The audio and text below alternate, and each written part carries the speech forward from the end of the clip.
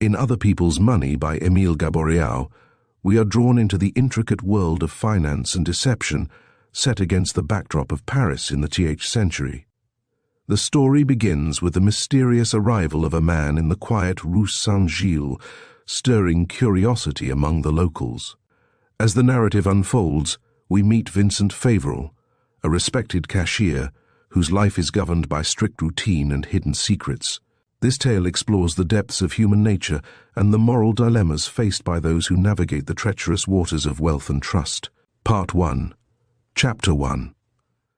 There is not, perhaps, in all Paris, a quieter street than the Rue St. in the Marais, within a step of the Place Royale. No carriages there, never a crowd. Hardly is the silence broken by the regulation drums of the Minims barracks nearby, by the chimes of the Church of St. Louis, or by the joyous clamours of the pupils of the Maxence school during the hours of recreation. At night, long before 10 o'clock, and when the Boulevard Beaumarchais is still full of life, activity and noise, everything begins to close. One by one the lights go out, and the great windows with diminutive panes become dark. And if, after midnight, some belated citizen passes on his way home, he quickens his step, feeling lonely and uneasy, and apprehensive of the reproaches of his concierge, who is likely to ask him whence he may be coming at so late an hour. In such a street, everyone knows each other, houses have no mystery, families, no secrets, a small town, where idle curiosity has always a corner of the veil slyly raised, where gossip flourishes as rankly as the grass on the street. Thus, on the afternoon of the April 27, 1872, a Saturday, a fact which anywhere else might have passed unnoticed was attracting particular attention. A man some 30 years of age, wearing the working livery of servants of the upper class, the long striped waistcoat with sleeves, and the white linen apron, was going from door to door. Who can the man be looking for, wondered the idle neighbours, closely watching his evolutions. He was not looking for anyone. To such as he spoke to, he stated that he had been sent by a cousin of his, an excellent cook, who, before taking a place in the neighbourhood, was anxious to have all possible information on the subject of her prospective masters. And then, "Do you know Vincent Favoral?" he would ask. Concierges and shopkeepers knew no one better, for it was more than a quarter of a century before that Vincent Favoral, the day after his wedding, had come to settle in the Rue St. and there his 2 children were born, his son Maxence, his daughter Melle, Gilberte. He occupied the second story of the house, number 38, one of those old-fashioned dwellings such as they build no more. Since ground is sold at 1,200 francs the square metre, in which there is no stinting of space, the stairs with wrought-iron balusters are wide and easy, and the ceilings 12 feet high. Of course, we know Favoral answered every one to the servants' questions. And if there ever was an honest man, why, he is certainly the one. There is a man whom you could trust with your funds, if you had any, without fear of his ever running off to Belgium with them. And it was further explained that Favoral was chief cashier, and probably also one of the principal stockholders of the Mutual Credit Society, one of those admirable financial institutions which have sprung up with the Second Empire, and which had won at the Bourse the first instalment of their capital, the very day that the game of the coup d'etat was being played in the street. "I know well enough the gentleman's business," remarked the servant, "but what sort of a man is he? That's what my cousin would like to know." The wine man at number 43, the oldest shopkeeper in the street, could best answer. A couple of petits verres politely offered soon started his tongue, and while sipping his cognac, "Vincent Favoral," he began, "is a man some 52 or 3 years old, but who looks younger, not having a single grey hair. He is tall and thin, with neatly trimmed whiskers, thin lips, and small yellow eyes, not talkative. It takes more ceremony to get a word from his throat than $1 from his pocket. Yes, no, good morning, good evening, that's about the extent of his conversation. Summer and winter he wears grey pantaloons, a long frock coat, laced shoes, and lisle thread gloves. 'Pon my word, I should say that he is still wearing the very same clothes I saw upon his back for the first time in 1845, Did I not know that he has 2 full suits made every year by the concierge at number 29, who is also a tailor? Why, he must be an old miser, muttered the servant. He is above all peculiar, continued the shopkeeper. Like most men of figures, it seems. His own life is ruled and regulated like the pages of his ledger. In the neighborhood they call him Old Punctuality, and, when he passes through the Rue St, the merchants set their watches by him. Rain or shine, every morning of the year on the stroke of 9, he appears at the door on the way to his office. When he returns, you may be sure it is between 20 and 25 minutes past 5. At 6 he dines. At 7 he goes to play a game of dominoes at the Café Turc. At 10 he comes home and goes to bed. And at the first stroke of 11 at the Church of St. Louis, out goes his candle. Hem, grumbled the servant with a look of contempt. The question is, will my cousin be willing to live with a man who is a sort of walking clock? It isn't always pleasant, remarked the wine man. And the best evidence is that the son, Maxence, got tired of it. He does not live with his parents any more. He dines with them, but he has his own lodgings on the Boulevard du Temple. The falling out made talk enough at the time, and some people do say that Maxence is a worthless scamp who leads a very dissipated life, but I say that his father kept him too close. The boy is 25, quite good-looking, and has a very stylish mistress. I have seen her. I would have done just as he did. And what about the daughter, Melle? Gilbert? She is not married yet, although she is past 20 and pretty as a rosebud. After the war, her father tried to make her marry a stockbroker, a stylish man who always came in a 2-horse carriage, but she refused him outright. I should not be a bit surprised to hear that she has some love affair of her own. I have noticed lately a young gentleman about here who looks up quite suspiciously when he goes by No. 38. The servant did not seem to find these particulars very interesting. It's the lady, he said, that my cousin would like to know most about, naturally. Well, you can safely tell her that she never will have had a better mistress. Poor Madame Favoral. She must have had a sweet time of it with her maniac of a husband. But she is not young any more, and people get accustomed to everything, you know. The days when the weather is fine, I see her going by with her daughter to the Place Royale for a walk. That's about their only amusement. The mischief, said the servant, laughing. If that is all, she won't ruin her husband, will she? That is all, continued the shopkeeper, or rather, excuse me, no. Every Saturday for many years, M and Mem. Favoral receive a few of their friends, M and MM Desclavets, retired dealers in bronzes, Rue St, M. Chapelain, the old lawyer from the Rue St. Antoine, whose daughter is MLA, Gilbert's particular friend, M. Mo, head clerk in the Department of Justice, and 3 or 4 others, and as this just happens to be Saturday. But here he stopped short, and pointing towards the street. Quick, said he, look, speaking of the, it is 20 minutes past 5. There is M. Favoral coming home. It was, in fact, the cashier of the Mutual Credit Society, looking very much indeed as the shopkeeper had described him. Walking with his head down, he seemed to be seeking upon the pavement the very spot upon which he had set his foot in the morning, that he might set it back again there in the evening. With the same methodical step, he reached his house, walked up the 2 pairs of stairs, and taking out his pass key, opened the door of his apartment. The dwelling was fit for the man, and everything from the very hall betrayed his peculiarities. There, evidently, every piece of furniture must have its invariable place, every object its irrevocable shelf or hook. All around were evidences, if not exactly of poverty, at least of small means, and of the artifices of a respectable economy. Cleanliness was carried to its utmost limits. Everything shone. Not a detail, but betrayed the industrious hand of the housekeeper, struggling to defend her furniture against the ravages of time. The velvet on the chairs was darned at the angles, as with the needle of a fairy. Stitches of new worsted showed through the faded designs on the hearth rugs. The curtains had been turned so as to display their least worn side. All the guests enumerated by the shopkeeper, and a few others besides, were in the parlour when M. Favoral came in, but instead of returning their greeting, "Where is Maxence?" he inquired. "I am expecting him, my dear," said Mem. Favoral gently.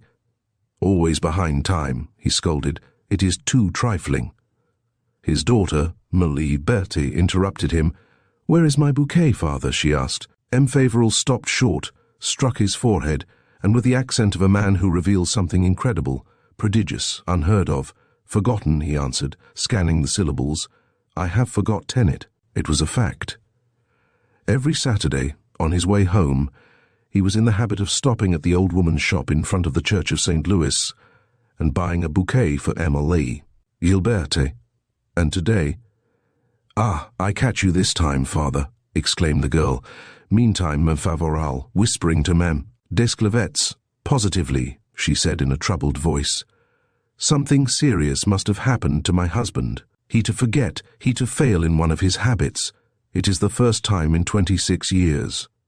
The appearance of Maxence at this moment prevented her from going on. Favoral was about to administer a sound reprimand to his son when dinner was announced.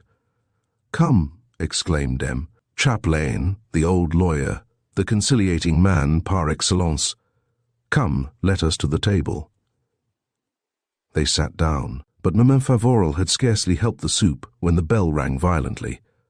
Almost at the same moment the servant appeared and announced, "The Baron de Thaler." More pale than his napkin, the cashier stood up. "The manager," he stammered, "the director of the Mutual Credit Society." Chapter 2. Close upon the heels of the servant M. de Thaler came, tall, thin, stiff. He had a very small head, a flat face, pointed nose, and long reddish whiskers, slightly shaded with silvery threads, falling halfway down his chest. Dressed in the latest style, he wore a loose overcoat of rough material, pantaloons that spread nearly to the tip of his boots, a wide shirt collar turned over a light cravat, on the bow of which shone a large diamond, and a tall hat with rolled brims. With a blinking glance, he made a rapid estimate of the dining room, the shabby furniture, and the guests seated around the table. Then, without even condescending to touch his hat, with his large hand tightly fitted into a lavender glove, in a brief and imperious tone, and with a slight accent which he affirmed was the Alsatian accent, "I must speak with you, Vincent," said he to his cashier, "alone and at once." M. Favoral made visible efforts to conceal his anxiety. "You see," he commenced, "we are dining with a few friends."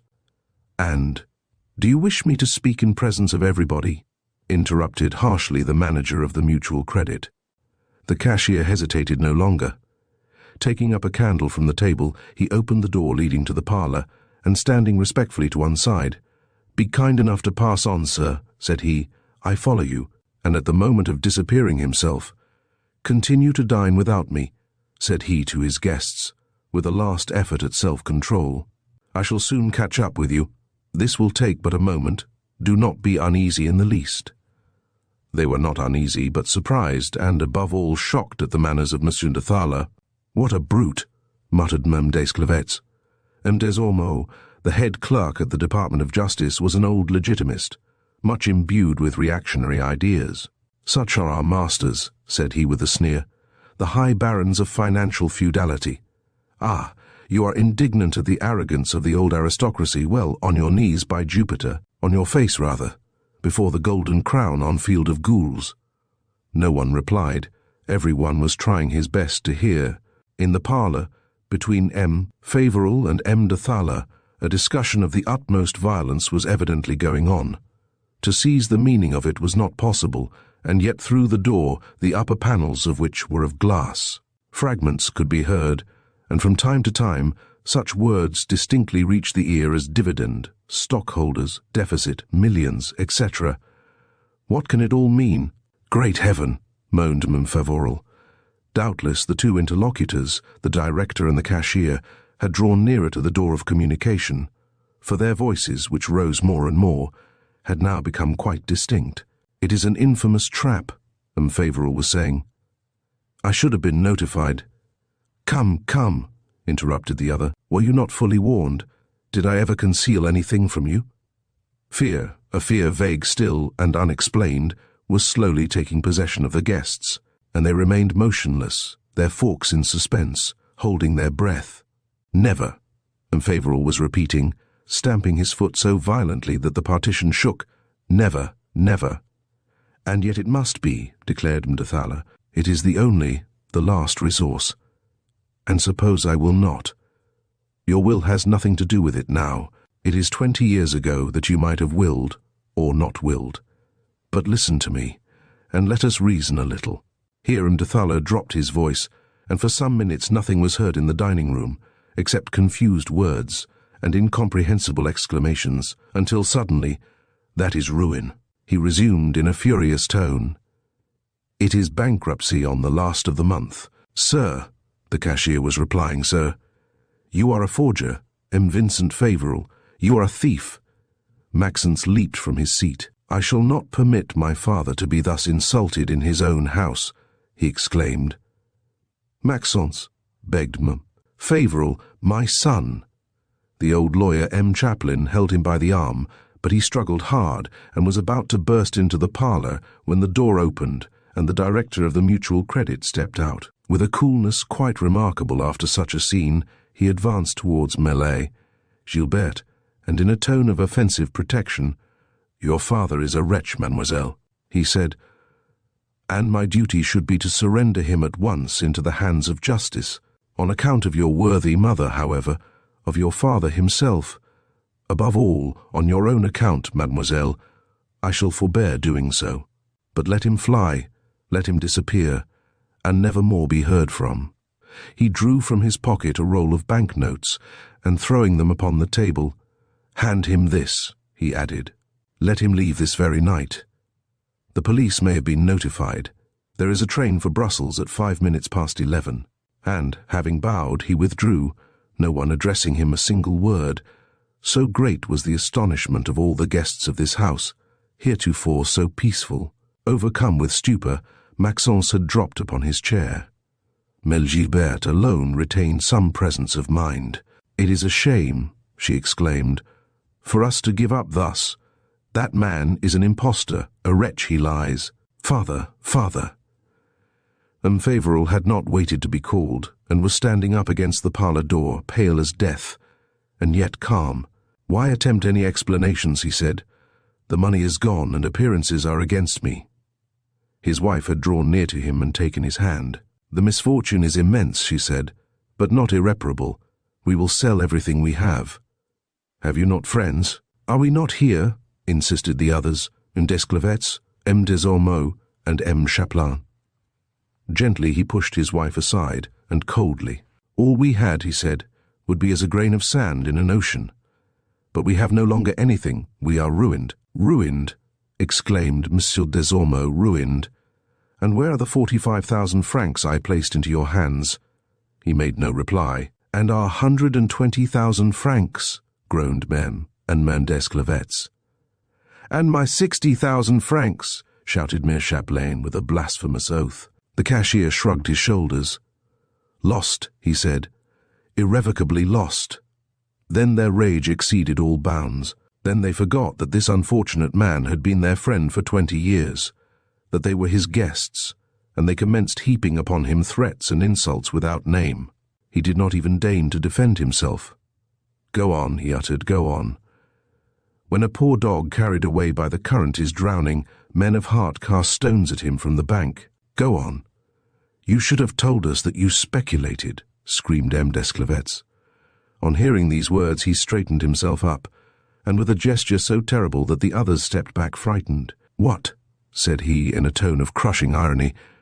"It is this evening only that you discover that I speculated. Kind friends, where then, and in whose pockets, did you suppose I was getting the enormous interests I have been paying you for years?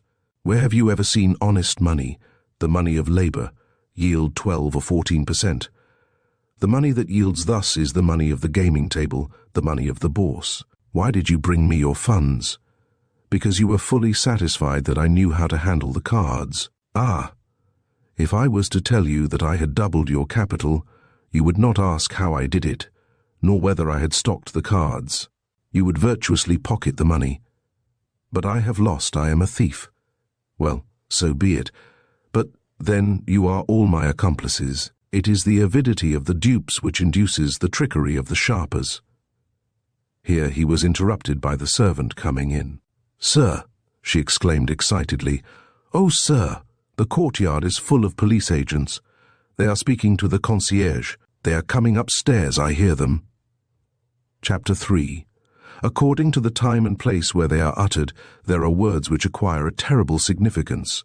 In this disordered room, in the midst of these excited people, that word, the police, sounded like a thunderclap. "Do not open," Maxence ordered. "Do not open, however they may ring or knock. Let them burst the door first." The very excess of her fright restored to Emile Favoral a portion of her energy, throwing herself before her husband as if to protect him, as if to defend him. "They are coming to arrest you, Vincent," she exclaimed. "They are coming, don't you hear them?"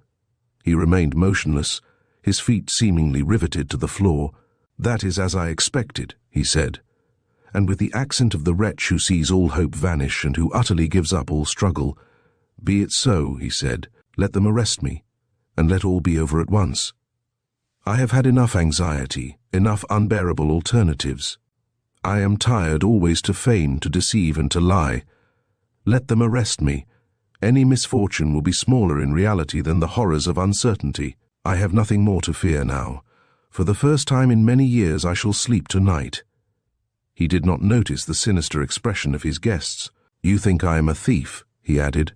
"Well, be satisfied. Justice shall be done." But he attributed to them sentiments which were no longer theirs. They had forgotten their anger and their bitter resentment for their lost money. The imminence of the peril awoke suddenly in their souls the memories of the past, and that strong affection which comes from long habit, and a constant exchange of services rendered.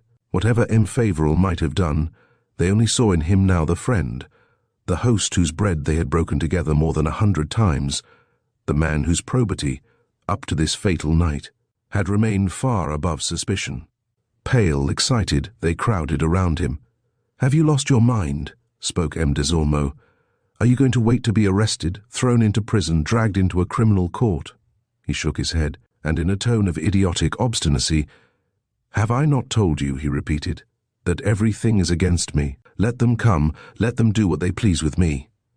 "And your wife," insisted M. Chapelain, the old lawyer, "and your children, will they be any the less dishonored if I am condemned by default?" Wild with grief, Ma'am, Favoral was wringing her hands. "Vincent," she murmured, "in the name of heaven spare us the harrowing agony to have you in prison." Obstinately he remained silent. His daughter, Gilberte, dropped upon her knees before him, and joining her hands, "I beseech you, father," she begged. He shuddered all over. An unspeakable expression of suffering and anguish contracted his features, and speaking in a scarcely intelligible voice, "Ah, you are cruelly protracting my agony," he stammered. "What do you ask of me?" "You must fly," declared M. Desclavets. "Which way? How? Do you not think that every precaution has been taken, that every issue is closely watched?" Maxence interrupted him with a gesture. "The windows in sister's room, father," said he, "open upon the courtyard of the adjoining house. Yes, but here we are up 2 pairs of stairs. No matter, I have a way." And turning towards his sister, "Come, Gilberte," went on the young man, "give me a light and let me have some sheets." They went out hurriedly. Ma'am Favoral felt a gleam of hope. "We are saved," she said. "Saved," repeated the cashier mechanically. "Yes, for I guess Maxence's idea, but we must have an understanding. Where will you take refuge?" "How can I tell?" "There is a train at 5 minutes past 11, remarked M. Desormeaux. "Don't let us forget that." "But money will be required to leave by that train," interrupted the old lawyer. "Fortunately, I have some." And forgetting his 160,000 francs lost, he took out his pocketbook. Ma'am Favoral stopped him. "We have more than we need," said she. She took from the table, and held out to her husband, the roll of banknotes which the director of the Mutual Credit Society had thrown down before going. He refused them with a gesture of rage. "Rather starve to death," he exclaimed. "'Tis he, 'tis that wretch." But he interrupted himself, and more gently. "Put away those bank bills," said he to his wife, "and let Maxence take them back to Mdathala tomorrow." The bell rang violently. "The police!" groaned Mme. Desclevets, who seemed on the point of fainting away. "I am going to negotiate," said M. Desormeaux. "Fly, Vincent, do not lose a minute." And he ran to the front door whilst Mme. Favoral was hurrying her husband towards Emile Gaboriau's room. Rapidly and stoutly, Maxence had fastened 4 sheets together by the ends, which gave a more than sufficient length. Then, opening the window, he examined carefully the courtyard of the adjoining house. "No one," said he. "Everybody is at dinner. We'll succeed." Monsieur Favoral was tottering like a drunken man. A terrible emotion convulsed his features. Casting a long look upon his wife and children, "O Lord," he murmured, "what will become of you?" "Fear nothing, father," uttered Maxence. "I am here. Neither my mother nor my sister will want for anything." "My son," resumed the cashier, "my children." Then, with a choking voice, "I am worthy neither of your love nor your devotion, wretch that I am. I made you lead a miserable existence, spend a joyless youth. I imposed upon you every trial of poverty, and now I leave you nothing but ruin and a dishonoured name." "Make haste, father," interrupted Emile Gilbert. It seemed as if he could not make up his mind. "It is horrible to abandon you thus. What a parting! Ah, death would indeed be far preferable. What will you think of me? I am very guilty, certainly, but not as you think. I have been betrayed, and I must suffer for all. If at least you knew the whole truth. But will you ever know it? We will never see each other again." Desperately his wife clung to him. "Do not speak thus," she said. "Wherever you may find an asylum, I will join you. Death alone can separate us. What do I care what you may have done, or what the world will say? I am your wife. Our children will come with me. If necessary, we will emigrate to America. We'll change our name. We will work." The knocks on the outer door were becoming louder and louder, and M. Desormeaux's voice could be heard, endeavouring to gain a few moments more. "Come," said Maxence. "You cannot hesitate any longer." And overcoming his father's reluctance, he fastened one end of the sheets around his waist. "I'm going to let you down, father," said he, "and as soon as you touch the ground, you must undo the knot. Take care of the first-story windows, beware of the concierge, and once in the street, don't walk too fast. Make for the boulevard, where you will be sooner lost in the crowd." The knocks had now become violent blows, and it was evident that the door would soon be broken in if M. Desormeaux did not make up his mind to open it. The light was put out. With the assistance of his daughter, M. Favoral lifted himself upon the window-sill, whilst Maxence held the sheets with both hands. "I beseech you, Vincent," repeated Mere Favoral, "write to us. We shall be in mortal anxiety until we hear of your safety." Maxence let the sheets slip slowly. In 2 seconds, M. Favoral stood on the pavement below. "All right," he said. The young man drew the sheets back rapidly and threw them under the bed. But Melchiberta remained long enough at the window to recognize her father's voice asking the concierge to open the door, and to hear the heavy gate of the adjoining house closing behind him. "Saved," she said. It was none too soon. M. Desormeaux had just been compelled to yield, and the commissary of police was walking in. Chapter 4. The commissaries of police of Paris, as a general thing, are no simpletons, and if they are ever taken in, it is because it has suited them to be taken in. Their modest title covers the most important, perhaps, of magistracies, almost the only one known to the lower classes. An enormous power and an influence so decisive that the most sensible statesman of the reign of Louis Philippe ventured once to say, "Give me 20 good commissaries of police in Paris, and I'll undertake to suppress any government. Net profit, 100 millions. Parisian above all, the commissary has had ample time to study his ground when he was yet only a peace officer. The dark side of the most brilliant lives has no mysteries for him. He has received the strangest confidences. He has listened to the most astounding confessions. He knows how low humanity can stoop, and what aberrations there are in brains apparently the soundest. The workwoman whom her husband beats, and the great lady whom her husband cheats, have both come to him. He has been sent for by the shopkeeper whom his wife deceives, and by the millionaire who has been blackmailed. To his office, As to a lay confessional, all passions fatally lead. In his presence, the dirty linen of 2 millions of people is washed on famille. A Paris commissary of police, who after 10 years' practice could retain an illusion, believe in something, or be astonished at anything in the world, would be but a fool. If he is still capable of some emotion, he is a good man. The one who had just walked into M. Favoral's apartment was already past middle age, colder than ice, and yet kindly, but of that commonplace kindliness which frightens like the executioner's politeness at the scaffold. He required but a single glance of his small but clear eyes to decipher the physiognomies of all these worthy people standing around the disordered table, and beckoning to the agents who accompanied him to stop at the door, "Monsieur Vincent Favoral?" he inquired. The cashier's guests, Emile excepted, seemed stricken with stupor. Each one felt as if he had a share of the disgrace of this police invasion. The dupes who are sometimes caught in clandestine hells have the same humiliated attitudes. At last, and not without an effort, "Favoral is no longer here," replied M. Chapelain, the old lawyer. The commissary of police started. Whilst they were discussing with him through the door, he had perfectly well understood that they were only trying to gain time, and, if he had not at once burst in the door, it was solely owing to his respect for M. Desormeaux himself, whom he knew personally, and still more for his title of head clerk at the Department of Justice. But his suspicions did not extend beyond the destruction of a few compromising papers, whereas, in fact, "You have helped M. Favoral to escape, gentlemen," said he. No one replied. "Silence means assent," he added. "Very well, which way did he get off?" Still no answer. M. Desclevets would have been glad to add something to the 45,000 francs he had just lost, to be together with Mem. Desclevets, 100 miles away. "Where is Mum?" "Favoral," resumed the commissary, evidently well informed. "Where are Emile Gilbert and M. Maxence Favoral?" They continued silent.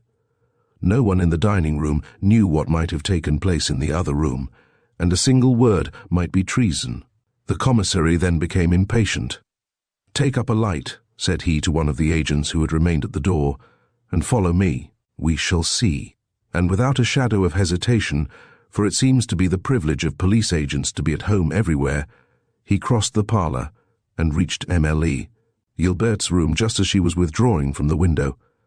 "Ah, it is that way he escaped," he exclaimed. He rushed to the window and remained long enough leaning on his elbows to thoroughly examine the ground and understand the situation of the apartment. "It's evident," he said at last, "this window opens on the courtyard of the next house." This was said to one of his agents, who bore an unmistakable resemblance to the servant who had been asking so many questions in the afternoon. Instead of gathering so much useless information, he added, "Why did you not post yourself as to the outlets of the house?" He was sold, and yet he manifested neither spite nor anger. He seemed in no wise anxious to run after the fugitive. Upon the features of Maxence and of Mellet, Gilberte, and more still in Mem. Favoral's eyes, he had read that it would be useless for the present. "Let us examine the papers, then," said he. "My husband's papers are all in his study," replied M. Favoral. "Please lead me to it, madame." The room which M. Favoral called loftily his study was a small room with a tile floor, whitewashed walls, and meanly lighted through a narrow transom. It was furnished with an old desk, a small wardrobe with grated door, a few shelves upon which were piled some bandboxes and bundles of old newspapers, and 2 or 3 deal chairs. "Where are the keys?" inquired the commissary of police. "My father always carries them in his pocket, sir," replied Maxence. "Then let someone go for a locksmith." Stronger than fear, curiosity had drawn all the guests of the cashier of the Mutual Credit Society, M. Desormeaux, M. Chapelain, M. Desclevets himself, and, standing within the door-frame, they followed eagerly every motion of the commissary, who, pending the arrival of the locksmith, was making a flying examination of the bundles of papers left exposed upon the desk. After a while, and unable to hold in any longer, "Would it be indiscreet?" timidly inquired the old bronze merchant. to ask the nature of the charges against that poor Favoral. "Embezzlement, sir. And is the amount large?" "Had it been small, I should have said theft. Embezzling commences only when the sum has reached a round figure." Annoyed at the sardonic tone of the commissary, "The fact is," resumed M. Chaplain, "Favoral was our friend, and if we could get him out of the scrape, we would all willingly contribute. It's a matter of 10 or 12 millions, gentlemen. Was it possible? Was it even likely? Could anyone imagine so many millions slipping through the fingers of M. de Thaler's methodic cashier?" "Ah, sir," exclaimed M. Favoral, "if anything could relieve my feelings, the enormity of that sum would. My husband was a man of simple and modest tastes." The commissary shook his head. "There are certain passions," he interrupted, "which nothing betrays externally. Gambling is more terrible than fire.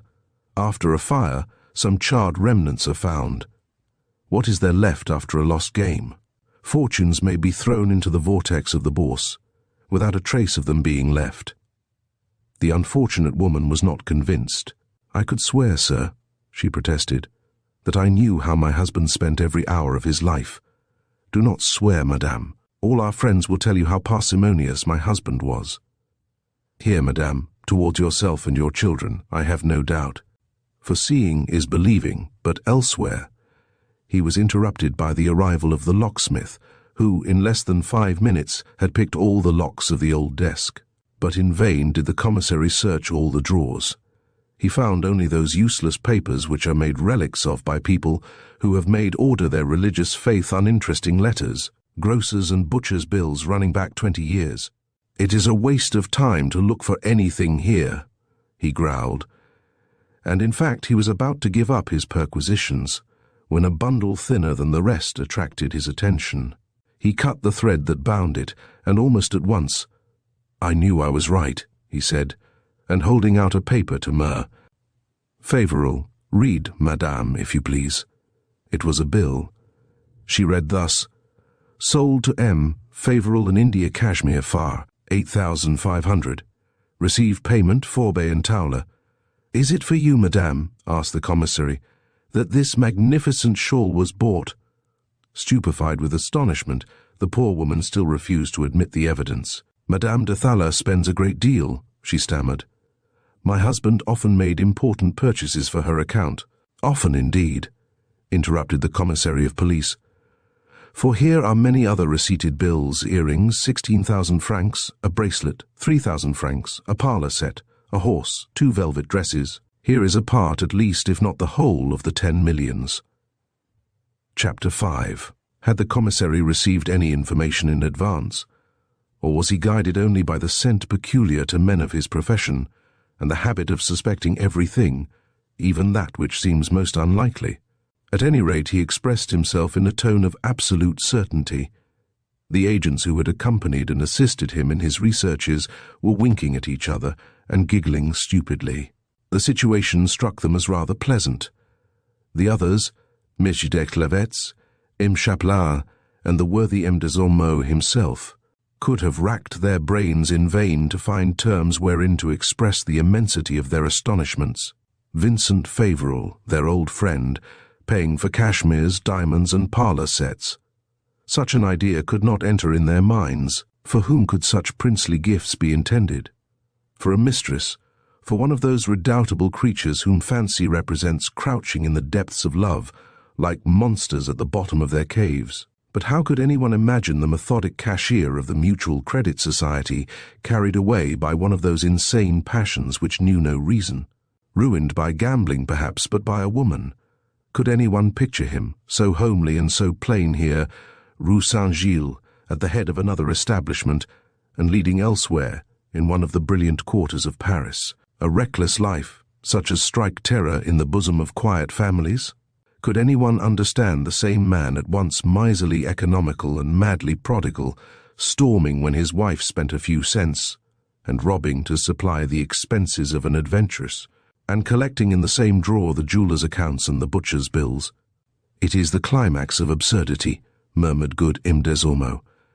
Maxence fairly shook with wrath. Mlle. Gilberte was weeping. M. Favoral, alone, usually so timid, boldly defended, and with her utmost energy, the man whose name she bore. That he might have embezzled millions, she admitted, that he had deceived and betrayed her so shamefully, that he had made a wretched dupe of her for so many years, seemed to her insensate, monstrous, impossible, and purple with shame. "Your suspicions would vanish at once, sir," she said to the commissary, "if I could but explain to you our mode of life." Encouraged by his first discovery, he was proceeding more minutely with his perquisitions, undoing the strings of every bundle.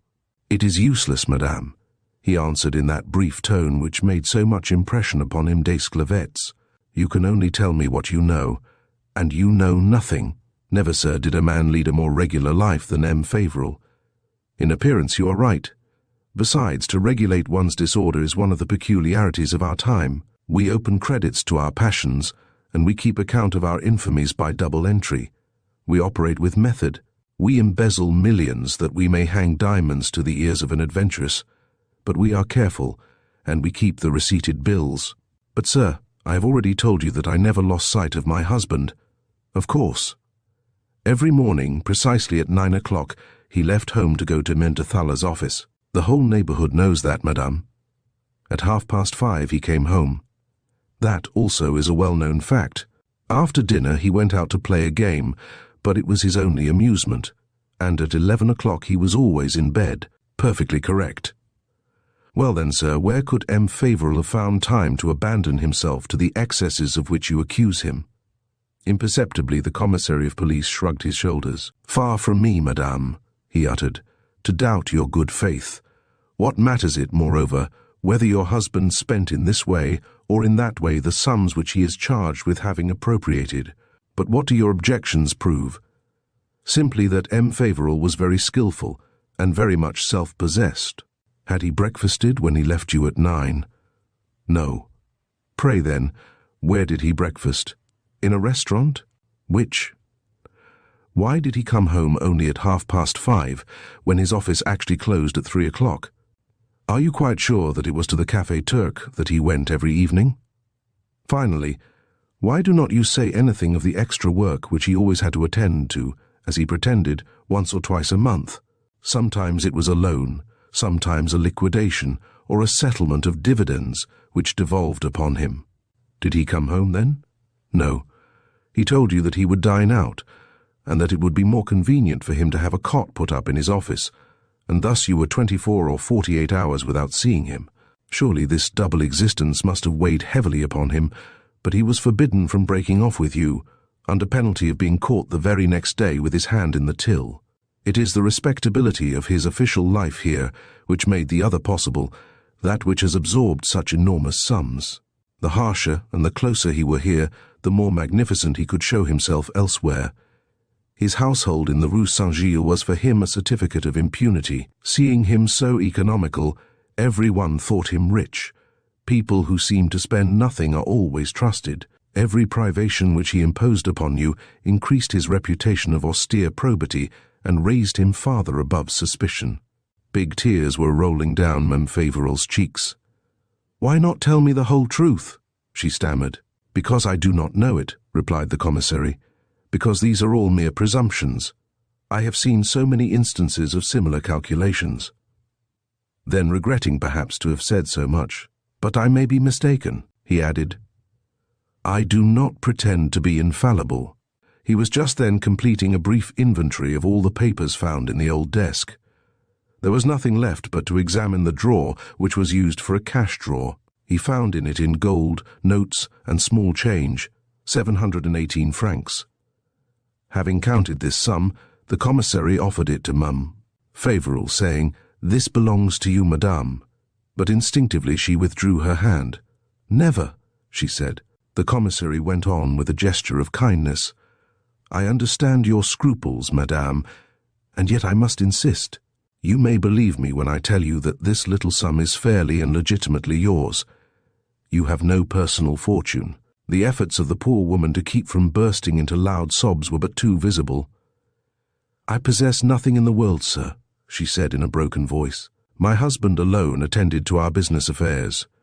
He never spoke to me about them, and I would not have dared to question him. Alone he disposed of our money.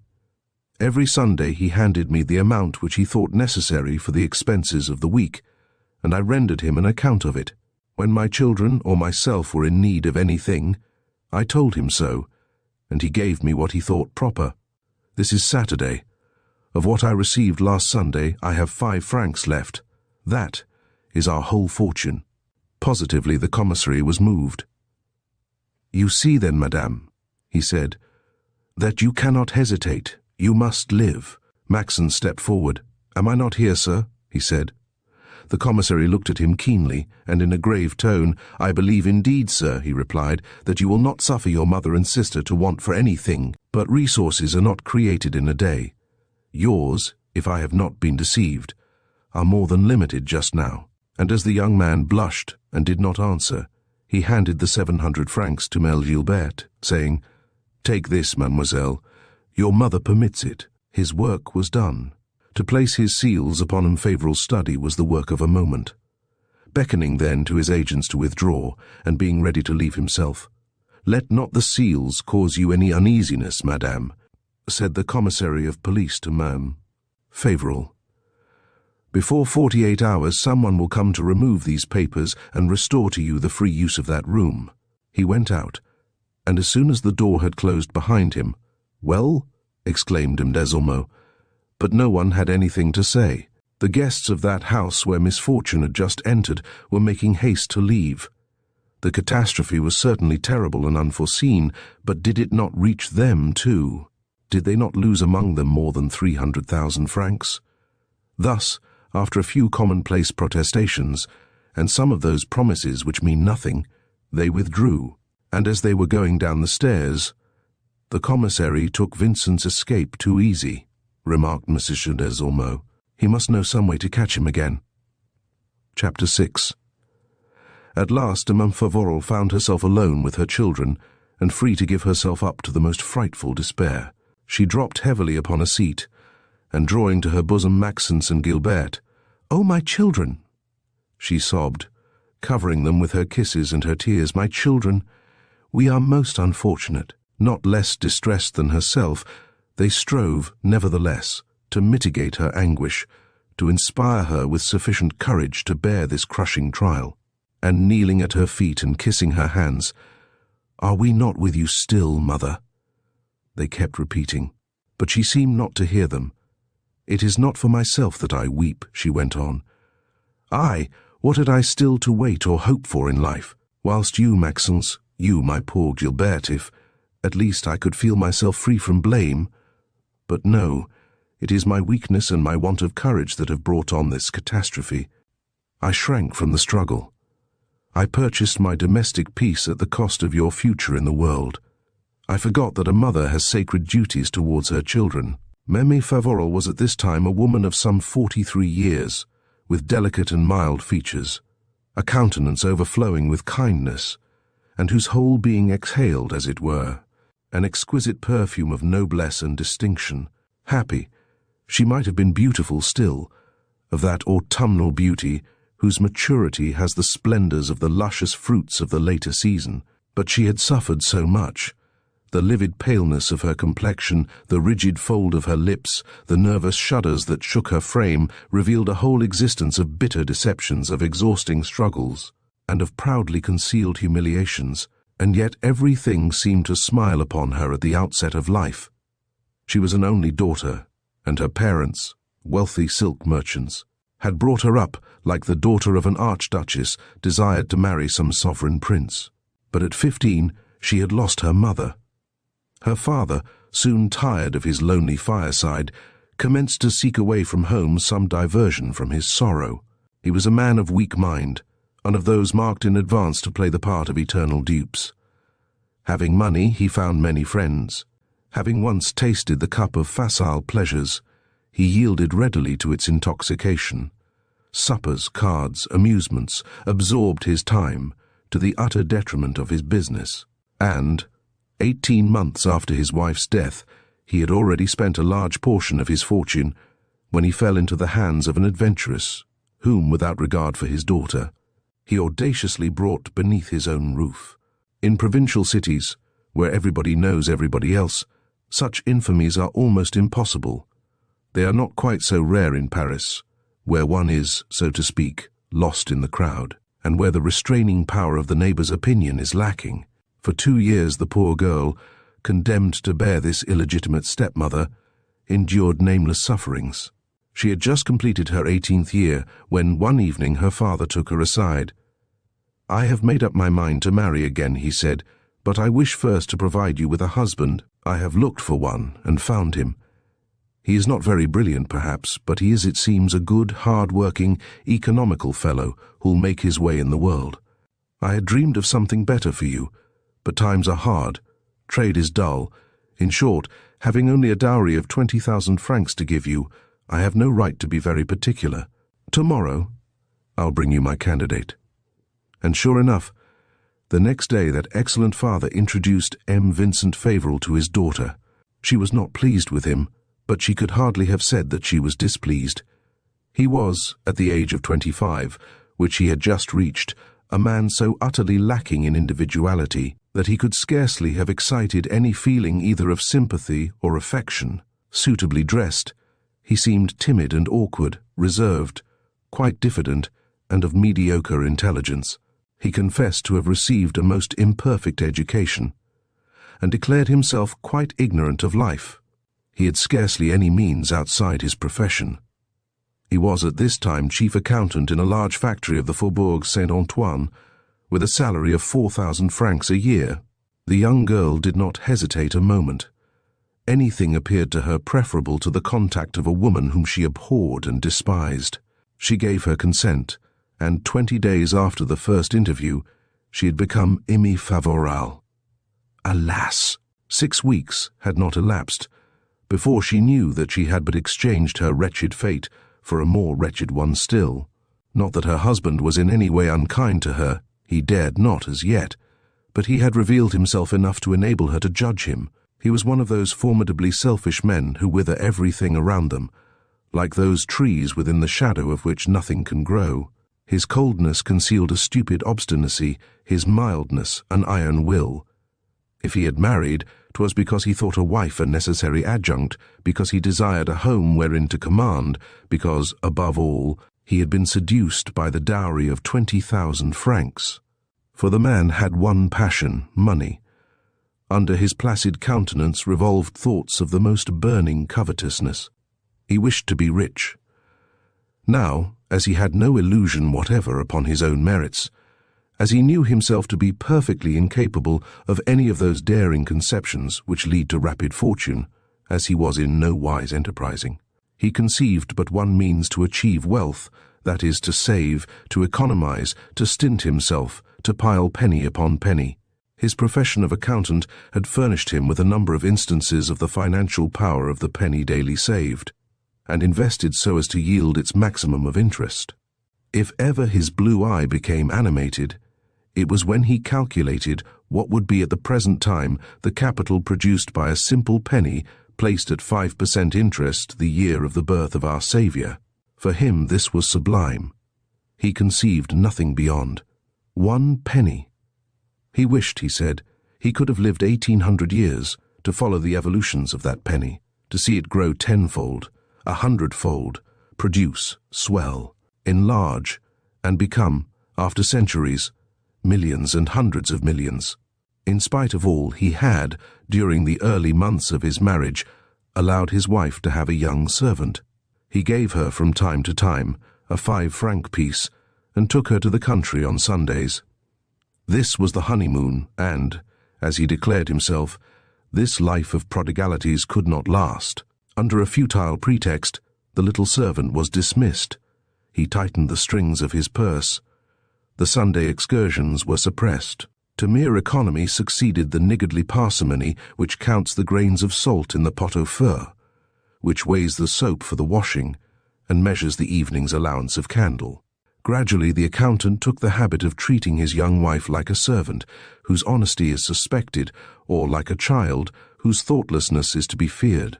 Every morning he handed her the money for the expenses of the day, and every evening he expressed his surprise that she had not made better use of it.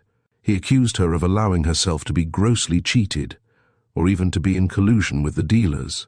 He charged her with being foolishly extravagant, which fact, however, he added, did not surprise him much on the part of the daughter of a man who had dissipated a large fortune. To cap the climax, Vincent Favoral was on the worst possible terms with his father-in-law. Of the 20,000 francs of his wife's dowry, 12,000 only had been paid, and it was in vain that he clamoured for the balance. The silk merchant's business had become unprofitable. He was on the verge of bankruptcy. The 8,000 francs seemed in imminent danger.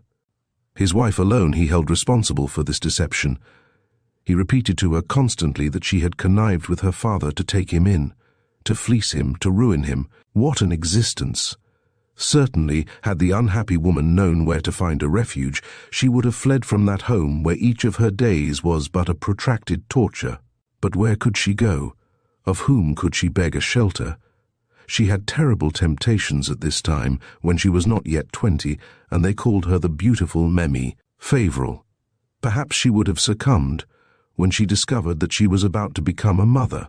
1 year, day for day, after her marriage, she gave birth to a son who received the name of Maxence. The accountant was but indifferently pleased at the coming of this son. It was, above all, a cause of expense. He had been compelled to give some 30 francs to a nurse, and almost twice as much for the baby's clothes. Then a child breaks up the regularity of one's habits, and he, as he affirmed, was attached to his as much as to life itself.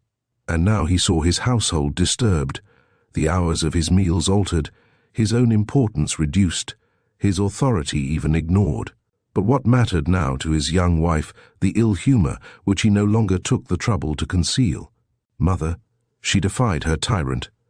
Now, at least, she had in this world a being upon whom she could lavish all her caresses so brutally repelled. There existed a soul within which she reigned supreme. What troubles would not a smile of her son have made her forget?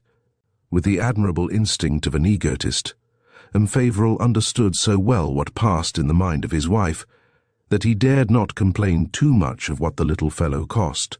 He made up his mind bravely, and when 4 years later his daughter Gilberte was born, instead of lamenting, "Bash," said he, "God blesses large families." Chapter. But already at this time, Vincent Favoral's situation had been singularly modified.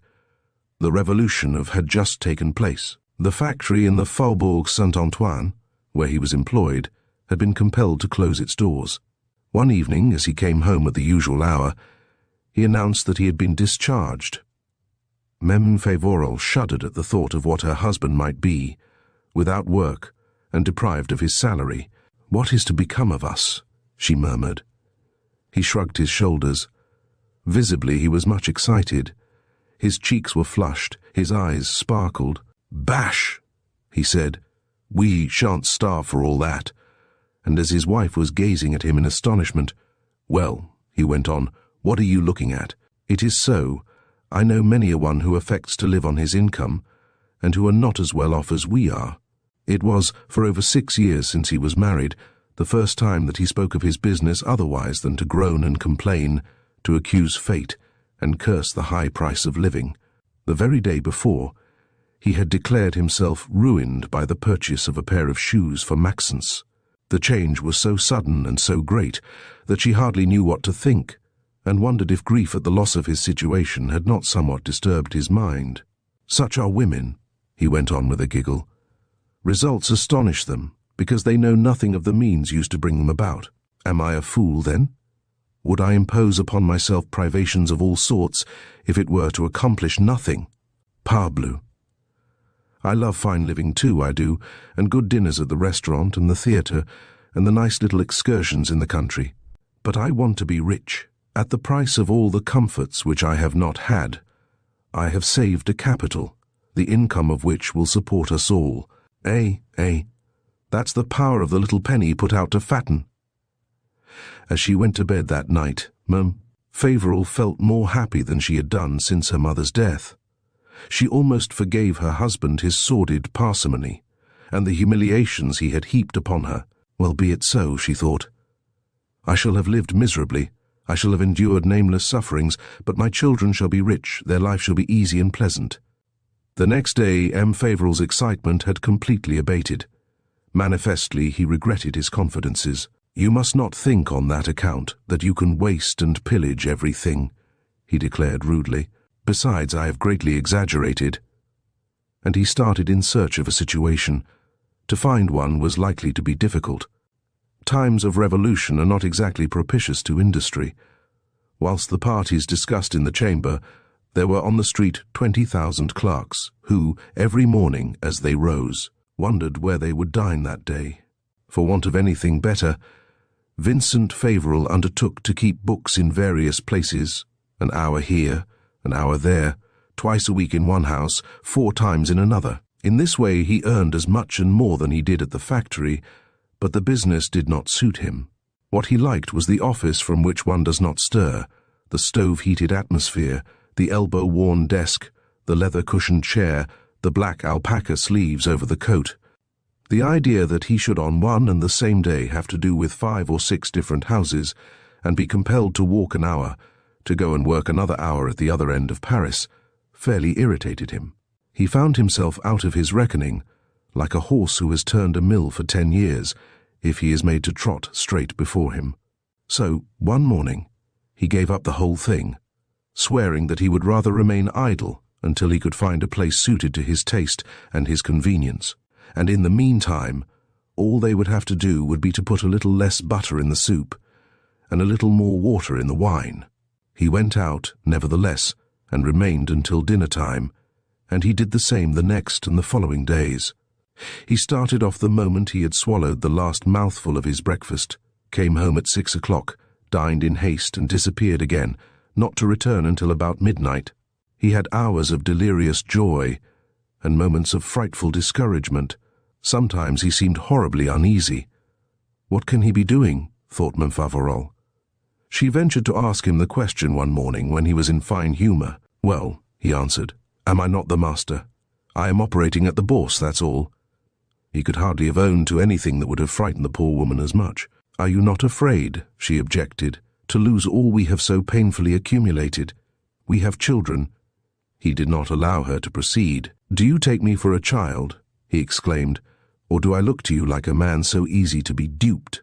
Mind to economize in your household expenses and don't meddle with my business." And he continued. And he must have been lucky in his operations, for he had never been so pleasant at home. All his ways had changed. He had had clothes made at a first-class tailor's and was evidently trying to look elegant. He gave up his pipe and smoked only cigars. He got tired of giving every morning the money for the house and took the habit of handing it to his wife every week, on Sunday, a mark of vast confidence, as he observed to her. And so, the first time, "Be careful," he said, "that you don't find yourself penniless before Thursday." He became also more communicative. Often during the dinner, he would tell what he had heard during the day, anecdotes, gossip. He enumerated the persons with whom he had spoken. He named a number of people whom he called his friends, and whose names Mémé. Favoral carefully stored away in her memory. There was one especially who seemed to inspire him with a profound respect, a boundless admiration, and of whom he never tired of talking. He was, said he, a man of his age, Mr. Thaler, the Baron de Thaler. "This one," he kept repeating, "is really mad. He is rich, he has ideas, he'll go far. It would be a great piece of luck if I could get him to do something for me." Until at last one day, "Your parents were very rich once?" he asked his wife. "I have heard it said," she answered. "They spent a good deal of money, did they not? They had friends, they gave dinner parties." "Yes, they received a good deal of company. You remember that time?" "Surely I do. So that if I should take a fancy to receive someone here, someone of note, you would know how to do things properly." "I think so." He remained silent for a moment, like a man who thinks before taking an important decision. And then, "I wish to invite a few persons to dinner," he said. She could scarcely believe her ears. He had never received at his table anyone but a fellow clerk at the factory, named Desclevets, who had just married the daughter of a dealer in bronzes, and succeeded to his business. "Is it possible?" exclaimed Madame Favoral. "So it is. The question is now, how much would a first-class dinner cost, the best of everything? That depends upon the number of guests, say 3 or 4 persons." The poor woman set herself to figuring diligently for some time, and then timidly, for the sum seemed formidable to her. "I think," she began, "that with 100 francs—" Her husband commenced whistling. "You'll need that for the wines alone," he interrupted. "Do you take me for a fool? But here, don't let us go into figures. Do as your parents did when they did their best, and if it's well, I shall not complain of the expense. Take a good cook, hire a waiter who understands his business well." She was utterly confounded, and yet she was not at the end of her surprises. Soon Favoral declared that their tableware was not suitable, and that he must buy a new set. He discovered 100 purchases to be made, and swore that he would make them. He even hesitated a moment about renewing the parlour furniture, although it was in tolerably good condition still, and was a present from his father-in-law. And having finished his inventory, "And you," he asked his wife, "what dress will you wear?" "I have my black silk dress." He stopped her. "Which means that you have none at all," he said. "Very well. You must go this very day and get yourself one, a very handsome, a magnificent one, and you'll send it to be made to a fashionable dressmaker. And at the same time, you had better get some little suits for Maxence and Gilberte. Here are 1,000 francs." Completely bewildered, "Who in the world are you going to invite then?" she asked. "The Baron and the Baroness de Thaler," he replied with an emphasis full of conviction, "so try and distinguish yourself. Our fortune is at stake." That this dinner was a matter of considerable import, Favoral could not doubt when she saw her husband's fabulous liberality continue without flinching for a number of days. 10 times of an afternoon he would come home to tell his wife the name of some dish that had been mentioned before him, or to consult her on the subject of some exotic viand he had just noticed in some shop window. Daily he brought home wines of the most fantastic vintages, those wines which dealers manufacture for the special use of verdant fools, and which they sell in odd-shaped bottles previously overlaid with secular dust and cobwebs. He subjected to a protracted cross-examination the cook whom Emile Favoral had engaged, and demanded that she should enumerate the houses where she had cooked. He absolutely required the man who was to wait at the table to exhibit the dress coat he was to wear. The great day having come, he did not stir from the house, going and coming from the kitchen to the dining room, uneasy, agitated, unable to stay in one place. He breathed only when he had seen the table set and loaded with the new china he had purchased, and the magnificent silver he had gone to hire in person, and when his young wife made her appearance, looking lovely in her new dress, and leading by the hands the 2 children, Maxence and Gilbert, in their new suits. "That's perfect," he exclaimed, highly delighted. "Nothing could be better. Now, let our 4 guests come." They arrived a few minutes before 7, in 2 carriages, the magnificence of which astonished the Rue St. Gilles, and, the presentations over, Vincent Favoral had at last the ineffable satisfaction to see seated at his table the Baron and Baroness de Thaler, M. St. Pavin, who called himself a financial editor, and M. Jules Jotres. "Of the house of Jotres Amp, brother." It was with an eager curiosity that Emile Favoral observed these people whom her husband called his friends, and whom she saw herself for the first time. M. de Thaler, who could not then have been much over 30, was already a man without any particular age. Cold, stiff, aping, evidently the English style, he expressed himself in brief sentences and with a strong foreign accent. Nothing to surprise on his countenance. He had the forehead prominent, the eyes of a dull blue, and the nose very thin. His scanty hair was spread over the top of his head with laboured symmetry, and his red, thick, and carefully trimmed whiskers seemed to engross much of his attention. M. St. Pavin had not the same stiff manner. Careless in his dress, he lacked breeding. He was a robust fellow, dark and bearded, with thick lips, the eye bright and prominent, spreading upon the tablecloth broad hands ornamented at the joints with small tufts of hair, speaking loud, laughing noisily, eating much and drinking more. By the side of him, M. Jules Jotres, although looking like a fashion plate, did not show to much advantage. Delicate, blonde, sallow, almost beardless, M. Jotres distinguished himself only by a sort of unconscious impudence, a harmless cynicism, and a sort of spasmodic giggle. That shook the eyeglasses, which he wore stuck over his nose. But it was above all Mundothala who excited Mem Favoral's apprehensions. Dressed with a magnificence of at least questionable taste, very much décolleté, wearing large diamonds at her ears, and rings on all her fingers, the young Baroness was insolently handsome, of a beauty sensuous even to coarseness. With hair of a bluish black, twisted over the neck in heavy ringlets, she had skin of a pearly whiteness, lips redder than blood, and great eyes that threw flames from beneath their long, curved lashes. It was the poetry of flesh, and one could not help admiring. Did she speak, however, or make a gesture, all admiration vanished. The voice was vulgar, the motion common. Did M. Jotras venture upon a double entendre, she would throw herself back upon her chair to laugh, stretching her neck and thrusting her throat forward. Wholly absorbed in the care of his guests, M. Favoral remarked nothing. He only thought of loading the plates and filling the glasses, complaining that they ate and drank nothing, asking anxiously if the cooking was not good, if the wines were bad, and almost driving the waiter out of his wits with questions and suggestions. It is a fact that neither M. de Thala nor M. Jotras had much appetite, but M. St. Pavin officiated for all, and the sole task of keeping up with him caused M. Favoral to become visibly animated. His cheeks were much flushed when, having passed the champagne all around, he raised his froth-tipped glass, exclaiming, "I drink to the success of the business." "To the success of the business," echoed the others, touching his glass. And a few moments later they passed into the parlour to take coffee.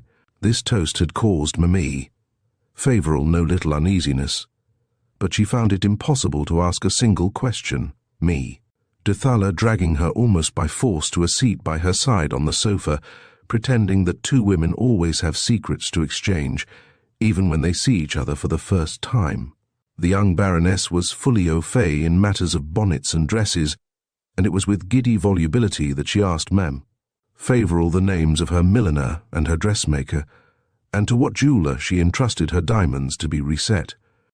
This looked so much like a joke that the poor housekeeper of the Rue St. Gilles could not help smiling whilst answering that she had no dressmaker, and that, having no diamonds, she had no possible use for the services of a jeweller. The other declared she could not get over it. No diamonds. That was a misfortune exceeding all, and quick she seized the opportunity charitably to enumerate the parures in her jewel case, and laces in her drawers, and the dresses in her wardrobes. In the first place, it would have been impossible for her, she swore, to live with a husband either miserly or poor. Hers had just presented her with a lovely coupe, lined with yellow satin, a perfect bijou, and she made good use of it too, for she loved to go about. She spent her days shopping or riding in the bois. Every evening she had the choice of the theatre or a ball, often both. The genre theatres were those she preferred. To be sure, the opera and the Italians were more stylish, but she could not help gaping there. Then she wished to kiss the children, and Gilbert and Maxence had to be brought in. She adored children, she vowed. It was her weakness, her passion. She had herself a little girl, 18 months old, called Serene, to whom she was devoted, and certainly she would have brought her, had she not feared she would have been in the way. All this verbiage sounded like a confused murmur to Mem Favoral's ears. "Yes, no," she answered, hardly knowing to what she did answer, her head heavy with a vague apprehension. It required her utmost attention to observe her husband and his guests. Standing by the mantelpiece, smoking their cigars, they conversed with considerable animation, but not loud enough to enable her to hear all they said. It was only when M. St. Pavin spoke that she understood that they were still discussing the business, for he spoke of articles to publish, stocks to sell, dividends to distribute, sure profits to reap. They all, at any rate, seemed to agree perfectly, and at a certain moment she saw her husband and M. de Thala strike each other's hand, as people do who exchange a pledge. 11 o'clock struck. M. Favoral was insisting to make his guests accept a cup of tea or a glass of punch, but M. de Thala declared that he had some work to do, and that, his carriage having come, he must go. And go he did, taking with him the Baroness, followed by M. St. Parvin and M. Jotras. And when, the door having closed upon them, M. Favoral found himself alone with his wife, "Well," he exclaimed, swelling with gratified vanity, "what do you think of our friends?" "They surprised me," she answered. He fairly jumped at that word. "I should like to know why." Then, timidly, and with infinite precautions, she commenced explaining that M. de Thaler's face inspired her with no confidence, that M. Jotras had seemed to her a very impudent personage, that M. St. Pavin appeared low and vulgar, and that, finally, the young Baroness had given her of herself the most singular idea. M. Favoral refused to hear more. "It's because you have never seen people of the best society," he exclaimed. "Excuse me. Formerly, during my mother's life, your mother never received but shopkeepers." The poor woman dropped her head. "I beg of you, Vincent," she insisted, "before doing anything with these new friends, think well, consult." He burst out laughing. "Are you not afraid that they will cheat me?" he said. "People 10 times as rich as we are. Here, don't let us speak of it any more, and let us go to bed. You'll see what this dinner will bring us, and whether I ever have reason to regret the money we have spent." Chapter 8. When, on the morning after this dinner, which was to form an era in her life, Emile Favoral woke up, her husband was already up, pencil in hand, and busy figuring. The charm had vanished with the fumes of the champagne, and the clouds of the worst days were gathering upon his brow. Noticing that his wife was looking at him, "It's expensive work," he said in a bluff tone, "to set a business going, and it wouldn't do to commence over again every day." To hear him speak, one would have thought that M. Favoral alone, by dint of hard begging, had persuaded him into that expense which he now seemed to regret so much. She quietly called his attention to the fact, reminding him that, far from urging, she had endeavoured to hold him back, repeating that she augured ill of that business over which he was so enthusiastic, and that, if he would believe her, he would not venture. "Do you even know what the project is?" he interrupted rudely. "You have not told me." "Very well then, leave me in peace with your presentiments. You dislike my friends, and I saw very well how you treated M. de Thaler. But I am the master, and what I have decided shall be. Besides, I have signed. Once for all, I forbid you ever speaking to me again on that subject." Whereupon, having dressed himself with much care, he started off, saying that he was expected at breakfast by St. Pavin, the financial editor, and by M. Jotras, of the house of Jotras and Brother. A shrewd woman would not have given it up so easy, and, in the end, would probably have mastered the despot, whose intellect was far from brilliant. But M. Favoral was too proud to be shrewd, and besides, the springs of her will had been broken by the successive oppression of an odious stepmother and a brutal master. Her abdication of all was complete. Wounded, she kept the secret of her wound, hung her head, and said nothing. She did not therefore venture a single allusion, and nearly a week elapsed, during which the names of her late guests were not once mentioned. It was through a newspaper, which M. Favoral had forgotten in the parlour, that she learned that the Baron de Thaler had just founded a new stock company, the Mutual Credit Society, with a capital of several millions. Below the advertisement, which was printed in enormous letters, came a long article, in which it was demonstrated that the new company was, at the same time, a patriotic undertaking and an institution of credit of the first class, that it supplied a great public want, that it would be of inestimable benefit to industry, that its profits were assured, and that to subscribe to its stock was simply to draw short bills upon fortune. Already somewhat reassured by the reading of this article, Mem. Favoral became quite so when she read the names of the board of directors. Nearly all were titled, and decorated with many foreign orders, and the remainder were bankers, office holders, and even some ex-ministers. I must have been mistaken, she thought, yielding unconsciously to the influence of printed evidence, and no objection occurred to her when a few days later her husband told her, "I have the situation I wanted. I am head cashier of the company of which M. de Thaler is manager." That was all. Of the nature of this society, of the advantages which it offered him, not one word. Only by the way in which he expressed himself did Emile Favoral judge that he must have been well treated, and he further confirmed her in that opinion by granting her, of his own accord, a few additional francs for the daily expenses of the house. "We must," he declared on this memorable occasion, "do honor to our social position, whatever it may cost." For the first time in his life, he seemed heedful of public opinion. He recommended his wife to be careful of her dress and of that of the children, and re-engaged a servant. He expressed the wish of enlarging their circle of acquaintances, and inaugurated his Saturday dinners, to which came assiduously M. and Mem. Desclevets, M. Chapelain the attorney, the old man Desormeaux, and a few others. As to himself, he gradually settled down into those habits from which he was never more to depart, and the chronometric regularity of which had secured him the nickname of Old Punctuality, of which he was proud. In all other respects, never did a man, to such a degree, become so utterly indifferent to his wife and children. His house was for him but a mere hotel, where he slept and took his evening meal. He never thought of questioning his wife as to the use of her time, and what she did in his absence, provided she did not ask him for money and was there when he came home. He was satisfied. Many women, at Mem. Favoral's age, might have made a strange use of that insulting indifference and of that absolute freedom. If she did avail herself of it, it was solely to follow one of those inspirations which can only spring in a mother's heart. The increase in the budget of the household was relatively large, but so nicely calculated that she had not 1 cent more that she could call her own. With the most intense sorrow, she thought that her children might have to endure the humiliating privations which had made her own life wretched.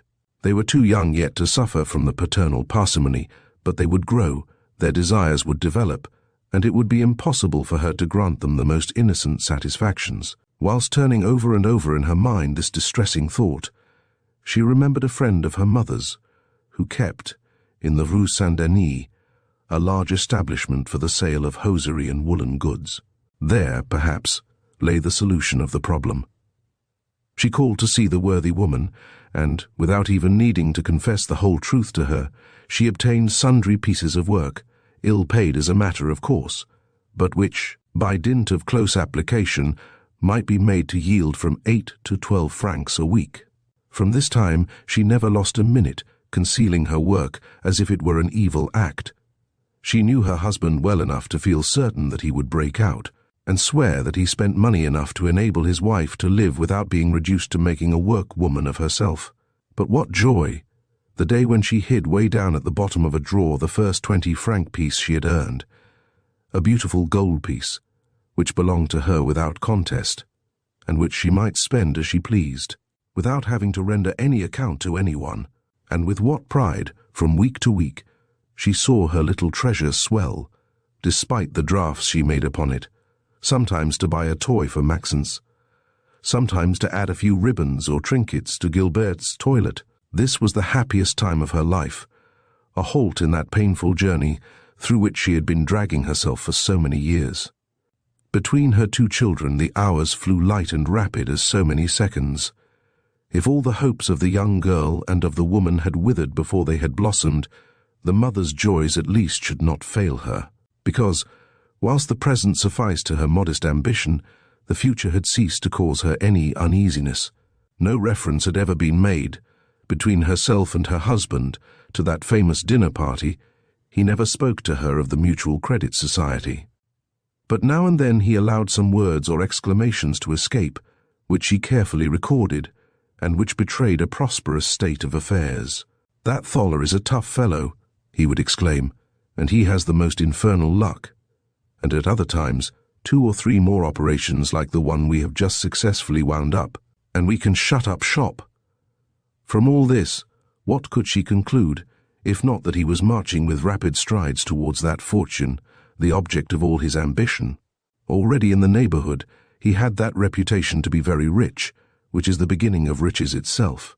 He was admired for keeping his house with such rigid economy, for a man is always esteemed who has money, and does not spend it. "He is not the man ever to squander what he has," the neighbors repeated.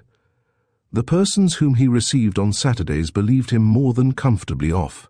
When M. Desclevets and M. Chapelain had complained to their heart's contents, the one of the shop, the other of his office, they never failed to add, "You laugh at us, because you are engaged in large operations, where people make as much money as they like."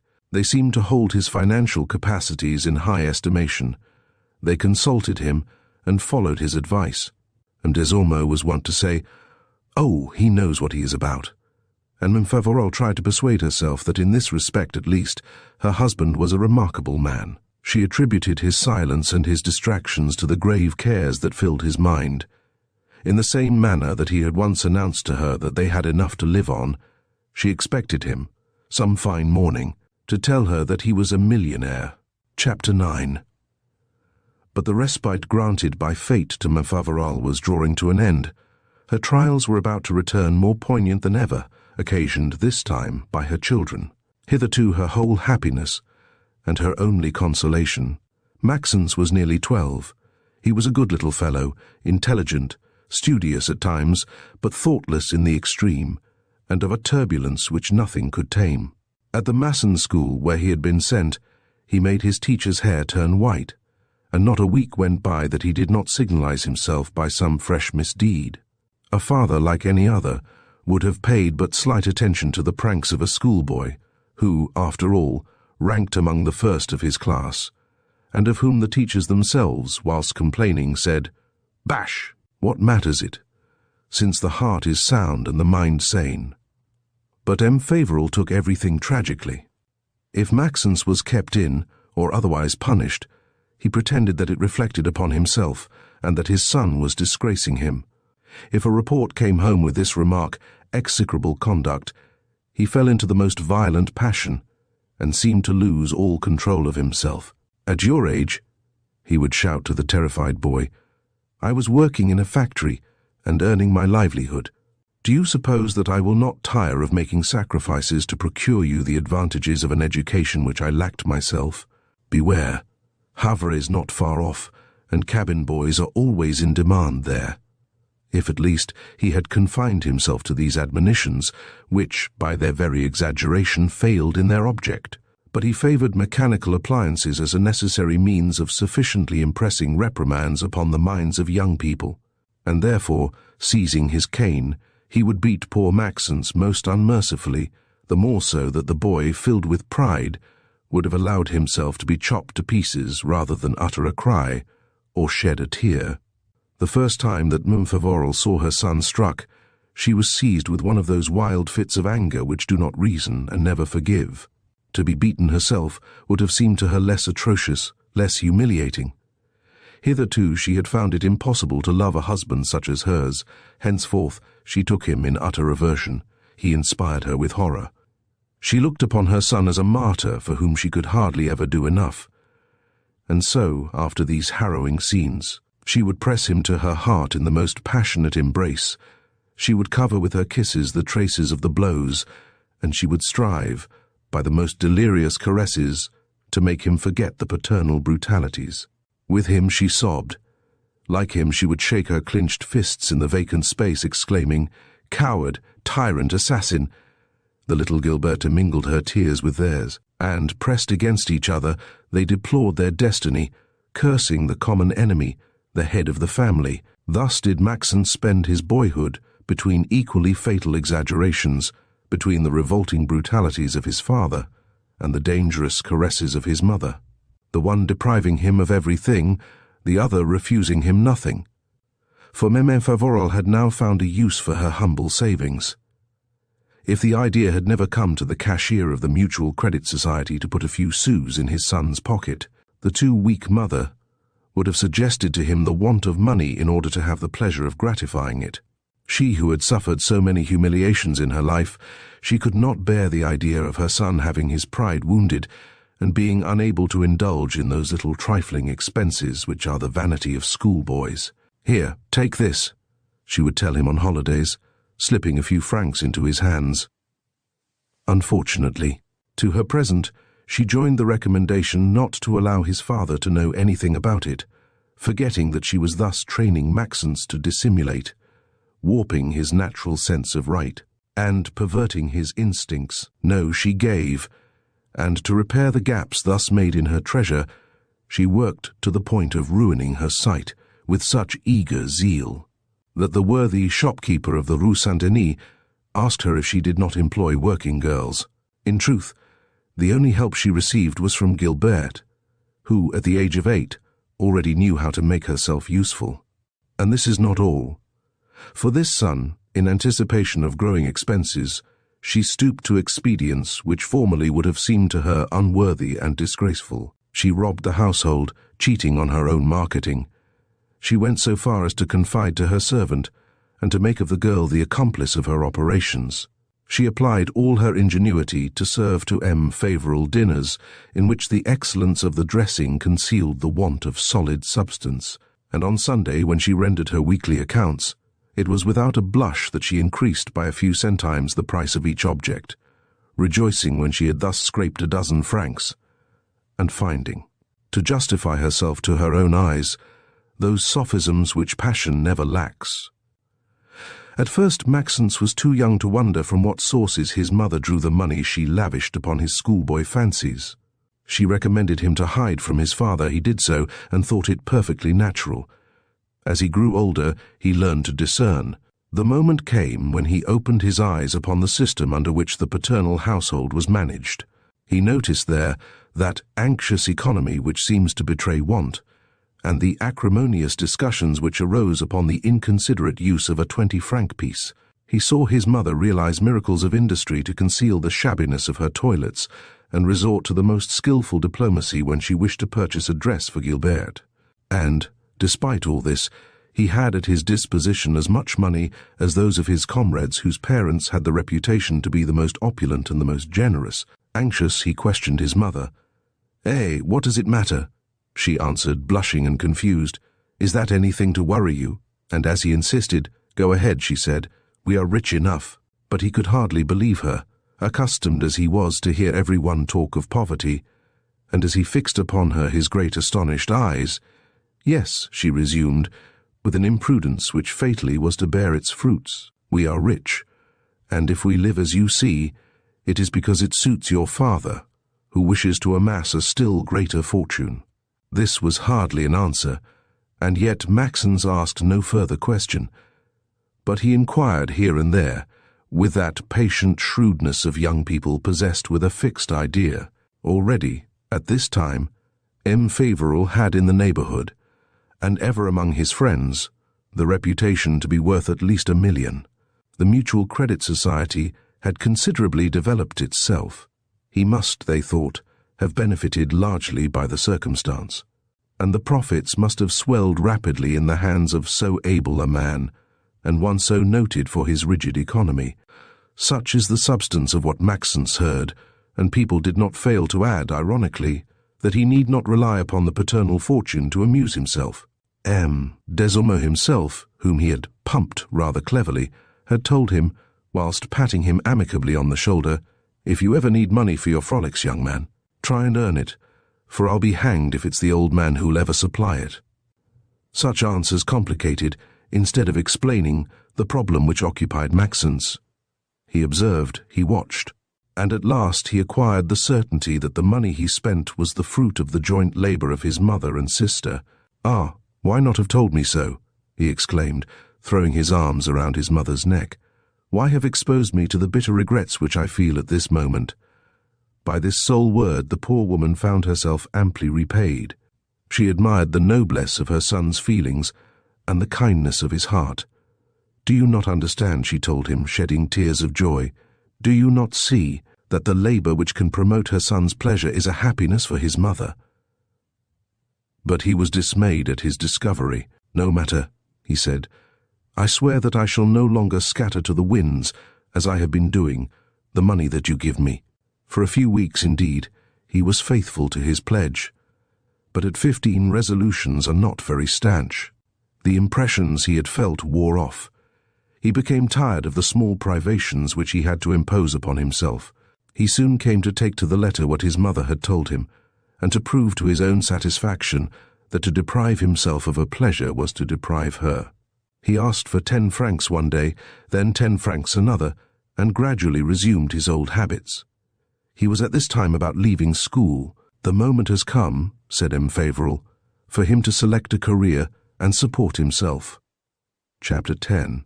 To think of a profession, Maxence Favoral had not waited for the paternal warnings. Modern schoolboys are precocious. They know the strong and the weak side of life, and when they take their degree, they already have but few illusions left. And how could it be otherwise? In the interior of the colleges is fatally found the echo of the thoughts and the reflex of the manners of the time. Neither walls nor keepers can avail. At the same time, as the city mud that stains their boots, the scholars bring back on their return from holidays their stock of observations and of facts. And what have they seen during the day in their families or among their friends?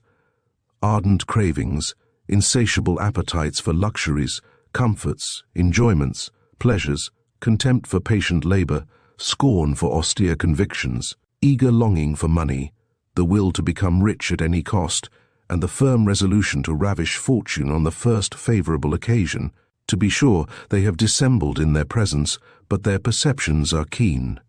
True, their father has told them in a grave tone that there is nothing respectable in this world except labor and honesty, but they have caught that same father scarcely noticing a poor devil of an honest man, and bowing to the earth before some clever rascal bearing the stigma of 3 judgments, but worth 6 millions. Conclusion?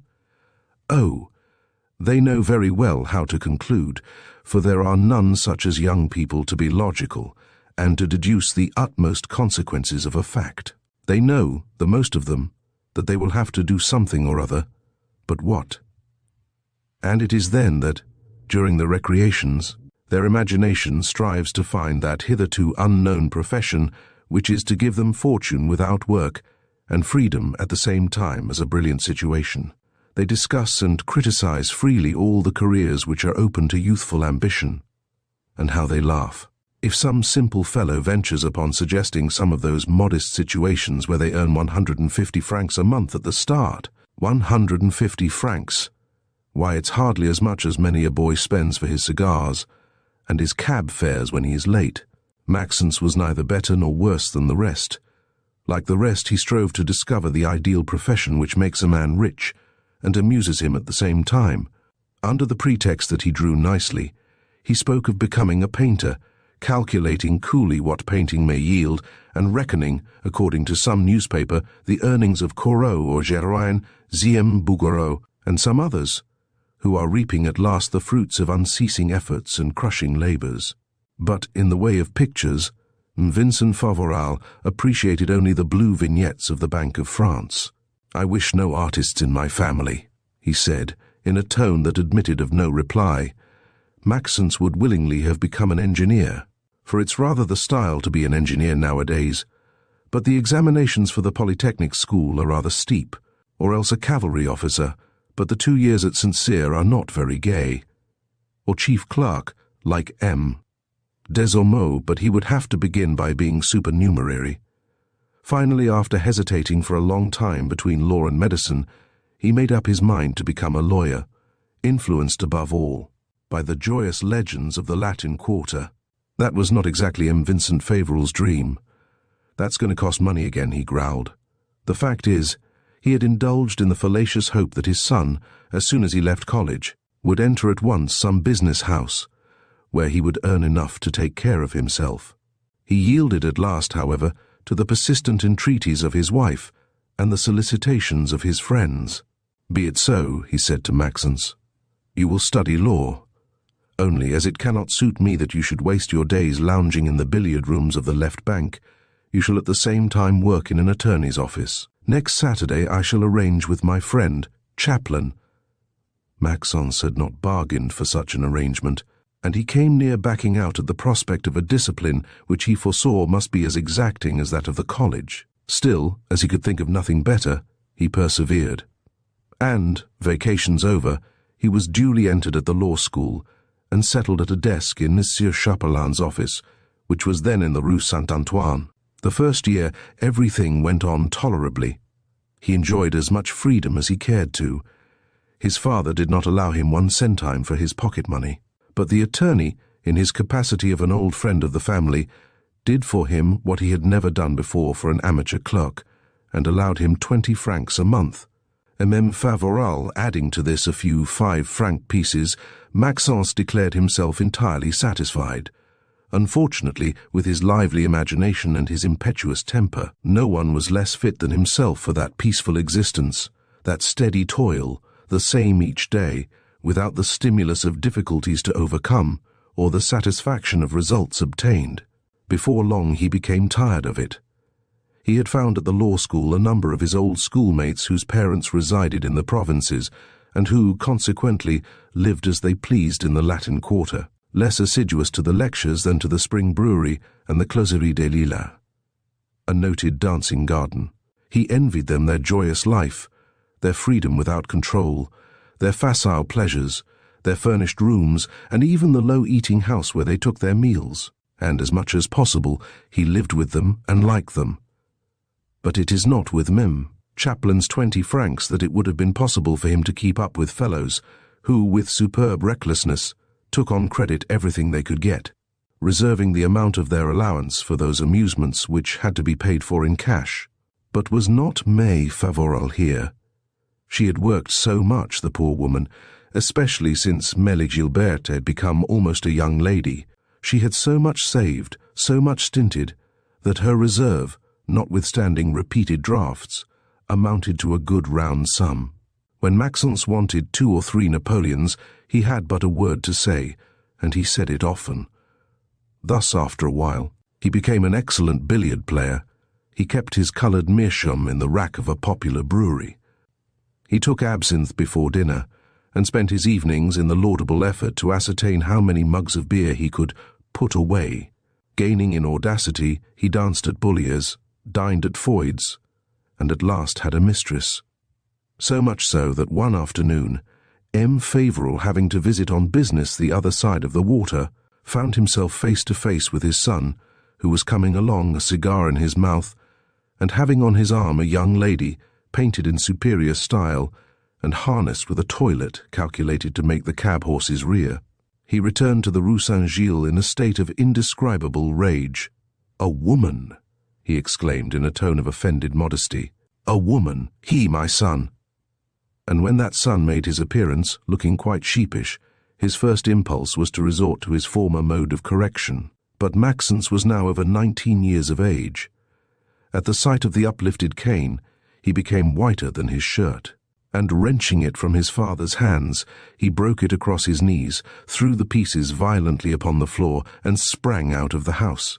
"He shall never again set his foot here," screamed the cashier of the Mutual Credit, thrown beside himself by an act of resistance which seemed to him unheard of. "I banish him. Let his clothes be packed up and taken to some hotel. I never want to see him again." For a long time, Emile Favoral and Gilbert fairly dragged themselves at his feet before he consented to recall his determination. "He will disgrace us all," he kept repeating, seeming unable to understand that it was himself who had, as it were, driven Maxence onto the fatal road which he was pursuing, forgetting that the absurd severities of the father prepared the way for the perilous indulgence of the mother. Unwilling to own that the head of a family has other duties besides providing food and shelter for his wife and children, and that a father has but little right to complain who has not known how to make himself the friend and the adviser of his son. At last, after the most violent recriminations, he forgave, in appearance at least, but the scales had dropped from his eyes. He started in quest of information and discovered startling enormities. He heard from M. Chaplin that Maxence remained whole weeks at a time without appearing at the office. If he had not complained before, it was because he had yielded to the urgent entreaties of Emile Favoral, and he was now glad, he added, of an opportunity to relieve his conscience by a full confession. Thus the cashier discovered, one by one, all his son's tricks. He heard that he was almost unknown at the law school, that he spent his days in the cafes, and that, in the evening, when he believed him in bed and asleep, he was in fact running out to theatres and to balls. "Ah, that's the way, is it?" he thought. "Ah, my wife and children are in league against me the master. Very well, we'll see." Chapter 11. From that morning war was declared. From that day commenced in the Rue St. Gilles one of those domestic dramas which are still awaiting their Molière, a drama of distressing vulgarity and sickening realism, but poignant, nevertheless, for it brought into action tears, blood, and a savage energy. M. Favoral thought himself sure to win, for did he not have the key of the cash, and is not the key of the cash the most formidable weapon in an age where everything begins and ends with money? Nevertheless, he was filled with irritating anxieties, he who had just discovered so many things which he did not even suspect a few days before. He could not discover the source whence his son drew the money which flowed like water from his prodigal hands. He had made sure that Maxence had no debts, and yet it could not be with M. Chapelain's monthly 20 francs that he fed his frolics. Emile Favoral and Gilles, subjected separately to a skillful interrogatory, had managed to keep inviolate the secret of their mercenary labor. The servant, shrewdly questioned, had said nothing that could in any way cause the truth to be suspected. Here was, then, a mystery, and M. Favoral's constant anxiety could be read upon his knitted brows during his brief visits to the house, that is, during dinner. From the manner in which he tasted his soup, it was easy to see that he was asking himself whether that was real soup, and whether he was not being imposed upon. From the expression of his eyes, it was easy to guess this question constantly present to his mind. They are robbing me, evidently, but how do they do it? And he became distrustful, fussy, and suspicious, to an extent that he had never been before. It was with the most insulting precautions that he examined every Sunday his wife's accounts. He took a look at the grocer's, and settled it himself every month. He had the butcher's bills sent to him in duplicate. He would inquire the price of an apple as he peeled it over his plate, and never failed to stop at the fruiterer's and ascertain that he had not been deceived. But it was all in vain. And yet he knew that Maxence always had in his pocket 2 or 3 5-franc pieces. "Where do you steal them?" he asked him one day. "I save them out of my salary," boldly answered the young man. Exasperated, M. Favoral wished to make the whole world take an interest in his investigations. And one Saturday evening, as he was talking with his friends, M. Chapelain, the worthy Desclavets, and old man Desormeaux, pointing to his wife and daughter, "Those Didi women rob me," he said, "for the benefit of my son, and they do it so cleverly that I can't find out how. They have an understanding with the shopkeepers, who are but licensed thieves, and nothing is eaten here that they don't make me pay double its value." M. Chapelain made an ill-concealed grimace, whilst M. Desclavets sincerely admired a man who had courage enough to confess his meanness. But Monsieur Desormeaux never minced things. "Do you know, friend Vincent," he said, "that it requires a strong stomach to take dinner with a man who spends his time calculating the cost of every mouthful that his guests swallow?" M. Favoral turned red in the face. "It is not the expense that I deplore," he replied, "but the duplicity. I am rich enough, thank heaven, not to begrudge a few francs, and I would gladly give to my wife twice as much as she takes, if she would only ask it frankly. But that was a lesson. Hereafter he was careful to dissimulate, and seemed exclusively occupied in subjecting his son to a system of his invention, the excessive rigor of which would have upset a steadier one than he. He demanded of him daily written attestations of his attendance both at the law school and at the lawyer's office. He marked out the itinerary of his walks for him, and measured the time they required, within a few minutes. Immediately after dinner he shut him up in his room under lock and key, and never failed, when he came home at 10 o'clock, to make sure of his presence. He could not have taken steps better calculated to exalt still more Emile Favoral's blind tenderness. When she heard that Maxence had a mistress, she had been rudely shocked in her most cherished feelings. It is never without a secret jealousy that a mother discovers that a woman has robbed her of her son's heart. She had retained a certain amount of spite against him on account of disorders, which, in her candour, she had never suspected. She forgave him everything when she saw of what treatment he was the object. She took sides with him, believing him to be the victim of a most unjust persecution. In the evening, after her husband had gone out, Gilles and herself would take their sewing, sit in the hall outside his room, and converse with him through the door. Never had they worked so hard for the shopkeeper in the Rue St. Some weeks they earned as much as 25 or 30 francs, but Maxence's patience was exhausted, and one morning he declared resolutely that he would no longer attend the law school, that he had been mistaken in his vocation, and that there was no human power capable to make him return to M. Chapelain's. "And where will you go?" exclaimed his father. "Do you expect me eternally to supply your wants?" He answered that it was precisely in order to support himself and conquer his independence that he had resolved to abandon a profession which, after 2 years, yielded him 20 francs a month. "I want some business where I have a chance to get rich," he replied. "I would like to enter a banking house or some great financial establishment." Mme. Favoral jumped at the idea. "That's a fact," she said to her husband. "Why couldn't you find a place for our son at the Mutual Credit? There he would be under your own eyes. Intelligent as he is, backed by M. de Thaler and yourself, he would soon earn a good salary." Monsieur Favoral knit his brows. "That I shall never do," he uttered.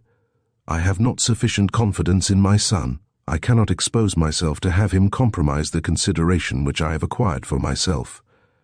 And, revealing to a certain extent the secret of his conduct, "A cashier," he added, "who like me handles immense sums cannot be too careful of his reputation. Confidence is a delicate thing in these times, when there are so many cashiers constantly on the road to Belgium. Who knows what would be thought of me if I was known to have such a son as mine?" Mme. Favoral was insisting, nevertheless, when he seemed to make up his mind suddenly. "Enough," he said. "Maxence is free. I allow him 2 years to establish himself in some position. That delay over, goodbye, he can find board and lodging where he please. That's all. I don't want to hear anything more about it." It was with a sort of frenzy that Maxence abused that freedom, and in less than 2 weeks he had dissipated 3 months' earnings of his mother and sister. That time over, he succeeded, thanks to M. Chapelain, in finding a place with an architect. This was not a very brilliant opening, and the chances were that he might remain a clerk all his life. But the future did not trouble him much. For the present, he was delighted with this inferior position, which assured him each month 175 francs. 175 francs! A fortune. And so he rushed into that life of questionable pleasures, where so many wretches have left not only the money which they had, which is nothing, but the money which they had not, which leads straight to the police court. He made friends with those shabby fellows who walk up and down in front of the Café Riche, with an empty stomach and a toothpick between their teeth. He became a regular customer at those low cafés of the boulevards, where plastered girls smile to the men. He frequented those suspicious table d'hôtes where they play baccarat after dinner on a wine-stained tablecloth, and where the police make periodical raids. He ate suppers in those night restaurants where people throw the bottles at each other's heads after drinking their contents. Often he remained 24 hours without coming to the Rue St. Gilles, and then Mme. Favoral spent the night in the most fearful anxiety. Then suddenly, at some hour when he knew his father to be absent, he would appear, and taking his mother to one side, "I very much want a few louis," he would say in a sheepish tone.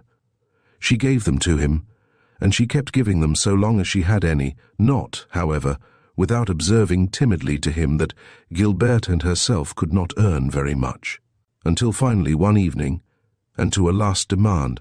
"Alas," she answered sorrowfully, "I have nothing left, and it is only on Monday that we are to take our work back. Couldn't you wait until then?"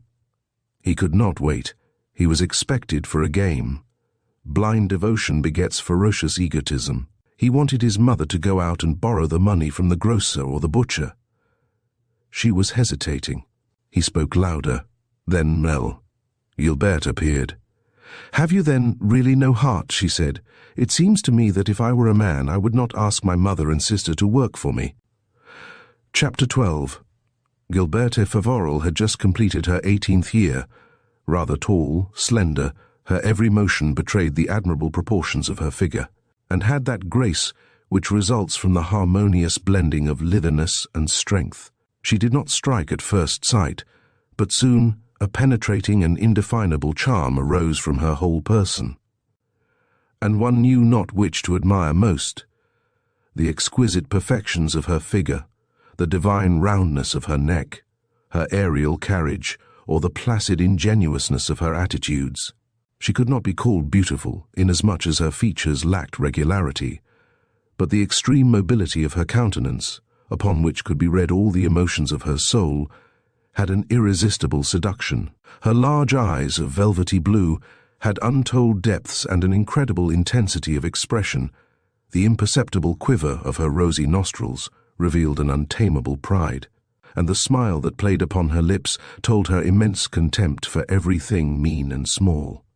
But her real beauty was her hair, of a blonde so luminous that it seemed powdered with diamond dust, so thick and so long that to be able to twist and confine it, she had to cut off heavy locks of it to the very root. Alone in the house, she did not tremble at her father's voice. The studied despotism which had subdued Favoral had revolted her, and her energy had become tempered under the same system of oppression which had unnerved Maxence. Whilst her mother and her brother lied with that quiet impudence of the slave, whose sole weapon is duplicity, Gilberte preserved a sullen silence, and if complicity was imposed upon her by circumstances, if she had to maintain a falsehood, each word cost her such a painful effort that her features became visibly altered. Never, when her own interests were alone at stake, had she stooped to an untruth. Fearlessly, and whatever might be the result, "That is the fact," she would say. Accordingly, Monsieur Favoral could not help respecting her to a degree, and, when he was in fine humour, he called her the Empress Gilberte. For her alone he had some deference and some attentions. He moderated, when she looked at him, the brutality of his language. He brought her a few flowers every Saturday. He had even allowed her a professor of music, though he was wont to declare that a woman needs but 2 accomplishments, to cook and to sew. But she had insisted so much that he had at last discovered for her, in an attic of the Rue du Pas de la Mule, an old Italian master, the Signor Gismondo Poulet, a sort of unknown genius, for whom 30 francs a month were a fortune, and who conceived a sort of religious fanaticism for his pupil. Though he had always refused to write a note, he consented, for her sake, to fix the melodies that buzzed in his cracked brain, and some of them proved to be admirable. He dreamed to compose for her an opera that would transmit to the most remote generations the name of Gismondo Poulet. "The Signora Gilberte is the very goddess of music," he said to Emile Favoral, with transports of enthusiasm, which intensified still his frightful accent. The cashier of the Mutual Credit Society shrugged his shoulders, answering that there is no harmony for a man who spends his days listening to the exciting music of golden coins. In spite of which his vanity seemed highly gratified, when on Saturday evenings, after dinner, Gilberte sat at the piano, and Meme Desclevettes, suppressing a yawn, would exclaim, "What remarkable talent the dear child has!" The young girl had, then, a positive influence, and it was to her entreaties alone, and not to those of his wife, that he had several times forgiven Maxence. He would have done much more for her, had she wished it, but she would have been compelled to ask, to insist, to beg, "And it's humiliating," she used to say. Sometimes Meme Favoral scolded her gently, saying that her father would certainly not refuse her one of those pretty toilets which are the ambition and the joy of young girls. But she, "It is much less mortification to me to wear these rags than to meet with a refusal," she replied. "I am satisfied with my dresses." With such a character, surrounded, however, by a meek resignation and an unalterable sang-froid, she inspired a certain respect to both her mother and her brother, who admired in her an energy of which they felt themselves incapable, and when she appeared and commenced reproaching him in an indignant tone of voice with the baseness of his conduct and his insatiate demands, Maxence was almost stunned. "I did not know," he commenced, turning as red as fire. She crushed him with a look of mingled contempt and pity, and, in an accent of haughty irony, "Indeed," she said, "you do not know whence the money comes that you extort from our mother," and holding up her hand, still remarkably handsome. Though slightly deformed by the constant handling of the needle, the 4th finger of the right hand bent by the thread, and the forefinger of the left tattooed and lacerated by the needle. "Indeed," she repeated. "You do not know that my mother and myself, we spend all our days and the greater part of our nights working." Hanging his head, he said nothing. "If it were for myself alone," she continued, "I would not speak to you thus. But look at our mother. See her poor eyes, red and weak from her ceaseless labor. If I have said nothing until now, it is because I did not as yet despair of your heart, because I hoped that you would recover some feeling of decency. But no, nothing. With time, your last scruples seem to have vanished. Once you begged humbly, now you demand rudely. How soon will you resort to blows?" "Gilbert," stammered the poor fellow. "Gilbert," she interrupted him. "Money." She went on, "Always, and without time, you must have money, no matter whence it comes nor what it costs. If, at least, you had to justify your expenses, the excuse of some great passion, or of some object, were it absurd, ardently pursued. But I defy you to confess upon what degrading pleasures you lavish our humble economies. I defy you to tell us what you mean to do with the sum that you demand tonight, that sum for which you would have our mother stoop to beg the assistance of a shopkeeper, to whom we would be compelled to reveal the secret of our shame." Touched by the frightful humiliation of her son, "He is so unhappy," stammered Favoral. "He unhappy," she exclaimed. "What then shall we say of us? And above all, what shall you say of yourself, mother? Unhappy, he a man who has liberty and strength, who may undertake everything, attempt anything, dare anything. Ah, I wish I were a man. I would be a man as there are some, as I know some, and I would have avenged you, O beloved mother, long, long ago from father, and I would have begun to repay you all the good you have done me." Favoral was sobbing. "I beg of you," she murmured, "spare him." "Be it so," said the young girl, "but you must allow me to tell him that it is not for his sake that I devote my youth to a mercenary labor. It is for you, adored mother, that you may have the joy to give him what he asks, since it is your only joy." Maxence shuddered under the breath of that superb indignation. That frightful humiliation, he felt that he deserved it only too much. He understood the justice of these cruel reproaches, and as his heart had not yet spoiled with the contact of his boon companions, as he was weak rather than wicked, as the sentiments which are the honor and pride of a man were not dead within him. "Ah, you are a brave sister, Gilbert," he exclaimed, "and what you have just done is well. You have been harsh, but not as much as I deserve. Thanks for your courage, which will give me back mine. Yes, it is a shame for me to have thus cowardly abused you both." And raising his mother's hand to his lips, "Forgive, mother," he continued, his eyes overflowing with tears. "Forgive him who swears to you to redeem his past and to become your support, instead of being a crushing burden." He was interrupted by the noise of steps on the stairs and the shrill sound of a whistle. "My husband," exclaimed Favoral. "Your father, my children." "Well," said Gilbert coldly, "don't you hear that he is whistling? And do you forget that it is a proof that he is furious? What new trial threatens us again?" Chapter 13. Favoral spoke from experience. She had learned, to her cost, that the whistle of her husband, more surely than the shriek of the stormy petrel, announces the storm. And she had that evening more reasons than usual to fear. Breaking from all his habits, Monsieur Favoral had not come home to dinner, and had sent one of the clerks of the Mutual Credit Society to say that they should not wait for him.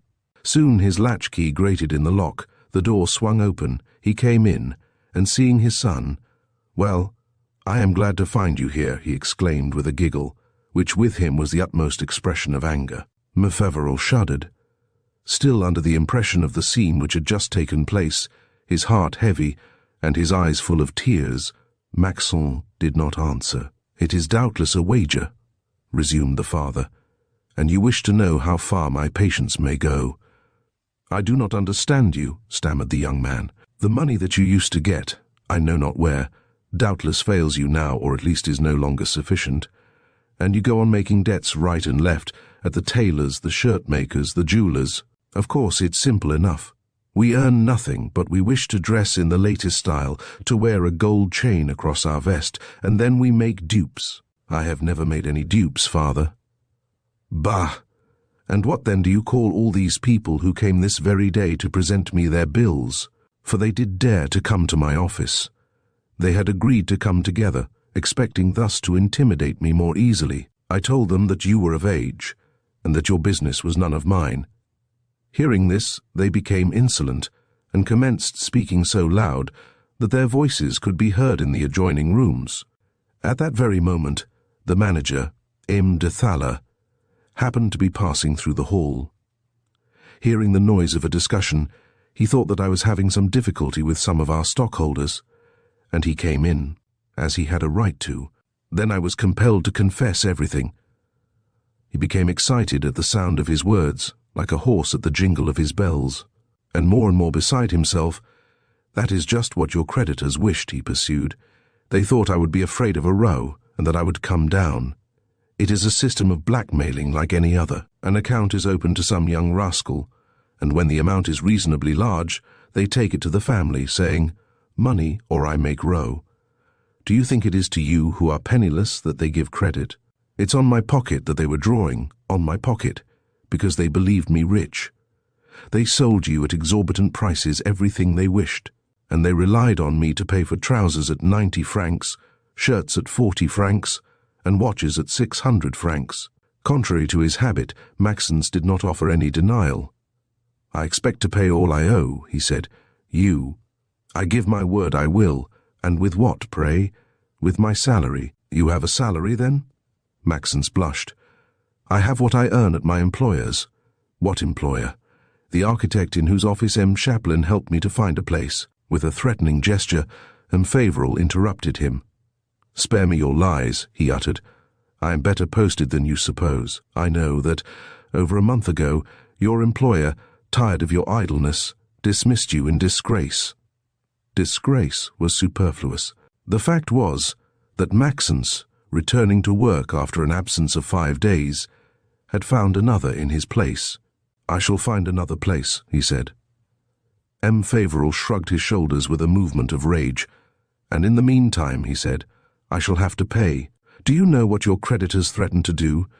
To commence a suit against me. They would lose it, of course, they know it, but they hope that I would yield before a scandal. And this is not all. They talk of entering a criminal complaint. They pretend that you have audaciously swindled them, that the articles you purchased of them were not at all for your own use, but that you sold them as fast as you got them, at any price you could obtain, to raise ready money. The jeweler has proofs, he says, that you went straight from his shop to the pawnbroker's and pledged a watch and chain which he had just sold you. It is a police matter. They said all that in presence of my superior officer, in presence of M. de Thaler. I had to get the janitor to put them out.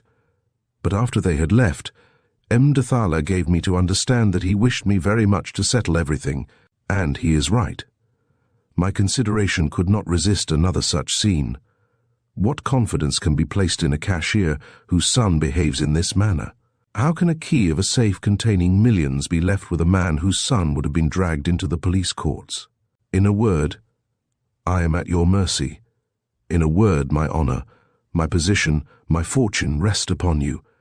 As often as it may please you to make debts, you can make them, and I shall be compelled to pay."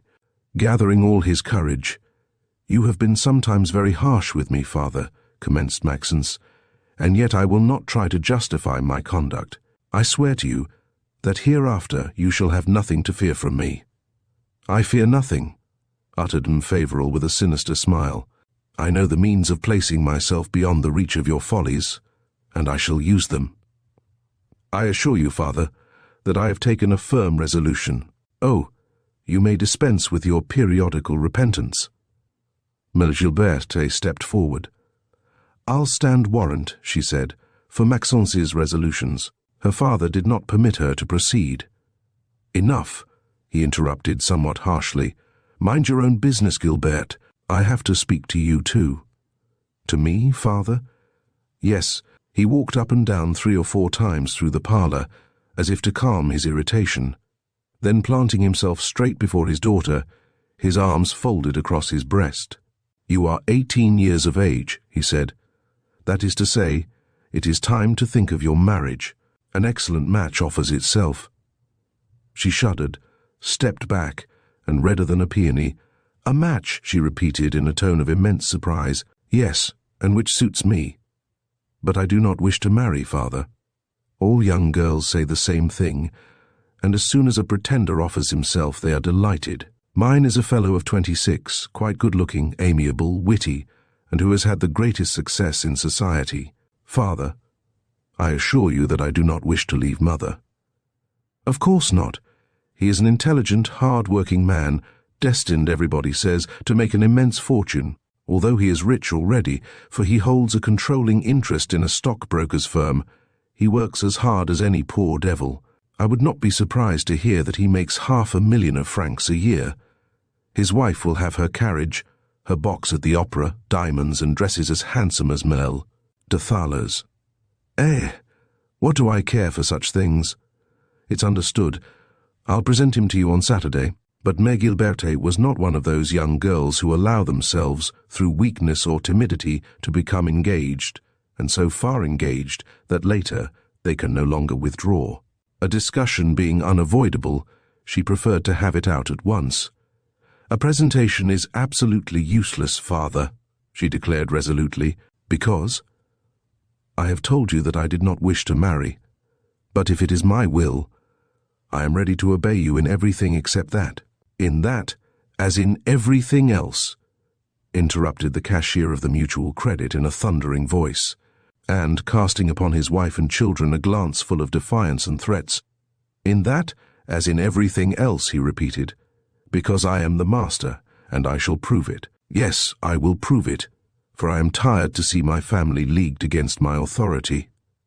And out he went, slamming the door so violently that the partitions shook. "You are wrong to resist your father thus," murmured the weak Emile Favoral. The fact is that the poor woman could not understand why her daughter refused the only means at her command to break off with her miserable existence. "Let him present you this young man," she said. "You might like him." "I'm sure I shall not like him." She said this in such a tone that the light suddenly flashed upon Emile Favoral's mind. "Heavens," she murmured. "Gilberte, my darling child, have you then a secret which your mother does not know?" Chapter 14. Yes, Mille. Gilberte had her secret, a very simple one though, chaste, like herself, and one of those which, as the old women say, must cause the angels to rejoice. The spring of that year having been unusually mild, Mère Favoral and her daughter had taken the habit of going daily to breathe the fresh air in the Place Royale. They took their work with them, crochet or knitting, so that this salutary exercise did not in any way diminish the earnings of the week. It was during these walks that Gilberte had at last noticed a young man, unknown to her, whom she met every day at the same place. Tall and robust, he had a grand look, notwithstanding his modest clothes, the exquisite neatness of which betrayed a sort of respectable poverty. He wore his full beard, and his proud and intelligent features were lighted up by a pair of large black eyes, of those eyes whose straight and clear look disconcerts hypocrites and knaves. He never failed, as he passed by Mère Gilberte, to look down or turn his head slightly away, and in spite of this, in spite of the expression of respect which she had detected upon his face, she could not help blushing. Which is absurd, she thought, for after all, what on earth do I care for that young man? The infallible instinct, which is the experience of inexperienced young girls, told her that it was not chance alone that brought this stranger in her way. But she wished to make sure of it. She managed so well that each day of the following week the hour of their walk was changed. Sometimes they went out at noon, sometimes after 4 o'clock. But whatever the hour, Mère Gilberte, as she turned the corner of the Rue des Minimes, noticed her unknown admirer under the arcades, looking in some shop window and watching out of the corner of his eye. As soon as she appeared, he left his post and hurried fast enough to meet her at the gate of the place. It is a persecution, thought Mère Gilberte. How then had she not spoken of it to her mother? Why had she not said anything to her the day when, happening to look out of the window, she saw her persecutor passing before the house, or evidently looking in her direction? Am I losing my mind? She thought, seriously irritated against herself. I will not think of him any more. And yet she was thinking of him, when one afternoon, as her mother and herself were working, sitting upon a bench, she saw the stranger come and sit down not far from them. He was accompanied by an elderly man with long white moustaches, and wearing the rosette of the Legion of Honor. This is an insolence, thought the young girl, whilst seeking a pretext to ask her mother to change their seats. But already had the young man and his elderly friend seated themselves, and so arranged their chairs, that Gilberte could not miss a word of what they were about to say. It was the young man who spoke first. "You know me as well as I know myself, my dear Count," he commenced. "You who were my poor father's best friend, you who dandled me upon your knees when I was a child, and who has never lost sight of me. Which is to say, my boy, that I answer for you as for myself," put in the old man. "But go on." "I am 26 years old. My name is Yves Marius Genos de Tregaz.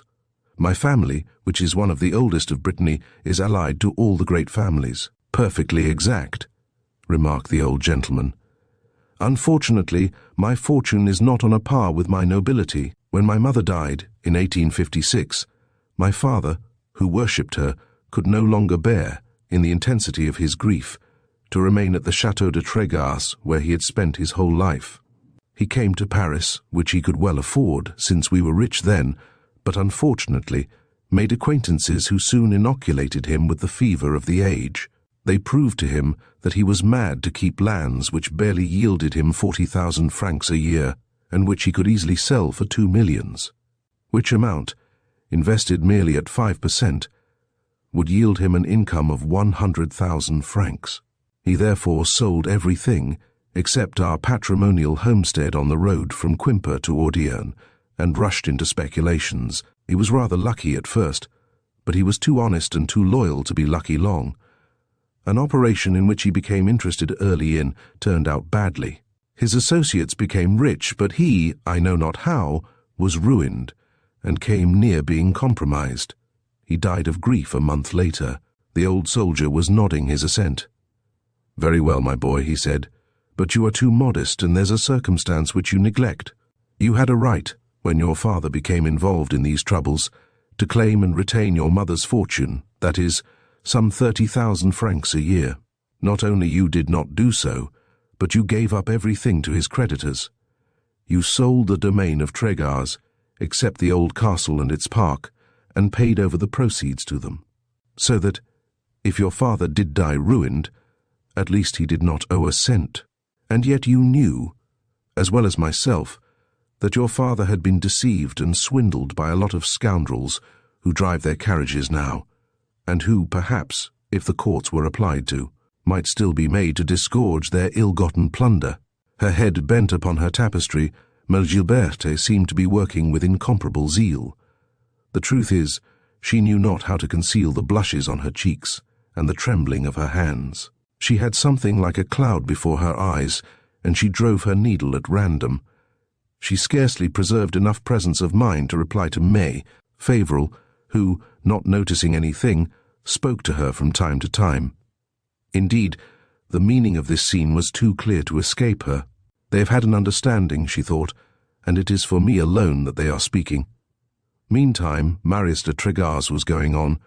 "I should lie, my old friend, were I to say that I was indifferent to our ruin. Philosopher though one may be, it is not without some pangs that one passes from a sumptuous hotel to a gloomy garret. But what grieved me most of all was that I saw myself compelled to give up the labours which had been the joy of my life, and upon which I had founded the most magnificent hopes. A positive vocation, stimulated further by the accidents of my education, had led me to the study of physical sciences. For several years I had applied all I have of intelligence and energy to certain investigations in electricity, to convert electricity into an incomparable motive power which would supersede steam. Such was the object I pursued without pause. Already, as you know, although quite young, I had obtained results which had attracted some attention in the scientific world. I thought I could see the last of a problem, the solution of which would change the face of the globe. Ruin was the death of my hopes, the total loss of the fruits of my labors, for my experiments were costly, and it required money, much money, to purchase the products which were indispensable to me, and to construct the machines which I contrived, and I was about being compelled to earn my daily bread. I was on the verge of despair when I met a man whom I had formerly seen at my father's, and who had seemed to take some interest in my researches, a speculator named Maxence. But it is not at the bourse that he operates. Industry is the field of his labors, ever on the lookout for those obstinate inventors who are starving to death in their garrets. He appears to them at the hour of supreme crisis.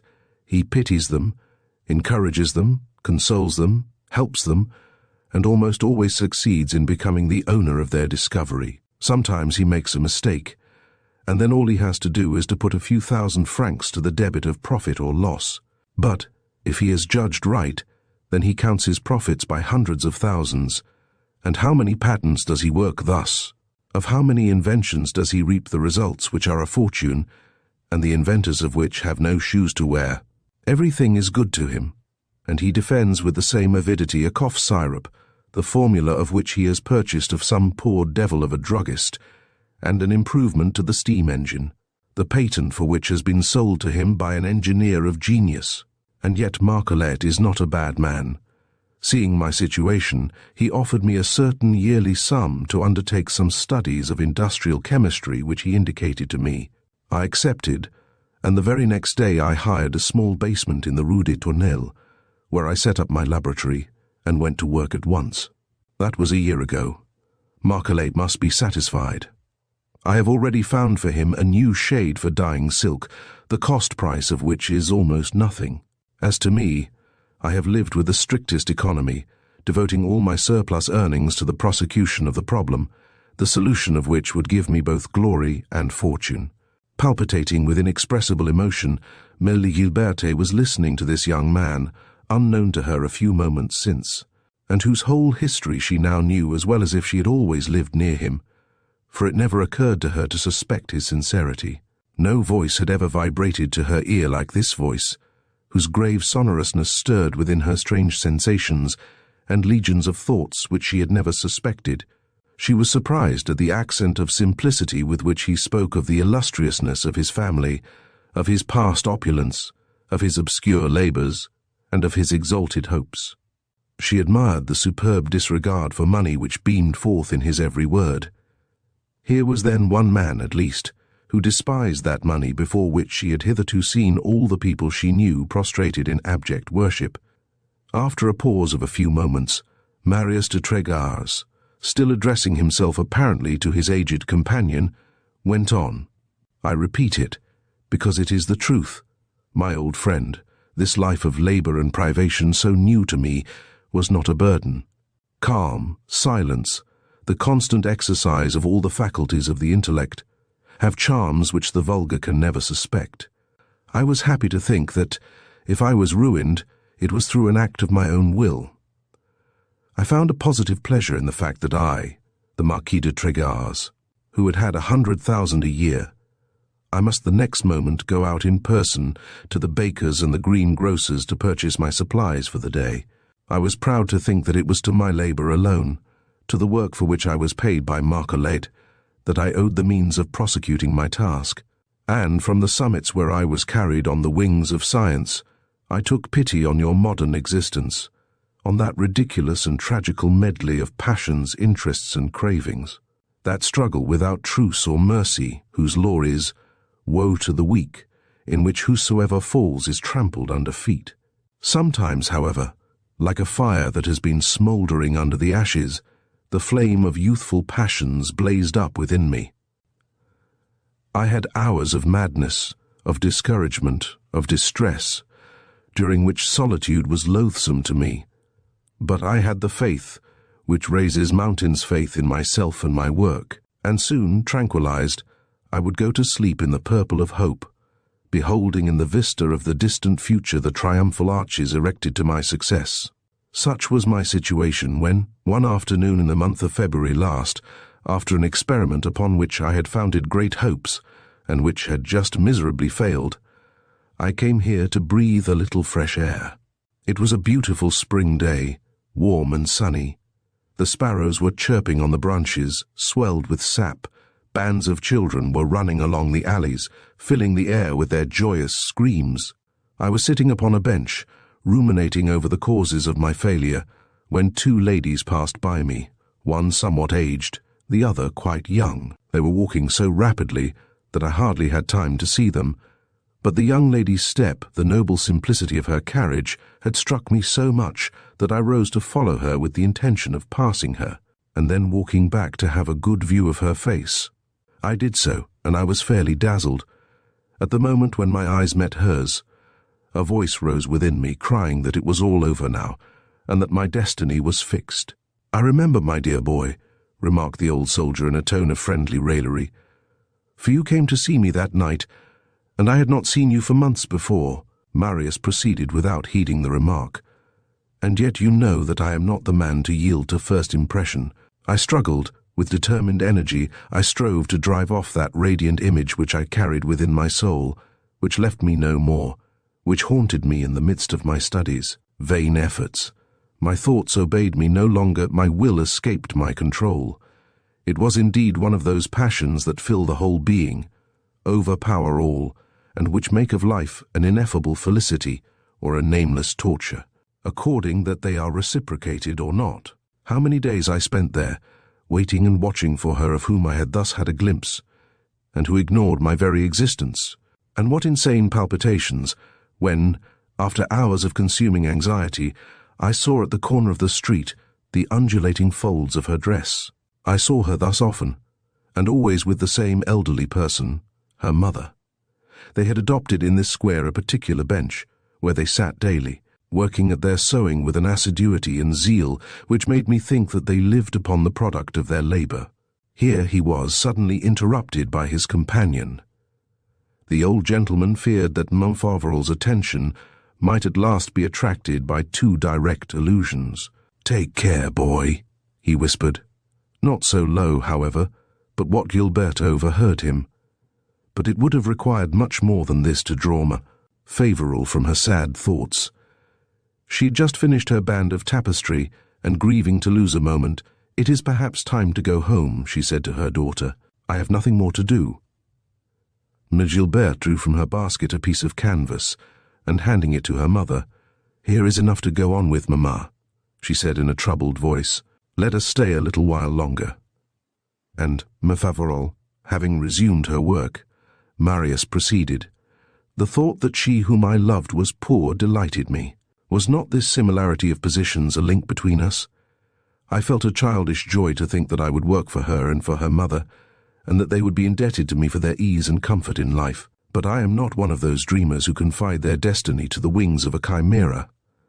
Before undertaking anything, I resolved to inform myself. Alas! At the first words that I heard, all my fine dreams took wings. I heard that she was rich, very rich. I was told that her father was one of those men whose rigid probity surrounds itself with austere and harsh forms. He owed his fortune, I was assured, to his sole labor, but also to prodigies of economy and the most severe privations. He professed to worship, they said, for that gold that had cost him so much, and he would never give the hand of his daughter to a man who had no money. This last comment was useless. Above my actions, my thoughts, my hopes, higher than all, soars my pride. Instantly I saw an abyss opening between me and her, whom I love more than my life, but less than my dignity. When a man's name is Gilles de Trégas, he must support his wife, were it by breaking stones. And the thought that I owed my fortune to the woman I married would make me execrate her. You must remember, my old friend, that I told you all this at the time. You thought, too, that it was singularly impertinent on my part thus to flare up in advance because, certainly a millionaire does not give his daughter to a ruined nobleman in the pay of Marcolet, the patent broker, to a poor devil of an inventor, who is building the castles of his future upon the solution of a problem which has been given up by the most brilliant minds. It was then that I determined upon an extreme resolution, a foolish one, no doubt, and yet to which you, the Count de Villègue, My father's old friend. You have consented to lend yourself. I thought that I would address myself to her alone, and that she would at least know what immense love she had inspired. I thought I would go to her and tell her, this is who I am and what I am.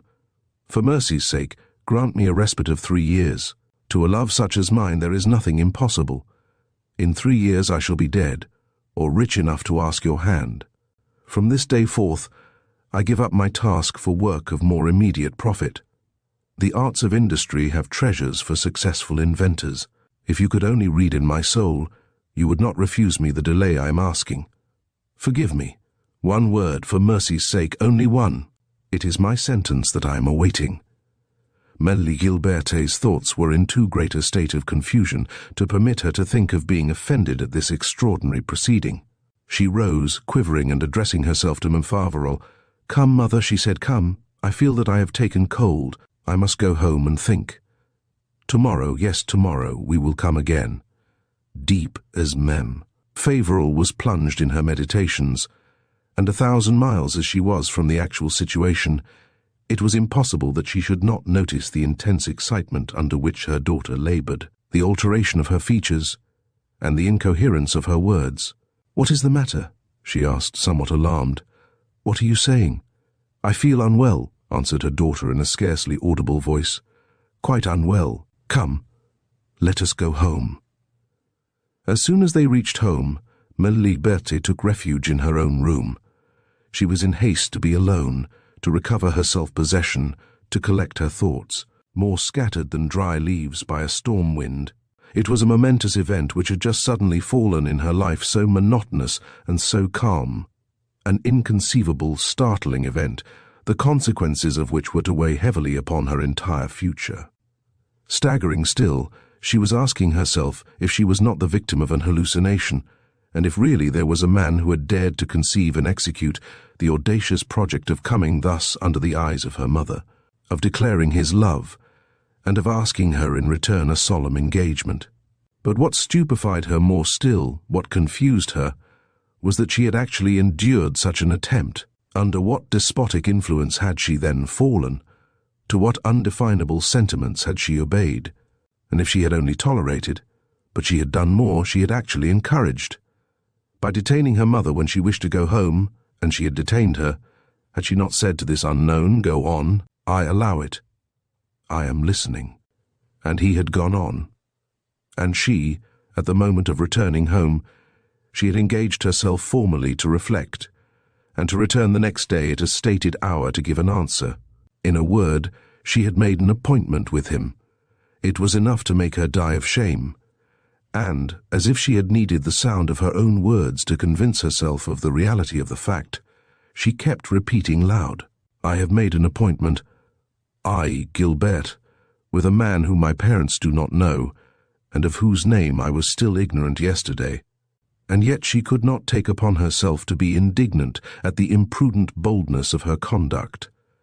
The bitterness of the reproaches which she was addressing to herself was not sincere. She felt it so well that at last, "Such hypocrisy is unworthy of me," she exclaimed, "since now, still, and without the excuse of being taken by surprise, I would not act otherwise." The fact is, the more she pondered, the less she could succeed in discovering even the shadow of any offensive intention in all that Marius de Tregas had said. By the choice of his confidant, an old man, a friend of his family, a man of the highest respectability, he had done all in his power to make his step excusable. It was impossible to doubt his sincerity, to suspect the fairness of his intentions. Gilbert, better than almost any other young girl, could understand the extreme measure resorted to by M. de Tregas. By her own pride she could understand his. No more than he, in his place, would she have been willing to expose herself to a certain refusal. What was there, then, so extraordinary in the fact of his coming directly to her, in his exposing to her frankly and loyally his situation, his projects, and his hopes? Good heavens, she thought, horrified at the sentiments which she discovered in the deep recesses of her soul. Good heavens, I hardly know myself any more. Here I am actually approving what he has done. Well, yes, she did approve him, attracted, fascinated by the very strangeness of the situation. Nothing seemed to her more admirable than the conduct of Marius de Tregar's, sacrificing his fortune and his most legitimate aspirations to the honor of his name, and condemning himself to work for his living. That one, she thought, is a man, and his wife will have just cause to be proud of him. Involuntarily she compared him to the only men she knew, to Vincent Favoral, whose miserly parsimony had made his whole family wretched, to Maxence, who did not blush to feed his disorders with the fruits of his mother's and his sister's labor. How different was Marius! If he was poor, it was of his own will. Had she not seen what confidence he had in himself? She shared it fully. She felt certain that, within the required delay, he would conquer that indispensable fortune. Then he might present himself boldly. He would take her, away from the miserable surroundings among which she seemed fated to live. She would become the Marchioness de Tregar's. Why then not answer yes, thought she, with the harrowing emotions of the gambler who is about to stake his all upon one card. And what a game for Emile Gaboriau, and what a stake! Suppose she had been mistaken. Suppose that Marius should be one of those villains who make of seduction a science. Would she still be her own mistress after answering? Did she know to what hazard such an engagement would expose her? Was she not about rushing blindfolded towards those deceiving perils where a young girl leaves her reputation even when she saves her honor? She thought for a moment of consulting her mother, but she knew Vincent Favoral's shrinking timidity, and that she was as incapable of giving any advice as to make her will prevail. She would be frightened, she would approve all, and at the first alarm she would confess all. Am I then so weak and so foolish, she thought, that I cannot take a determination which affects me personally? She could not close her eyes all night, but in the morning her resolution was settled, and toward 1 o'clock, "Are we not going out, mother?" she said. Vincent Favoral was hesitating. "These early spring days are treacherous," she objected. "You caught cold yesterday. My dress was too thin. Today I have taken my precautions." They started, taking their work with them, and came to occupy their accustomed seats. Before they had even passed the gates, Emile Gaboriau had recognized Marius de Tregar's and the Count de Villegre, walking in one of the side alleys.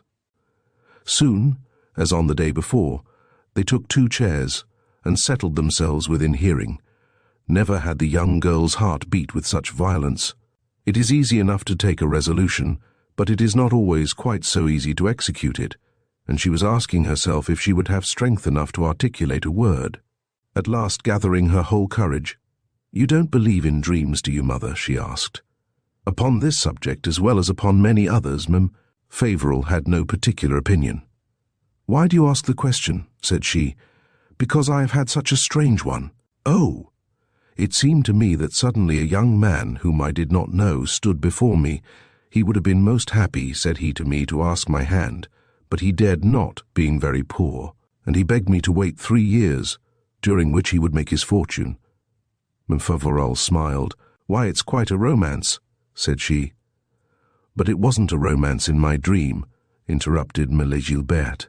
This young man spoke in a tone of such profound conviction that it was impossible for me, as it were, to doubt him. I thought to myself that he would be incapable of such an odious villainy as to abuse the confiding credulity of a poor girl. "And what did you answer him?" Moving her seat almost imperceptibly, Gilberte could, from the corner of her eye, have a glimpse of de Tregar's. Evidently he was not missing a single one of the words which she was addressing to her mother. He was whiter than a sheet, and his face betrayed the most intense anxiety. This gave her the energy to curb the last revolts of her conscience. To answer was painful, she uttered, and yet I dared to answer him. I said to him, "I believe you, and I have faith in you. Loyally and faithfully I shall await your success, but until then we must be strangers to one another. To resort to ruse, deceit, and falsehood would be unworthy of us. You surely would not expose to a suspicion her who is to be your wife." "Very well," approved Vincent Favoral. "Only I did not know you were so romantic." She was laughing, the good lady, but not loud enough to prevent Gilberte from hearing M. de Tregar's answer. "Count de Villegre," said he, My old friend, receive the oath which I take to devote my life to her who has not doubted me. It is today, the May 4th, 1870 on, the May 4th, 1873, I shall have succeeded. I feel it. I will it. It must be. Chapter 5. It was done. Gilles Favoral had just irrevocably disposed of herself. Prosperous or wretched, her destiny henceforth was linked with another. She had set the wheel in motion, and she could no longer hope to control its direction, any more than the will can pretend to alter the course of the ivory ball upon the surface of the roulette table.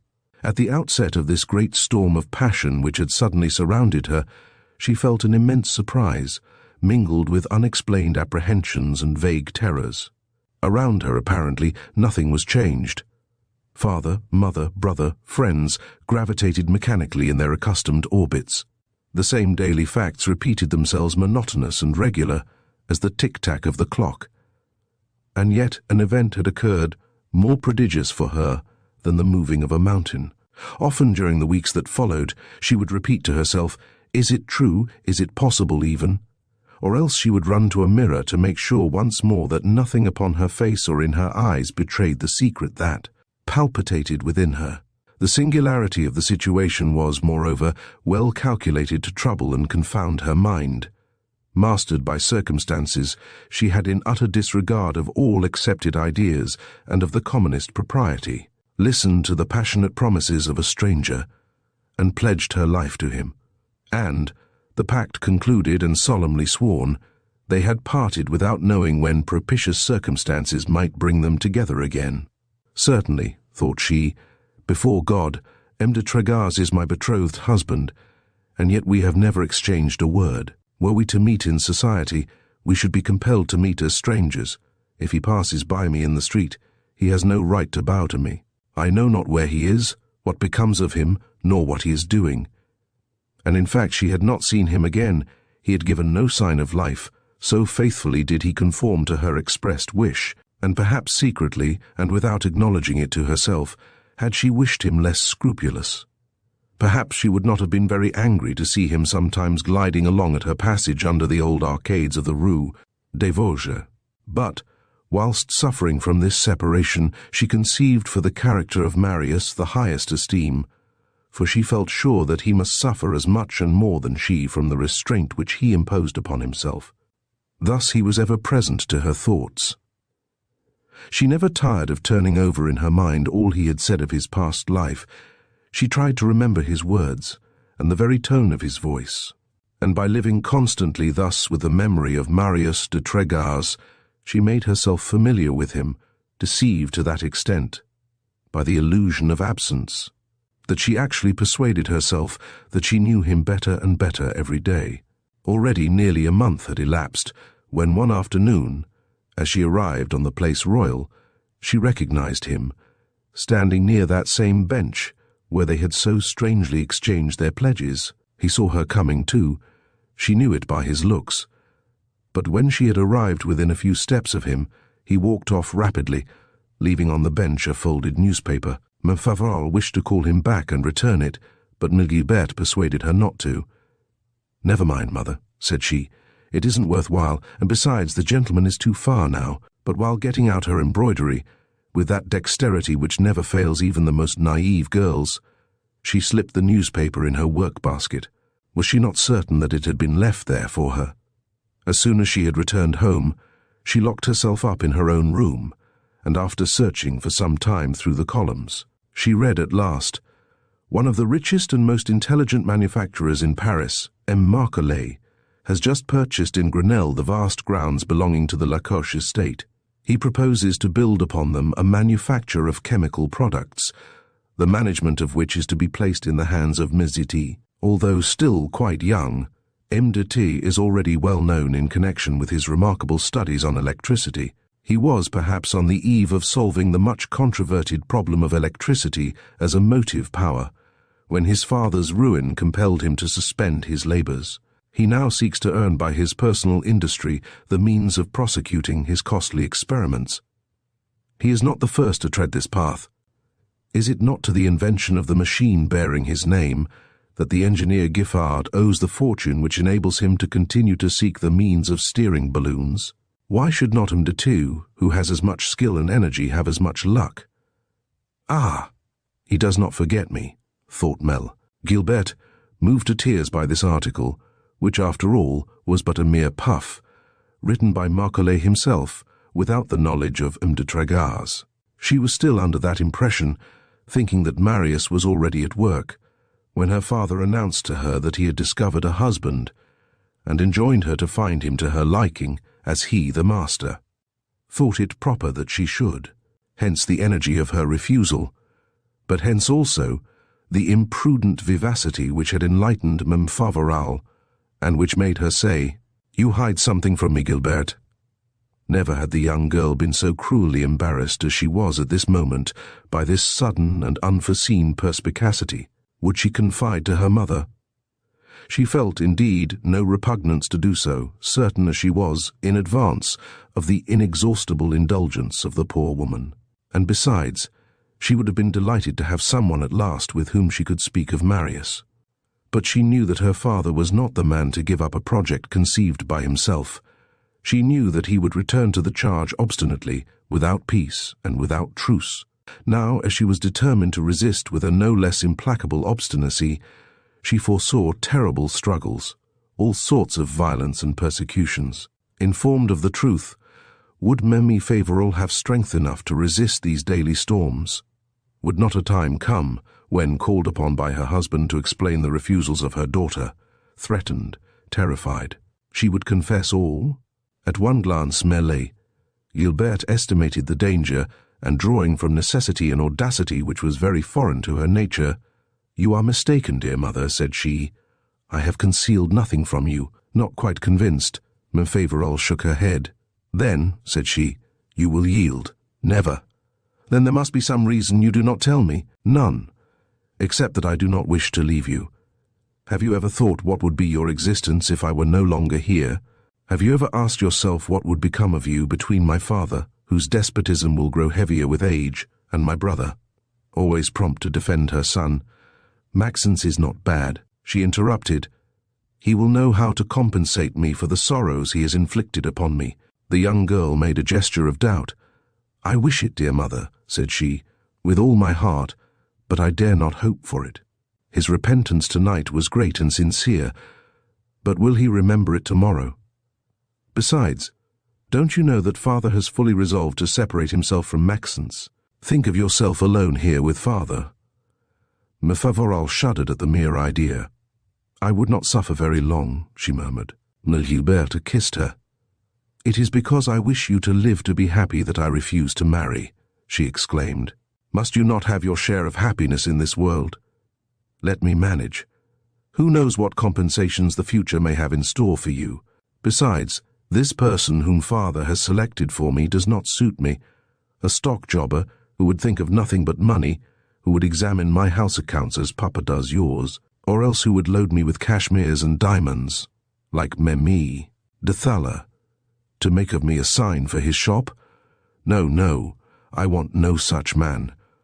So, mother dear, be brave, take sides boldly with your daughter, and we shall soon be rid of this would-be husband. Your father will bring him to you, he said he would.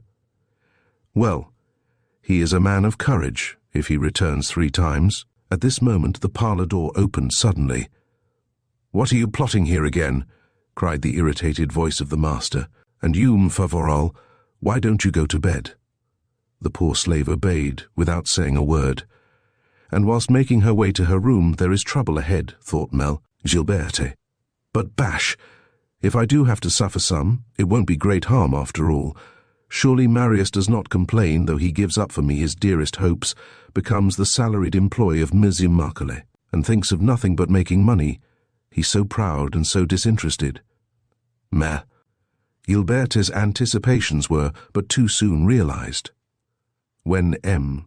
Favoral made his appearance the next morning, he had the sombre brow and contracted lips of a man who has spent the night ruminating a plan from which he does not mean to swerve. Instead of going to his office, as usual, without saying a word to anyone, he called his wife and children to the parlour, and, after having carefully bolted all the doors, He turned to Maxence. "I want you," he commenced, "to give me a list of your creditors. See that you forget none, and let it be ready as soon as possible." But Maxence was no longer the same man. After the terrible and well-deserved reproaches of his sister, a salutary revolution had taken place in him. During the preceding night, he had reflected over his conduct for the past 4 years, and he had been dismayed and terrified. His impression was like that of the drunkard, who, having become sober, remembers the ridiculous or degrading acts which he has committed under the influence of alcohol, and, confused and humiliated, swears never more to drink. Thus Maxence had sworn to himself to change his mode of life, promising that it would be no drunkard's oath either, and his attitude and his looks showed the pride of great resolutions. Instead of lowering his eyes before the irritated glance of Emile Favoral, and stammering excuses and vague promises, "It is useless, father," he replied, "to give you the list you ask for. I am old enough to bear the responsibility of my acts. I shall repair my follies. What I owe, I shall pay. This very day I shall see my creditors, and make arrangements with them." "Very well, Maxence," exclaimed Emile Favoral, delighted. But there was no pacifying the cashier of the Mutual Credit. "Those are fine-sounding words," he said with a sneer, "but I doubt if the tailors and the shirt-makers will take them in payment. That's why I want that list. Still, it's I who shall pay. I do not mean to have another such scene as that of yesterday in my office. It must not be said that my son is a sharper and a cheat at the very moment when I find for my daughter a most unhoped-for match." And turning to Emile Gilbert, "For I suppose you have got over your foolish ideas," he uttered. The young girl shook her head. "My ideas are the same as they were last night." Ah. And so, father, I beg of you, do not insist. Why wrangle and quarrel?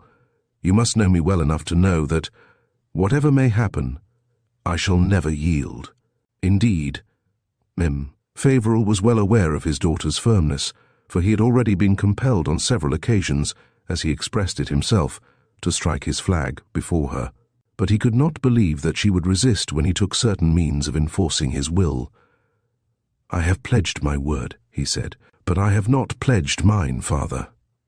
He was becoming excited.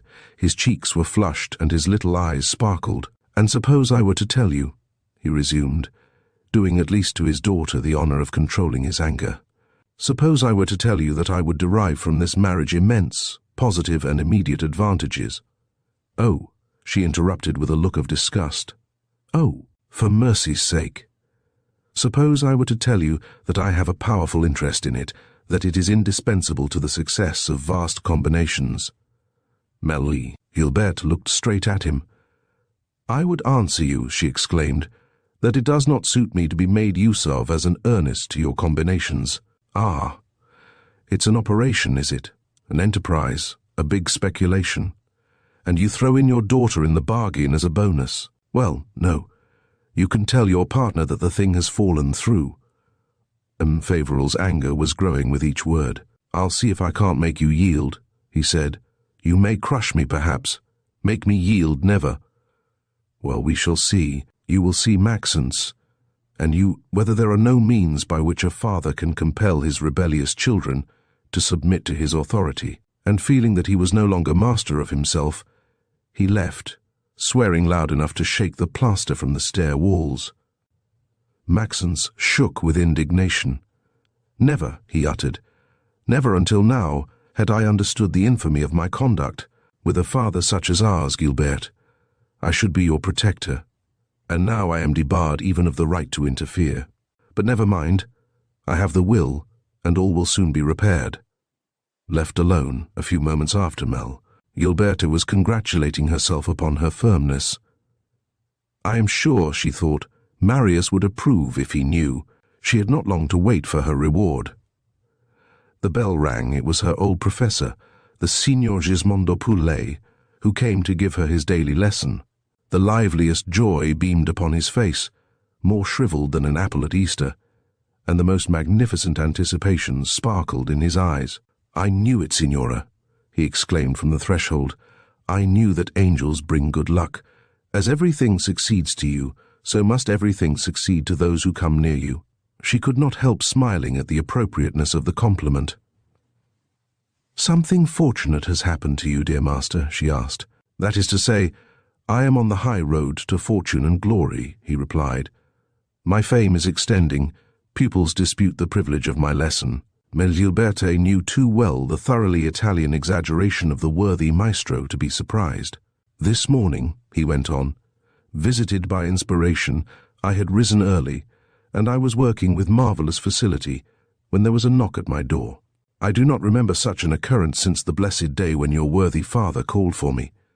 Surprised, I nevertheless said, 'Come in,' when there appeared a tall and robust young man, proud and intelligent-looking. The young girl started. 'Marius!' cried a voice within her.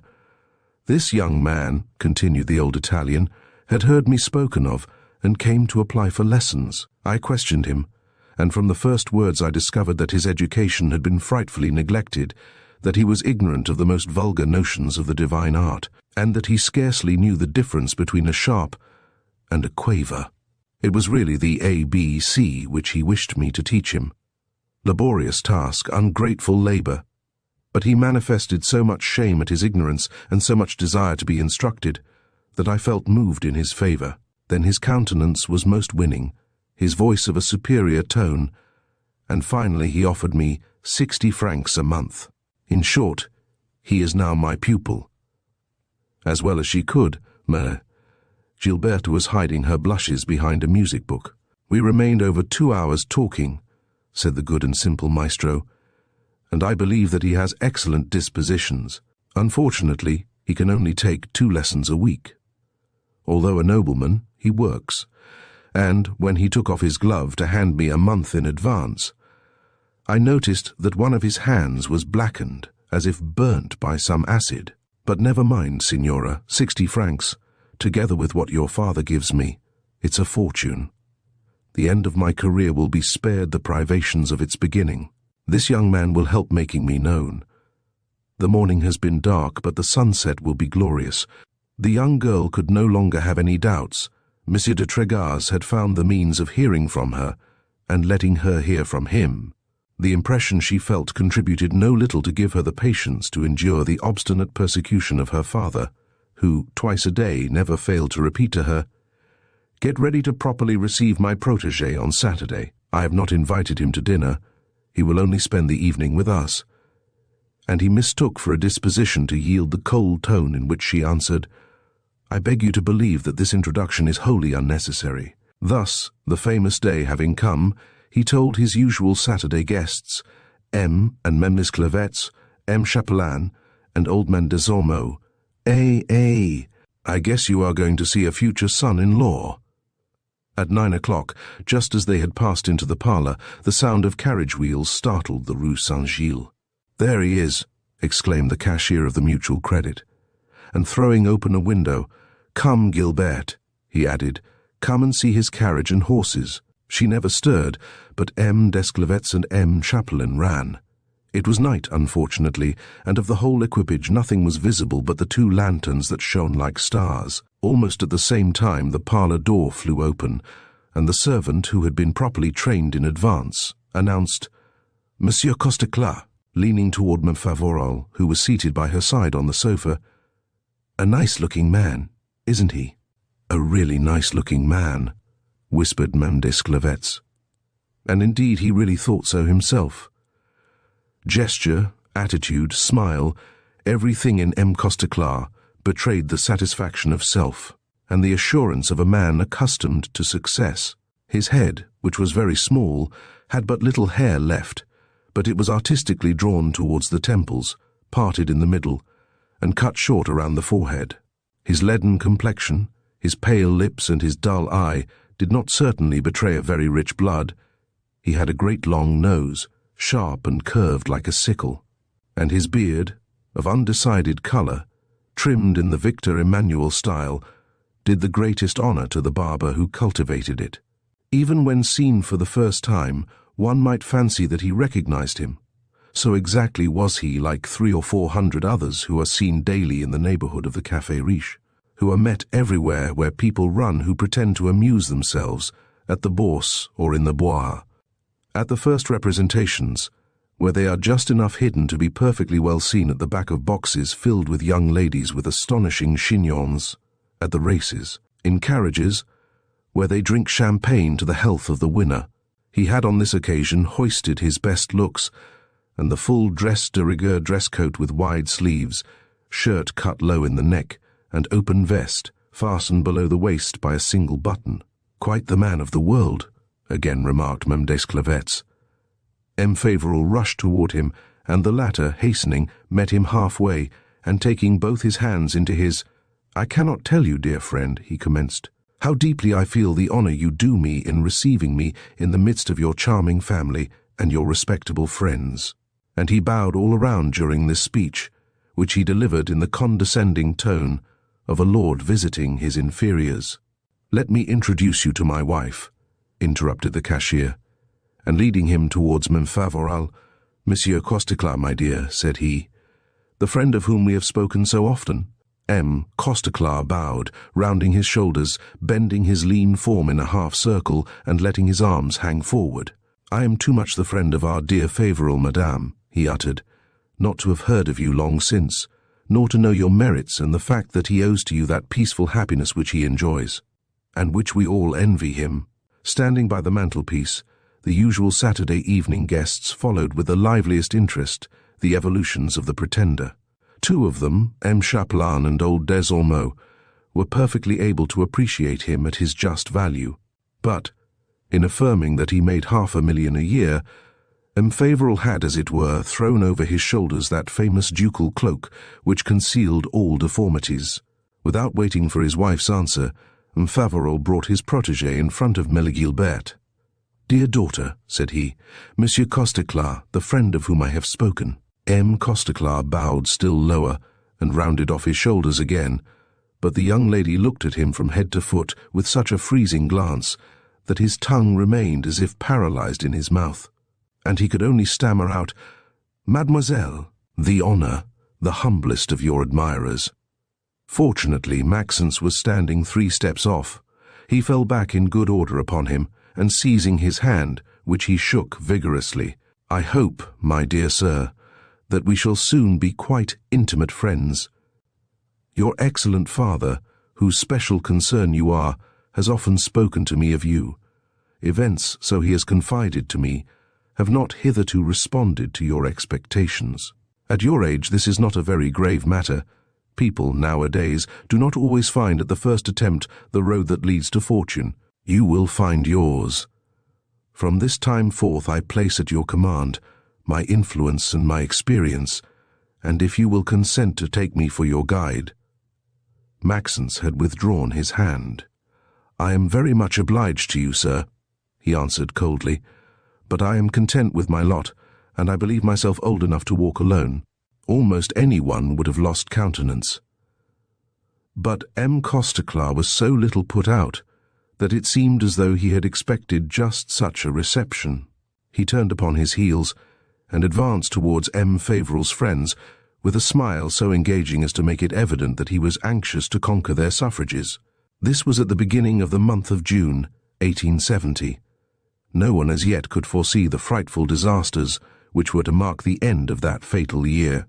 And yet there was everywhere in France that indefinable anxiety which precedes great social convulsions. The plebiscitum had not succeeded in restoring confidence. Every day the most alarming rumors were put in circulation, and it was with a sort of passion that people went in quest of news. Now, M. Costeclat was a wonderfully well-posted man. He had doubtless, on his way, stopped on the Boulevard des Italiens, that blessed ground where nightly the street brokers labor for the financial prosperity of the country. He had gone through the Passage de l'Opéra, which is, as is well known, the best market for the most correct and the most reliable news. Therefore he might safely be believed. Placing his back to the chimney, he had taken the lead in the conversation, and he was talking. Being a bull, he took a favorable view of everything. He believed in the eternity of the Second Empire. He sang the praise of the new cabinet. He was ready to pour out his blood for Émile Olivier. True, some people complained that business was dull and slow, but those people, he thought, were merely bears. Business had never been so brilliant, At no time had prosperity been greater. Capital was abundant. The institutions of credit were flourishing. Securities were rising. Everybody's pockets were full to bursting. And the others listened in astonishment to this inexhaustible prattle, this gab, more filled with gold spangles than Danzig cordial, with which the commercial travellers of the Bourse catch their customers. Suddenly, "But you must excuse me," he said, rushing towards the other end of the parlour. Vincent Favoral had just left the room to order tea to be brought in, and the seat by Mallet, Gilberte, being vacant. M. Costeclar occupied it promptly. "He understands his business," growled M. Desormeaux. "Surely," said M. Desclevets, "if I had some funds to dispose of just now, I would be most happy to have him for my son-in-law," declared M. Favoral. He was doing his best. Somewhat intimidated by Mélie Gilbert's first look, he had now fully recovered his wits. He commenced by sketching his own portrait. He had just turned 30 and had experienced the strong and the weak side of life. He had had successes but had tired of them. Having gauged the emptiness of what is called pleasure, he only wished now to find a partner for life, whose graces and virtues would secure his domestic happiness. He could not help noticing the absent look of the young girl, but he had, thought he, other means of compelling her attention. And he went on, saying that he felt himself cast of the metal of which model husbands are made. His plans were all made in advance. His wife would be free to do as she pleased. She would have her own carriage and horses, her box at the Italians and at the opera, and an open account at Worth's and Van Clopen's. As to diamonds, he would take care of that. He meant that his wife's display of wealth should be noticed, and even spoken of in the newspapers. Was this the terms of a bargain that he was offering? If so, it was so coarsely that Mère Gilberte, ignorant of life as she was, wondered in what world it might be that he had met with so many successes, and somewhat indignantly, "Unfortunately," she said, "the Bourse is perfidious, and the man who drives his own carriage today, tomorrow, may have no shoes to wear." M. Costeclar nodded with a smile. "Exactly so," said he. "A marriage protects one against such reverses. Every man in active business, when he marries, settles upon his wife reasonable fortune. I expect to settle 600,000 francs upon mine, so that, if you were to meet with an accident, we should enjoy our 30,000 a year under the very nose of the creditors."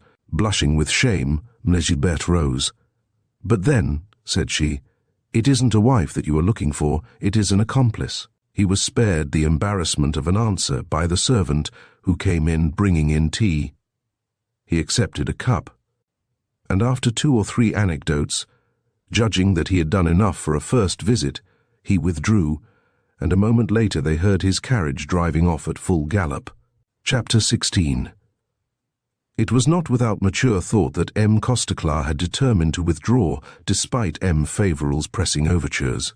However infatuated he might be with his own merits, he had been compelled to surrender to evidence, and to acknowledge that he had not exactly succeeded with Mélie Gilberte. But he also knew that he had the head of the house on his side, and he flattered himself that he had produced an excellent impression upon the guests of the house. Therefore, had he said to himself, "If I leave first, they will sing my praise, lecture the young person, and make her listen to reason." He was not far from being right. Mame Desclevets had been completely subjugated by the grand manners of this pretender, and M. Desclevets did not hesitate to affirm that he had rarely met anyone who pleased him more. The others, M. Chapelain and old Desormeaux, did not doubtless share this optimism, but M. Costeclar's annual 500,000 obscured singularly their clear-sightedness. They thought, perhaps, they had discovered in him some alarming features, but they had full and entire confidence in their friend Favoral's prudent sagacity. The particular and methodic cashier of the mutual credit was not apt to be enthusiastic, and if he opened the doors of his house to a young man, if he was so anxious to have him for his son-in-law, he must evidently have taken ample information.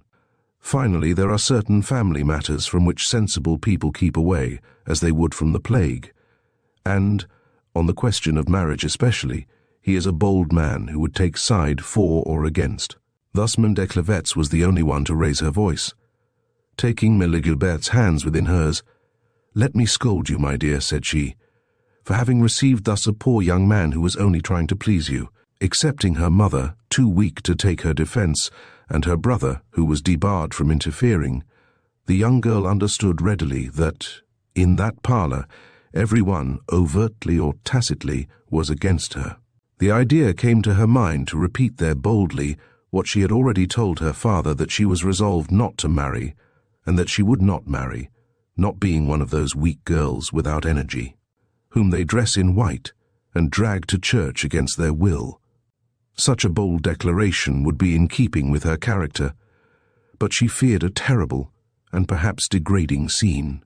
The most intimate friends of the family were ignorant of its most painful sores. In presence of his friends, M. Favoral dissembled, speaking in a mild voice and assuming a kindly smile, should she suddenly reveal the truth. "It is childish of you to run the risk of discouraging a clever fellow who makes $500,000 a year," continued the wife of the old bronze merchant, to whom such conduct seemed an abominable crime of lease money. Emile Gilbert had withdrawn her hands. "You did not hear what he said, madame." "I beg your pardon, I was quite near, and involuntarily—" "You have heard his propositions?" "Perfectly. He was promising you a carriage, a box at the opera, diamonds, freedom. Isn't that the dream of all young ladies?" "It is not mine, madame." "Dear me, what better can you wish? You must not expect more from a husband than he can possibly give." "That is not what I shall expect of him." In a tone of paternal indulgence, which his looks belied, "She is mad," suggested Emile Favoral. Tears of indignation filled Emile Gilbert's eyes. "Mame de Clevet's," she exclaimed, "forgets something. She forgets that this gentleman dared to tell me that he proposed to settle upon the woman he marries a large fortune, of which his creditors would thus be cheated in case of his failure in business." She thought, in her simplicity, that a cry of indignation would rise at these words. Instead of which, "Well, isn't it perfectly natural?" said M. des Clevet's. "It seems to me more than natural," insisted Mame des Clevet's, "that a man should be anxious to preserve from ruin his wife and children." "Of course," put in Emile Favoral, stepping resolutely toward her father. "Have you, then, taken such precautions yourself?" demanded Emile Gilbert. "No," answered the cashier of the Mutual Credit, and after a moment of hesitation, "but I am running no risks," he added. "In business, and when a man may be ruined by a mere rise or fall in stocks, he would be insane indeed who did not secure bread for his family, and above all, means for himself, wherewith to commence again. The Baron de Thala did not act otherwise, and should he meet with a disaster, Madame de Thala would still have a handsome fortune. M. Desormeaux was, perhaps, the only one not to admit freely that theory, and not to accept that ever-decisive reason. Others do it. But he was a philosopher, and thought it silly not to be of his time. He therefore contented himself with saying, "Hum, M. de Thala's creditors might not think that mode of proceeding entirely regular." "Then they might sue," said M. Chaplin, laughing. "People can always sue, only when the papers are well drawn." Emile Gilbert stood dismayed. She thought of Marius de Trégar's giving up his mother's fortune to pay his father's debts. What would he say, thought she, should he hear such opinions? The cashier of the Mutual Credit resumed, "Surely I blame every species of fraud, but I pretend, and I maintain, that a man who has worked 20 years to give a handsome dowry to his daughter has the right to demand of his son-in-law certain conservative measures to guarantee the money, which, after all, is his own, and which is to benefit no one but his own family." This declaration closed the evening. It was getting late. The Saturday guests put on their overcoats and, as they were walking home, "Can you understand that little Gilbert?" said Madame des Clevet's. "I'd like to see a daughter of mine have such fancies, but her poor mother is so weak." "Yes, but friend Favoral is firm enough for both," interrupted M. Desormeaux. "And it is more than probable that at this very moment he is correcting his daughter of the sin of sloth." Well, not at all. Extremely angry as M. Favoral must have been, neither that evening nor the next day did he make the remotest allusion to what had taken place. The following Monday only, before leaving for his office, casting upon his wife and daughter one of his ugliest looks. "Costeclar owes us a visit," said he, "and it is possible that he may call in my absence. I wish him to be admitted, and I forbid you to go out, so that you can have no pretext to refuse him the door. I presume there will not be found in my house anyone bold enough to ill-receive a man whom I like, and whom I have selected for my son-in-law." But was it probable, was it even possible that M. Costeclar could venture upon such a step after Emile Gilbert's treatment of him on the previous Saturday evening? "No, 1,000 times no," affirmed Maxence to his mother and sister. "So you may rest easy." Indeed, they tried to be, until that very afternoon the sound of rapidly rolling wheels attracted Mme. Favoral to the window. A coupe, drawn by 2 grey horses, had just stopped at the door. "It must be he," she said to her daughter. Emile Gilbert had turned slightly pale. "There is no help for it, mother," she said. "You must receive him. And you?" "I shall remain in my room." "Do you suppose he won't ask for you?" "You will answer that I am unwell. He will understand." "But your father, unhappy child, your father." "I do not acknowledge to my father the right of disposing of my person against my wishes. I detest that man to whom he wishes to marry me. Would you like to see me his wife, to know me given up to the most intolerable torture? No, there is no violence in the world that will ever wring my consent from me. So, mother dear, do what I ask you. My father can say what he pleases. I take the whole responsibility upon myself." There was no time to argue. The bell rang. Meh. Gilbert had barely time to escape through one of the doors of the parlour, whilst M. Costeclar was entering at the other. If he did have enough perspicacity to guess what had just taken place, he did not in any way show it. He sat down, and it was only after conversing for a few moments upon indifferent subjects that he asked how Mele, Gilberte, was. "She is somewhat unwell," stammered Meme Favoral. He did not appear surprised, only, "Our dear Favoral," he said, "will be still more pained than I am when he hears of this mishap." Better than any other mother, Emile Favoral must have understood and approved Mele Gilberte's invincible repugnance. To her also, when she was young, her father had come one day and said, "I have discovered a husband for you." She had accepted him blindly. Bruised and wounded by daily outrages, she had sought refuge in marriage, as in a haven of safety. And since, hardly a day had elapsed, that she had not thought it would have been better for her to have died, rather than to have riveted to her neck those fetters that death alone can remove. She thought, therefore, that her daughter was perfectly right, and yet 20 years of slavery had so weakened the springs of her energy that under the glance of Costeclar, threatening her with her husband's name, she felt embarrassed and could scarcely stammer some timid excuses, and she allowed him to prolong his visit, and consequently her torment for over half an hour. Then, when he had gone, "He and your father understand each other," said she to her daughter. "That is but too evident. What is the use of struggling?" A fugitive blush coloured the pale cheeks of Mele Gilbert. For the past 48 hours she had been exhausting herself, seeking an issue to an impossible situation, and she had accustomed her mind to the worst eventualities. "Do you wish me, then, to desert the paternal roof?" she exclaimed. Meme Favoral almost dropped on the floor. "You would run away," she stammered. "You? Rather than become that man's wife, yes. And where would you go, unfortunate child? What would you do?" "I can earn my living." Meme Favoral shook her head sadly. The same suspicions were reviving within her that she had felt once before. "Gilbert," she said in a beseeching tone, "am I then no longer your best friend? And will you not tell me from what sources you draw your courage and your resolution?" And as her daughter said nothing, "God alone knows what may happen," sighed the poor woman. Nothing happened, but what could have been easily foreseen.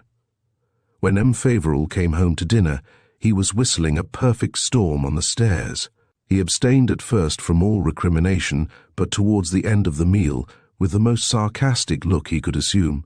"It seems," he said to his daughter, "that you were unwell this afternoon?" Bravely, and without flinching, she sustained his look, and in a firm voice, "I shall always be indisposed," she replied. "When M. Costeclar calls." You hear me, don't you, Father, always?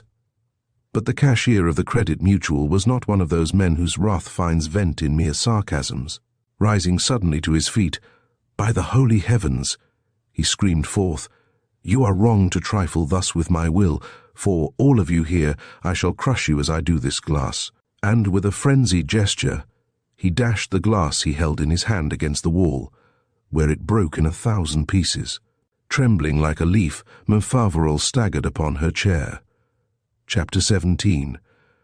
"Better kill her at once," said Gilbert coldly.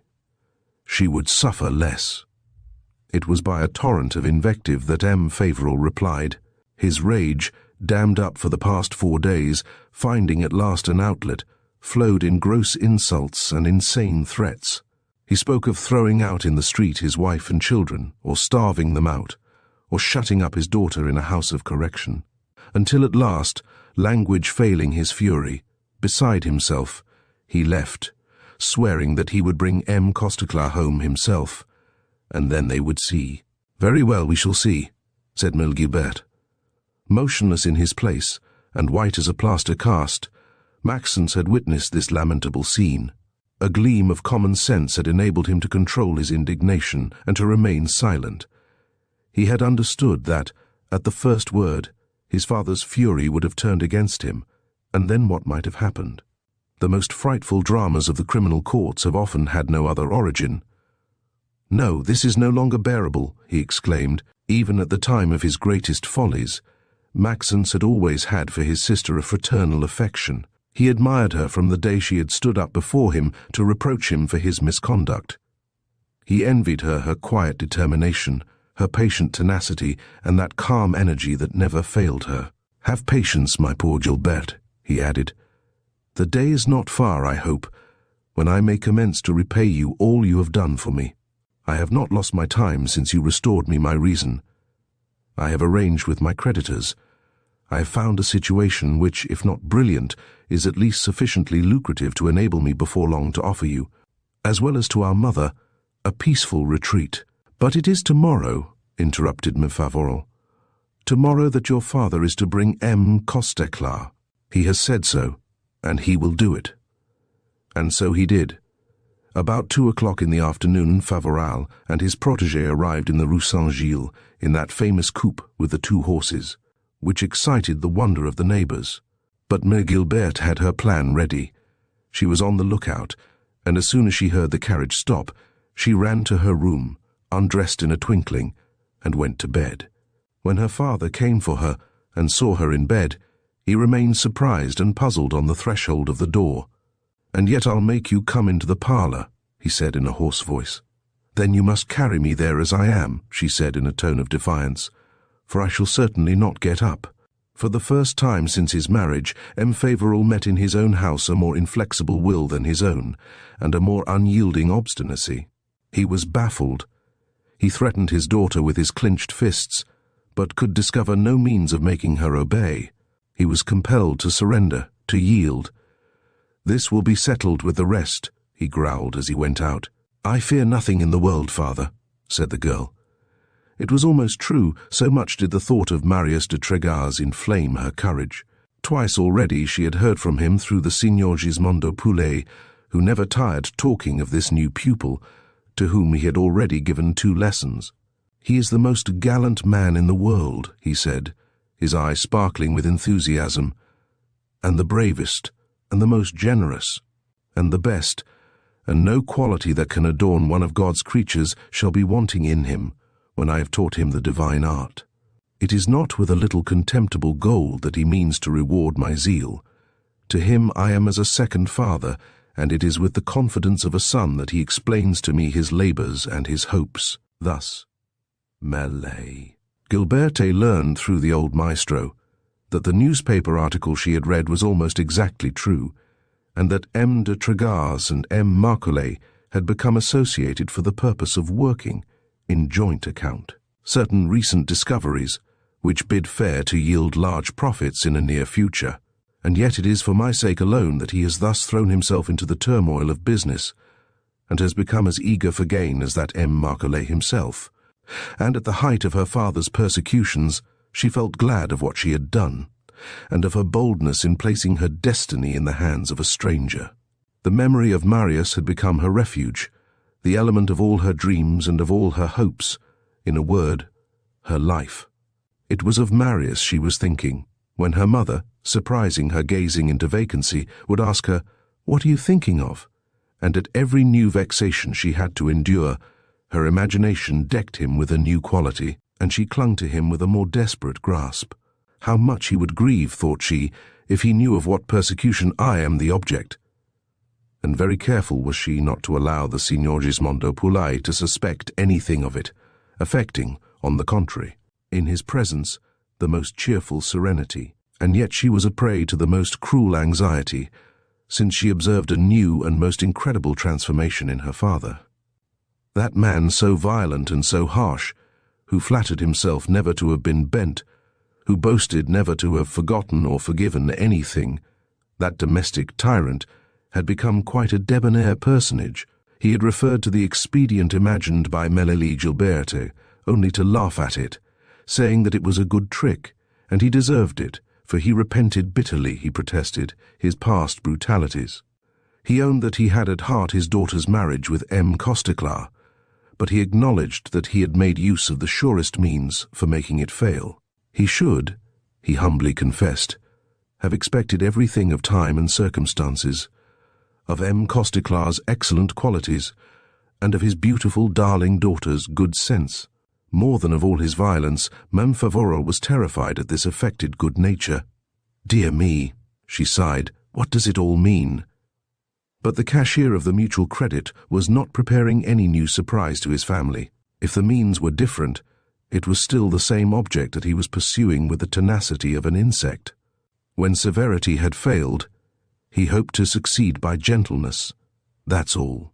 Only this assumption of hypocritical meekness was too new to him to deceive anyone. At every moment the mask fell off, the claws showed, and his voice trembled with ill-suppressed rage in the midst of his most honeyed phrases. Moreover, he entertained the strangest illusions, because for 48 hours he had acted the part of a good-natured man, because one Sunday he had taken his wife and daughter out riding in the Bois de Vincennes. Because he had given Maxence a 100-franc note, he imagined that it was all over, that the past was obliterated, forgotten and forgiven, and drawing Gilberte upon his knees, "Well, daughter," he said, "you see that I don't importune you any more, and I leave you quite free. I am more reasonable than you are." But on the other hand, and according to an expression which escaped him later, he tried to turn the enemy. He did everything in his power to spread in the neighborhood the rumor of Emile Gilberte's marriage with a financier of colossal wealth, that elegant young man who came in a coupe with 2 horses. Vincent Favoral could not enter a shop without being covertly complimented upon having found such a magnificent establishment for her daughter. Loud, indeed, must have been the gossip, for its echo reached even the inattentive ears of the Signor Gismondo Pullai. One day, suddenly interrupting his lesson, "You are going to be married, Signora?" he inquired. Gilberte started. What the old Italian had heard, he would surely ere long repeat to Marius. It was therefore urgent to undeceive him. "It is true," she replied, "that something has been said about a marriage, dear maestro." Ah, only my father had not consulted me. That marriage will never take place, I swear it." She expressed herself in a tone of such ardent conviction that the old gentleman was quite astonished, little dreaming that it was not to him that this energetic denial was addressed. "My destiny is irrevocably fixed," added Emile Gilbert. "When I marry, I will consult the inspirations of my heart only. In the meantime, it was a veritable conspiracy against her." M. Favoral had succeeded in interesting in the success of his designs his habitual guests, not M. and M. Desclavets, who had been seduced from the first, but M. Chapelain and old Desormeaux himself, so that they all vied with each other in their efforts to bring the dear child to reason, and to enlighten her with their counsels. "Father must have a still more considerable interest in this alliance than he has allowed us to think," she remarked to her brother. Maxence was also absolutely of the same opinion. "And then," he added, Our father must be terribly rich. 4. Do not deceive yourself. It isn't solely for your pretty blue eyes that this Costecler persists in coming here twice a week to pocket a new mortification. What enormous dowry can he be hoping for? I am going to speak to him myself and try to find out what he is after. But Mlle Gilberte had but slight confidence in her brother's diplomacy. I beg of you, she said, don't meddle with that business. Yes, yes, I will. Fear nothing. I'll be prudent. Having taken his resolution, Maxence placed himself on the lookout, and the very next day, as M. Costecler was stepping out of his carriage at the door, he walked straight up to him. I wish to speak to you, sir, he said. Self-possessed as he was, the brilliant financier succeeded but poorly in concealing a surprise that looked very much like fright. I'm going in to call on your parents, sir, he replied, and whilst waiting for your father, with whom I have an appointment, I shall be at your command. No, no, interrupted Maxence. What I have to say must be heard by you alone. Come along this way, and we shall not be interrupted. And he led M. Costecler away as far as the Place Royal. Once there, you are very anxious to marry my sister, sir, he commenced. During their short walk, M. Costecler had recovered himself. He had resumed all his impertinent assurance, looking at Maxence from head to foot with anything but a friendly look. It is my dearest and my most ardent wish, sir, he replied.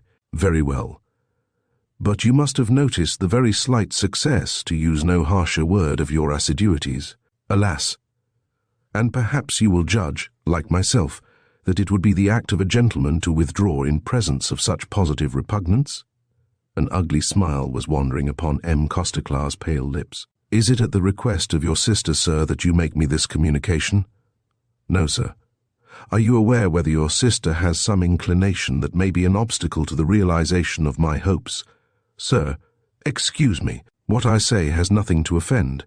It might very well be that your sister, before I had the honor of being introduced to her, had already fixed her choice. He spoke so loud that Maxence looked sharply around to see whether there was not someone within hearing. He saw no one but a young man who seemed quite absorbed reading a newspaper. But, sir, he resumed, what would you answer if I, the brother of the young lady whom you wish to marry against her wishes, I called upon you to cease your assiduities? Monsieur Costecler bowed ceremoniously. I would answer you, sir, he uttered, that your father's assent is sufficient for me. My suit has nothing but is honourable. Your sister may not like me, that is a misfortune, but it is not irreparable. When she knows me better, I venture to hope that she will overcome her unjust prejudices. Therefore I shall persist. Maxence insisted no more. He was irritated at M. Costecler's coolness, but it was not his intention to push things further. There will always be time, he thought, to resort to violent measures. But when he reported this conversation to his sister, it is clear, he said, that between our father and that man, there is a community of interests which I am unable to discover. What business have they together? In what respect can your marriage either help or injure them? I must see. Try and find out exactly who is this Costecler. The deuce take him. He started out the same day, and had not far to go. M. Costecler was one of those personalities which only bloom in Paris, and are only met in Paris, the same as cab horses, and young ladies with yellow chignons. He knew everybody, and everybody knew him. He was well known at the Bourse, in all the principal restaurants, where he called the waiters by their first names, at the box office of the theatres, at all the pool rooms, and at the European Club, otherwise called the Nomadic Club, of which he was a member. He operated at the Bourse, that was sure. He was said to own a third interest in a stockbroker's office. He had a good deal of business with M. Jotres, of the house of Jotres and Brother, and M. St. Pavin, the manager of a very popular journal, the Financial Pilot.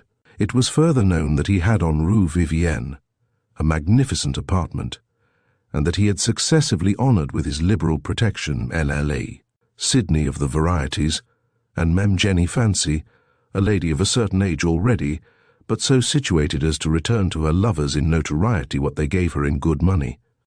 So much did Maxence learn without difficulty, As to any more precise details, it was impossible to obtain them. To his pressing questions upon M. Costeclar's antecedents, "He is a perfectly honest man," answered some. "He is simply a speculator," affirmed others, but all agreed that he was a sharp one, who would surely make his fortune, and without passing through the police courts either. "How can our father and such a man be so intimately connected?" wondered Maxence and his sister. And they were lost in conjectures when suddenly, at an hour when he never set his foot in the house, M. Favoral appeared, throwing a letter upon his daughter's lap. "See what I have just received from Costeclar," he said in a hoarse voice. "Read." She read, "Allow me, dear friend, to release you from your engagement. Owing to circumstances absolutely beyond my control, I find myself compelled to give up the honor of becoming a member of your family." What could have happened? Standing in the middle of the parlor, the cashier of the Mutual Credit held, bowed down beneath his glance, his wife and children, Mama, Favoral trembling, Maxence starting in mute surprise, and Emile Gilbert, who needed all the strength of her will to control the explosion of her immense joy. Everything in M. Favoral betrayed, nevertheless, much more the excitement of a disaster than the rage of a deception. Never had his family seen him thus, livid, his cravat undone, his hair wet with perspiration and clinging to his temples. "Will you please explain this letter?" he asked at last. And as no one answered him, he took up that letter again from the table where May Gilbert had laid it, and commenced reading it again, scanning each syllable, as if in hopes of discovering in each word some hidden meaning. "What did you say to Costeclar?"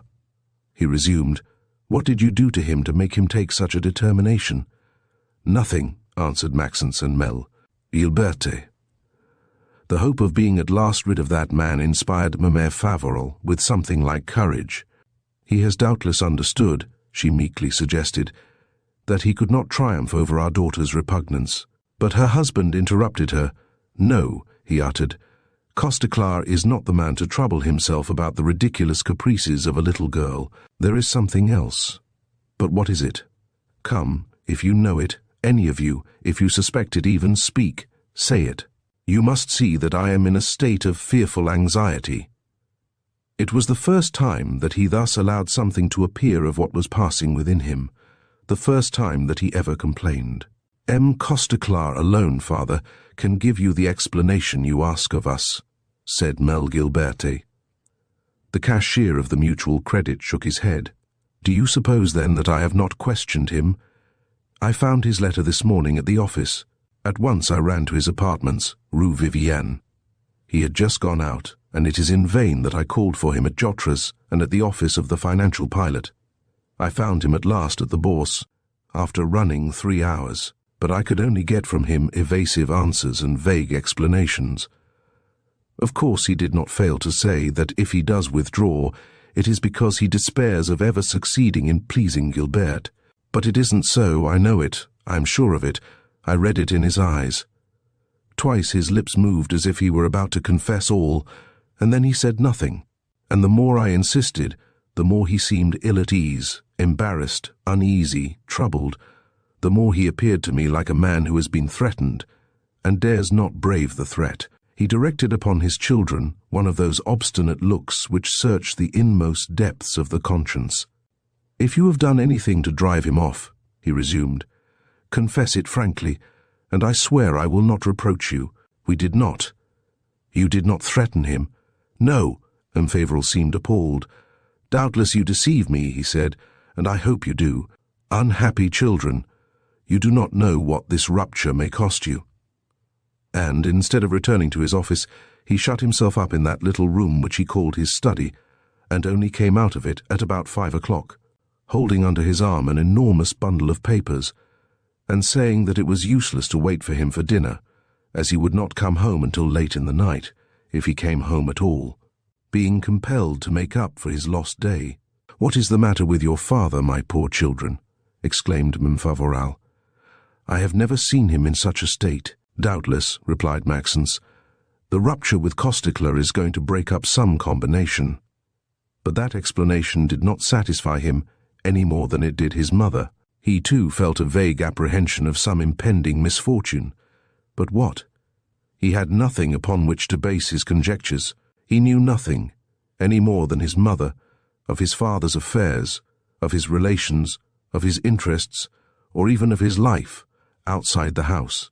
And mother and son lost themselves in suppositions as vain as if they had tried to find the solution of a problem, without possessing its terms.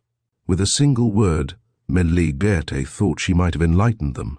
In the unerring certainty of the blow, in the crushing promptness of the result, she thought she could recognize the hand of Marius de Tregar's. She recognized the hand of the man who acts and does not talk. And the girl's pride felt flattered by this victory, by this proof of the powerful energy of the man whom, unknown to all, she had selected. She liked to imagine Marius de Tregar's and M. Costeclar in presence of each other, the one as imperious and haughty as she had seen him meek and trembling, the other more humble still than he was arrogant with her. One thing is certain, she repeated to herself, and that is, I am saved.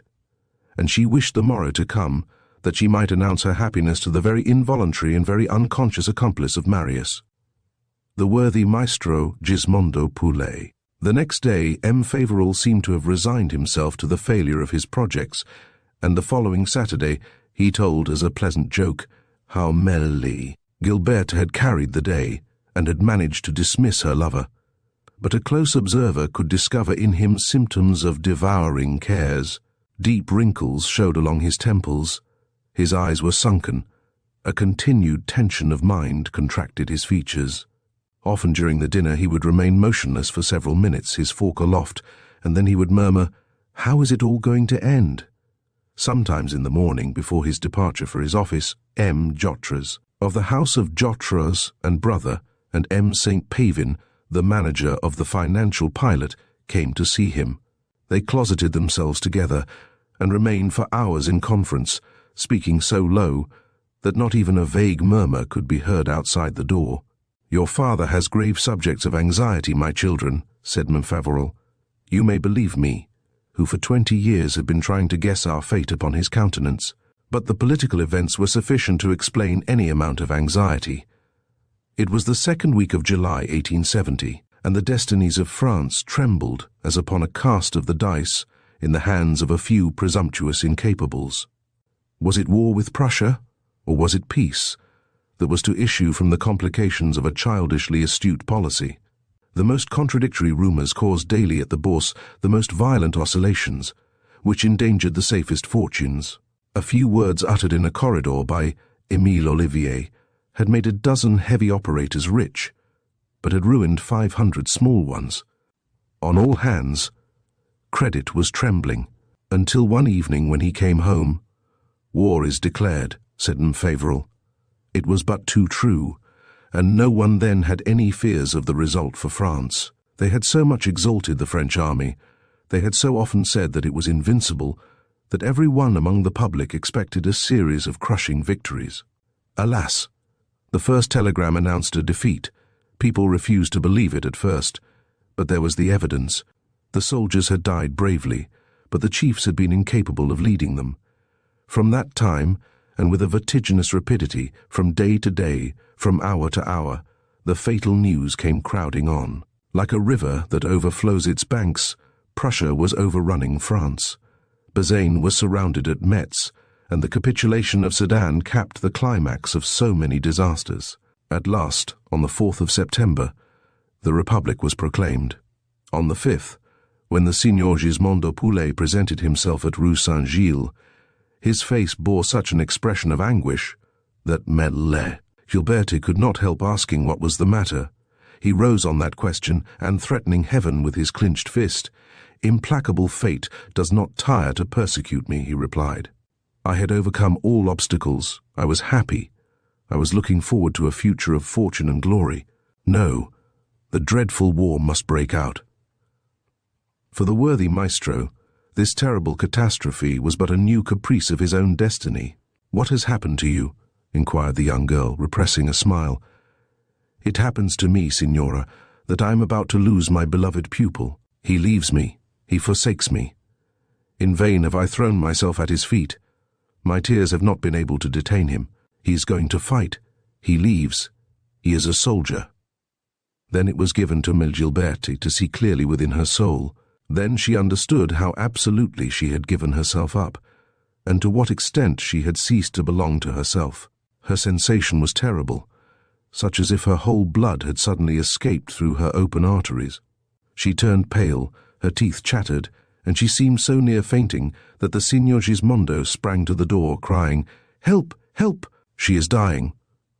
Mem Favoral, frightened, came running in. But already, thanks to an all-powerful projection of will, Malay, Gilberte had recovered, and smiling a pale smile, "It's nothing, Mamma," she said. "A sudden pain in the head, but it's gone already." The worthy maestro was in perfect agony. Taking Mem Favoral aside, "It is my fault," he said. "It is the story of my unheard-of misfortunes that has upset her thus. Monstrous egotist that I am. I should have been careful of her exquisite sensibility." She insisted, nevertheless, upon taking her lesson as usual, and recovered enough presence of mind to extract from the Signor Gismondo everything that his much-regretted pupil had confided to him. That was not much. He knew that his pupil had gone, like anyone else, to Rue St, Midi, that he had signed an engagement, and had been ordered to join a regiment in process of formation near Tours. And as he went out, "That is nothing," said the kind maestro to Mem Favoral. "The signora has quite recovered, and is as gay as a lark." The signora, shut up in her room, was shedding bitter tears. She tried to reason with herself, and could not succeed. Never had the strangeness of her situation so clearly appeared to her. She repeated to herself that she must be mad to have thus become attached to a stranger. She wondered how she could have allowed that love, which was now her very life, to take possession of her soul. But to what end? It no longer rested with her to undo what had been done. When she thought that Marius de Tregas was about to leave Paris to become a soldier, to fight, to die perhaps, she felt her head whirl.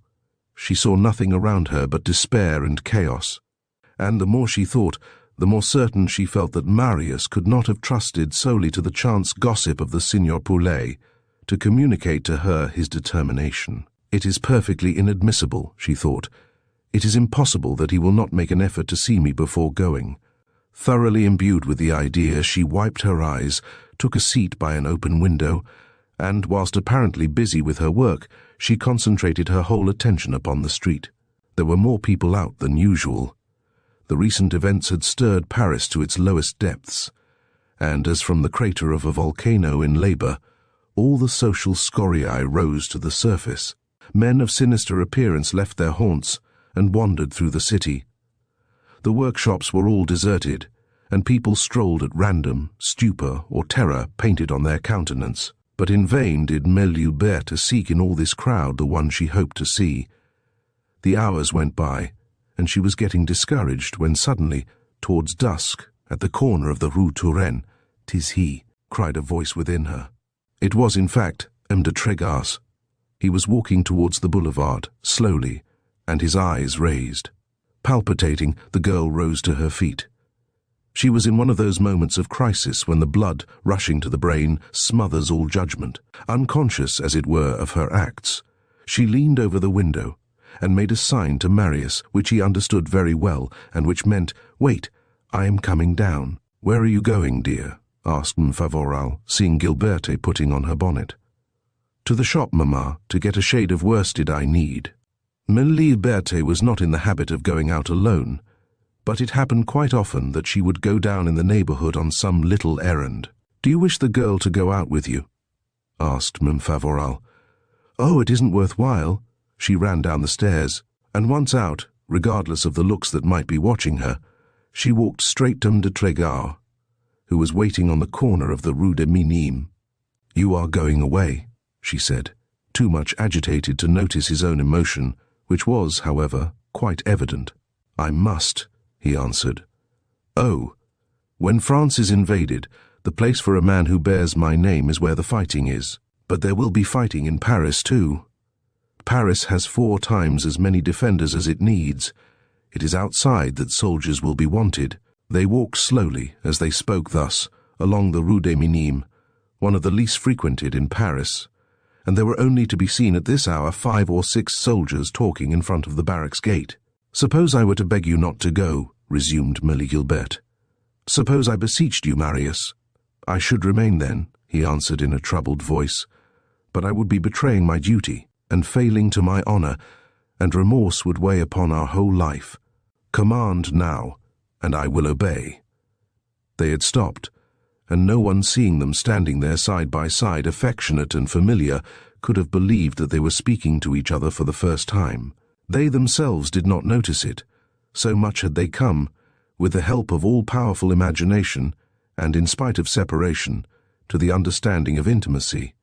After a moment of painful reflection, "I do not ask you any longer to stay," uttered the young girl. He took her hand and raised it to his lips.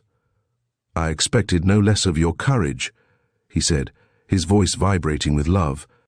But he controlled himself, and in a more quiet tone, "Thanks to the indiscretion of Poulet," he added, "I was in hopes of seeing you, but not to have the happiness of speaking to you. I had written—" He drew from his pocket a large envelope, and handing it to Emile Gilbert, "Here is the letter," he continued, "which I intended for you. It contains another, which I beg you to preserve carefully, and not to open unless I do not return. I leave you in Paris a devoted friend, the Count de Villers. Whatever may happen to you, apply to him with all confidence as you would to myself." Emile Gilbert, staggering, leaned against the wall. "When do you expect to leave?" she inquired. "This very night. Communications may be cut off at any moment." Admirable in her sorrow, but also full of energy, the poor girl looked up and held out her hand to him. "Go then," she said. "Oh, my only friend, go since honor commands. But do not forget that it is not your life alone that you are going to risk."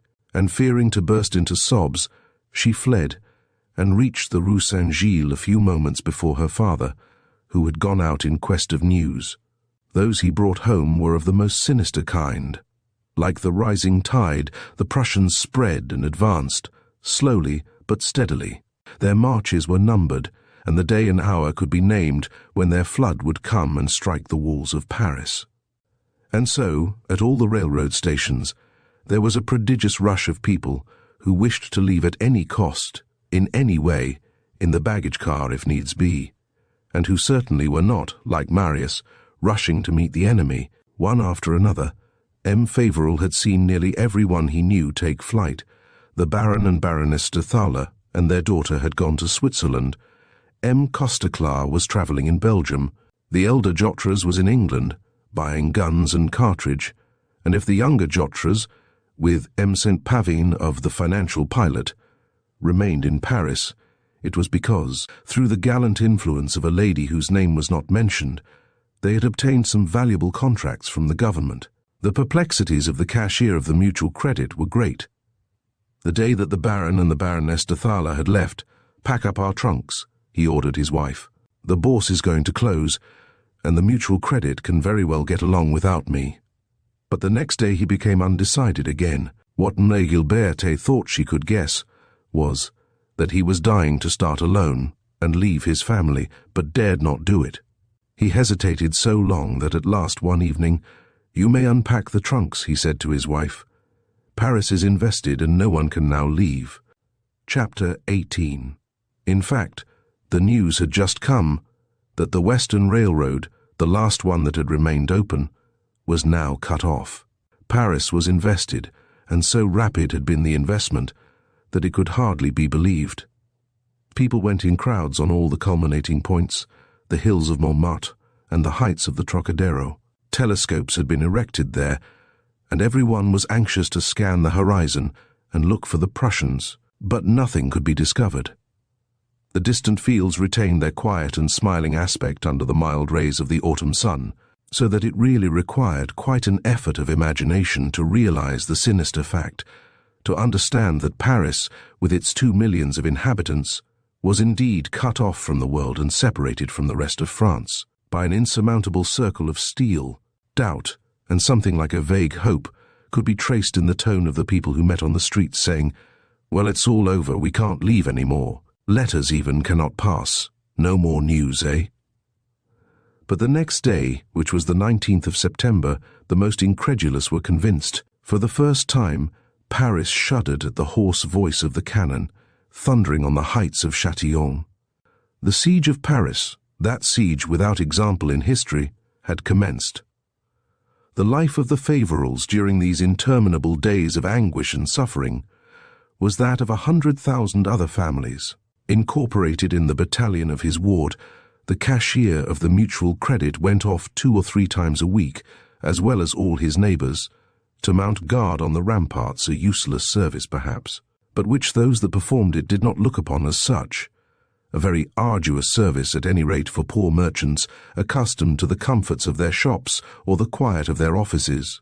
To be sure, there was nothing heroic in tramping through the mud, in receiving the rain or the snow upon the back, in sleeping on the ground or on dirty straw, in remaining on guard with the thermometer 20 degrees below the freezing point, but people die of pleurisy quite as certainly as of a Prussian bullet, and many died of it. Maxence showed himself but rarely at Rue St. Gilles. Enlisted in a battalion of sharpshooters, he did duty at the advanced posts, and, as to Emile Favoral and Emile Gaboriau, they spent the day trying to get something to live on. Rising before daylight, through rain or snow, they took their stand before the butcher's stall, and, after waiting for hours, received a small slice of horsemeat. Alone in the evening, by the side of the hearth were a few pieces of green wood smoked without burning. They started at each of the distant reports of the cannon. At each detonation that shook the window panes, Emile Favoral thought that it was, perhaps, the one that had killed her son, and Emile Gaboriau was thinking of Marius de Trégar's. The accursed days of November and December had come. There were constant rumours of bloody battles around Orleans. She imagined Marius, mortally wounded, expiring on the snow, alone, without help, and without a friend to receive his supreme will and his last breath. One evening the vision was so clear, and the impression so strong, that she started up with a loud cry. "What is it?" asked Emile Favoral, alarmed. "What is the matter?" With a little perspicacity, the worthy woman could easily have obtained her daughter's secret, for Gilles was not in condition to deny anything, but she contented herself with an explanation which meant nothing, and had not a suspicion, when the girl answered with a forced smile, "It's nothing, dear mother, nothing but an absurd idea that crossed my mind." Strange to say, never had the cashier of the mutual credit been for his family what he was during these months of trials. During the first weeks of the siege he had been anxious, agitated, nervous. He wandered through the house like a soul in trouble. He had moments of inconceivable prostration, during which tears could be seen rolling down upon his cheeks, and then fits of anger without motive. But each day that elapsed had seemed to bring calm to his soul. Little by little, he had become to his wife so indulgent and so affectionate that the poor Helotte felt her heart touched. He had for his daughter attentions which caused her to wonder. Often, when the weather was fine, he took them out walking, leading them along the quays towards a part of the walls occupied by the battalion of their ward. Twice he took them to Saint-Ouen, where the sharpshooters were encamped to which Maxence belonged. Another day he wished to take them to visit M. de Thaler's house, of which he had charge. They refused, and instead of getting angry, as he certainly would have done formerly, he commenced describing to them the splendours of the apartments, the magnificent furniture, the carpets and the hangings, the paintings by the great masters, the objects of arts, the bronzes, in a word, all that dazzling luxury of which financiers make use, somewhat as hunters do of the mirror with which larks are caught. Of business, nothing was ever said. He went every morning as far as the office of the mutual credit, but as he said, it was solely as a matter of form. Once in a long while, M. St. Pavin and the younger Jotres paid a visit to the Rue St. Gilles. They had suspended, the one the payments of his banking house, the other the publication of the financial pilot, but they were not idle for all that, and in the midst of the public distress, they still managed to speculate upon something, no one knew what, and to realize profits.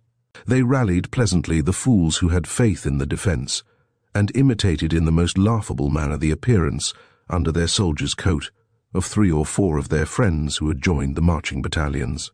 They boasted that they had no privations to endure, and always knew where to find the fresh butter wherewith to dress the large slices of beef which they possessed the art of finding.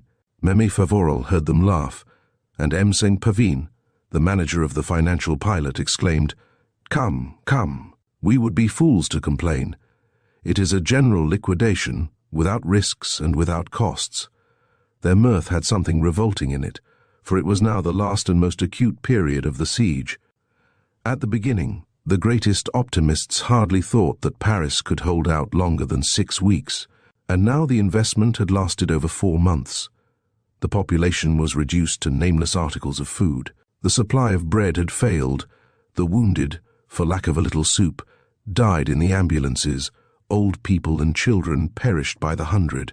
On the left bank, the shells came down thick and fast. The weather was intensely cold, and there was no more fuel. And yet no one complained.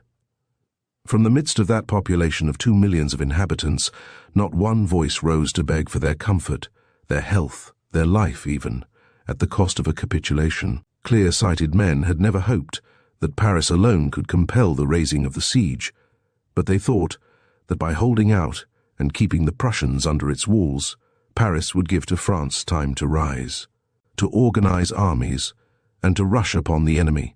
There was the duty of Paris, and Paris was toiling to fulfill it to the utmost limits of possibility, reckoning as a victory each day that it gained. Unfortunately, all this suffering was to be in vain. The fatal hour struck when, supplies being exhausted, it became necessary to surrender. During 3 days the Prussians camped in the Champs-Élysées, gazing with longing eyes upon that city, object of their most eager desires, that Paris within which, victorious though they were, they had not dared to venture. Then, soon after, communications were reopened, and one morning, as he received a letter from Switzerland, "It is from the Baron de Thaler," exclaimed M. Favoral. Exactly so. The manager of the Mutual Credit was a prudent man. Pleasantly situated in Switzerland, he was in no wise anxious to return to Paris before being quite certain that he had no risks to run. Upon receiving M. Favoral's assurances to that effect, he started, and almost at the same time the elder Jotres and M. Costeclar made their appearance. Chapter 19. It was a curious spectacle, the return of those braves for whom Parisian slang had invented the new and significant expression of franc-fileur. They were not so proud then as they have been since, feeling rather embarrassed in the midst of a population still quivering with the emotions of the siege. They had at least the good taste to try and find pretexts for their absence. "I was cut off," affirmed the Baron de Thaler. "I had gone to Switzerland to place my wife and daughter in safety. When I came back, goodbye." The Prussians had closed the doors. For more than a week I wandered around Paris trying to find an opening. I became suspected of being a spy. I was arrested, a little more, and I was shot dead. "As to myself," declared M. Costeclar, "I foresaw exactly what has happened. I knew that it was outside, to organize armies of relief, that men would be wanted. I went to offer my services to the government of defense, and everybody in Bordeaux saw me booted and spurred, and ready to leave." He was consequently soliciting the cross of the Legion of Honor, and was not without hopes of obtaining it through the all-powerful influence of his financial connections. "Didn't so-and-so get it?" he replied to objections, and he named this or that individual whose feats of arms consisted principally in having exhibited themselves in uniforms covered with gold lace to the very shoulders. "But I am the man who deserves it most, that cross," insisted the younger M. Jotres, "for I at least have rendered valuable services." And he went on telling how, after searching for arms all over England, he had sailed for New York, where he had purchased any number of guns and cartridges, and even some batteries of artillery. This last journey had been very wearisome to him, he added, and yet he did not regret it, for it had furnished him an opportunity to study on the spot the financial morals of America. And he had returned with ideas enough to make the fortune of 3 or 4 stock companies with 20 millions of capital. "Ah, those Americans," he exclaimed. "They are the men who understand business. We are but children by the side of them." It was through M. Chapelain, the Desclevets, and old Desormeaux that these news reached the Rue St. Gilles. It was also through Maxence, whose battalion had been dissolved, and who, whilst waiting for something better, had accepted a clerkship in the office of the Orléans Railway, where he earned 200 francs a month. For Emile Favoral saw and heard nothing that was going on around him. He was wholly absorbed in his business. He left earlier, came home later, and hardly allowed himself time to eat and drink. He told all his friends that business was looking up again in the most unexpected manner, that there were fortunes to be made by those who could command ready cash, and that it was necessary to make up for lost time. He pretended that the enormous indemnity to be paid to the Prussians would necessitate an enormous movement of capital, financial combinations, a loan, and that so many millions could not be handled without allowing a few little millions to fall into intelligent pockets. Dazzled by the mere enumeration of those fabulous sums, "I should not be a bit surprised," said the others, "to see Favoral double and treble his fortune. What a famous match his daughter will be." Alas, never had Emile Gilbert felt in her heart so much hatred and disgust for that money, the only thought, the sole subject of conversation of those around her. For that cursed money, which had risen like an insurmountable obstacle between Marius and herself. For 2 weeks past, the communications had been completely restored, and there was as yet no sign of M. de Tregars. It was with the most violent palpitations of her heart that she awaited each day the hour of the Signor Gismondo Poulet's lesson, and more painful each time became her anguish when she heard him exclaim, "Nothing, not a line, not a word. The pupil has forgotten his old master." But Gilbert knew well that Marius did not forget.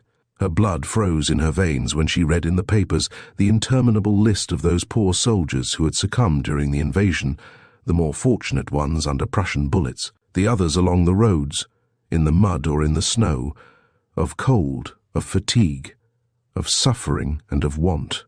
She could not drive from her mind the memory of that lugubrious vision which had so much frightened her, and she was asking herself whether it was not one of those inexplicable presentiments of which there are examples, which announce the death of a beloved person. Alone at night in her little room, Gilbert withdrew from the hiding place, where she kept it preciously, that package which Marius had confided to her, recommending her not to open it until she was sure that he would not return. It was very voluminous, enclosed in an envelope of thick paper, sealed with red wax, bearing the arms of Tregars, and she had often wondered what it could possibly contain, and now she shuddered at the thought that she had perhaps the right to open it. And she had no one of whom she could ask for a word of hope. She was compelled to hide her tears and to put on a smile. She was compelled to invent pretexts for those who expressed their wonder at seeing her exquisite beauty withering in the bud, for her mother, whose anxiety was without limit when she saw her thus pale, her eyes inflamed and undermined by a continuous fever. True, Marius, on leaving, had left her a friend, the Count de Villeg, and if anyone knew anything, he certainly did, but she could see no way of hearing from him without risking her secret. Write to him? Nothing was easier since she had his address, Rue Turenne, but where could she ask him to direct his answer? Rue St. Gilles? Impossible. True, she might go to him, or make an appointment in the neighborhood, but how could she escape, even for an hour, without exciting Emile Favoral's suspicions? Sometimes it occurred to her to confide in Maxence, who was laboring with admirable constancy to redeem his past. But what? Must she then confess the truth, confess that she, Gilberte, had lent her ears to the words of a stranger, met by chance in the street, and that she looked forward to no happiness in life save through him? She dared not. She could not take upon herself to overcome the shame of such a situation. She was on the verge of despair, the day when the Signor Poulet arrived radiant, exclaiming from the very threshold, "I have news," and at once, without surprise at the awful emotion of the girl, which he attributed solely to the interest she felt for him, Gismondo Poulet, he went on. "I did not get them direct, but through a respectable signor with long moustaches, and a red ribbon at his buttonhole, who, having received a letter from my dear pupil, has deigned to come to my room and read it to me.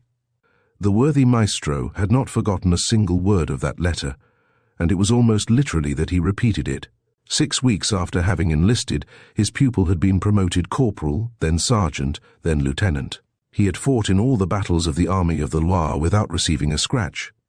But at the Battle of the Meuse, whilst leading back his men who were giving way, he had been shot twice full in the breast, carried dying into an ambulance. He had lingered 3 weeks between life and death, having lost all consciousness of self. 24 hours after, he had recovered his senses, and he took the first opportunity to recall himself to the affection of his friends. All danger was over. He suffered scarcely any more, and they promised him that, within a month, he would be up and able to return to Paris. For the first time in many weeks, Gilberte breathed freely, but she would have been greatly surprised had she been told that a day was drawing near when she would bless those wounds which detained Marius upon a hospital cot. And yet it was so. Meme Favoral and her daughter were alone one evening at the house when loud clamours arose from the street, in the midst of which could be heard drunken voices yelling the refrains of revolutionary songs. Accompanied by continuous rumbling sounds, they ran to the window. The National Guards had just taken possession of the cannon deposited in the Place Royale. The reign of the Commune was commencing. In less than 48 hours, people came to regret the worst days of the siege. Without leaders, without direction, the honest men had lost their heads. All the braves who had returned at the time of the armistice had again taken flight. Soon people had to hide or to fly to avoid being incorporated in the battalions of the Commune. Night and day, around the walls, the fusillade rattled and the artillery thundered. Again, Emile Favoral had given up going to his office. What's the use? Sometimes, with a singular look, he would say to his wife and children, "This time, it is indeed a liquidation. Paris is lost." And indeed they thought so, when at the hour of the supreme struggle, among the detonations of the cannon and the explosion of the shells, they felt their house shaking to its very foundations. When in the midst of the night, they saw their apartment as brilliantly lighted as at midday by the flames which were consuming the Hôtel de Ville and the houses around the Place de la Bastille. And, in fact, the rapid action of the troops alone saved Paris from destruction. But towards the end of the following week, matters had commenced to quiet down, and Gilberte learned the return of Marius. Chapter. At last it has been given to my eyes to contemplate him, and to my arms to press him against my heart. It was in these terms that the old Italian master, all vibrating with enthusiasm, and with his most terrible accent, announced to Gilberte that he had just seen that famous pupil from whom he expected both glory and fortune. "But how weak he is still," he added, "and suffering from his wounds. I hardly recognized him. He has grown so pale and so thin." But the girl was listening to him no more. A flood of life filled her heart. This moment made her forget all her troubles and all her anguish. And I too, thought she, shall see him again today. And with the unerring instinct of the woman who loves, she calculated the moment when Marius would appear in Rue St. Gilles. It would probably be about nightfall, like the first time, before leaving. That is, about 8 o'clock, for the days just then were about the longest in the year. Now it so happened that on that very day and hour, Gilberte expected to be alone at home. It was understood that her mother would, after dinner, call on Mame Desclevets, who was in bed, half dead of the fright she had had during the last convulsions of the Commune. She would therefore be free, and would not need to invent a pretext to go out for a few moments. She could not help, however, but feel that this was a bold and most venturesome step for her to take, and when her mother went out, she had not yet fully decided what to do. But her bonnet was within reach, and Marius's letter was in her pocket. She went to sit at the window. The street was solitary and silent as of old. Night was coming, and heavy black clouds floated over Paris. The heat was overpowering. There was not a breath of air. One by one, as the hour was approaching when she expected to see Marius, the hesitations of the young girl vanished like smoke. She feared but one thing, that he would not come, or that he may already have come and left, without succeeding in seeing her. Already did the objects become less distinct, and the gas was being lit in the back shops when she recognized him on the other side of the street. He looked up as he went by, and without stopping, he addressed her a rapid gesture which she alone could understand, and which meant, "Come, I beseech you." Her heart beating loud enough to be heard, Gilberto ran down the stairs. But it was only when she found herself in the street that she could appreciate the magnitude of the risk she was running. Concierges and shopkeepers were all sitting in front of their doors, taking the fresh air. All knew her. Would they not be surprised to see her out alone at such an hour? 20 steps in front of her she could see Marius. But he had understood the danger, for, instead of turning the corner of the Rue des Minimes, he followed the Rue St straight, and only stopped on the other side of the boulevard. Then only did Emile Gaboriau join him, and she could not withhold an exclamation when she saw that he was as pale as death, and scarcely able to stand and to walk. "How imprudent of you to have returned so soon," she said. A little blood came to Monsieur de Trégar's cheeks. His face brightened up, and in a voice quivering with suppressed passion, "It would have been more imprudent still to stay away," he uttered. "Far from you, I felt myself dying." They were both leaning against the door of a closed shop, and they were as alone in the midst of the throng that circulated on the boulevards, busy looking at the fearful wrecks of the Commune. "And besides," added Marius, "have I, then, a minute to lose? I asked you for 3 years. 15 months have gone, and I am no better off than on the first day. When this accursed war broke out, all my arrangements were made. I was certain to rapidly accumulate a sufficient fortune to enable me to ask for your hand without being refused. Whereas now, well, now everything is changed. The future is so uncertain that no one wishes to venture their capital. Marcolade himself, who certainly does not lack boldness, and who believes firmly in the success of our enterprise, was telling me yesterday, 'There is nothing to be done just now, we must wait.'" There was in his voice such an intensity of grief that the girl felt the tears coming to her eyes. "We will wait then," she said, attempting to smile. But M. de Trégar's shook his head. "Is it possible?" he said. "Do you then think that I do not know what a life you lead?" Emile Gaboriau looked up. "Have I ever complained?" she asked proudly. "No. Your mother and yourself, you have always religiously kept the secret of your tortures, and it was only a providential accident that revealed them to me. But I learned everything at last. I know that she whom I love exclusively, and with all the power of my soul, is subjected to the most odious despotism, insulted and condemned to the most humiliating privations. And I, who would give my life for her 1,000 times over, I can do nothing for her.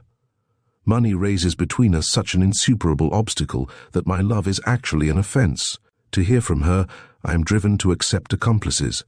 If I obtain from her a few moments of conversation, I run the risk of compromising her maidenly reputation." Deeply affected by his emotion, "At least," said Emile Gaboriau, "you succeeded in delivering me from M. Costeclar." "Yes, I was fortunately able to find weapons against that scoundrel. But can I find some against all others that may offer?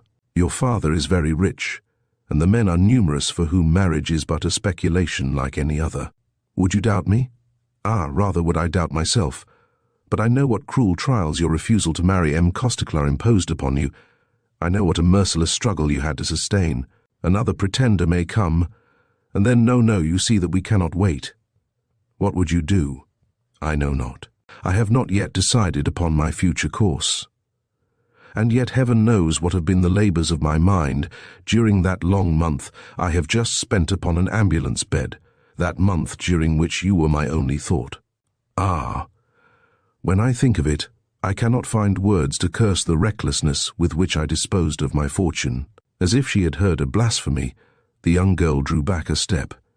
"It is impossible," she exclaimed, "that you should regret having paid what your father owed." A bitter smile contracted Monsieur de Trégar's lips. "And suppose I were to tell you," he replied, "that my father in reality owed nothing?" "Oh, suppose I told you they took from him his entire fortune, over 2 millions, as audaciously as a pickpocket robs a man of his handkerchief? Suppose I told you that, in his loyal simplicity, he was but a man of straw in the hands of skilful knaves. Have you forgotten what you once heard the Count de Villers say? Gilberte had forgotten nothing. The Count de Villers, she replied, pretended that it was time enough still to compel the men who had robbed your father to disgorge. Exactly, exclaimed Marius, and now I am determined to make them disgorge. In the meantime, night had quite come. Lights appeared in the shop windows, and along the line of the boulevard, the gas lamps were being lit. Alarmed by this sudden illumination, M. de Tregaz drew off Emile Gilberte to a more obscure spot by the stairs that lead to the Rue St, and there, leaning against the iron railing, he went on. Already, at the time of my father's death, I suspected the abominable tricks of which he was the victim. I thought it unworthy of me to verify my suspicions. I was alone in the world, my wants were few. I was fully convinced that my researches would give me, within a brief time, a much larger fortune than the one I gave up. I found something noble and grand, and which flattered my vanity in thus abandoning everything, without discussion, without litigation, and consummating my ruin with a single dash of my pen. Among my friends, the Count de Villers alone had the courage to tell me that this was a guilty piece of folly, that the silence of the dupes is the strength of the knaves, that my indifference, which made the rascals rich, would make them laugh too. I replied that I did not wish to see the name of Tregaz dragged into court in a scandalous lawsuit, and that to preserve a dignified silence was to honor my father's memory. Treble fool that I was. The only way to honor my father's memory was to avenge him, to wrest his spoils from the scoundrels who had caused his death. I see it clearly today. But before undertaking anything, I wish to consult you. Emile Gaboriau was listening with the most intense attention.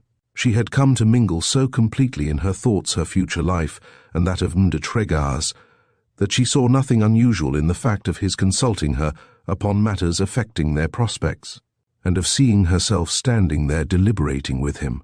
You will require proofs, she suggested. I have none, unfortunately, replied M. de Tregaz. At least, none sufficiently positive, and such as are required by courts of justice. But I think I may find them.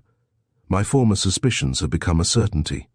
The same good luck that enabled me to deliver you of M. Costeclar's persecutions also placed in my hands the most valuable information. Then you must act, uttered Gilberte resolutely. Marius hesitated for a moment, as if seeking expression to convey what he had still to say. Then, "It is my duty," he proceeded, "to conceal nothing from you. The task is a heavy one. The obscure schemers of 10 years ago have become big financiers, entrenched behind their money bags as behind an impregnable fort. Formerly isolated, they have managed to gather around them powerful interests, accomplices high in office, and friends whose commanding situation protects them. Having succeeded, they are absolved. They have in their favor what is called public consideration, that idiotic thing which is made up of the admiration of the fools, the approbation of the knaves, and the concert of all interested vanities. When they pass, their horses at full trot, their carriage raising a cloud of dust, insolent, impudent, swelled with the vulgar fatuity of wealth, people bow to the ground and say, 'Those are smart fellows,' and in fact, yes, by skill or luck, they have hitherto avoided the police courts, where so many others have come to grief. Those who despise them fear them and shake hands with them. Moreover, they are rich enough not to steal any more themselves. They have employees to do that. I take heaven to witness that never until lately had the idea come to me to disturb in their possession the men who robbed my father. Alone, what need had I of money? Later, oh my friend, I thought I could succeed in conquering the fortune I needed to obtain your hand. You had promised to wait, and I was happy to think that I should owe you to my sole exertions. Events have crushed my hopes. I am today compelled to acknowledge that all my efforts would be in vain. To wait would be to run the risk of losing you. Therefore I hesitate no longer. I want what's mine. I wish to recover that of which I have been robbed, whatever I may do, for alas, I know not to what I may be driven, what role I may have to play. Remember that of all my acts, of all my thoughts, There will not be a single one that does not aim to bring nearer the blessed day when you shall become my wife." There was in his voice so much unspeakable affection that the young girl could hardly restrain her tears. "Never, whatever may happen, shall I doubt you, Marius," she uttered. He took her hands and pressing them passionately within his, "And I," he exclaimed, "I swear that, sustained by the thought of you, there is no disgust that I will not overcome, no obstacle that I will not overthrow." He spoke so loud that 2 or 3 persons stopped. He noticed it, and was brought suddenly from sentiment to the reality. "Wretches that we are," he said in a low voice, and very fast. "We forget what this interview may cost us."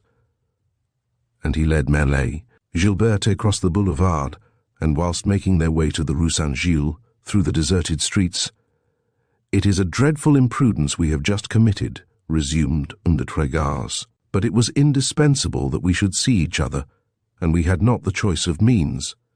Now, and for a long time, we shall be separated. Everything you wish me to know, say it to that worthy Gismondo, who repeats faithfully to me every word you utter. Through him also you shall hear from me. Twice a week, on Tuesdays and Fridays, about nightfall, I shall pass by your house, and, if I am lucky enough to have a glimpse of you, I shall return home fired with fresh energy. Should anything extraordinary happen, beckon to me, and I'll wait for you in the Rue des Minimes. But this is an expedient to which we must only resort in the last extremity. I should never forgive myself, were I to compromise your fair name." They had reached the Rue St. Gilles. Marius stopped. "We must part," he began. But then only Mère Gilberte remembered de Trégars' letter, which he had in her pocket. Taking it out and handing it to him, "Here," she said, "is the package you deposited with me." "No," he answered, repelling her gently. "Keep that letter. It must never be opened now, except by the Marquise de Trégars." And raising her hand to his lips, and in a deeply agitated voice, "Farewell," he murmured. "Have courage and have hope." Chapter 21. Mère Gilberte was soon far away, and Marius de Trégars remained motionless at the corner of the street, following her with his eyes through the darkness. She was walking fast, staggering over the rough pavement. Leaving Marius, she fell back upon the earth from the height of her dreams. The deceiving illusion had vanished, and returned to the world of sad reality. She was seized with anxiety. How long had she been out? She knew not, and found it impossible to reckon, but it was evidently getting late, for some of the shops were already closing. Meantime, she had reached the house. Stepping back and looking up, she saw that there was light in the parlour. "Mother has returned," she thought, trembling with apprehension. She hurried up, nevertheless, and just as she reached the landing, Favoral opened the door, preparing to go down. "At last you are restored to me," exclaimed the poor mother, whose sinister apprehensions were revealed by that single exclamation. "I was going out to look for you at random in the streets anywhere." And drawing her daughter within the parlour, she clasped her in her arms with convulsive tenderness, exclaiming, "Where were you? Where do you come from? Do you know that it is after 9 o'clock?" Such had been Mère Gilberte's state of mind during the whole of that evening, that she had not even thought of finding a pretext to justify her absence. Now it was too late. Besides, what explanation would have been plausible? Instead, therefore, of answering, "Why, dear mother," she said with a forced smile, "has it not happened to me 20 times to go out in the neighbourhood?" But Favoral's confiding credulity existed no longer. "I have been blind, Gilberte," she interrupted, "but this time my eyes must open to evidence. There is in your life a mystery, something extraordinary, which I dare not try to guess." Gilberte drew herself up, and looking her mother straight in the eyes with her beautiful clear glance. "Would you suspect me of something wrong, then?" she exclaimed. Mère Favoral stopped her with a gesture. "A young girl who conceals something from her mother always does wrong," she uttered. "It is a long while since I have had for the first time the presentiment that you were hiding something from me, but when I questioned you, you succeeded in quieting my suspicions. You have abused my confidence and my weakness." This reproach was the most cruel that could be addressed to Mère Gilberte. The blood rushed to her face, and in a firm voice, "Well, yes," said she, "I have a secret. Dear me. And if I did not confide it to you, it is because it is also the secret of another. Yes, I confess it. I have been imprudent in the extreme. I have stepped beyond all the limits of propriety and social custom. I have exposed myself to the worst calumnies. But never, I swear it, never have I done anything of which my conscience can reproach me, nothing that I have to blush for, nothing that I regret, nothing that I am not ready to do again tomorrow. I said nothing.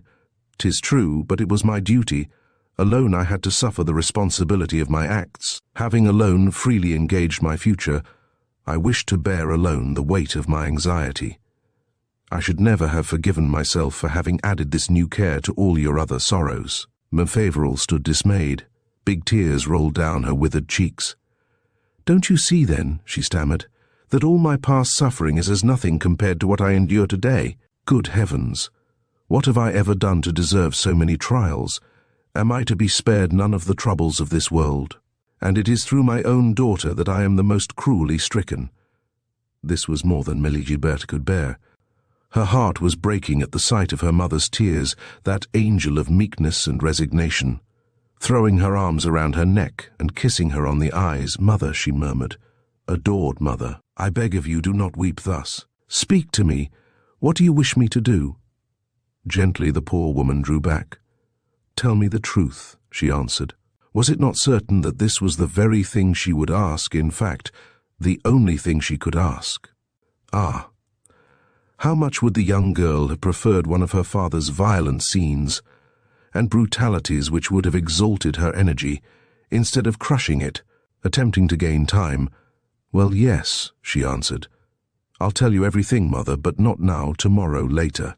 She was about to yield, however, when her father's arrival cut short their conversation. The cashier of the Mutual Credit was quite lively that night. He was humming a tune, a thing which did not happen to him 4 times a year, and which was indicative of the most extreme satisfaction. But he stopped short at the sight of the disturbed countenance of his wife and daughter. "What is the matter?" he inquired. "Nothing," hastily answered Mel. "Gilberte, nothing at all, father." "Then you are crying for your amusement," he said. "Come, be candid for once and confess that Maxence has been at his tricks again." "You are mistaken, father. I swear it." He asked no further questions, being in his nature not very curious, whether because family matters were of so little consequence to him, or because he had a vague idea that his general behavior deprived him of all right to their confidence. "Very well, then," he said in a gruff tone. "Let us all go to bed. I have worked so hard today that I am quite exhausted. People who pretend that business is dull make me laugh. Never has Mdathala been in the way of making so much money as now." When he spoke, they obeyed. So that Gilberte was thus going to have the whole night before her to resume possession of herself, to pass over in her mind the events of the evening, and deliberate coolly upon the decision she must come to, for she could not doubt it. Favoral would, the very next day, renew her questions. What should she say? All? Gilberte felt disposed to do so by all the aspirations of her heart, by the certainty of indulgent complicity, by the thought of finding in a sympathetic soul the echo of her joys, of her troubles, and of her hopes. Yes. But Emile Favoral was still the same woman, whose firmest resolutions vanished under the gaze of her husband. Let a pretender come, let a struggle begin, as in the case of M. Costeclar. Would she have strength enough to remain silent? No. Then it would be a fearful scene with M. Favoral. He might perhaps even go to M. de Trégas. What scandal! For he was a man who spared no one. And then a new obstacle would rise between them, more insurmountable still than the others. Gilberte was thinking too of Marius's projects, of that terrible game he was about to play, the issue of which was to decide their fate. He had said enough to make her understand all its perils, and that a single indiscretion might suffice to set at naught the result of many months' labour and patience. Besides, to speak, was it not to abuse Marius's confidence?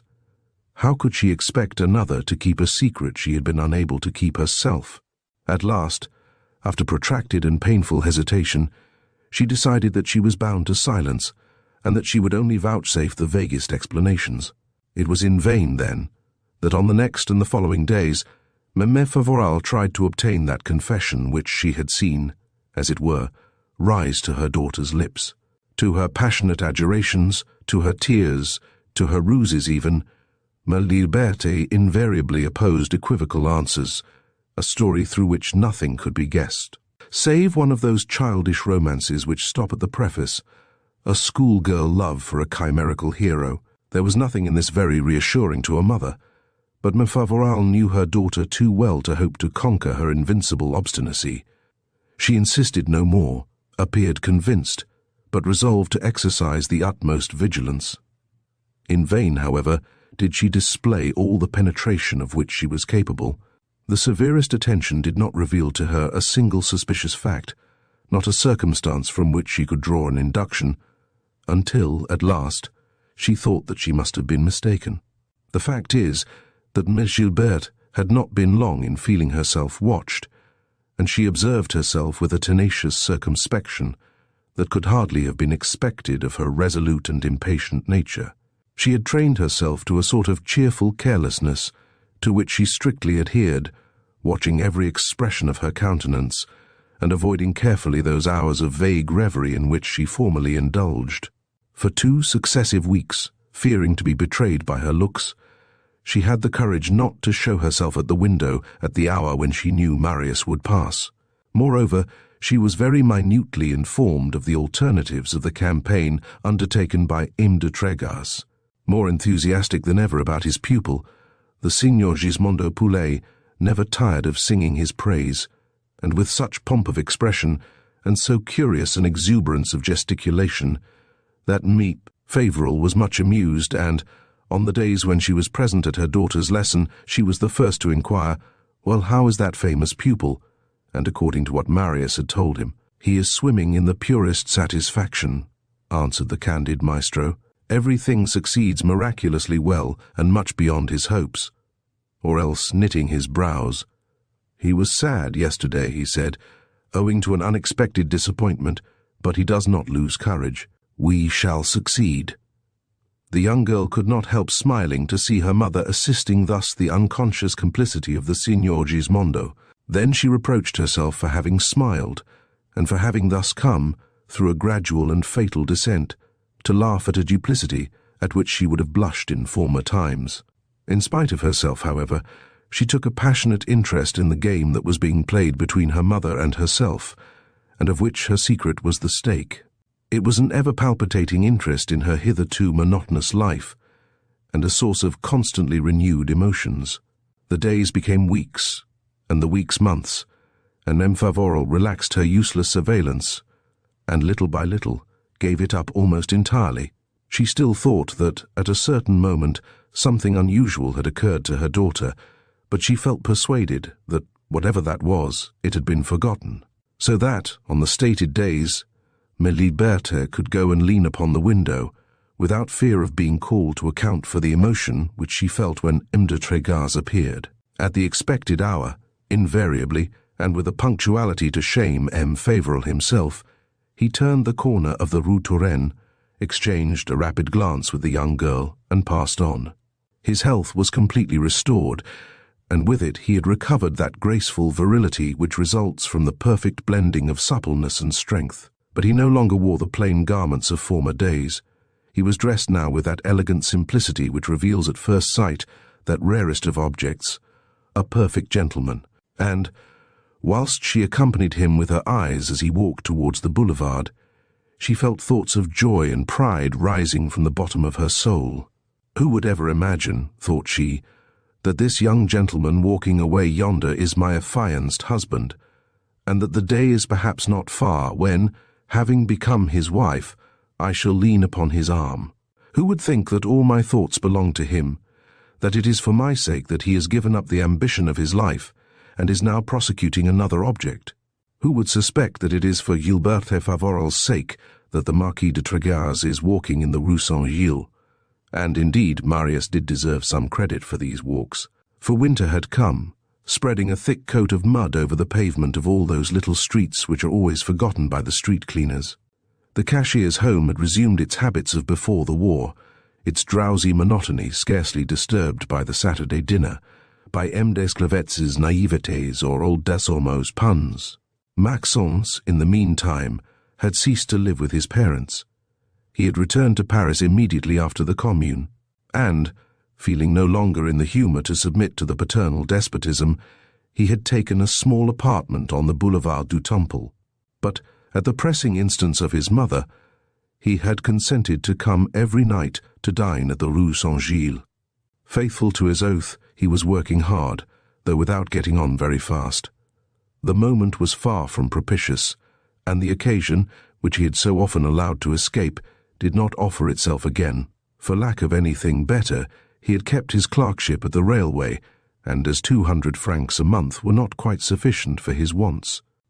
He spent a portion of his nights copying documents for M. Chapelain's successor. "What do you need so much money for?" his mother said to him when she noticed his eyes a little red. "Everything is so dear," he answered with a smile, which was equivalent to a confidence, and yet which Favoral did not understand. He had, nevertheless, managed to pay all his debts, little by little. The day when, at last, he held in his hand the last receipted bill, he showed it proudly to his father, begging him to find him a place at the Mutual Credit, where, with infinitely less trouble, he could earn so much more. M. Favoral commenced to giggle. "Do you take me for a fool like your mother?" he exclaimed. "And do you think I don't know what life you lead? My life is that of a poor devil who works as hard as he can. Indeed, how is it then that women are constantly seen at your house, whose dresses and manners are a scandal in the neighbourhood? You have been deceived, father. I have seen." "It is impossible. Let me explain. No, you would have your trouble for nothing. You are, and you will ever remain.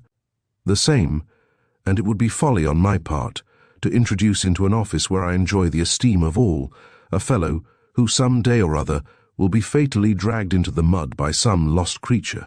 Such discussions were not calculated to make the relations between father and son more cordial. Several times M. Favoral had insinuated that, since Maxence lodged away from home, he might as well dine away too, and he would evidently have notified him to do so, had he not been prevented by a remnant of human respect and the fear of gossip. On the other hand, the bitter regret of having, perhaps, spoiled his life, the uncertainty of the future, the penury of the moment, all the unsatisfied desires of youth, kept Maxence in a state of perpetual irritation. The excellent Mem Favoral exhausted all her arguments to quiet him. "Your father is harsh for us," she said, "but is he less harsh for himself? He forgives nothing, but he has never needed to be forgiven himself. He does not understand youth, but he has never been young himself, and at 20 he was as grave and as cold as you see him now. How could he know what pleasure is, to whom the idea has never come to take an hour's enjoyment? Have I then been guilty of any crimes to be thus treated by my father?" exclaimed Maxence, flushed with anger. "Our existence here is an unheard of thing. You, poor dear mother, you have never had the free disposition of a 5-franc piece. Gilberte spends her days turning her dresses, after having had them dyed. I am driven to a petty clerkship, and my father has 50,000 francs a year." Such, indeed, was the figure at which the most moderate estimated M. Favoral's fortune. M. Chapelain, who was supposed to be well informed, insinuated freely that his friend Vincent, besides being the cashier of the Mutual Credit, must also be one of its principal stockholders. Now, judging from the dividend which had just been paid, the Mutual Credit must, since the war, have realized enormous profits. All its enterprises were successful, and it was on the point of negotiating a foreign loan which would infallibly fill its exchequer to overflowing. M. Favoral, moreover, defended himself feebly from these accusations of concealed opulence. When M. Desormeaux told him, "Come now, between us candidly, how many millions have you?" he had such a strange way of affirming that people were very much mistaken, that his friend's convictions became only the more settled, and, as soon as they had a few thousand francs of savings, they promptly brought them to him, imitated in this by a goodly number of the small capitalists of the neighborhood, who were wont to remark among themselves, "That man is safer than the bank." Millionaire or otherwise, the cashier of the mutual credit became daily more difficult to live with. If strangers, those who had with him but a superficial intercourse, if the Saturday guests themselves discovered in him no appreciable change, his wife and his children followed with anxious surprise the modifications of his humor. If outwardly he still appeared the same impassible, precise and grave man, he showed himself at home more fretful than an old maid, nervous, agitated, and subject to the oddest whims. After remaining 3 or 4 days without opening his lips, he would begin to speak upon all sorts of subjects with amazing volubility. Instead of watering his wine freely, as formerly, he had begun to drink it pure, and he often took 2 bottles at his meal, excusing himself upon the necessity that he felt the need of stimulating himself a little after his excessive labors. Then he would be taken with fits of coarse gaiety, and he related singular anecdotes intermingled with slang expressions, which Maxence alone could understand. On the morning of the 1st day of January, 1872, as he sat down to breakfast, he threw upon the table a roll of 50 Napoleons, saying to his children, "Here is your New Year's gift. Divide and buy anything you like." And as they were looking at him, staring, stupid with astonishment, "Well, what of it?" he added with an oath. "Isn't it well once in a while to scatter the coins a little?" Those unexpected 1,000 francs Maxence and Gilberte applied to the purchase of a shawl which their mother had wished for 10 years. She laughed and she cried with pleasure and emotion, the poor woman, and whilst draping it over her shoulders, "Well, well, my dear children," she said, "your father, after all, is not such a bad man," of which they did not seem very well convinced. "One thing is sure," remarked Emile Gilbert, "to permit himself such liberality, Papa must be awfully rich." M. Favoral was not present at this scene. The yearly accounts kept him so closely confined to his office that he remained 48 hours without coming home. A journey which he was compelled to undertake for M. de Thaler consumed the balance of the week, but on his return he seemed satisfied and quiet. Without giving up his situation at the mutual credit, he was about, he stated, to associate himself with the Messrs. Jotras, M. St. Pavin of the Financial Pilot, and M. Costeclar, to undertake the construction of a foreign railway. M. Costeclar was at the head of this enterprise, the enormous profits of which were so certain and so clear that they could be figured in advance.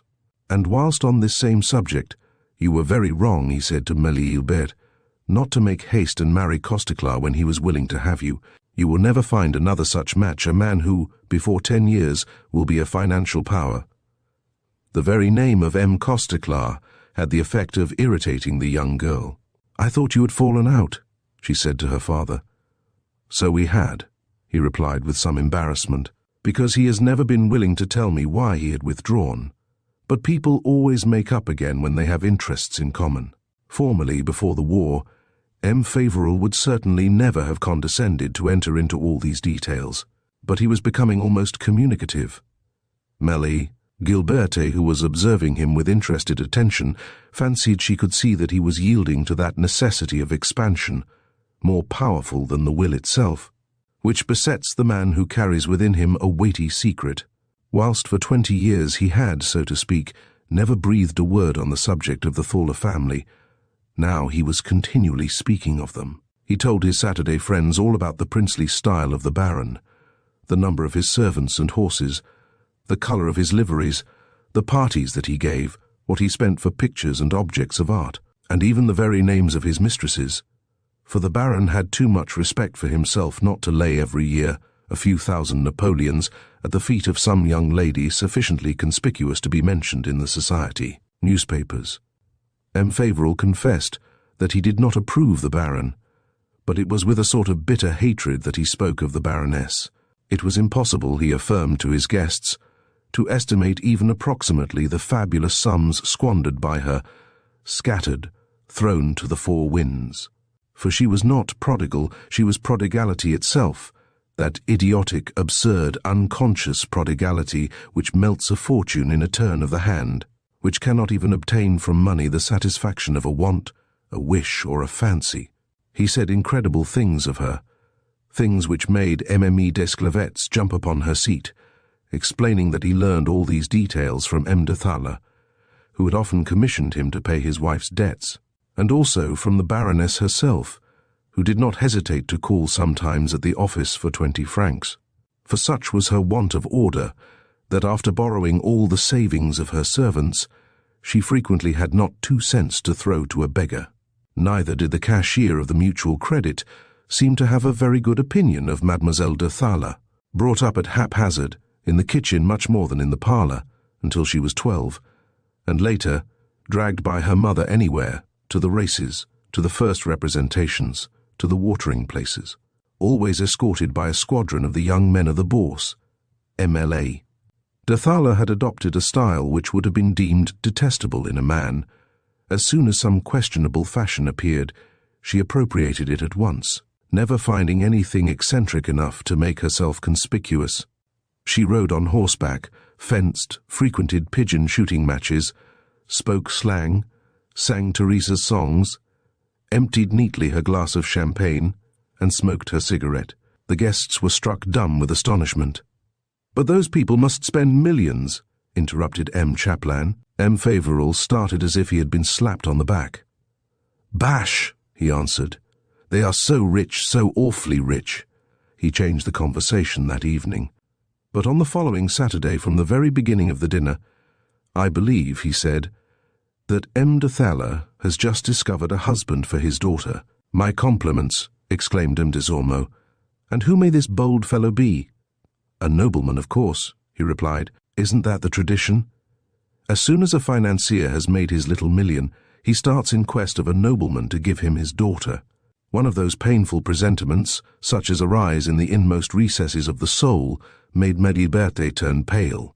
This presentiment suggested to her an absurd, ridiculous, unlikely thing, and yet she was sure that it would not deceive her, so sure, indeed, that she rose under the pretext of looking for something in the sideboard, but in reality to conceal the terrible emotion which she anticipated. "And this gentleman?" inquired M. Chaplin. "Is a marquis, if you please, the Marquis de Trégas." Well, yes, it was this very name that Mélie Gilberte was expecting, and well that she did, for she was thus able to command enough control over herself to check the cry that rose to her throat. "But this marriage is not made yet," pursued M. Favoral. "This marquis is not yet so completely ruined that he can be made to do anything they please. Sure, the Baroness has set her heart upon it, oh, but with all her might."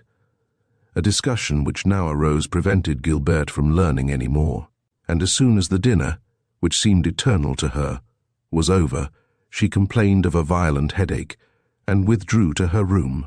She shook with fever, her teeth chattered, and yet she could not believe that Marius was betraying her, nor that he could have the thought of marrying such a girl as M. Favoral had described, and for money too.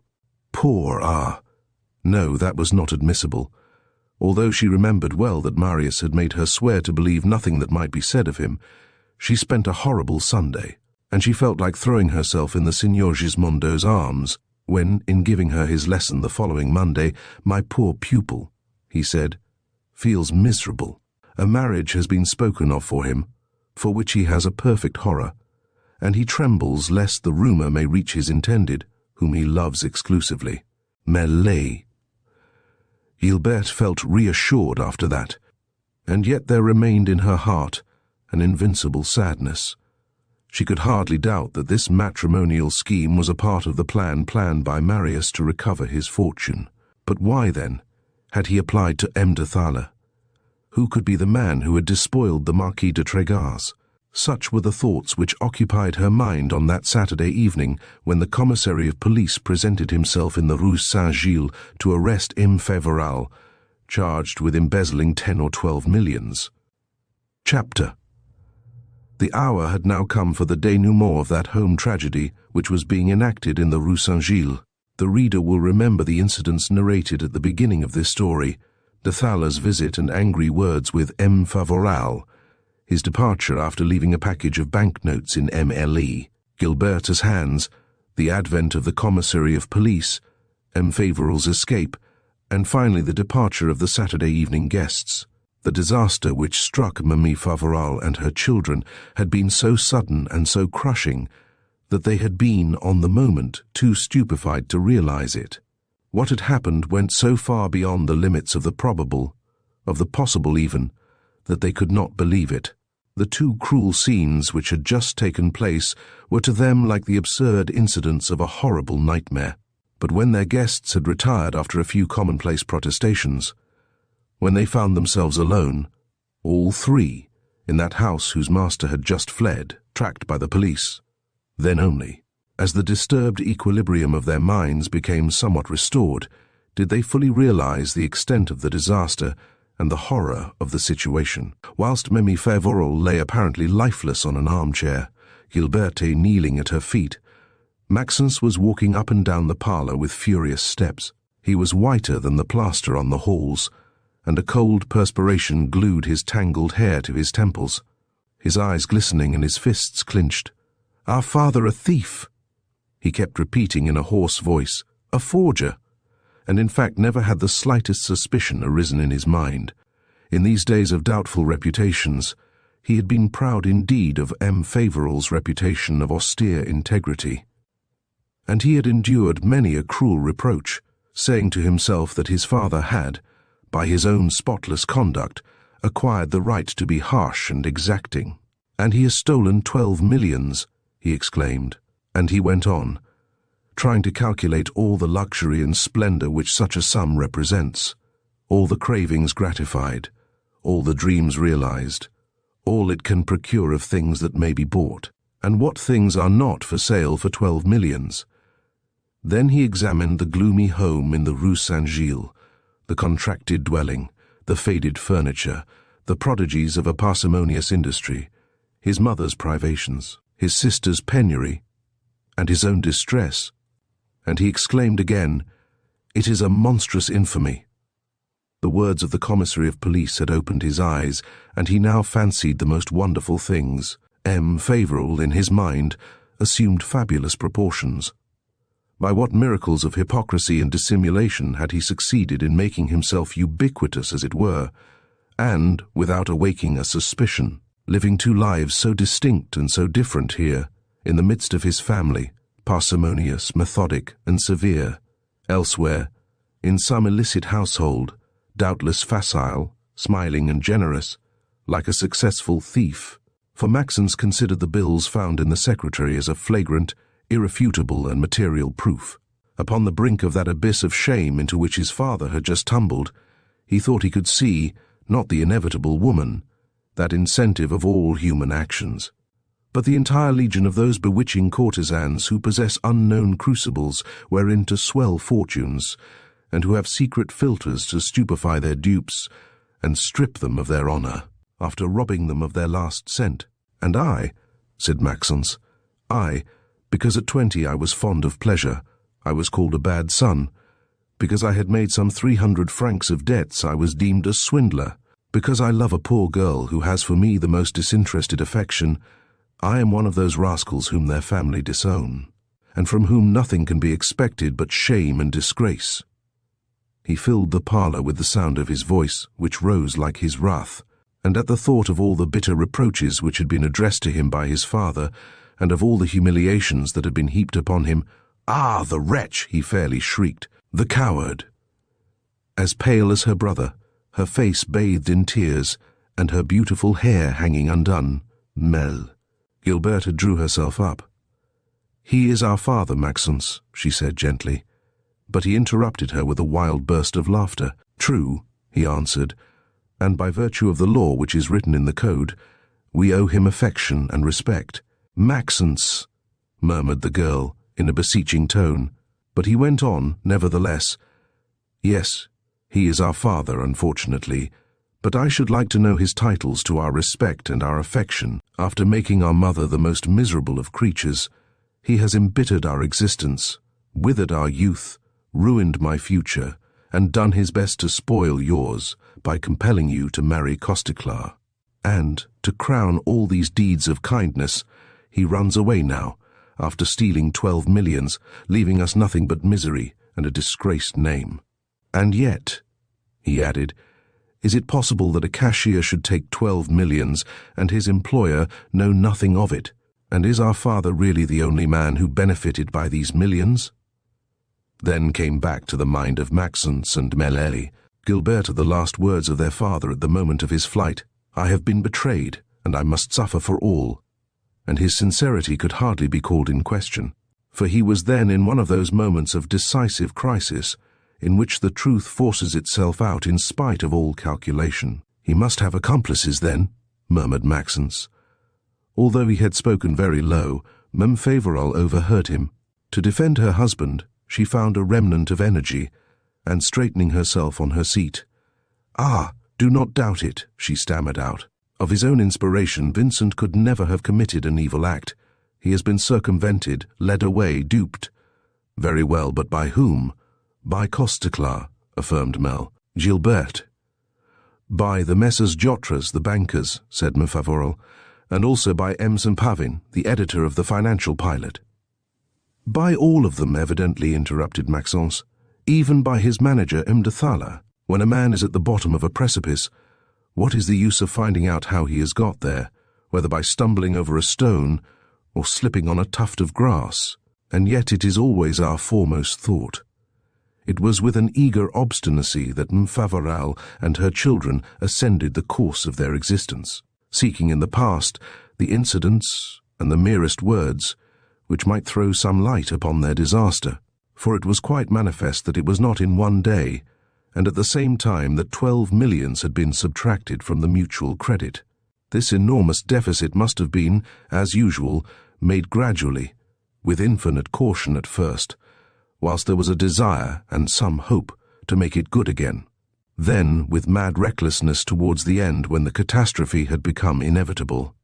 Alas, murmured Emile Favoral, why did not Vincent listen to my presentiments on that ever-fatal day when he brought Imdathala, Jotras, and St. Pavin to dine here? They promised him a fortune.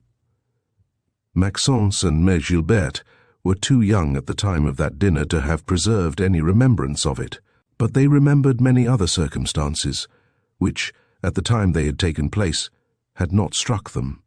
They understood now the temper of their father, his perpetual irritation, and the spasms of his humour. When his friends were heaping insults upon him, he had exclaimed, "Be it so. Let them arrest me, and tonight, for the first time in many years, I shall sleep in peace." There were years then that he lived, as it were upon burning coals, trembling at the fear of discovery, and wondering, as he went to sleep each night, whether he would not be awakened by the rude hand of the police tapping him on the shoulder. No one better than Mem Favoral could affirm it. Your father, my children, she said, had long since lost his sleep. There was hardly ever a night that he did not get up and walk the room for hours. They understood now his efforts to compel Mele Gilbert to marry Costeclar. He thought that Costeclar would help him out of the scrape, suggested Maxence to his sister. The poor girl shuddered at the thought, and she could not help feeling thankful to her father for not having told her his situation, for would she have had the sublime courage to refuse the sacrifice if her father had told her, "I have stolen. I am lost. Costeclar alone can save me, and he will save me if you become his wife." Favoral's pleasant behaviour during the siege was quite natural. Then he had no fears, and one could understand how in the most critical hours of the Commune, when Paris was in flames, he could have exclaimed almost cheerfully, "Ah, this time it is indeed the final liquidation." Doubtless, in the bottom of his heart, he wished that Paris might be destroyed, and with it, the evidences of his crime. And perhaps he was not the only one to form that impious wish. "That's why, then," exclaimed Maxence, "that's why my father treated me so rudely. That's why he so obstinately persisted in closing the offices of the mutual credit against me." He was interrupted by a violent ringing of the doorbell. He looked at the clock. 10 o'clock was about to strike. "Who can call so late?" said Mem Favoral. Something like a discussion was heard in the hall, a voice hoarse with anger, and the servant's voice. "Go and see who's there," said Gilbert to her brother. It was useless, the servant appeared. "It's Bertin," she commenced, "the baker." He had followed her, and pushing her aside with his robust arm, he appeared himself. He was a man about 40 years of age, tall, thin, already bald, and wearing his beard trimmed close. "Monsieur Favoral?" he inquired. "My father is not at home," replied Maxence. "It's true, then, what I have just been told." "What?" "That the police came to arrest him, and he escaped through a window." "It's true," replied Maxence gently.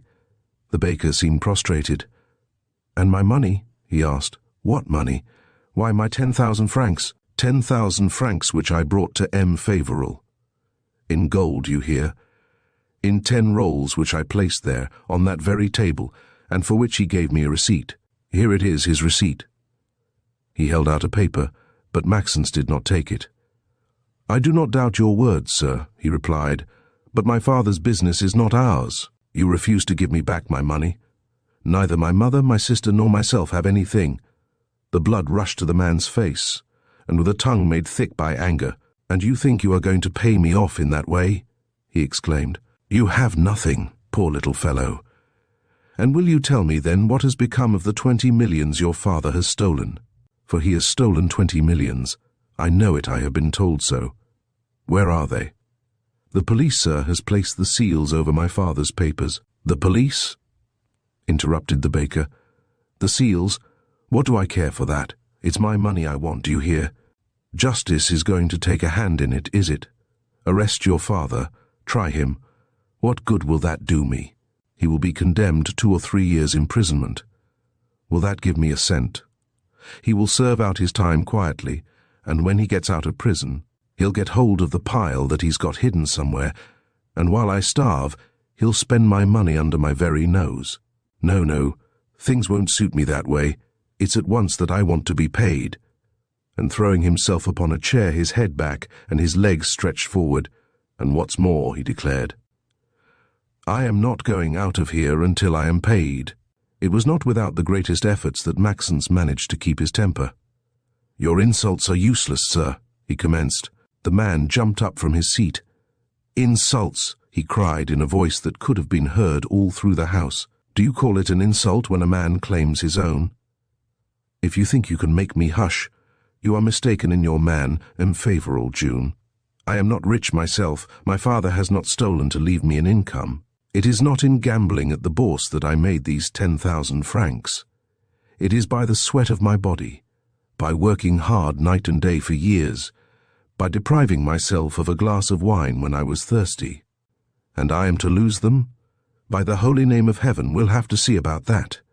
If everybody was like me, there would not be so many scoundrels going about, their pockets filled with other people's money, and from the top of their carriage, laughing at the poor fools they have ruined. Come, my 10,000 francs, canaille, or I take my pay on your back." Maxence, enraged, was about to throw himself upon the man, and a disgusting struggle was about to begin, when Gilbert stepped between them. "Your threats are as cowardly as your insults, Monsieur Bertin," she uttered in a quivering voice. "You have known us long enough to be aware that we know nothing of our father's business, and that we have nothing ourselves. All we can do is to give up to our creditors our very last crumb. Thus it shall be done. And now, sir, please retire." There was so much dignity in her sorrow, and so imposing was her attitude, that the baker stood abashed. "Ah, if that's the way," he stammered awkwardly, "and since you meddle with it, mademoiselle," and he retreated precipitately, growling at the same time threats and excuses, and slamming the doors after him hard enough to break the partitions. "What a disgrace," murmured Mlle. Favoral. Crushed by this last scene, she was choking, and her children had to carry her to the open window. She recovered almost at once, but thus, through the darkness bleak and cold, she had like a vision of her husband, and throwing herself back, "Oh, great heavens!" she uttered. "Where did he go when he left us? Where is he now? What is he doing? What has become of him?" Her married life had been for Mlle. Favoral but a slow torture. It was in vain that she would have looked back through her past life for some of those happy days which leave their luminous track in life, and towards which the mind turns in the hours of grief. Vincent Favoral had never been aught but a brutal despot, abusing the resignation of his victim.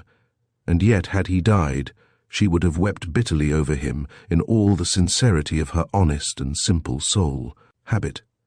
Prisoners have been known to shed tears over the grave of their jailer. Then he was her husband, after all, the father of her children, the only man who existed for her. For 26 years they had never been separated. They had sat at the same table. They had slept side by side. Yes, she would have wept over him. But how much less poignant would her grief have been than at this moment, when it was complicated by all the torments of uncertainty, and by the most frightful apprehensions. Fearing lest she might take cold, her children had removed her to the sofa, and there, all shivering, "Isn't it horrible," she said, "not to know anything of your father? To think that at this very moment, perhaps, pursued by the police, he is wandering in despair through the streets, without daring to ask anywhere for shelter." Her children had no time to answer and comfort her, for at this moment the doorbell rang again. "Who can it be now?" said Emile Favoral with a start. This time there was no discussion in the hall. Steps sounded on the floor of the dining room, the door opened, and M. Desclevets, the old bronze merchant, walked, or rather slipped into the parlour. Hope, fear, anger, all the sentiments which agitated his soul, could be read on his pale and cat-like face. "It is I," he commenced. Maxence stepped forward. "Have you heard anything from my father, sir?" "No," answered the old merchant. "I confess I have not, and I was just coming to see if you had yourselves. Oh, I know very well that this is not exactly the hour to call at a house, but I thought that, after what took place this evening, you would not be in bed yet." I could not sleep myself. You understand, a friendship of 20 years' standing.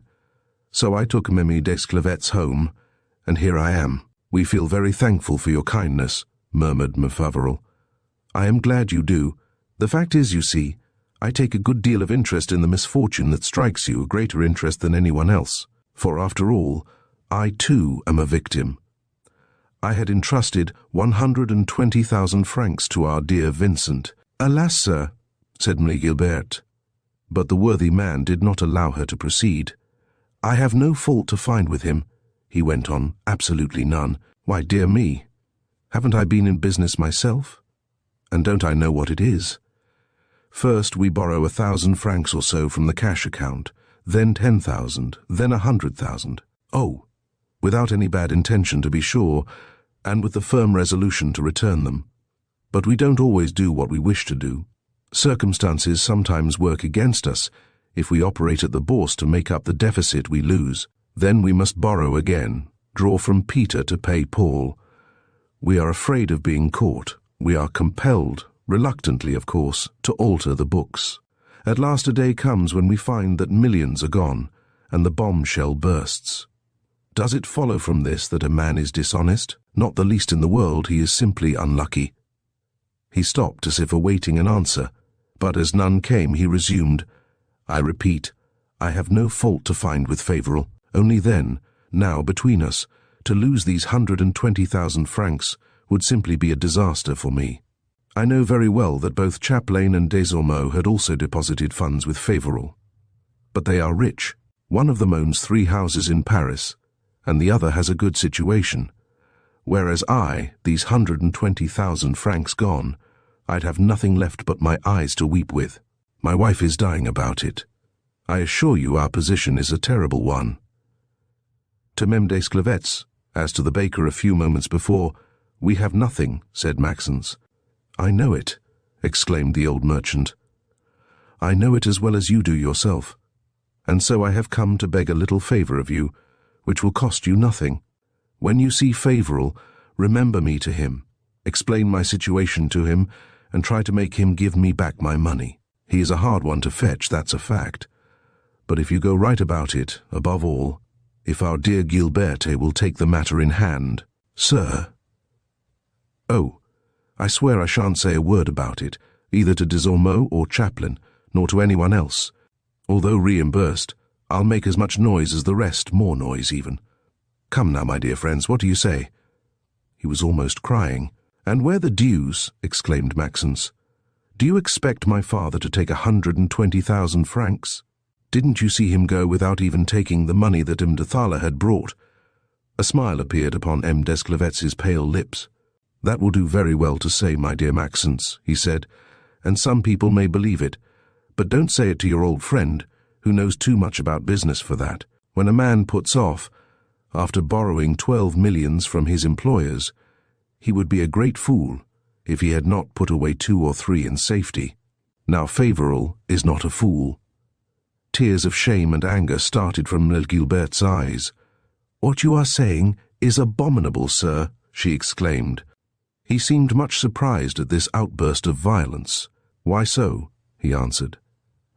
"In Vincent's place, I should not have hesitated to do what he has certainly done. And I am an honest man too. I was in business for 20 years, and I dare anyone to prove that a note signed Desclevets ever went to protest.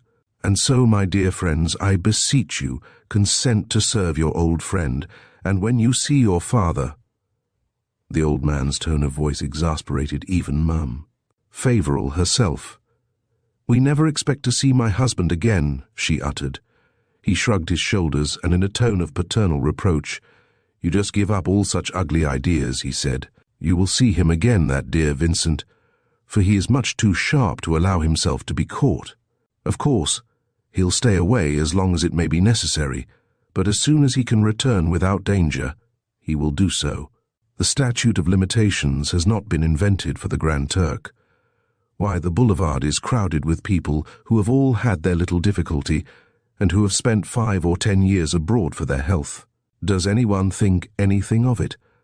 Not in the least, and no one hesitates to shake hands with them. Besides, those things are so soon forgotten."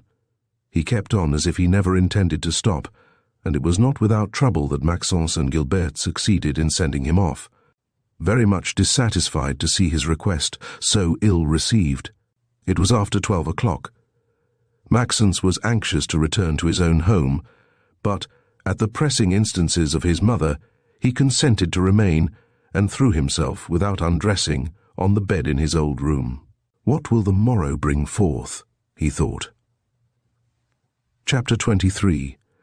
After a few hours of that leaden sleep which follows great catastrophes, Favoral and her children were awakened on the morning of the next day, which was Sunday, by the furious clamours of an exasperated crowd. Each one, from his own room, understood that the apartment had just been invaded. Loud blows upon the door were mingled with the noise of feet, the oaths of men, and the screams of women. And above this confused and continuous tumult, such vociferations as these could be heard. "I tell you they must be at home. Canaille, swindlers, thieves. We want to go in, we will go in. Let the woman come. Then, we want to see her, to speak to her." Occasionally there were moments of silence, during which the plaintive voice of the servant could be heard. But almost at once the cries and the threats commenced again, louder than ever. Maxence, being ready first, ran to the parlour, where his mother and sister joined him directly, their eyes swollen by sleep and by tears. Emile Favoral was trembling so much that she could not succeed in fastening her dress. "Do you hear?" she said in a choking voice. From the parlour, which was divided from the dining room by folding doors, they did not miss a single insult. "Well," said Emile Gilbert coldly, "what else could we expect? If Bertin came alone last night, it is because he alone had been notified. Here are the others now." And turning to her brother, "You must see them," she added. "Speak to them." But Maxence did not stir. The idea of facing the insults and the curses of these enraged creditors was too repugnant to him. "Would you rather let them break in the door?" said Emile. "Gilbert, that won't take long." He hesitated no more. Gathering all his courage, he stepped into the dining room. The disorder was beyond limits. The table had been pushed towards one of the corners. The chairs were upset. They were there, some 30 men and women, concierges, shopkeepers, and retired bourgeois of the neighbourhood, their cheeks flushed, their eyes staring, gesticulating as if they had a fit, shaking their clenched fists at the ceiling. "Gentlemen," commenced Maxence, but his voice was drowned by the most frightful shouts. He had hardly got in when he was so closely surrounded that he had been unable to close the parlour door after him, and had been driven and backed against the embrasure of a window. "My father, gentlemen," he resumed. Again he was interrupted. There were 3 or 4 before him, who were endeavoring before all to establish their own claims clearly. They were speaking all at once, each one raising his own voice so as to drown that of the others. And yet, through their confused explanations, it was easy to understand the way in which the cashier of the mutual credit had managed things.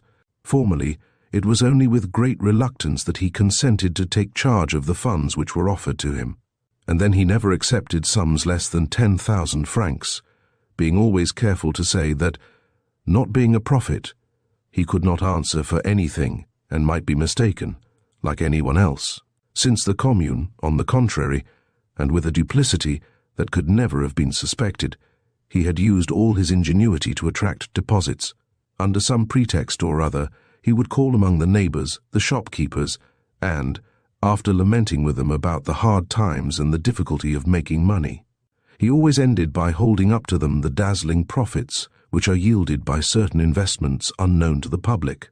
If these very proceedings had not betrayed him, it is because he recommended to each the most inviolable secrecy, saying that, at the slightest indiscretion, he would be assailed with demands, and that it would be impossible for him to do for all what he did for one.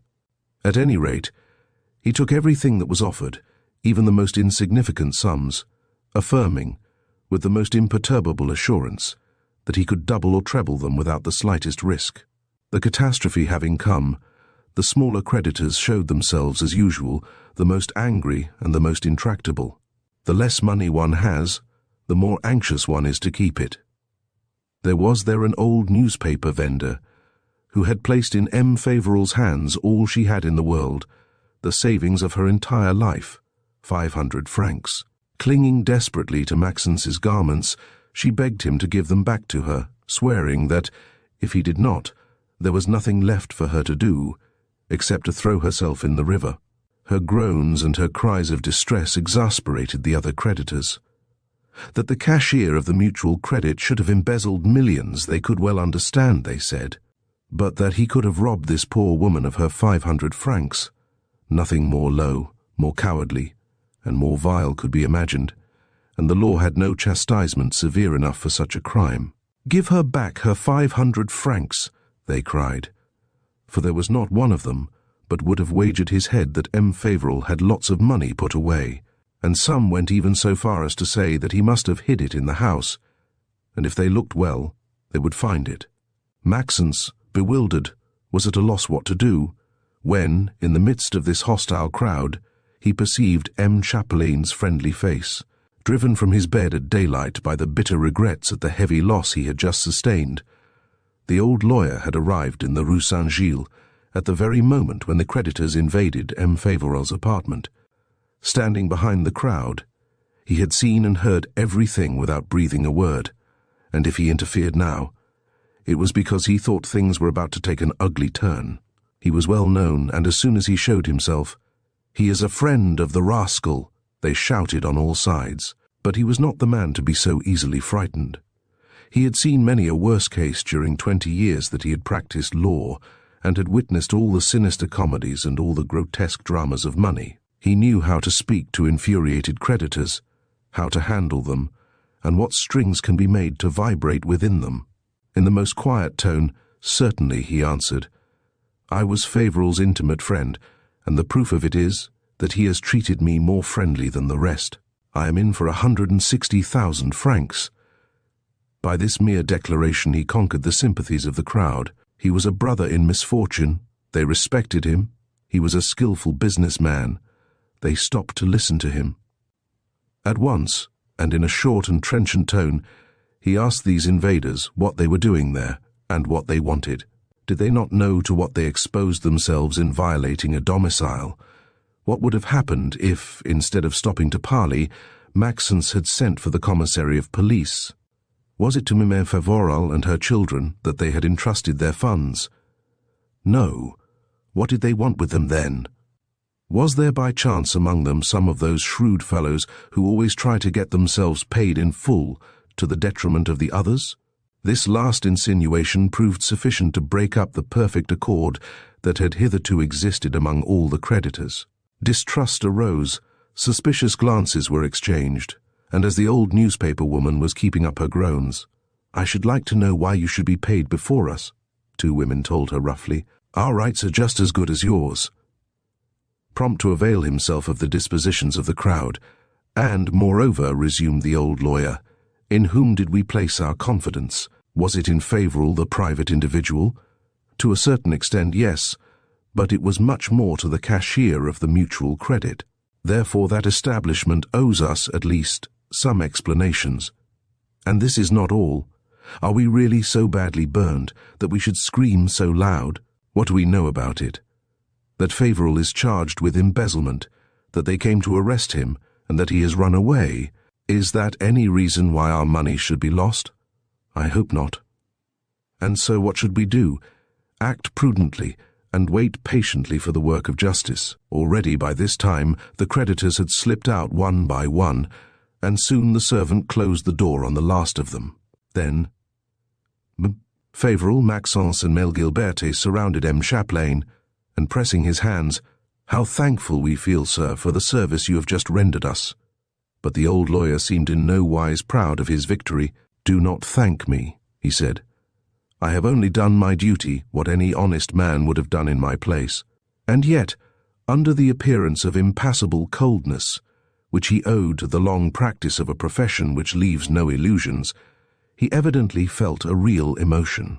"It is you whom I pity," he added, "and with all my soul you, madam, you, my dear Gilberta, and you too, Maxence. Never had I so well understood to what degree is guilty the head of a family who leaves his wife and children exposed to the consequences of his crimes." He stopped. The servant was trying her best to put the dining room in some sort of order, wheeling the table to the center of the room, and lifting up the chairs from the floor. "What pillage?" she grumbled. "Neighbors too, people from whom we bought our things. But they were worse than savages, impossible to do anything with them." "Don't trouble yourself, my good girl," said M. Chapelain. "They won't come back any more." Vincent Favoral looked as if she wished to drop on her knees before the old lawyer. "How very kind you are," she murmured. "You are not too angry with my poor Vincent." With the look of a man who has made up his mind to make the best of a disaster that he cannot help, M. Chapelain shrugged his shoulders. "I am angry with no one but myself," he uttered in a bluff tone. "An old bird like me should not have allowed himself to be caught in a pigeon trap. I am inexcusable. But we want to get rich.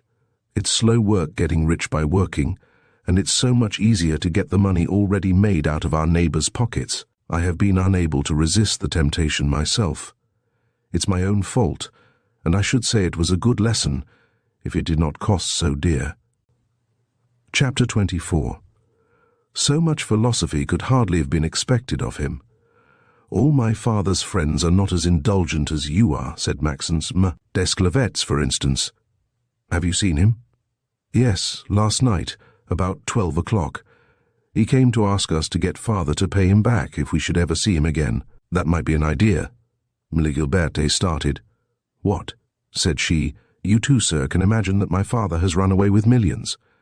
The old lawyer shook his head. "I believe nothing," he answered.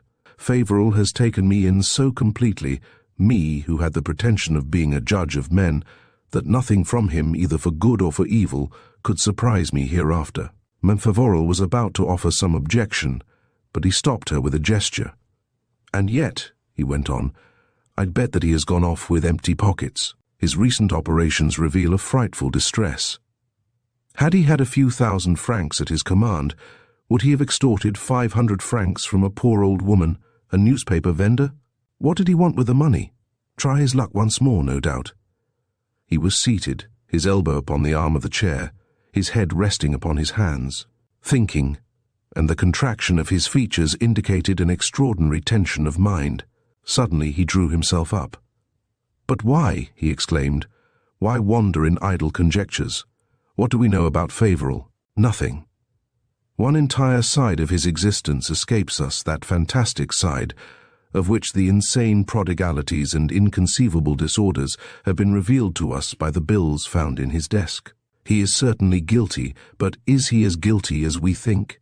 And, above all, is he alone guilty? Was it for himself alone that he drew all this money? Are the missing millions really lost? And wouldn't it be possible to find the biggest share of them in the pockets of some accomplice? Skillful men do not expose themselves. They have at their command poor wretches, sacrificed in advance, and who, in exchange for a few crumbs that are thrown to them, risk the criminal court, are condemned, and go to prison. "That's just what I was telling my mother and sister, sir," interrupted Maxence. "And that's what I am telling myself," continued the old lawyer. "I have been thinking over and over again of last evening's scene, and strange doubts have occurred to my mind.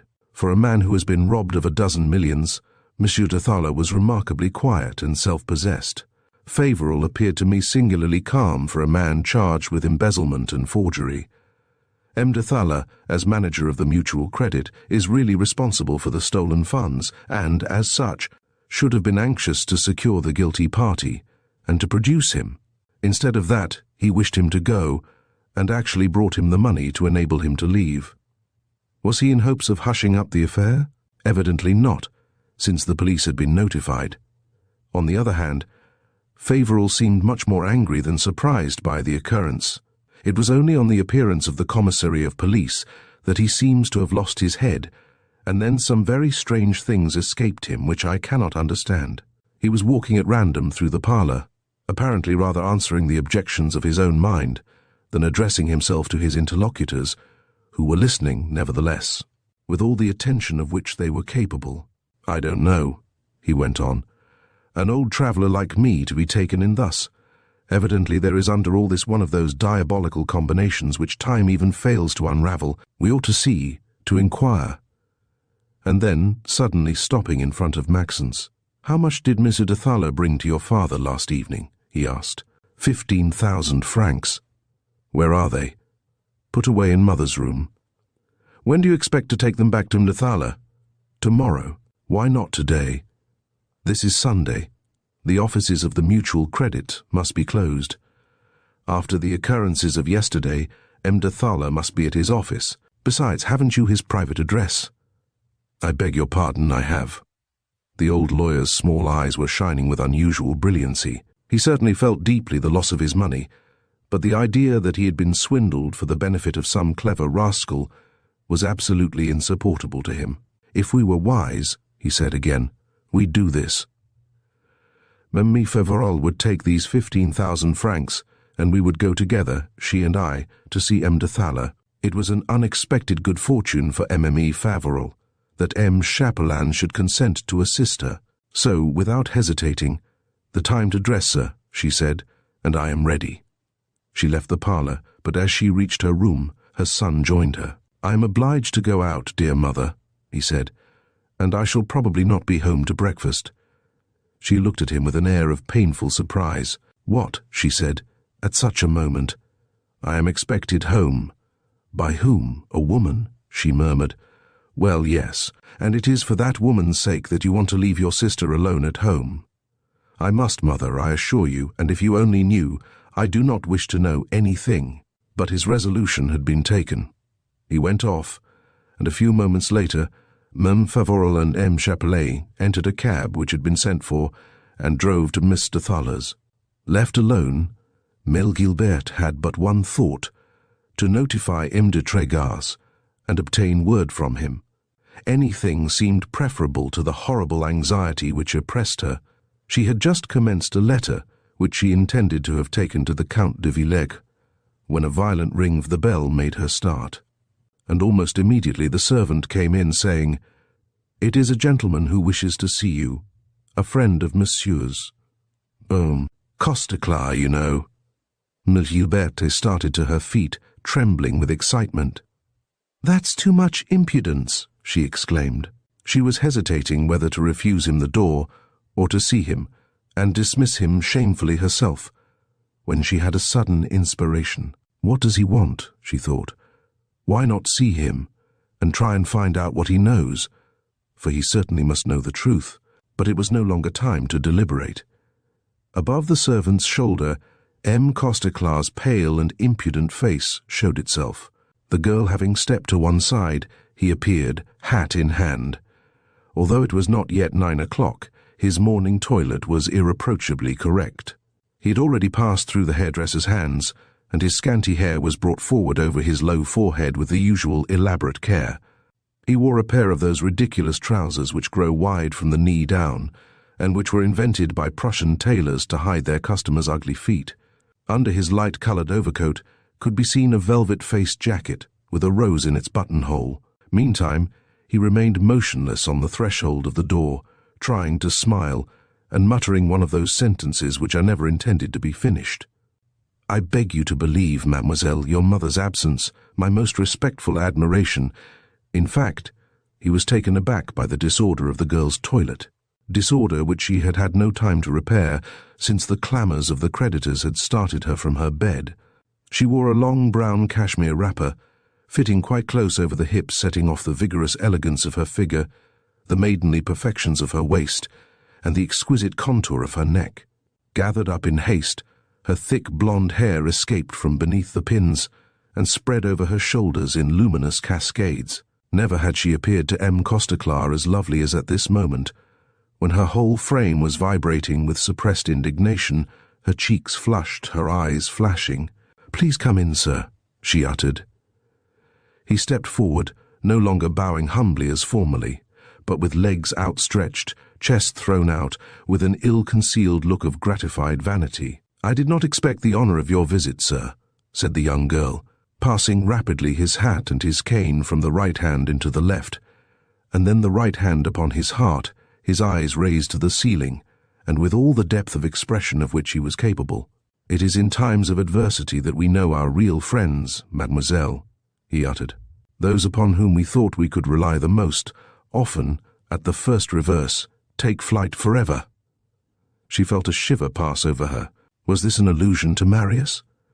The other, changing his tone, went on, "It's only last night that I heard of poor Favoral's discomfiture at the Bourse where I'd gone for news. It was the general topic of conversation. 12 millions. That's pretty hard. The Mutual Credit Society might not be able to stand it. From 580, at which it was selling before the news, it dropped at once to 300. At 9 o'clock, there were no takers at 180. And yet, if there is nothing beyond what they say, at 180, I am in." Was he forgetting himself, or pretending to? "But please excuse me, mademoiselle," he resumed. "That's not what I came to tell you. I came to ask if you had any news of our poor Favoral." "We have none, sir." "Then it is true he succeeded in getting away through this window?" "Yes." "And he did not tell you where he meant to take refuge?" Observing M. Costeclar with all her power of penetration, Gilbert fancied she discovered in him something like a certain surprise mingled with joy. "Then Favoral must have left without a sou. They accuse him of having carried away millions." "Sir, but I would swear that it is not so." M. Costeclar approved with a nod. "I am of the same opinion," he declared, but no, he was not the man to try such a game. And yet, but again, no, he was too closely watched. Besides, he was carrying a very heavy load, a load that exhausted all his resources. Gilberte, hoping that she was going to learn something, made an effort to preserve her indifference. "What do you mean?" she inquired. He looked at her, smiled, and in a light tone, "Nothing," he answered, "only some conjectures of my own." And throwing himself upon a chair, his head leaning upon its back, "That is not the object of my visit either," he uttered. "Favoral is overboard. Don't let us say anything more about him. Whether he has got the bag or not, you'll never see him again. He is as good as dead. Let us therefore talk of the living of yourself. What's going to become of you?" "I do not understand your question, sir." "It is perfectly limpid, nevertheless. I am asking myself how you are going to live, your mother and yourself. Providence will not abandon us, sir." M. Costeclar had crossed his legs, and with the end of his cane he was negligently tapping his immaculate boot. "Providence," he giggled. "That's very good on the stage, in a play, with low music in the orchestra. I can just see it. In real life, unfortunately, the life which we both live, you and I, it is not with words, were they a yard long, that the baker, the grocer, and those rascally landlords can be paid, or that dresses and shoes can be bought." She made no answer. Now then, he went on, here you are without a penny. Is it Maxence who will supply you with money? Poor fellow. Where would he get it? He has hardly enough for himself. Therefore, what are you going to do? I shall work, sir. He got up, bowed low, and resuming his seat, my sincere compliments, he said. There is but one obstacle to that fine resolution. It is impossible for a woman to live by her labour alone. Servants are about the only ones who ever get their full to eat. I'll be a servant if necessary. For 2 or 3 seconds he remained taken aback, but recovering himself, how different things would be, he resumed in an insinuating tone, if you had not rejected me when I wanted to become your husband. But you couldn't bear the sight of me. And yet, 'pon my word, I was in love with you, oh, but for good and earnest. You see, I am a judge of women, and I saw very well how you would look, handsomely dressed, and got up, leaning back in a fine carriage in the Bois. Stronger than her will, disgust rose to her lips. Ah, sir, she said. He mistook her meaning. You are regretting all that, he continued. I see it. Formerly, you would never have consented to receive me thus, alone with you, which proves that girls should not be headstrong, my dear child. He, Costeclar, he dared to call her my dear child. Indignant and insulted. Oh, she exclaimed. But he had started and kept on. Well, such as I was, I am still. To be sure, there probably would be nothing further said about marriage between us, but, frankly, what would you care if the conditions were the same, a fine house, carriages, horses, servants? Up to this moment, she had not fully understood him. Drawing herself up to her fullest height and pointing to the door, "Leave this moment," she ordered. But he seemed in no wise disposed to do so. On the contrary, paler than usual, his eyes bloodshot, his lips trembling, and smiling a strange smile, he advanced towards Mel. "Gilbert." "What?" said he. "You are in trouble. I kindly come to offer my services, and this is the way you receive me. You prefer to work, do you? Go ahead then, my lovely one. Prick your pretty fingers and redden your eyes. My time will come. Fatigue and want, cold in the winter, hunger in all seasons, will speak to your little heart of that kind Costeclar who adores you, like a big fool that he is, who is a serious man and who has money, much money." Beside herself, "Wretch!" cried the girl. "Leave! Leave at once!" "One moment," said a strong voice. M. Costeclar looked around. Marius de Tregas stood within the frame of the open door. "Marius!" murmured Mellet. Gilberte, rooted to the spot by a surprise hardly less immense than her joy, to behold him thus suddenly, when she was wondering whether she would ever see him again, to see him appear at the very moment when she found herself alone and exposed to the basest outrages. It was one of those fortunate occurrences which one can scarcely realize, and from the depth of her soul rose something like a hymn of thanks. Nevertheless, she was confounded at M. Costeclar's attitude. According to her, and from what she thought she knew, he should have been petrified at the sight of M. de Tregas, and he did not even seem to know him. He seemed shocked, annoyed at being interrupted, slightly surprised, but in no wise moved or frightened. Knitting his brows, "What do you wish?" he inquired in his most impertinent tone. De Tregas stepped forward. He was somewhat pale, but unnaturally calm, cool, and collected. Bowing to Mlle Gilbert, "If I have thus ventured to enter your apartment, mademoiselle," he uttered gently, "it is because, as I was going by the door, I thought I recognized this gentleman's carriage," and with his finger over his shoulder, he was pointing to M. Costeclar. "Now," he went on, "I had reason to be somewhat astonished at this, after the positive orders I had given him never to set his feet, not only in this house, but in this part of the city. I wished to find out exactly. I came up, I heard—" All this was said in a tone of such crushing contempt that a slap on the face would have been less cruel. All the blood in Messire Costeclar's veins rushed to his face. "You!" he interrupted insolently. "I do not know you." Imperturbable, M. de Tregas was drawing off his gloves. "Are you quite certain of that?" he replied. "Come, you certainly know my old friend, M. de Villègue." An evident feeling of anxiety appeared on M. Costeclar's countenance. "I do," he stammered. "Did not M. Villègue call upon you before the war?" "He did. Well, 'twas I who sent him to you, and the commands which he delivered to you were mine. Yours? Mine. I am Marius de Tregas. A nervous shudder shook M. Costeclar's lean frame. Instinctively his eye turned towards the door. You see, Marius went on with the same gentleness, we are, you and I, old acquaintances. For you quite remember me now, don't you?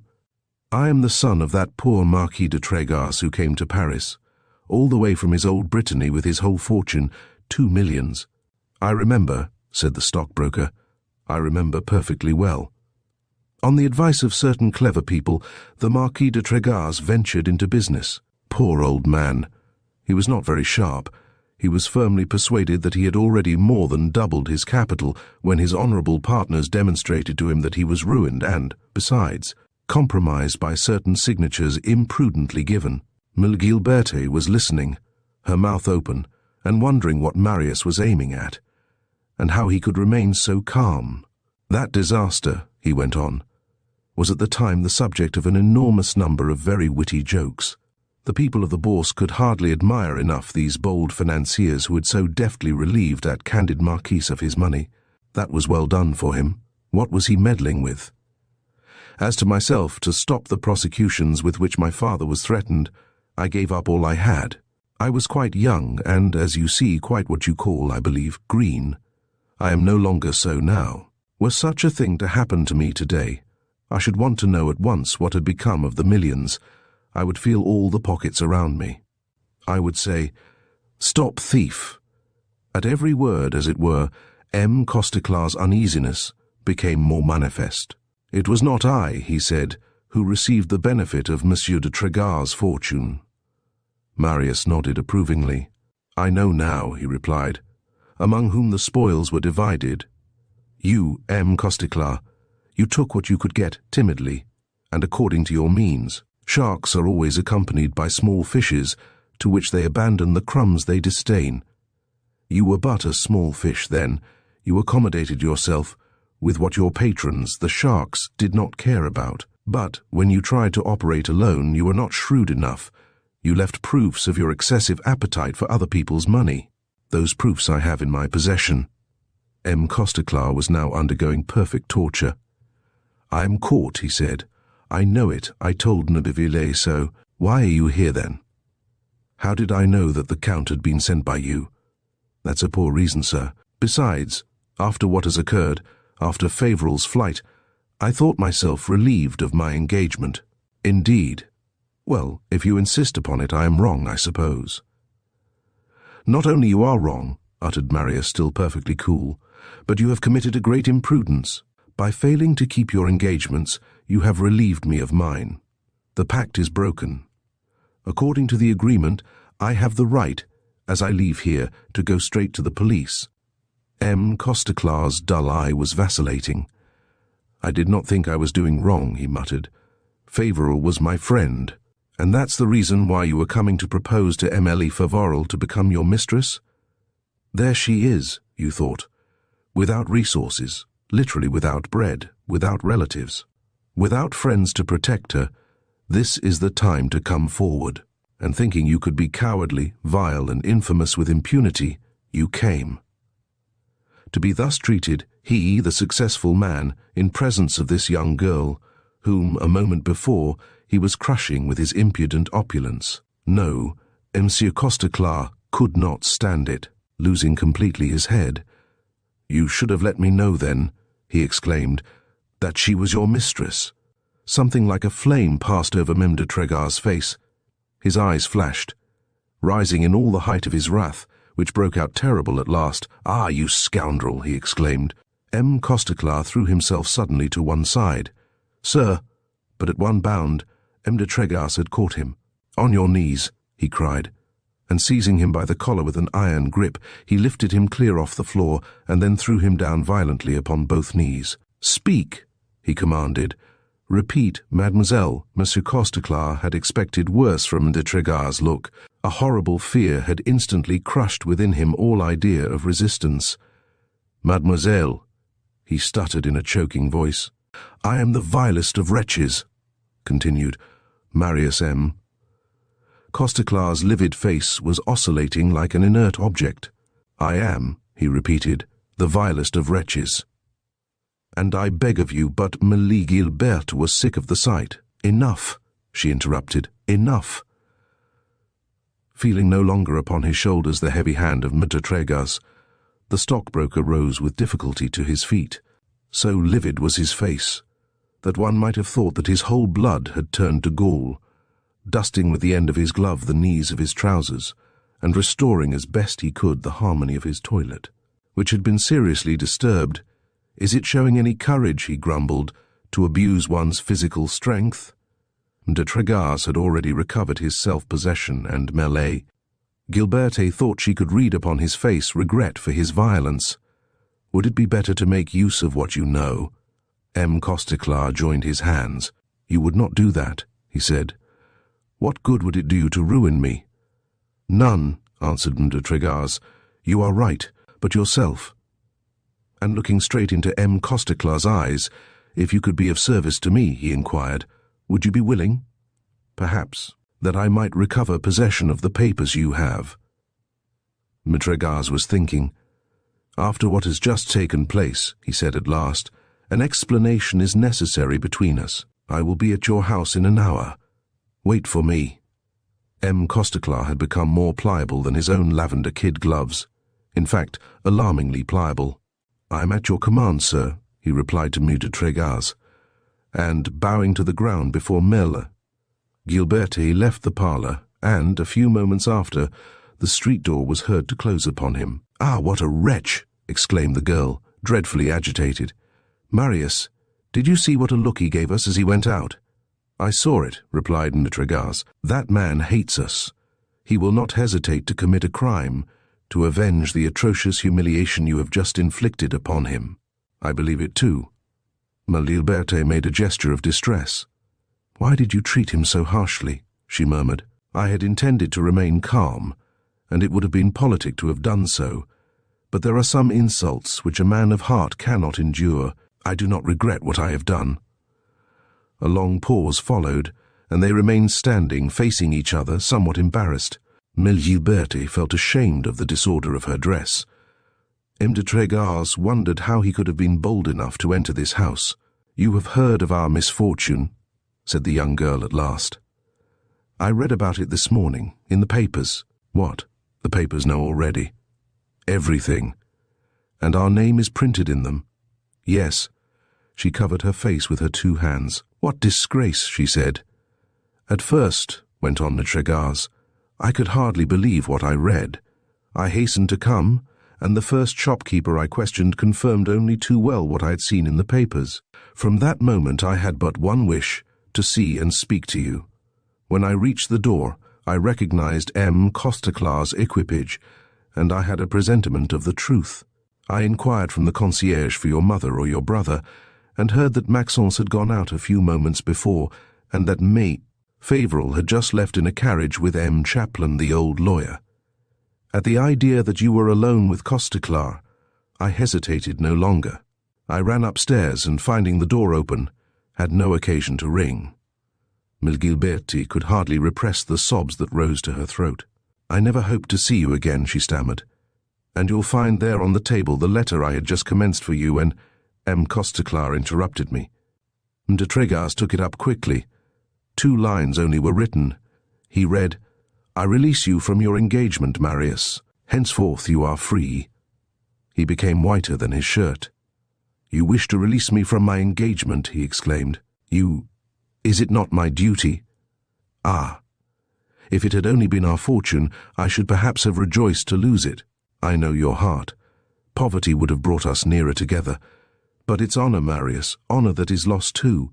The name I bear is forever stained. Whether my father is caught, or whether he escapes, he will be tried all the same, condemned, and sentenced to a degrading penalty for embezzlement and forgery. If M. de Tregas was allowing her to proceed thus, it was because he felt all his thoughts whirling in his brain, because she looked so beautiful thus, all in tears, and her hair loose, because there arose from her person so subtle a charm that words failed him to express the sensations that agitated him. Can you, she went on, take for your wife the daughter of a dishonored man? No, you cannot. Forgive me then, for having for a moment turned away your life from its object. Forgive the sorrow which I have caused you. Leave me to the misery of my fate. Forget me.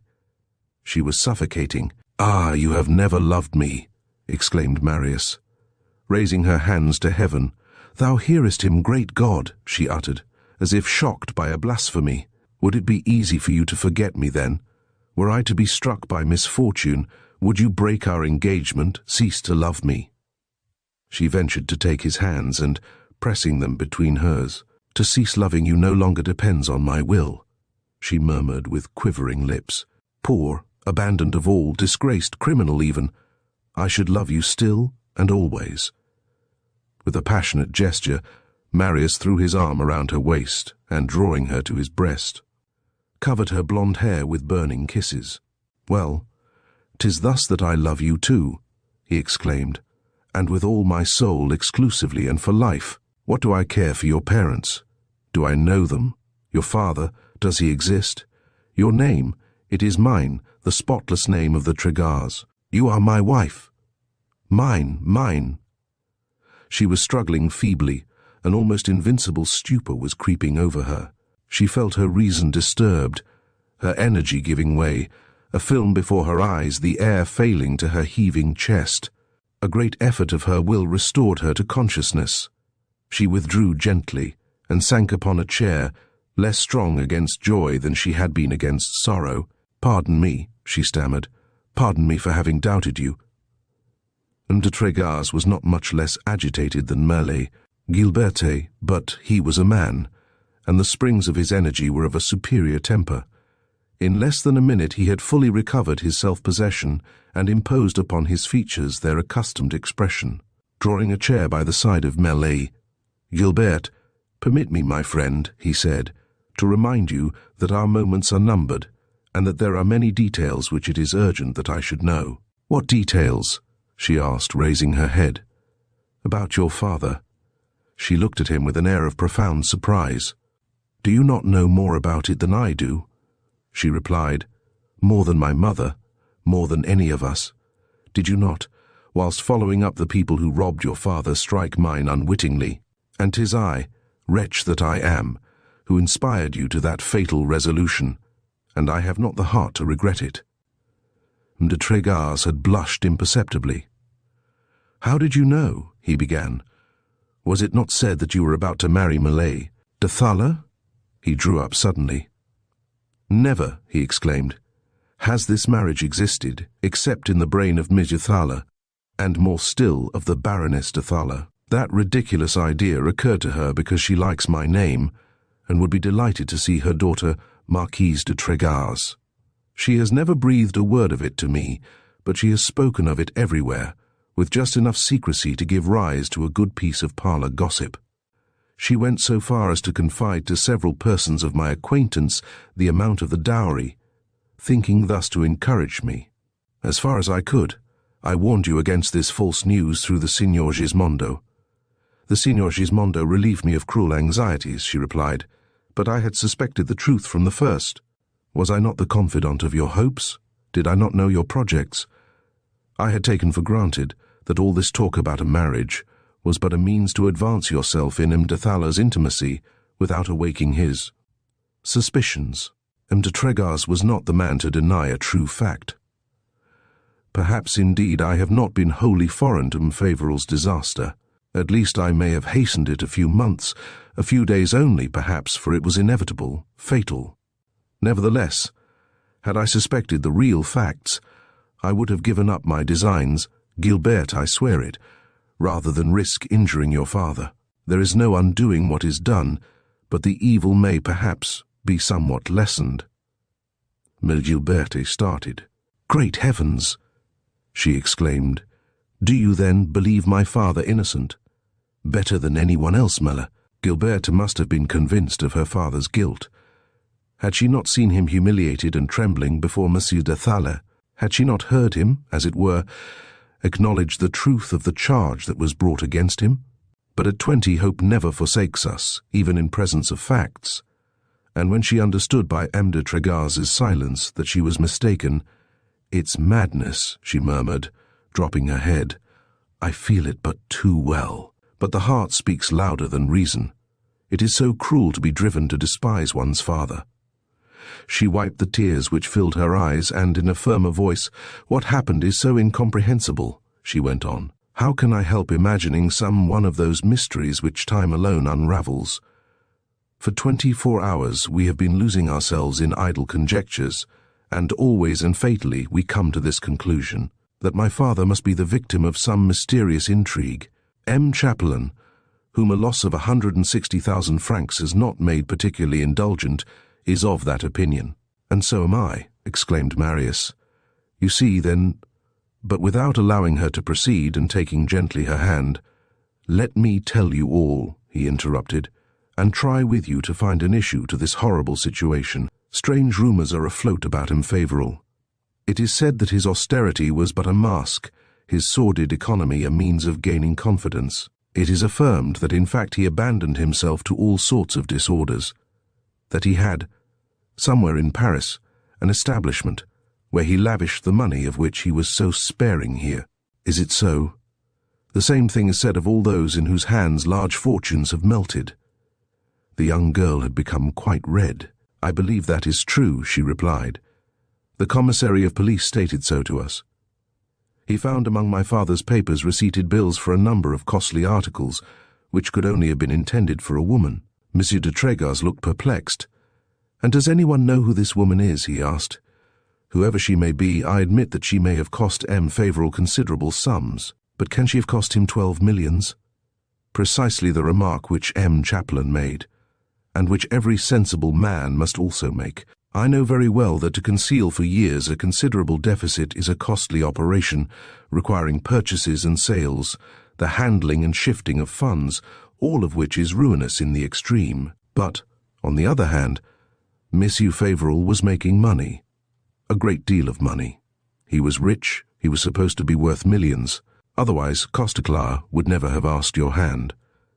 Chapelain pretends that at a certain time my father had at least 50,000 francs a year. It's bewildering." For 2 or 3 minutes M. de Trégas remained silent, reviewing in his mind every imaginable eventuality, and then, "But no matter," he resumed. "As soon as I heard this morning the amount of the deficit, doubts came to my mind. And it is for that reason, dear friend, that I was so anxious to see you and speak to you. It would be necessary for me to know exactly what occurred here last night."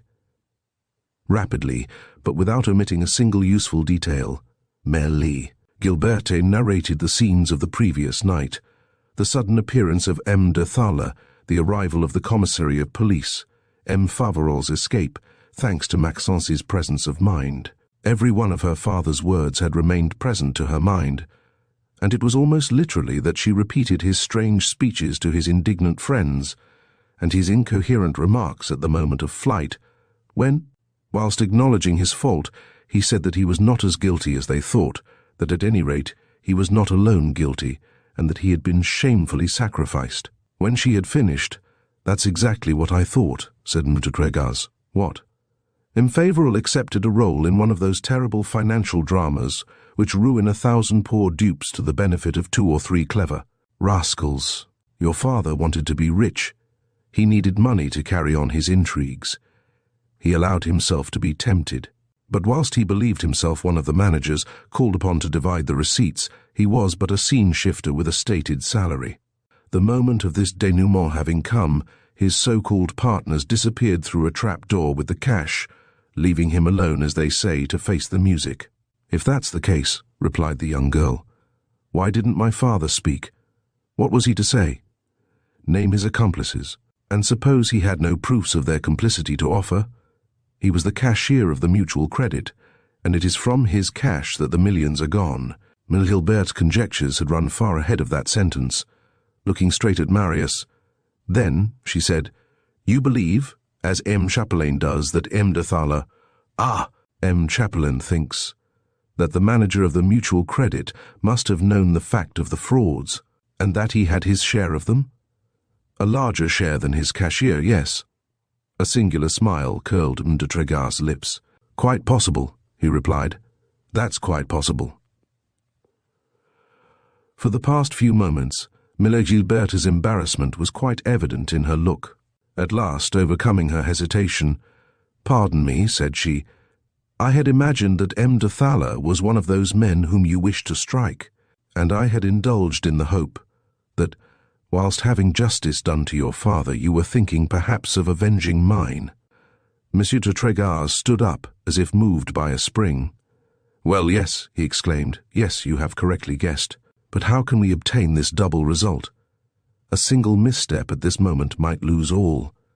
Ah, if I only knew your father's real situation, if I could only see him and speak to him. In one word, he might, perhaps, place in my hands a sure weapon, the weapon that I have as yet been unable to find." "Unfortunately," replied Mille Gilbert with a gesture of despair, "we are without news of my father, and he even refused to tell us where he expected to take refuge, but he will write, perhaps. Besides, we might look for him quietly, so as not to excite the suspicions of the police, and if your brother Maxence was only willing to help me— Alas! I fear that Maxence may have other cares. He insisted upon going out this morning, in spite of mother's request to the contrary." But Marius stopped her, and in the tone of a man who knows much more than he is willing to say, "Do not calumniate Maxence." He said, "It is through him, perhaps, that we will receive the help that we need." 11 o'clock struck. Mille Gilberte started. "Dear me," she exclaimed, "Mother will be home directly." M. de Tregaz might as well have waited for her. Henceforth he had nothing to conceal. Yet after duly deliberating with the young girl, they decided that he should withdraw, and that he would send M. de Villegre to declare his intentions. He then left, and 5 minutes later, Vincent Favoral and M. Chapelain appeared. The ex-attorney was furious, and he threw the package of banknotes upon the table with a movement of rage. "In order to return them to M. de Thaler," he exclaimed, "it was at least necessary to see him, but the gentleman is invisible, keeps himself under lock and key, guarded by a perfect cloud of servants in livery." Meantime, Vincent Favoral had approached her daughter. "Your brother?" she asked in a whisper. "He has not yet come home." "Dear me," sighed the poor mother, "at such a time he forsakes us, and for whose sake?" Chapter 25. Vincent Favoral, usually so indulgent, was too severe this time, and it was very unjustly that she accused her son. She forgot, and what mother does not forget, that he was 25 years of age, that he was a man, and that outside of the family and of herself, he must have his own interests and his passions, his affections and his duties. Because he happened to leave the house for a few hours, Maxence was surely not forsaking either his mother or his sister. It was not without a severe internal struggle that he had made up his mind to go out, and as he was going down the steps, "Poor mother," he thought, "I am sure I am making her very unhappy, but how can I help it?" This was the first time that he had been in the street since his father's disaster had been known, and the impression produced upon him was painful in the extreme. Formerly, when he walked through the Rue St, that street where he was born, and where he used to play as a boy, everyone met him with a friendly nod or a familiar smile. True, he was then the son of a man rich and highly esteemed, whereas this morning not a hand was extended, not a hat raised on his passage. People whispered among themselves, and pointed him out with looks of hatred and irony. That was because he was now the son of the dishonest cashier tracked by the police, of the man whose crime brought disaster upon so many innocent parties. Mortified and ashamed, Maxence was hurrying on, his head down, his cheek burning, his throat parched, when in front of a wine shop, "Halloo," said a man. "That's the son. What cheek!" And farther on, in front of the grocer's. "I tell you what," said a woman in the midst of a group, "they still have more than we have." Then, for the first time, he understood with what crushing weight his father's crime would weigh upon his whole life.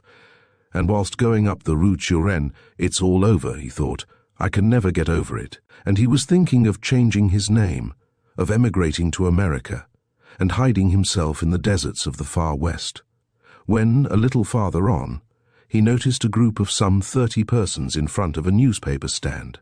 The vendor, A fat little man with a red face and an impudent look was crying in a hoarse voice, "Here are the morning papers, the last editions, all about the robbery of 12 millions by a poor cashier. Buy the morning papers." And, to stimulate the sale of his wares, he added all sorts of jokes of his own invention, saying that the thief belonged to the neighborhood, that it was quite flattering, etc. The crowd laughed, and he went on, "The cashier Favoral's robbery, 12 millions. Buy the paper and see how it's done." And so the scandal was public, irreparable. Maxence was listening a few steps off. He felt like going, but an imperative feeling, stronger than his will, made him anxious to see what the papers said. Suddenly he made up his mind, and stepping up briskly, he threw down 3 sous, seized a paper, and ran as if they had all known him. "Not very polite, the gentleman," remarked 2 idlers whom he had pushed a little roughly. Quick as he had been, a shopkeeper of the Rue St had had time to recognize him. "Why, that's the cashier's son," he exclaimed. "Is it possible?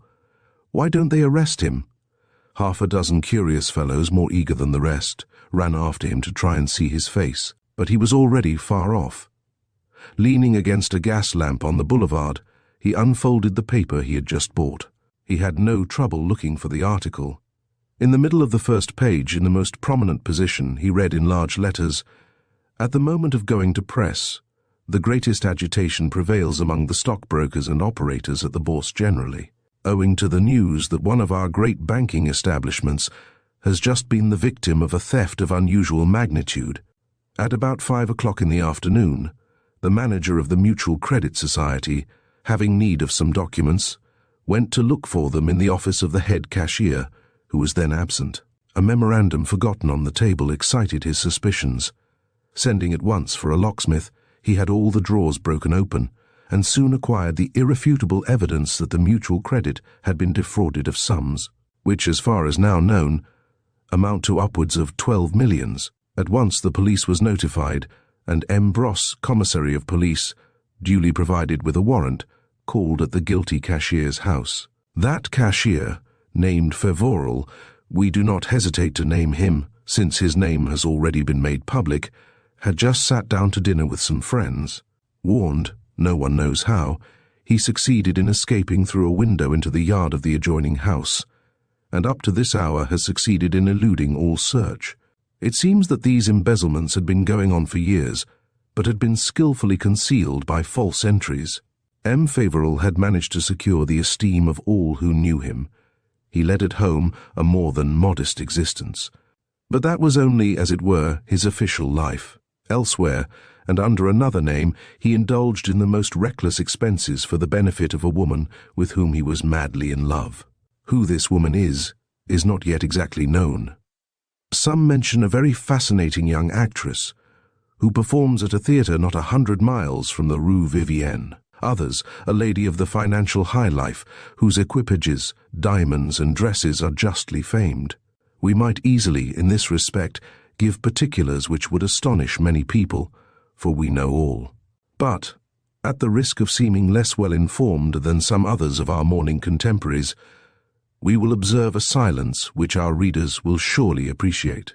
We do not wish to add, by a premature indiscretion, anything to the grief of a family already so cruelly stricken, for Ma'am Favoral leaves behind him, in the deepest sorrow, a wife and 2 children, a son of 25 employed in a railroad office, and a daughter of 20, remarkably handsome, who, a few months ago, came very near marrying M.C. Next, tears of rage obscured Maxence's sight whilst reading the last few lines of this terrible article.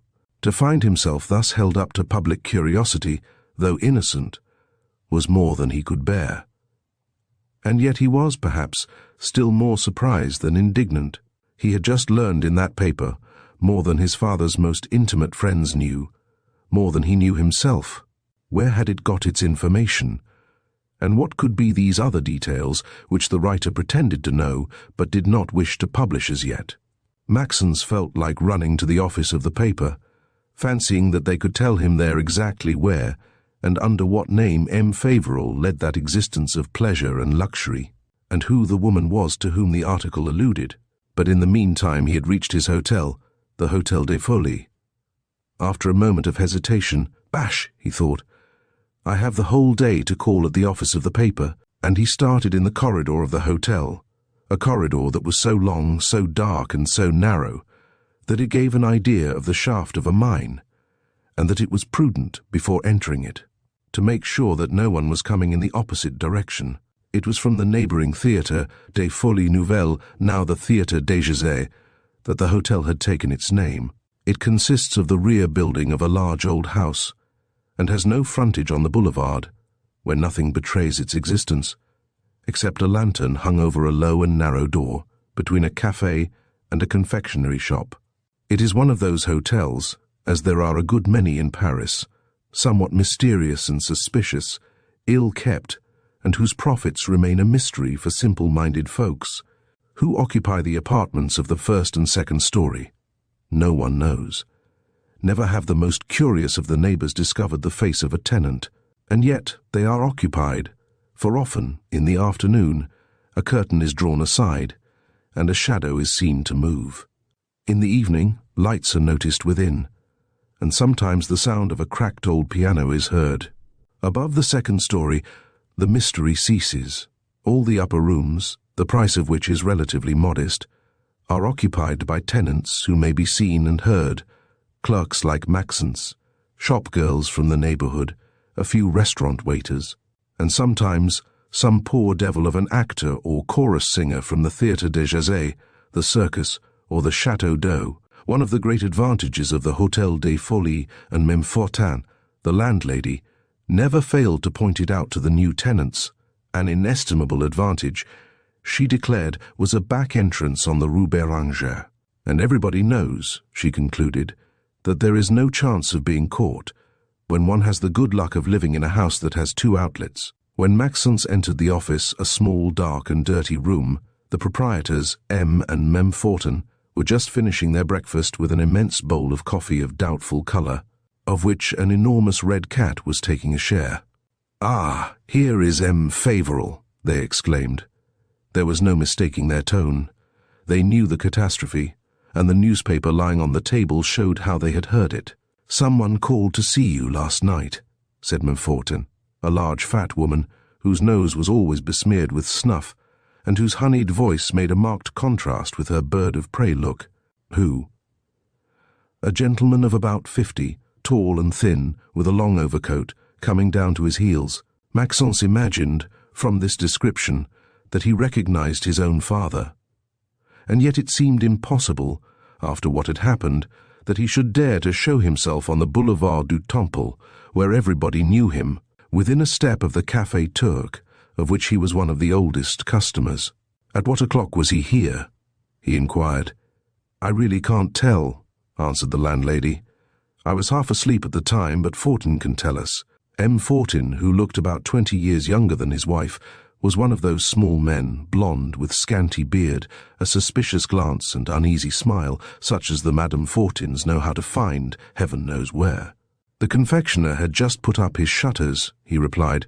"Consequently, it must have been between 11 and 11:15. "And didn't he leave any word?" said Maxence. "Nothing, except that he was very sorry not to find you in. And, in fact, he did look quite annoyed. We asked him to leave his name, but he said it wasn't worthwhile, and that he would call again." At the glance which the landlady was throwing toward him from the corner of her eyes, Maxence understood that she had on the subject of that late visitor the same suspicion as himself, and as if she had intended to make it more apparent still, "I ought perhaps to have given him your key," she said. "And why so, pray?" "Oh, I don't know. An idea of mine, that's all. Besides, Lucienne can probably tell you more about it, for she was there when the gentleman came, and I even think that they exchanged a few words in the yard." Maxence, seeing that they were only seeking a pretext to question him, took his key and inquired, "Is Merle Lucienne at home?" "Can't tell. She has been going and coming all the morning, and I don't know whether she finally stayed in or out. One thing is sure. She waited for you last night until after 12, and she didn't like it much, I can tell you." Maxence started up the steep stairs, and, as he reached the upper stories, a woman's voice, fresh and beautifully toned, reached his ears more and more distinctly. She was singing a popular tune, one of those songs which are monthly put in circulation by the singing cafes. To hope, O charming word, which during all life husband and children and wife repeat in common accord. When the moment of success from us ever further slips, 'tis hope from its rosy lips whispers, tomorrow you will bless. 'Tis very nice to run, but to have is better fun. She is in, murmured Maxence, breathing more freely. Reaching the 4th story, he stopped before the door which faced the stairs and knocked lightly. At once the voice, which had just commenced another verse, stopped short and inquired, "Who's there?" "I, Maxence."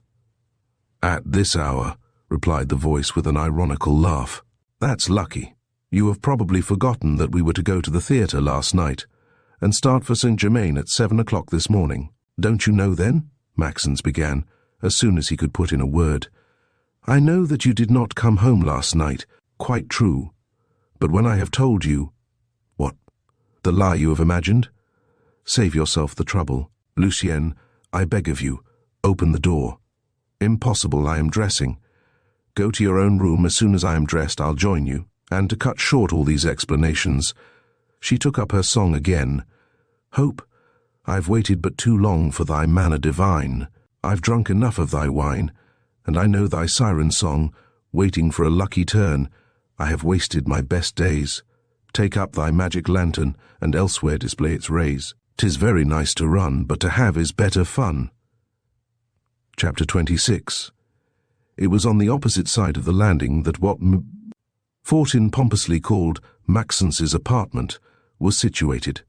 It consisted of a sort of antechamber, almost as large as a handkerchief, decorated by the Fortins with the name of dining room, a bedroom, and a closet called a dressing room in the lease.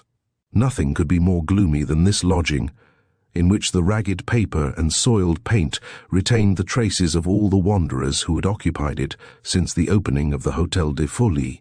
The dislocated ceiling was scaling off in large pieces. The floor seemed affected with the dry rot, and the doors and windows were so much warped and sprung that it required an effort to close them. The furniture was on a par with the rest. "How everything does wear out," sighed Fortin. "It isn't 10 years since I bought that furniture. In point of fact, it was over 15, and even then she had bought it second-handed and almost unfit for use. The curtains retained but a vague shade of their original colour. The veneer was almost entirely off the bedstead. Not a single lock was in order, whether in the bureau or the secretary. The rug had become a nameless rag, and the broken springs of the sofa, cutting through the threadbare stuff, stood up threateningly like knife blades. The most sumptuous object was an enormous china stove, which occupied almost 1/2 of the whole dining room. It could not be used to make a fire, for it had no pipe. Nevertheless, Mère Fortin refused obstinately to take it out, under the pretext that it gave such a comfortable appearance to the apartment. All this elegance cost Maxence 45 francs a month, and 5 francs for the service, the whole payable in advance from the 1st to the 3d of the month. If, on the 4th, a tenant came in without money, Mère Fortin squarely refused him his key, and invited him to seek shelter elsewhere. "I have been caught too often," she replied to those who tried to obtain 24 hours' grace from her. "I wouldn't trust my own father till the 5th, he who was a superior officer in Napoleon's armies, and the very soul of honour." It was chance alone which had brought Maxence, after the Commune, to the Hôtel des Folies, and he had not been there a week before he had fully made up his mind not to wear out Fortin's furniture very long. He had even already found another and more suitable lodging, when, about a year ago, a certain meeting on the stairs had modified all his views, and lent a charm to his apartment which he did not suspect. As he was going out one morning to his office, he met on the very landing a rather tall and very dark girl who had just come running upstairs. She passed before him like a flash, opened the opposite door, and disappeared. But rapid as the apparition had been, it had left in Maxence's mind one of those impressions which are never obliterated. He could not think of anything else the whole day, and after business hours, instead of going to dine in Rue St as usual, he sent a dispatch to his mother to tell her not to wait for him, and bravely went home. But it was in vain that during the whole evening he kept watch behind his door, left slyly ajar. He did not get a glimpse of the neighbour. Neither did she show herself on the next or the 3 following days, and Maxence was beginning to despair, when at last on Sunday, as he was going downstairs, he met her again face to face. He had thought her quite pretty at the first glance. This time he was dazzled to that extent that he remained for over a minute, standing like a statue against the wall, and certainly it was not her dress that helped setting off her beauty. She wore a poor dress of black merino, a narrow collar, and plain cuffs, and a bonnet of the utmost simplicity. She had nevertheless an air of incomparable dignity, a grace that charmed, and yet inspired respect, and the carriage of a queen. This was on the 30th of July. As he was handing in his key before leaving, "My apartment suits me well enough," said Maxence to May. "Fortin, I shall keep it, and here are 50 francs for the month of August." And while the landlady was making out a receipt, "You never told me," he began with his most indifferent look, "that I had a neighbour." Fortin straightened herself up like an old war-horse that hears the sound of the bugle. "Yes, yes," she said, "Mademoiselle Lucienne." "Lucienne," repeated Maxence. "That's a pretty name. Have you seen her?" "I have just seen her. She's rather good-looking." The worthy landlady jumped on her chair. "Rather good-looking," she interrupted. "You must be hard to please, my dear sir. For I, who am a judge, I affirm that you might hunt Paris over for 4 whole days without finding such a handsome girl. Rather good-looking. A girl who has hair that comes down to her knees, a dazzling complexion, eyes as big as this, and teeth whiter than that cat's. All right, my friend. You'll wear out more than 1 pair of boots running after women before you catch one like her." That was exactly Maxence's opinion, and yet with his coldest look. "Has she been long your tenant, dear mum?" "Fortin?" he asked. "A little over a year. She was here during the siege, and just then, as she could not pay her rent, I was of course going to send her off. But she went straight to the commissary of police, who came here, and forbade me to turn out either her or anybody else. As if people were not masters in their own house." "That was perfectly absurd," objected Maxence, who was determined to gain the good graces of the landlady. "Never heard of such a thing," she went on. "Compel you to lodge people free. Why not feed them too?" In short, she remained so long that after the Commune she owed me 180 francs. Then she said that, if I would let her stay, she would pay me each month in advance besides the rent. 10 francs on the old account. I agreed, and she has already paid up 20 francs. "Poor girl," said Maxence. But Fortin shrugged her shoulders. "Really," she replied, "I don't pity her much, for if she only wanted, in 48 hours I should be paid, and she would have something else on her back besides that old black rag. I tell her every day, 'In these days, my child, there is but one reliable friend, which is better than all others, and which must be taken as it comes, without making any faces if it is a little dirty, that's money.' But all my preaching goes for nothing. I might as well sing." Maxence was listening with intense delight. "In short, what does she do?" he asked. "That's more than I know," replied Fortin. "The young lady has not much to say. All I know is that she leaves every morning bright and early and rarely gets home before 11. On Sunday she stays home, reading, and sometimes in the evening she goes out, always alone, to some theatre or ball. Ah, she is an odd one, I tell you." A lodger who came in interrupted the landlady, and Maxence walked off dreaming how he could manage to make the acquaintance of his pretty and eccentric neighbour. Because he had once spent some hundreds of Napoleons in the company of young ladies with yellow chignons, Maxence fancied himself a man of experience, and had but little faith in the virtue of a girl of 20, living alone in a hotel, and left sole mistress of her own fancy. He began to watch for every occasion of meeting her, and towards the last of the month he had got so far as to bow to her and to inquire after her health. But the first time he ventured to make love to her, she looked at him head to foot, and turned her back upon him with so much contempt that he remained, his mouth wide open, perfectly stupefied. "I am losing my time like a fool," he thought. Great, then, was his surprise when the following week, on a fine afternoon, he saw Lucienne leave her room, no longer clad in her eternal black dress, but wearing a brilliant and extremely rich toilet. With a beating heart he followed her. In front of the Hôtel des Folies stood a handsome carriage and horses. As soon as Lucienne appeared, a footman opened respectfully the carriage door. She went in, and the horses started at a full trot. Maxence watched the carriage disappear in the distance, like a child who sees the bird fly upon which he hoped to lay hands. "Gone," he muttered, "gone." But when he turned around, he found himself face to face with the Fortins, man and wife, who were laughing a sinister laugh. "What did I tell you?" exclaimed the Fortin. "There she is, started at last. Get up, horse. She'll do well, the child." The magnificent equipage and elegant dress had already produced quite an effect among the neighbors. The customers sitting in front of the café were laughing among themselves. The confectioner and his wife were casting indignant glances at the proprietors of the Hôtel des Folies. "You see, Favoral," replied Fortin, "such a girl as that was not made for our neighborhood. You must make up your mind to it. You won't see much more of her on the Boulevard du Temple."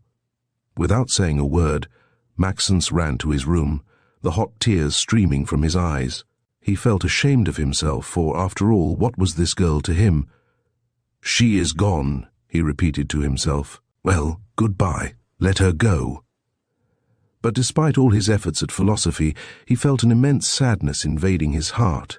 Ill-defined regrets and spasms of anger agitated him.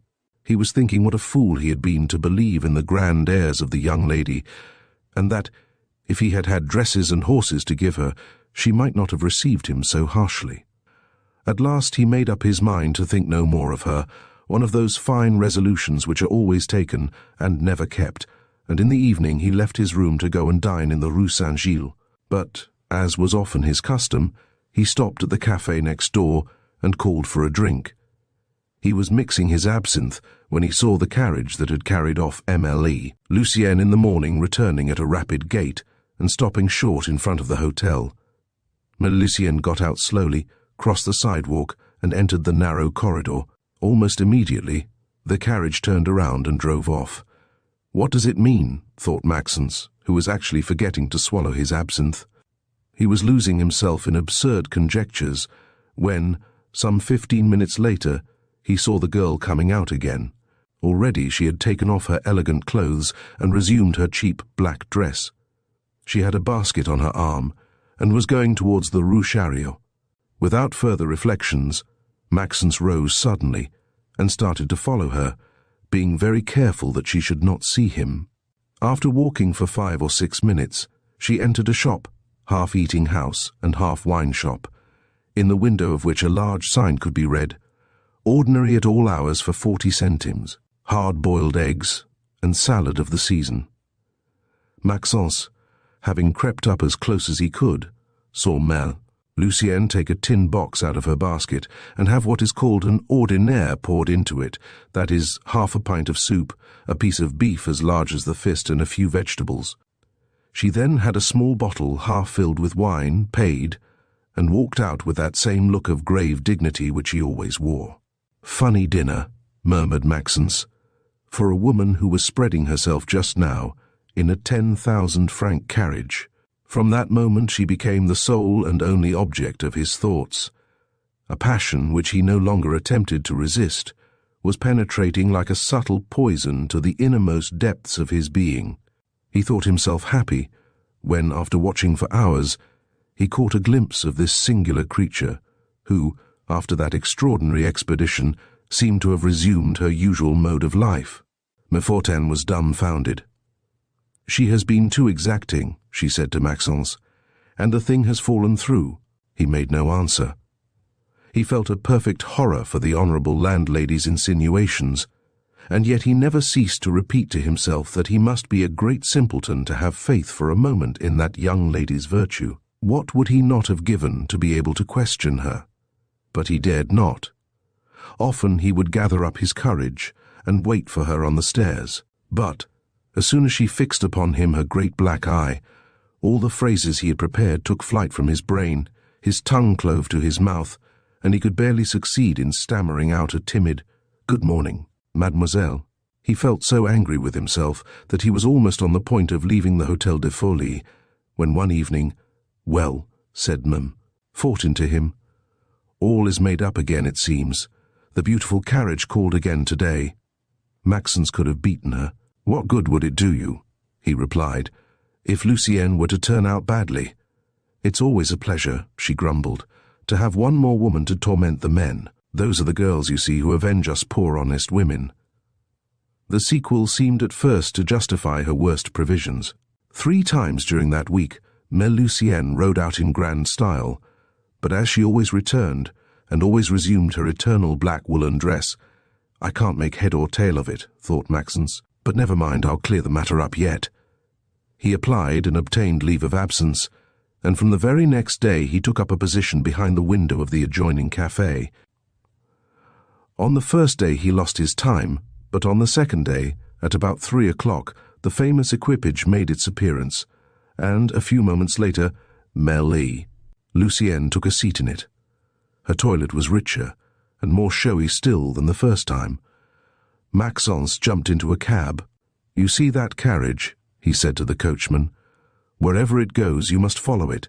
I give 10 francs extra pay." "All right," replied the driver, whipping up his horses. And much need he had, too, of whipping them, for the carriage that carried off Amélie, Lucienne, started at full trot down the boulevards, to the Madeleine, then along the Rue Royale, and through the Place de la Concorde, to the Avenue des Champs-Élysées, where the horses were brought down to a walk.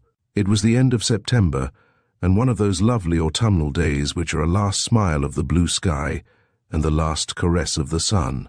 There were races in the Bois de Boulogne, and the equipages were 5 and 6 abreast on the avenue. The side alleys were crowded with idlers. Maxence, from the inside of his cab, never lost sight of Mère Lucienne. She was evidently creating a sensation. The men stopped to look at her with gaping admiration.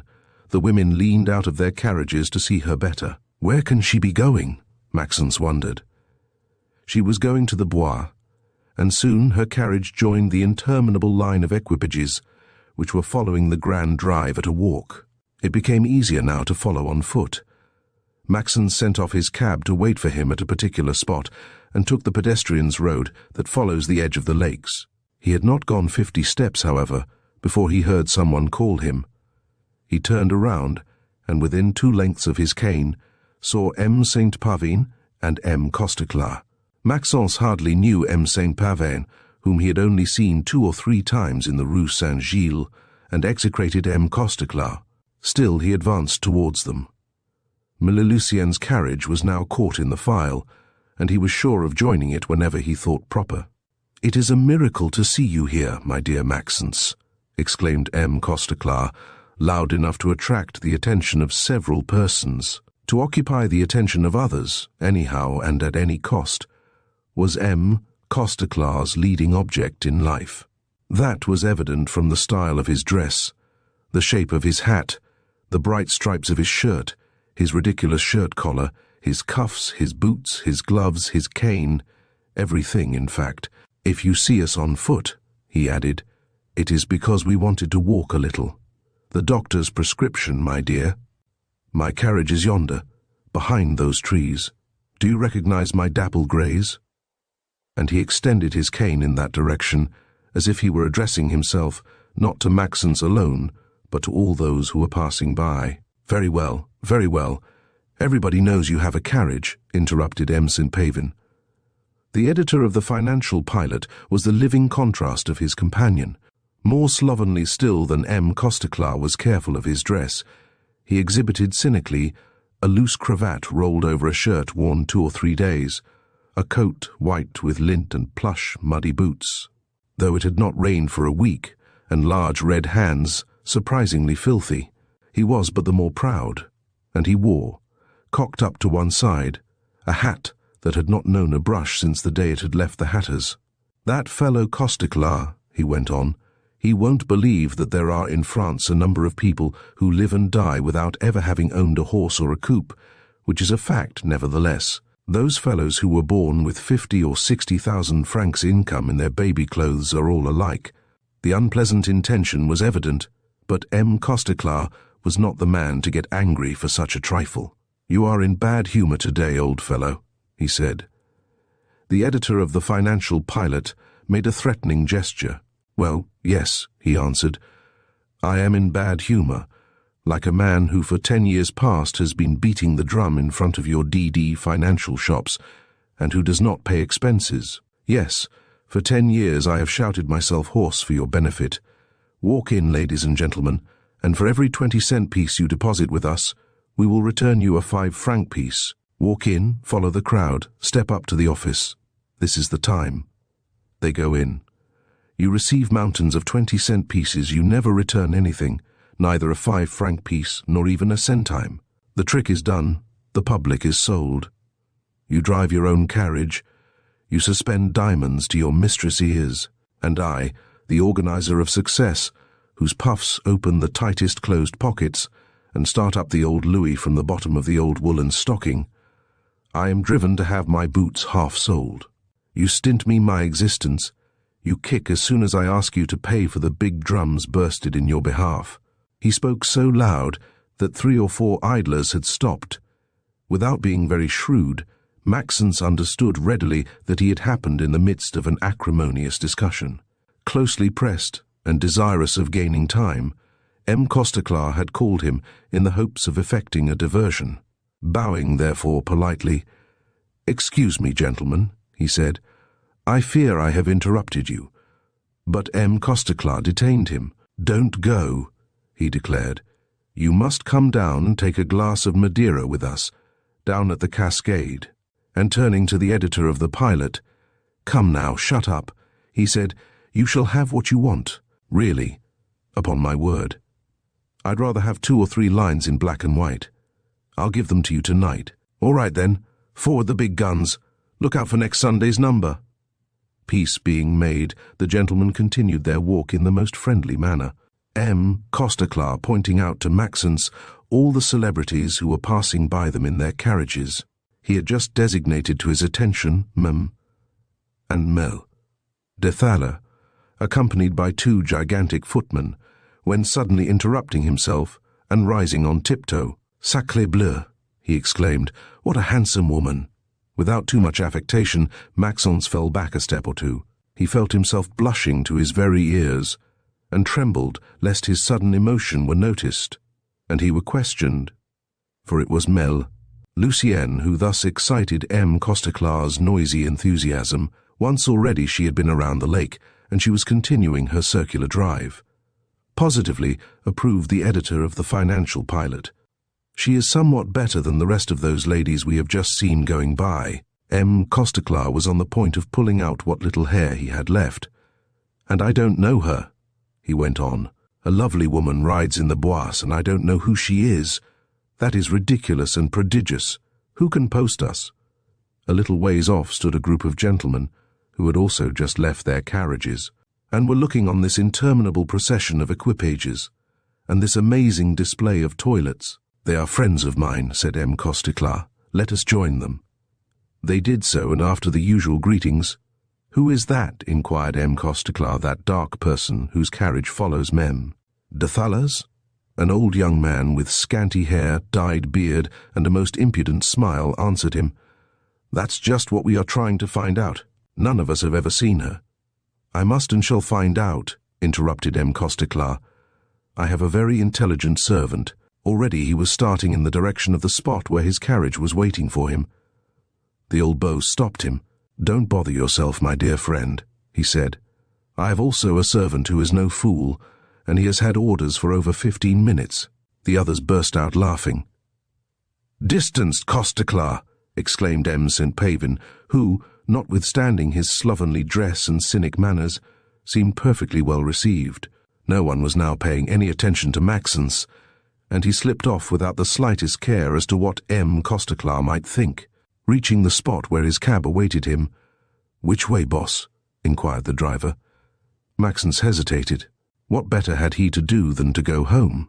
And yet, "We'll wait for that same carriage," he answered, "and we'll follow it on the return." But he learned nothing further. Lucien drove straight to the Boulevard du Temple, and as before, immediately resumed her eternal black dress, and Maxence saw her go to the little restaurant for her modest dinner. But he saw something else too. Almost on the heels of the girl, a servant in livery entered the hotel corridor, and only went off after remaining a full quarter of an hour in busy conference with Meme Fortin. "It's all over," thought the poor fellow. "Lucien will not be much longer my neighbor." He was mistaken. A month went by without bringing about any change. As in the past, she went out early, came home late, and on Sundays remained alone all day in her room. Once or twice a week, when the weather was fine, the carriage came for her at about 3 o'clock and brought her home at nightfall. Maxence had exhausted all conjectures, when one evening, it was the 31st of October, as he was coming in to go to bed, he heard a loud sound of voices in the office of the hotel. Led by an instinctive curiosity, he approached on tiptoe so as to see and hear everything. The Fortins and Emile Lucien were having a great discussion. "That's all nonsense," shrieked the worthy landlady, "and I mean to be paid." Lucien was quite calm. "Well," she replied, "don't I pay you? Here are 40 francs, 30 in advance for my room, and 10 on the old account." "I don't want your 10 francs. "What do you want, then?" "Ah, the 150 francs which you owe me still." The girl shrugged her shoulders.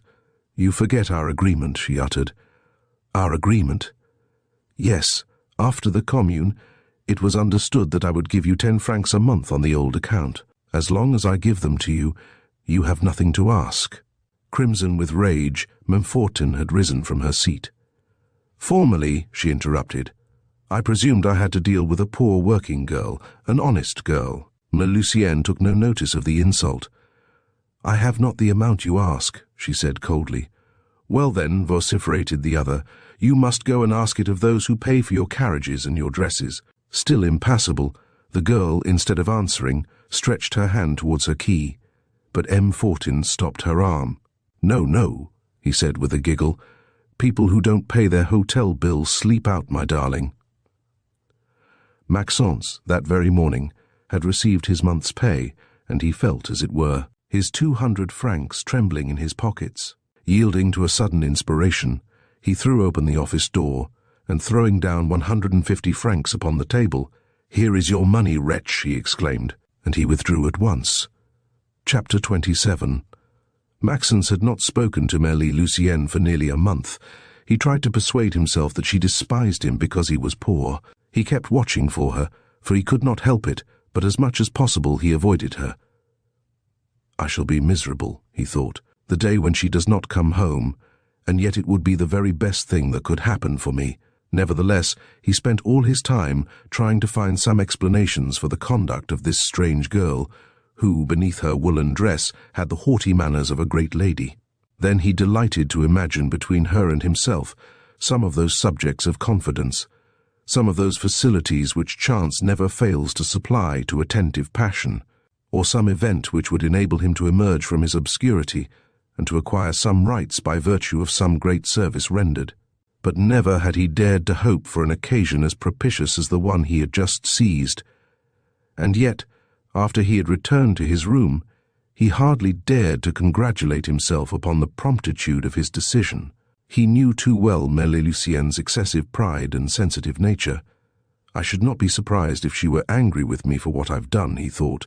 The evening being quite chilly, he had lighted a few sticks, and sitting by the fireside, he was waiting, his mind filled with vague hopes. It seemed to him that his neighbor could not absolve herself from coming to thank him, and he was listening intently to all the noises of the house, starting at the sound of footsteps on the stairs, and at the slamming of doors. 10 times at least he went out on tiptoe to lean out of the window on the landing, to make sure that there was no light in Emile Lucien's room. At 11 o'clock she had not yet come home, and he was deliberating whether he would not start out in quest of information, when there was a knock at the door. "Come in," he cried, in a voice choked with emotion. Lucienne came in. She was somewhat paler than usual, but calm and perfectly self-possessed. Having bowed without the slightest shade of embarrassment, she laid upon the mantelpiece the 35-franc notes which Maxence had thrown down to the Fortins, and, in her most natural tone, "Here are your 150 francs, sir," she uttered. "I am more grateful than I can express for your prompt kindness in lending them to me, but I did not need them." Maxence had risen from his seat and was making every effort to control his own feelings. "Still," he began, "after what I heard—" "Yes," she interrupted. Fortin and her husband were trying to frighten me, but they were losing their time. When, after the Commune, I settled with them the manner in which I would discharge my debt towards them, having a just estimate of their worth, I made them write out and sign our agreement. Being in the right, I could resist them, and was resisting them when you threw them those 150 francs. Having laid hands upon them, they had the pretension to keep them. That's what I could not suffer. Not being able to recover them by main force, I went at once to the commissary of police. He was luckily at his office. He is an honest man who already once before helped me out of a scrape. He listened to me kindly and was moved by my explanations. Notwithstanding the lateness of the hour, he put on his overcoat and came with me to see our landlord. After compelling them to return me your money, he signified to them to observe strictly our agreement, under penalty of incurring his utmost severity. Maxence was wonderstruck. "How could you dare?" he said. "Wasn't I in the right?" "Oh, 1,000 times yes." "Still, what? Should my right be less respected because I am but a woman, and because I have no one to protect me, am I outside the law and condemned in advance to suffer the iniquitous fancies of every scoundrel? No, thank heaven, henceforth I shall feel easy. People like the Fortins, who live off I know not what shameful traffic, have too much to fear from the police to dare to molest me further." The resentment of the insult could be read in her great black eyes, and a bitter disgust contracted her lips. "Besides," she added, "the commissary had no need of my explanations to understand what abject inspirations the Fortins were following. The wretches had in their pocket the wages of their infamy. In refusing me my key, in throwing me out in the street at 10 o'clock at night, they hoped to drive me to seek the assistance of the base coward who paid their odious treason. And we know the price which men demand for the slightest service they render to a woman." Maxence turned pale. The idea flashed upon his mind that it was to him, perhaps, that these last words were addressed. "Ah, I swear it," he exclaimed. "It is without afterthought that I tried to help you. You do not owe me any thanks even." "I do not thank you any the less, though," she said gently, "and from the bottom of my heart. It was so little." Intention alone makes the value of a service, neighbor. And besides, do not say that 150 francs are nothing to you. Perhaps you do not earn much more each month. "I confess it," he said, blushing a little. "You see, then? No, it was not to you that my words were addressed, but to the man who has paid the Fortins. He was waiting on the boulevard, the result of the maneuver, which, they thought, was about to place me at his mercy. He ran quickly to me when I went out, and followed me all the way to the office of the commissary of police, as he follows me everywhere for the past month, with his sickening gallantries and his degrading propositions." The eye flashing with anger. "Ah, if I had known," exclaimed Maxence. "If you had told me but a word." She smiled at his vehemence. "What would you have done?" she said. "You cannot impart intelligence to a fool, heart to a coward, or delicacy of feeling to a boor. I could have chastised the miserable insulter." She had a superb gesture of indifference. "Bash!" she interrupted. "What are insults to me? I am so accustomed to them that they no longer have any effect upon me. I am 18. I have neither family, relatives, friends, nor anyone in the world who even knows my existence, and I live by my labor. Can't you see what must be the humiliations of each day? Since I was 8 years old, I have been earning the bread I eat, the dress I wear, and the rent of the den where I sleep.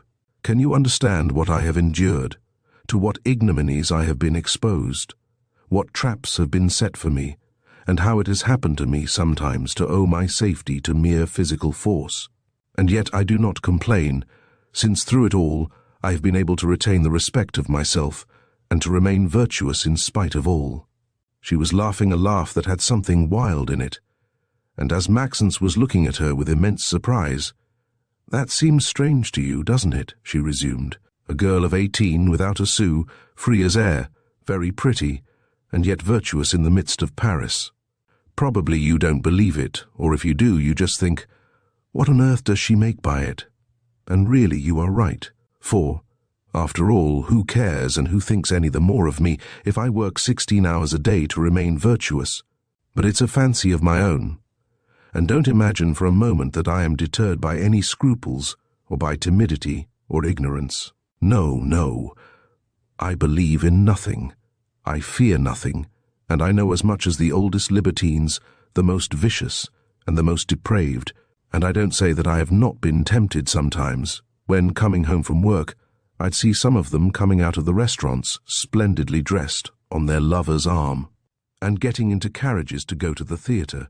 There were moments when I was cold and hungry, and when, not knowing where to sleep, I wandered all night through the streets like a lost dog. There were hours when I felt sick of all this misery, and when I said to myself that, since it was my fate to end in the hospital, I might as well make the trip gaily. But what? I should have had to traffic my person, to sell myself. She shuddered, and in a hoarse voice, "I would rather die," she said. It was difficult to reconcile words such as these with certain circumstances of Milly Lucien's existence, her rides around the lake, for instance. In that carriage that came for her 2 or 3 times a week, her ever-renewed costumes, each time more eccentric and more showy. But Maxence was not thinking of that. What she told him he accepted as absolutely true and indisputable, and he felt penetrated with an almost religious admiration for this young and beautiful girl, possessed of so much vivid energy, who alone, through the hazards, the perils, and the temptations of Paris, had succeeded in protecting and defending herself. "And yet," he said, "without suspecting it, you had a friend near you." She shuddered, and a pale smile flitted upon her lips. She knew well enough what friendship means between a youth of 25 and a girl of 18. "A friend," she murmured. Maxence guessed her thought, and in all the sincerity of his soul, "Yes, a friend," he repeated, "a comrade, a brother," and thinking to touch her and gain her confidence. "I could understand you," he added, "for I too have been very unhappy." But he was singularly mistaken. She looked at him with an astonished air, and slowly, "You unhappy," she uttered, "you who have a family, relations, a mother who adores you, a sister." Less excited, Maxence might have wondered how she had found this out, and would have concluded that she must feel some interest in him, since she had doubtless taken the trouble of getting information. "Besides, you are a man," she went on, "and I do not understand how a man can complain. Have you not the freedom, the strength, and the right to undertake and to dare anything? Isn't the world open to your activity and to your ambition? Woman submits to her fate, man makes his." This was hurting the dearest pretensions of Maxence, who seriously thought that he had exhausted the rigors of adversity. "There are circumstances," he began, but she shrugged her shoulders gently, and interrupting him, "Do not insist," she said, "or else I might think that you lack energy. What are you talking of circumstances? There are none so adverse but that can be overcome. What would you like, then? To be born with 100,000 francs a year, and have nothing to do but to live according to your whim of each day, idle, satiated, a burden upon yourself, useless or offensive to others? Ah! If I were a man, I would dream of another fate. I should like to start from the foundling asylum, without a name, and by my will, my intelligence, my daring, and my labor, make something and somebody of myself. I would start from nothing and become everything." With flashing eyes and quivering nostrils, she drew herself up proudly, but almost at once dropping her head. "The misfortune is," she added, "that I am but a woman, and you who complain, if you only knew." She sat down, and with her elbow on the little table, her head resting upon her hand, she remained lost in her meditations, her eyes fixed, as if following through space all the phases of the 18 years of her life. There is no energy but unbends at some given moment, no will but has its hour of weakness, and strong and energetic as was MLA, Lucienne, she had been deeply touched by Maxence's act. Had she, then, found at last upon her path the companion of whom she had often dreamed in the despairing hours of solitude and wretchedness? After a few moments she raised her head, and looking into Maxence's eyes with a gaze that made him quiver like the shock of an electric battery, "Doubtless," she said in a tone of indifference somewhat forced, "you think you have in me a strange neighbor. Well, as between neighbors, it is well to know each other. Before you judge me, listen." The recommendation was useless. Maxence was listening with all the powers of his attention. "I was brought up," she began, "in a village of the neighborhood of Paris in Rue St.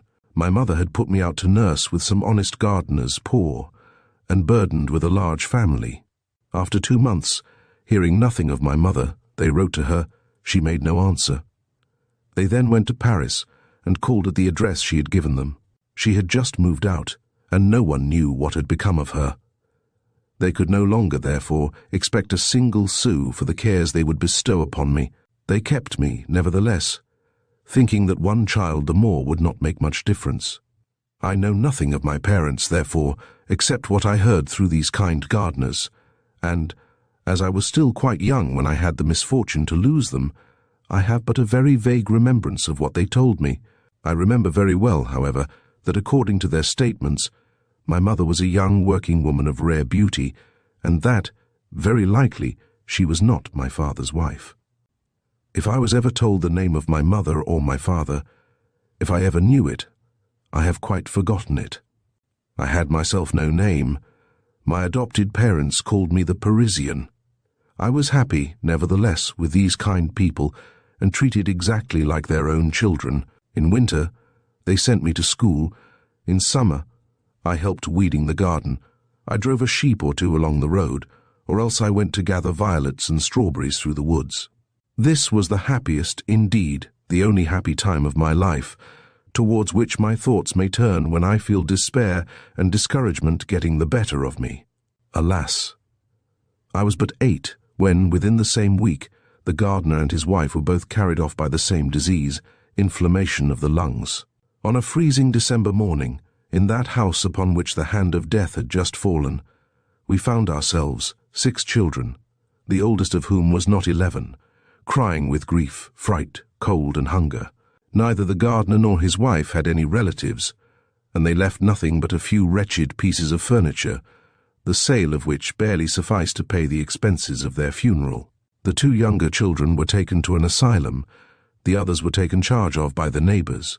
It was a laundress of Marly who took me. I was quite tall and strong for my age. She made an apprentice of me. She was not unkind by nature, but she was violent and brutal in the extreme. She compelled me to do an excessive amount of work, and often of a kind above my strength. 50 times a day, I had to go from the river to the house, carrying on my shoulders enormous bundles of wet napkins or sheets, wring them, spread them out, and then run to Rueil to get the soiled clothes from the customers. I did not complain. I was already too proud to complain. But if I was ordered to do something that seemed to me too unjust, I refused obstinately to obey, and then I was unmercifully beaten. In spite of all, I might, perhaps, have become attached to the woman, had she not had the disgusting habit of drinking. Every week regularly, on the day when she took the clothes to Paris, it was on Wednesdays, she came home drunk. And then, according as, with the fumes of the wine, anger or gaiety rose to her brain, there were atrocious scenes or obscene jests. When she was in that condition, she inspired me with horror. And one Wednesday, as I showed my feelings too plainly, she struck me so hard that she broke my arm. I had been with her for 20 months. The injury she had done me sobered her at once. She became frightened, overpowered me with caresses, begging me to say nothing to anyone. I promised, and kept faithfully my word. But a physician had to be called in. There had been witnesses who spoke. The story spread along the river, as far as Bougival and Rueil, and one morning an officer of gendarmes called at the house, and I don't exactly know what would have happened if I had not obstinately maintained that I had broken my arm in falling downstairs. What surprised Maxence most was Melusien's simple and natural tone. No emphasis, scarcely an appearance of emotion. One might have thought it was somebody else's life that she was narrating. Meantime, she was going on. Thanks to my obstinate denials, the woman was not disturbed. But the truth was known, and her reputation, which was not good before, became altogether bad. I became an object of interest. The very same people who had seen me 20 times staggering painfully under a load of wet clothes, which was terrible, began to pity me prodigiously because I had had an arm broken, which was nothing. At last a number of our customers arranged to take me out of a house, in which they said I must end by perishing under bad treatment. And after many fruitless efforts, they discovered, at last, at La Jonchère, an old Jewess lady, very rich, and a widow without children, who consented to take charge of me. I hesitated at first to accept these offers, but noticing that the laundress, since she had hurt me, had conceived a still greater aversion for me, I made up my mind to leave her. It was on the day when I was introduced to my new mistress that I first discovered I had no name. After examining me at length, turning me around and around, making me walk and sit down, "Now," she inquired, "what is your name?" I stared at her in surprise, for indeed I was then like a savage, not having the slightest notions of the things of life. "My name is the Parisian," I replied. She burst out laughing, as also another old lady, a friend of hers who assisted at my presentation, and I remember that my little pride was quite offended at their hilarity. I thought they were laughing at me. "That's not a name," they said at last. "That's a nickname. I have no other." They seemed dumbfounded, repeating over and over that such a thing was unheard of, and on the spot they began to look for a name for me. "Where were you born?" inquired my new mistress. "At Louvain." "Very well," said the other. "Let us call her Louvain." A long discussion followed, which irritated me so much that I felt like running away, and it was agreed at last that I should be called not Louvain, but Lucienne, and Lucienne I have remained. There was nothing said about baptism, since my new mistress was a Jewess. She was an excellent woman, although the grief she had felt at the loss of her husband had somewhat deranged her faculties. As soon as it was decided that I was to remain, she desired to inspect my trousseau. I had none to show her, possessing nothing in the world but the rags on my back. As long as I had remained with the laundress, I had finished wearing out her old dresses, and I had never worn any other underclothing save that which I borrowed, by authority, from the clients. An economical system adopted by many laundresses. Dismayed at my state of destitution, my new mistress sent for a seamstress, and at once ordered wherewith to dress and change me. Since the death of the poor gardeners, this was the first time that anyone paid any attention to me, except to exact some service of me. I was moved to tears, and, in the excess of my gratitude, I would gladly have died for that kind old lady. This feeling gave me the courage and the constancy required to bear with her whimsical nature. She had singular manias, disconcerting fancies, ridiculous and often exorbitant exactions. I lent myself to it all as best I could. As she already had 2 servants, a cook and a chambermaid, I had myself no special duties in the house. I accompanied her when she went out riding. I helped to wait on her at table and to dress her. I picked up her handkerchief when she dropped it, and, above all, I looked for her snuff-box, which she was continually mislaying. She was pleased with my docility, took much interest in me, and that I might read to her, she made me learn to read, for I hardly knew my letters, and the old man whom she gave me for a teacher, finding me intelligent, taught me all he knew, I imagine, of French, of geography, and of history.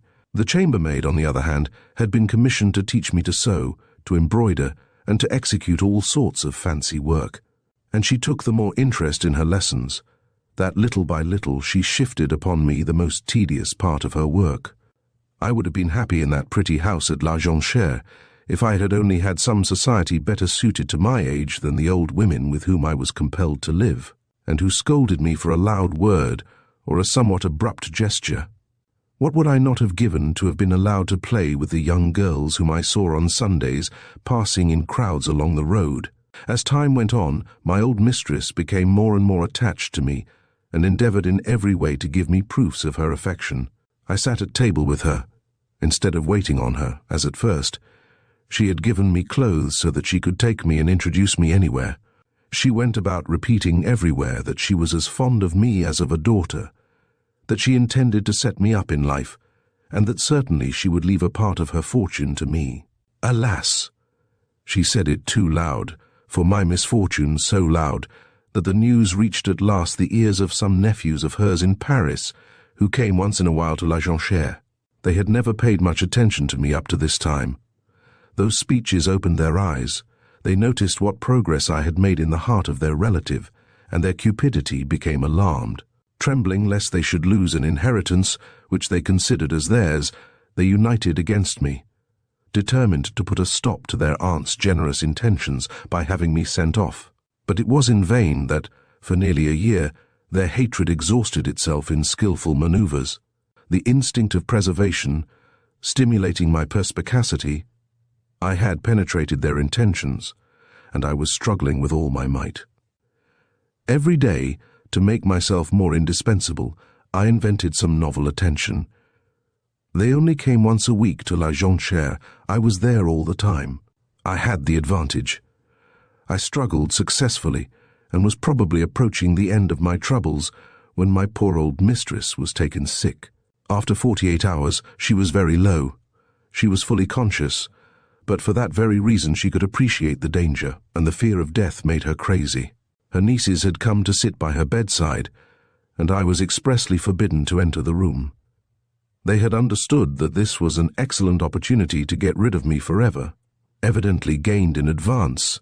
The physicians declared to my poor benefactress that the air of La Jonchère was fatal to her, and that her only chance of recovery was to establish herself in Paris.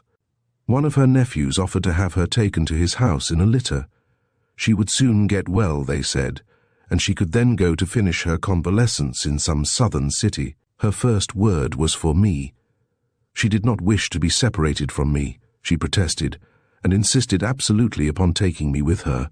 Her nephews represented gravely to her that this was an impossibility, that she must not think of burdening herself with me, that the simplest thing was to leave me at La Jonchère, and that, moreover, they would see that I should get a good situation. The sick woman struggled for a long time, and with an energy of which I would not have thought her capable, but the others were pressing. The physicians kept repeating that they could not answer for anything if she did not follow their advice. She was afraid of death. She yielded, weeping. The very next morning a sort of litter carried by 8 men stopped in front of the door. My poor mistress was laid into it, and they carried her off, without even permitting me to kiss her for the last time. 2 hours later, the cook and the chambermaid were dismissed. As to myself, the nephew who had promised to look after me put a 20-franc piece in my hand, saying, "Here are your 8 days in advance. Pack up your things immediately and clear out." It was impossible that Meliciene should not be deeply moved whilst thus stirring the ashes of her past. She showed no evidence of it, however, except, now and then, a slight alteration in her voice. As to Maxence, he would vainly have tried to conceal the passionate interest with which he was listening to these unexpected confidences. "Have you, then, never seen your benefactress again?" he asked. "Never," replied Lucienne. "All my efforts to reach her have proved fruitless. She does not live in Paris now. I have written to her. My letters have remained without answer. Did she ever get them? I think not. Something tells me that she has not forgotten me." She remained silent for a few moments, as if collecting herself before resuming the thread of her narrative. And then, it was thus brutally, she resumed, that I was sent off. It would have been useless to beg, I knew, and moreover, I have never known how to beg. I piled up hurriedly in 2 trunks, and in some bandboxes all I had in the world, all I had received from the generosity of my poor mistress, and before the stated hour I was ready. The cook and the chambermaid had already gone. The man who was treating me so cruelly was waiting for me. He helped me carry out my boxes and trunks, after which he locked the door, put the key in his pocket, and as the American omnibus was passing, he beckoned to it to stop. And then, before entering it, "Good luck, my pretty girl," he said with a laugh. This was in the month of January 1866. I was just 13. I have had since more terrible trials, and I have found myself in much more desperate situations. But I do not remember ever feeling such intense discouragement as I did that day, when I found myself alone upon that road, not knowing which way to go. I sat down on one of my trunks. The weather was cold and gloomy. There were few persons on the road. They looked at me, doubtless wondering what I was doing there. I wept. I had a vague feeling that the well-meant kindness of my poor benefactress in bestowing upon me the blessings of education would in reality prove a serious impediment in the life struggle which I was about to begin again. I thought of what I suffered with the laundress, and at the idea of the tortures which the future still held in store for me, I desired death. The Seine was near. Why not put an end at once to the miserable existence which I foresaw? Such were my reflections when a woman from Rue, a vegetable vendor, whom I knew by sight, happened to pass, pushing her handcart before her over the muddy pavement. She stopped when she saw me, and, in the softest voice she could command, "What are you doing there, my darling?" she asked. In a few words I explained to her my situation. She seemed more surprised than moved. "Such is life," she remarked, "sometimes up, sometimes down." And stepping up nearer, "What do you expect to do now?" She interrogated in a tone of voice so different from that in which she had spoken at first, that I felt more keenly the horror of my altered situation. "I have no idea," I replied. After thinking for a moment, "You can't stay there," she resumed. "The gendarmes would arrest you. Come with me. We will talk things over at the house and I'll give you my advice." I was so completely crushed that I had neither strength nor will. Besides, what was the use of thinking? Had I any choice of resolutions? Finally, the woman's offer seemed to me a last favor of destiny. "I shall do as you say, madame," I replied. She proceeded at once to load up my little baggage on her cart. We started, and soon we arrived. Home. What she called thus was a sort of cellar, at least 12 inches lower than the street, receiving its only light through the glass door, in which several broken panes had been replaced by sheets of paper. It was revoltingly filthy, and filled with a sickening odor. On all sides were heaps of vegetables, cabbages, potatoes, onions. In one corner, a nameless heap of decaying rags, which she called her bed. In the center, a small cast-iron stove, the worn-out pipe of which allowed the smoke to escape in the room. "Anyway," she said to me, "you have a home now." I helped her to unload the cart. She filled the stove with coal and at once declared that she wanted to inspect my things. My trunks were opened, and it was with exclamations of surprise that the woman handled my dresses, my skirts, my stockings. "The mischief!" she exclaimed. "You dressed well, didn't you?" Her eyes sparkled so that a strong feeling of mistrust arose in my mind. She seemed to consider all my property as an unexpected godsend to herself. Her hands trembled as she handled some piece of jewelry, and she took me to the light that she might better estimate the value of my earrings. And so, when she asked me if I had any money, determined to hide at least my 20-franc piece, which was my sole fortune, I replied boldly, "No." "That's a pity," she grumbled. But she wished to know my history, and I was compelled to tell it to her.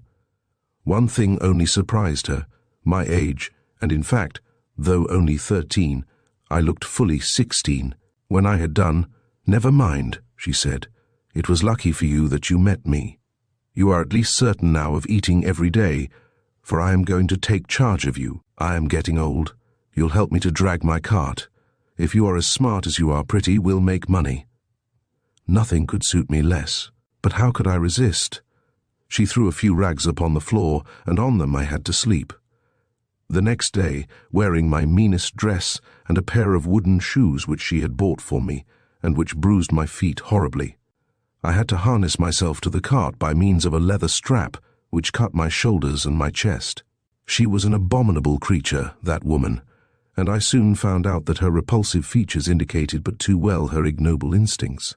After leading a life of vice and shame, she had, with the approach of old age, fallen into the most abject poverty, and had adopted the trade of vegetable vendor, which she carried on just enough to escape absolute starvation. Enraged at her fate, she found a detestable pleasure in ill-treating me, or in endeavoring to stain my imagination by the foulest speeches. Ah, if I had only known where to fly and where to take refuge. But, abusing my ignorance, that execrable woman had persuaded me that if I attempted to go out alone, I would be arrested, and I knew no one to whom I could apply for protection and advice. And then I began to learn that beauty, to a poor girl, is a fatal gift. One by one, the woman had sold everything I had, dresses, underclothes, jewels, and I was now reduced to rags almost as mean as when I was with the laundress. Every morning, rain or shine, hot or cold, we started, wheeling our cart from village to village, all along the Seine, from Courbevoie to Pont-Marly. I could see no end to this wretched existence, when one evening the commissary of police presented himself at our hovel and ordered us to follow him. We were taken to prison, and there I found myself thrown among some 100 women, whose faces, words, and gestures frightened me. The vegetable woman had committed a theft, and I was accused of complicity. Fortunately, I was easily able to demonstrate my innocence, and at the end of 2 weeks, a jailer opened the door to me, saying, "Go, you are free." Maxence understood now the gently ironical smile with which Lucien had heard him assert that he too had been very unhappy. What a life hers had been, and how could such things be within a step of Paris, in the midst of a society which deems its organization too perfect to consent to modify it? Lucien went on, speaking somewhat faster. I was indeed free, but of what use could my freedom be to me? I knew not which way to go. A mechanical instinct took me back to Rueil. I fancied I would be safer among people who all knew me, and that I might find shelter in our old lodgings. But this last hope was disappointed. Immediately after our arrest, the owner of the building had thrown out everything it contained, and had rented it to a hideous beggar who offered me, with a giggle, to become his housekeeper. I ran off as fast as I could. The situation was certainly more horrible now than the day when I had been turned out of my benefactress's house, but the 8 months I had just spent with the horrible woman had taught me anew how to bear misery, and had nerved up my energy. I took out from a fold of my dress, where I had kept it constantly hid, the 20-franc piece I had received, and, as I was hungry, I entered a sort of eating and lodging house, where I had occasionally taken a meal. The proprietor was a kind-hearted man. When I had told him my situation, he invited me to remain with him until I could find something better. On Sundays and Mondays the customers were plenty, and he was obliged to take an extra servant. He offered me that work to do, promising in exchange my lodging and 1 meal a day. I accepted. The next day, being Sunday, I commenced the arduous duties of a barmaid in a low drinking house. My pourboires amounted sometimes to 5 or 10 francs. I had my board and lodging free, and at the end of 3 months I had been able to provide myself with some decent clothing, and was commencing to accumulate a little reserve, when the lodging housekeeper, whose business had unexpectedly developed itself to a considerable extent, concluded to engage a man-waiter, and urged me to look elsewhere for work. I did so. An old neighbor of ours told me of a situation at Bougival, where she said I would be very comfortable. Overcoming my repugnance, I applied, and was accepted. I was to get 30 francs a month. The place might have been a good one. There were only 3 in the family, the gentleman and his wife, and a son of 25. Every morning, father and son left for Paris by the first train, and only came home to dinner at about 6 o'clock. I was therefore alone all day with the woman. Unfortunately, she was a cross and disagreeable person, who, never having had a servant before, felt an insatiable desire of showing and exercising her authority. She was, moreover, extremely suspicious, and found some pretext to visit regularly my trunks once or twice a week, to see if I had not concealed some of her napkins or silver spoons. Having told her that I had once been a laundress, she made me wash and iron all the clothes in the house, and was forever accusing me of using too much soap and too much coal. Still, I liked the place well enough, and I had a little room in the attic, which I thought charming, and where I spent delightful evenings reading or sewing. But luck was against me. The young gentleman of the house took a fancy to me, and determined to make me his mistress. I discouraged him in a way, But he persisted in his loathsome attention, until one night he broke into my room, and I was compelled to shout for help with all my might before I could get rid of him. The next day I left that house, but I tried in vain to find another situation in Bougival. I resolved then to seek a place in Paris. I had a big trunk full of good clothes and about 100 francs of savings, and I felt no anxiety. When I arrived in Paris, I went straight to an intelligence office. I was extremely well received by a very affable old woman who promised to get me a good place, and, in the meantime, solicited me to board with her. She kept a sort of boarding house for servants out of place, and there were there some 50 or 60 of us, who slept at night in long dormitories. Time went by, and still I did not find that famous place. The board was expensive too, for my scanty means, and I determined to leave. I started in quest of new lodgings, followed by a porter, carrying my trunk, but as I was crossing the boulevard, not getting quick enough out of the way of a handsome private carriage, which was coming at full trot, I was knocked down and trampled under the horses' feet. Without allowing Maxence to interrupt her, I had lost consciousness, went on Lucien. When I came to my senses, I was sitting in a drugstore, and 3 or 4 persons were busy around me. I had no fracture, but only some severe contusions and a deep cut on the head. The physician who had attended me requested me to try and walk, but I could not even stand on my feet. Then he asked me where I lived, that I might be taken there, and I was compelled to own that I was a poor servant out of place, without a home or a friend to care for me. In that case, said the doctor to the druggist, we must send her to the hospital. And they sent for a cab. In the meantime, quite a crowd had gathered outside, and the conduct of the person who was in the carriage that had run over me was being indignantly criticized. It was a woman, and I had caught a glimpse of her at the very moment I was falling under the horse's feet. She had not even condescended to get out of her carriage, but, calling a policeman, she had given him her name and address, adding, loud enough to be heard by the crowd, I am in too great a hurry to stop. My coachman is an awkward fellow, whom I shall dismiss as soon as I get home. I am ready to pay anything that may be asked. She had also sent one of her cards for me. A policeman handed it to me, and I read the name, Baron de Thaler. That's lucky for you, said the doctor. That lady is the wife of a very rich banker, and she will be able to help you when you get well. The cab had now come. I was carried into it, and, an hour later, I was admitted at the hospital and laid on a clean, comfortable bed. But my trunk, which contained all my things, all I had in the world, and worse still, all the money I had left. I asked for it, my heart filled with anxiety. No one had either seen or heard of it. Had the porter missed me in the crowd, or had he basely availed himself of the accident to rob me? This was hard to decide. The good sisters promised that they would have it looked after, and that the police would certainly be able to find that man whom I had engaged near the intelligence office. But all these assurances failed to console me. This blow was the finishing one. I was taken with fever, and for more than 2 weeks my life was despaired of. I was saved at last, but my convalescence was long and tedious, and for over 2 months I lingered with alternations of better and of worse. Yet such had been my misery for the past 2 years, that this gloomy stay in a hospital was for me like an oasis in the desert. The good sisters were very kind to me, and, when I was able, I helped them with their lighter work, or went to the chapel with them. I shuddered at the thought that I must leave them as soon as I was entirely well, and then what would become of me? For my trunk had not been found, and I was destitute of all. And yet I had, at the hospital, more than one subject for gloomy reflections. Twice a week, on Thursdays and Sundays, visitors were admitted, and there was not on those days a single patient who did not receive a relative or a friend. But I, no one, nothing, never. But I am mistaken.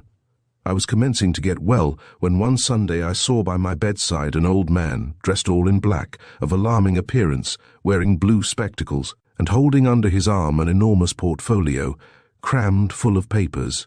You are Emile Lucien, I believe, he asked. Yes, I replied, quite surprised. You are the person who was knocked down by a carriage on the corner of the boulevard and the Faubourg Saint-Martin? Yes, sir. Do you know whose equipage that was? The Baron de Thaler's, I was told. He seemed a little surprised, but at once, have you seen that lady, or caused her to be seen in your behalf? No. Have you heard from her in any manner? No. A smile came back upon his lips. Luckily for you I am here, he said. Several times already I have called, but you were too unwell to hear me. Now that you are better, listen. And thereupon, taking a chair, he commenced to explain his profession to me. He was a sort of broker, and accidents were his specialty. As soon as one took place, he was notified by some friends of his at police headquarters. At once he started in quest of the victim, overtook her at home or at the hospital, and offered his services. For a moderate commission he undertook, if needs be, to recover damages. He commenced suit when necessary, and if he thought the case tolerably safe, he made advances. He stated, for instance, that my case was a plain one, and that he would undertake to obtain 4,000 or 5,000 francs, at least, from M.M. de Thaler. All he wanted was my power of attorney. But in spite of his pressing instances, I declined his offers, and he withdrew, very much displeased, assuring me that I would soon repent. Upon second thought, indeed, I regretted to have followed the first inspiration of my pride, and the more so that the good sisters whom I consulted on the subject told me that I was wrong, and that my reclamation would be perfectly proper. At their suggestion, I then adopted another line of conduct, which they thought would as surely bring about the same result. As briefly as possible, I wrote out the history of my life, from the day I had been left with the gardeners at Rue St. I added to it a faithful account of my present situation, and I addressed the whole to Madame de Thaler. "You'll see if she don't come before a day or two," said the sisters. They were mistaken. Madame de Thaler came neither the next nor the following days, and I was still awaiting her answer when, one morning, the doctor announced that I was well enough to leave the hospital. I cannot say that I was very sorry. I had lately made the acquaintance of a young workwoman who had been sent to the hospital in consequence of a fall, and who occupied the bed next to mine. She was a girl of about 20, very gentle, very obliging, and whose amiable countenance had attracted me from the first. Like myself, she had no parents. But she was rich, very rich. She owned the furniture of the room, a sewing machine, which had cost her 300 francs, and, like a true child of Paris, she understood 5 or 6 trades, the least lucrative of which yielded her 25 or 30 cents a day. In less than a week, we had become good friends, and when she left the hospital, "Believe me," she said, "when you come out yourself, don't waste your time looking for a place. Come to me, I can accommodate you. I'll teach you what I know, and if you are industrious, you'll make your living, and you'll be free." It was to her room that I went straight from the hospital, carrying, tied in a handkerchief, my entire baggage, one dress, and a few undergarments that the good sisters had given me. She received me like a sister, and after showing me her lodging, 2 little attic rooms shining with cleanliness, "You'll see," she said, kissing me, "how happy we'll be here." It was getting late. M. Fortin had long ago come up and put out the gas on the stairs. One by one, every noise had died away in the hotel. Nothing now disturbed the silence of the night, save the distant sound of some belated cab on the boulevard.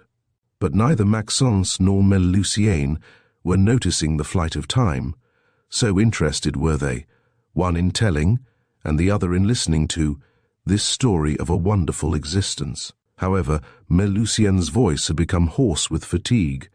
She poured herself a glass of water, which she emptied at a draught, and then at once, "Never yet," she resumed, "had I been agitated by such a sweet sensation." My eyes were full of tears, but they were tears of gratitude and joy. After so many years of isolation, to meet with such a friend, so generous and so devoted, it was like finding a family. For a few weeks, I thought that fate had relented at last. My friend was an excellent workwoman, but with some intelligence and the will to learn, I soon knew as much as she did. There was plenty of work. By working 12 hours, with the help of the thrice blessed sewing machine, we succeeded in making 6, 7, and even 8 francs a day. It was a fortune. Thus several months elapsed in comparative comfort.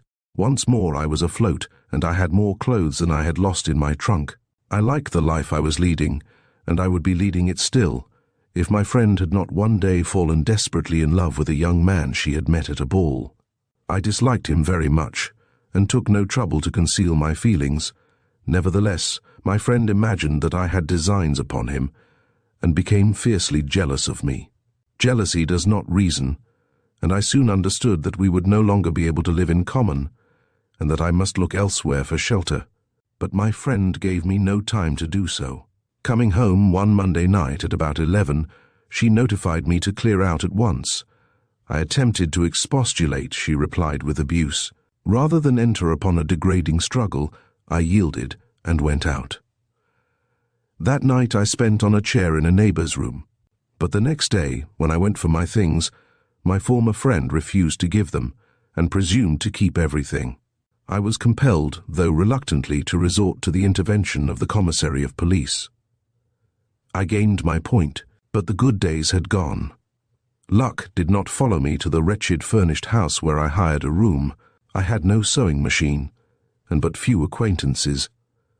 By working 15 or 16 hours a day, I made 30 or 40 cents. That was not enough to live on. Then work failed me altogether, and piece by piece, everything I had went to the pawnbrokers. On a gloomy December morning I was turned out of my room, and left on the pavement with a 10-cent piece for my fortune.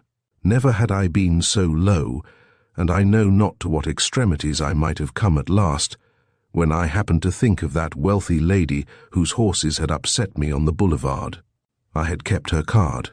Without hesitation I went unto a grocery, and calling for some paper and a pen, I wrote, overcoming the last struggle of my pride, "Do you remember, Madame, a poor girl whom your carriage came near crushing to death, once before she applied to you, and received no answer? She is today without shelter and without bread, and you are her supreme hope." I placed these few lines in an envelope and ran to the address indicated on the card. It was a magnificent residence, with a vast courtyard in front. In the porter's lodge, 5 or 6 servants were talking as I came in, and looked at me impudently from head to foot, when I requested them to take my letter to Mem. de Thaler. One of them, however, took pity on me. "Come with me," he said. "Come along." He made me cross the yard and enter the vestibule. "And then, give me your letter," he said, "and wait here for me." Maxence was about to express the thoughts which de Thaler's name naturally suggested to his mind, but Mlle Lucienne interrupted him. "In all my life," she went on, "I had never seen anything so magnificent as that vestibule with its tall columns, its tessellated floor, its large bronze vases filled with the rarest flowers, and its red velvet benches, upon which tall footmen in brilliant livery were lounging.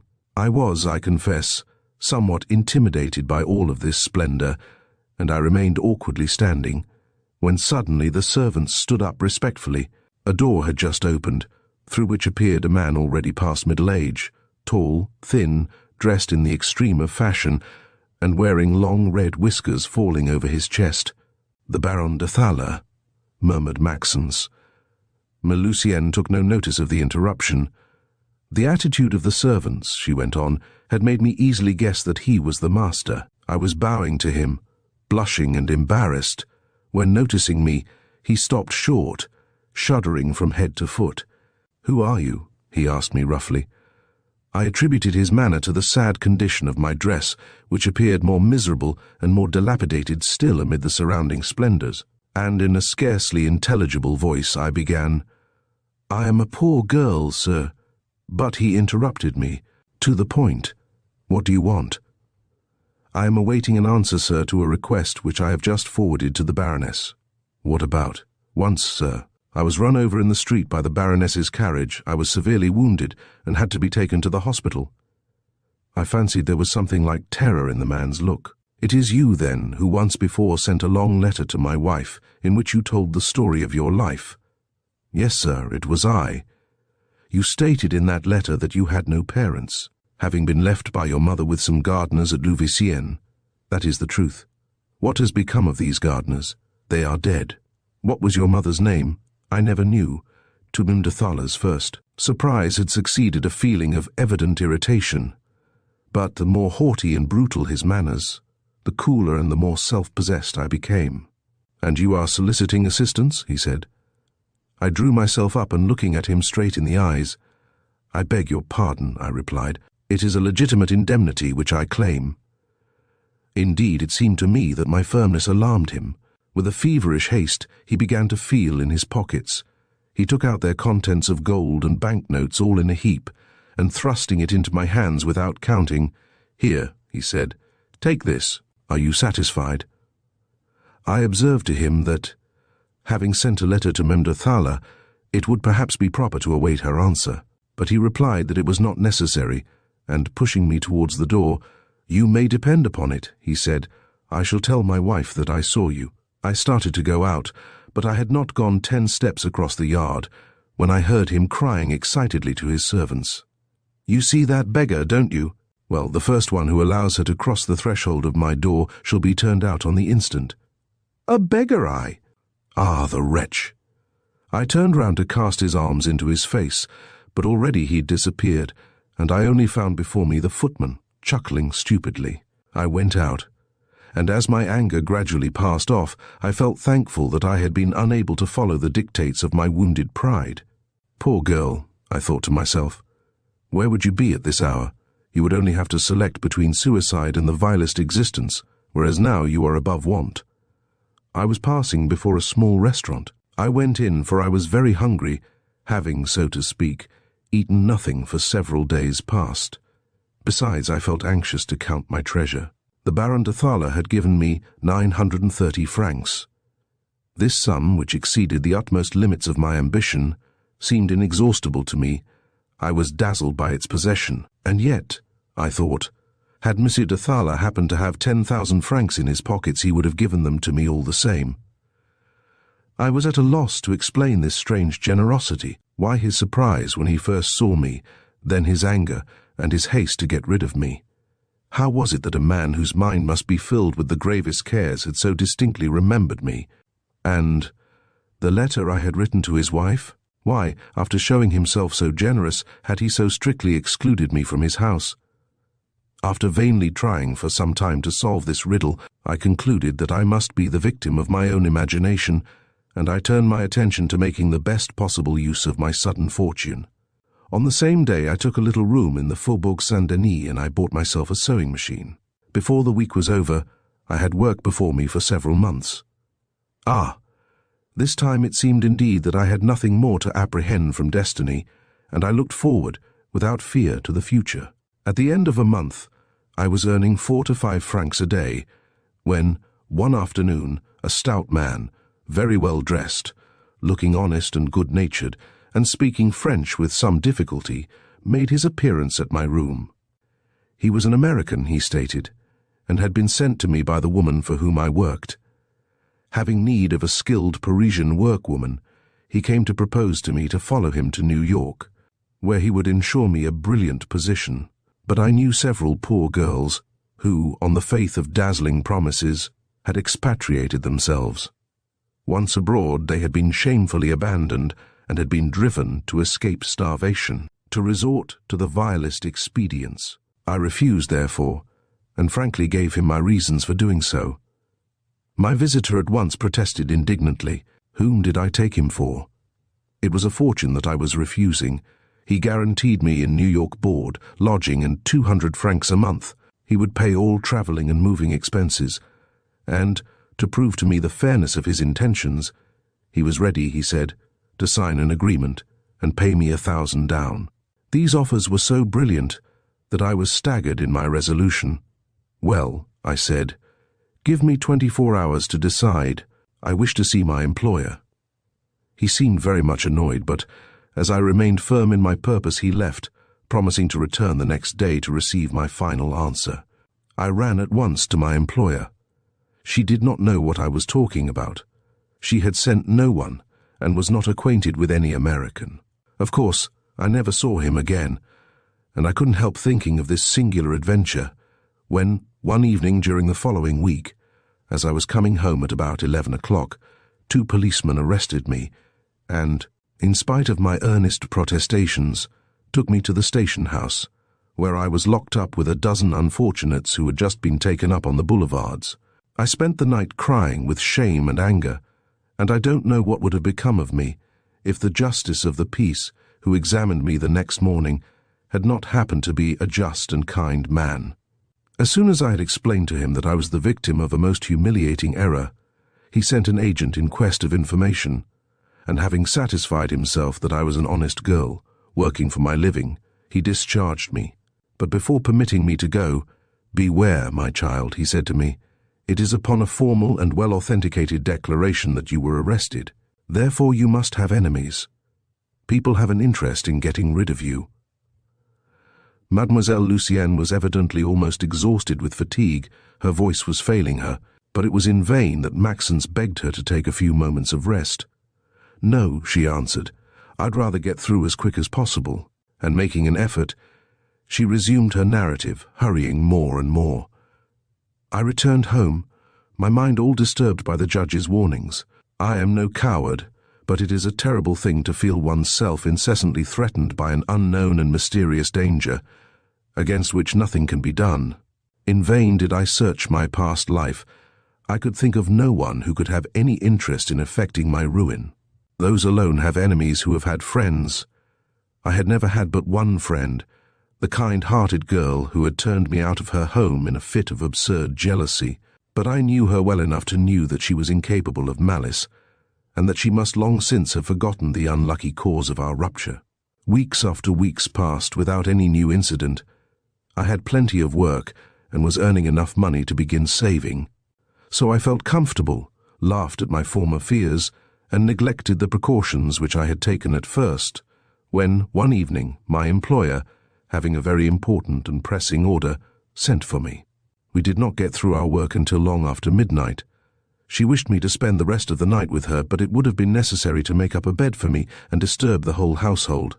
"Bash!" I said. "This will not be the first time I cross Paris in the middle of the night."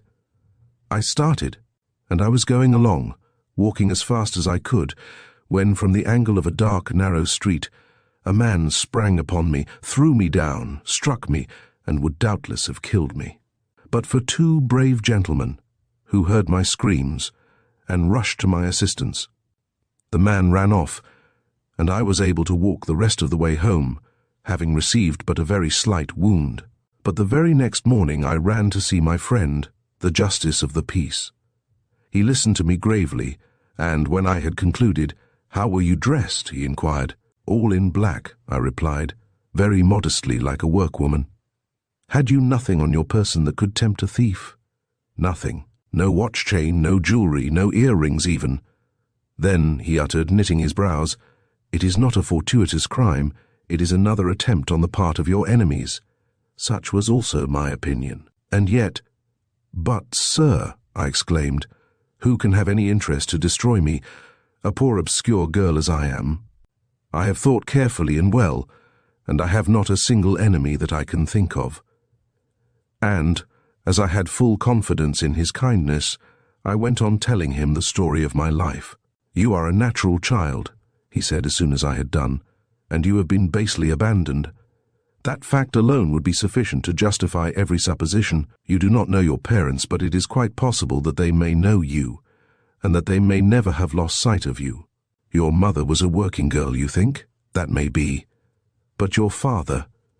Do you know what interests your existence may threaten? Do you know what elaborate edifice of falsehood and infamy your sudden appearance might tumble to the ground?" I was listening dumbfounded. Never had such conjectures crossed my mind, and whilst I doubted their probability, I had at least to admit their possibility. "What must I do then?" I inquired. The peace officer shook his head. "Indeed, my poor child, I hardly know what to advise. The police is not omnipotent. It can do nothing to anticipate a crime conceived in the brain of an unknown scoundrel." I was terrified. He saw it and took pity on me. "In your place," he added, "I would change my domicile. You might, perhaps, thus make them lose your track, and above all, do not fail to give me your new address. Whatever I can do to protect you and ensure your safety I shall do." That excellent man has kept his word, and once again I owed my safety to him. 'Tis he who is now commissary of police in this district, and who protected me against Emile Fortin. I hastened to follow his advice, and 2 days later I had hired the room in this house in which I am still living. In order to avoid every chance of discovery, I left my employer and requested her to say, if anyone came to inquire after me, that I had gone to America. I soon found work again in a very fashionable dressmaking establishment, the name of which you must have heard, Van Clopen's. Unfortunately, war had just been declared. Every day announced a new defeat. The Prussians were coming, then the siege began. Van Clopen had closed his shop and left Paris. I had a few savings, thank heaven, and I husbanded them as carefully as shipwrecked mariners do their last ration of food, when I unexpectedly found some work. It was one Sunday, and I had gone out to see some battalions of National Guards passing along the boulevard, when suddenly I saw one of the vivandières, who was marching behind the band, stop and run towards me with open arms. It was my old friend from the Batignolles who had recognized me. She threw her arms around my neck, and as we had at once become the center of a group of at least 500 idlers, "I must speak to you," she said. "If you live in the neighborhood, let's go to your room. The service can wait." I brought her here, and at once she commenced to excuse herself for her past conduct, begging me to restore her my friendship. As I expected, she had long since forgotten the young man, cause of our rupture. But she was now in love, and seriously this time, she declared, with a furniture maker who was a captain in the National Guards. It was through him that she had become a vivandière, and she offered me a similar position if I wished it. But I did not wish it, and, as I was complaining that I could find no work, she swore that she would get me some through her captain, who was a very influential man. Through him I did in fact obtain a few dozen jackets to make. This work was very poorly paid, but the little I earned was that much less to take from my humble resources. In that way I managed to get through the siege without suffering too much. After the armistice, unfortunately, M. Van Clopen had not yet returned. I was unable to procure any work, my resources were exhausted, and I would have starved during the Commune, but for my old friend, who several times brought me a little money and some provisions. Her captain was now a colonel, and was about to become a member of the government at least, so she assured me. The entrance of the troops into Paris put an end to her dream. One night she came to me livid with fright. She supposed herself gravely compromised and begged me to hide her. For 4 days she remained with me. On the 5th, just as we were sitting down to dinner, my room was invaded by a number of police agents, who showed us an order of arrest and commanded us to follow them.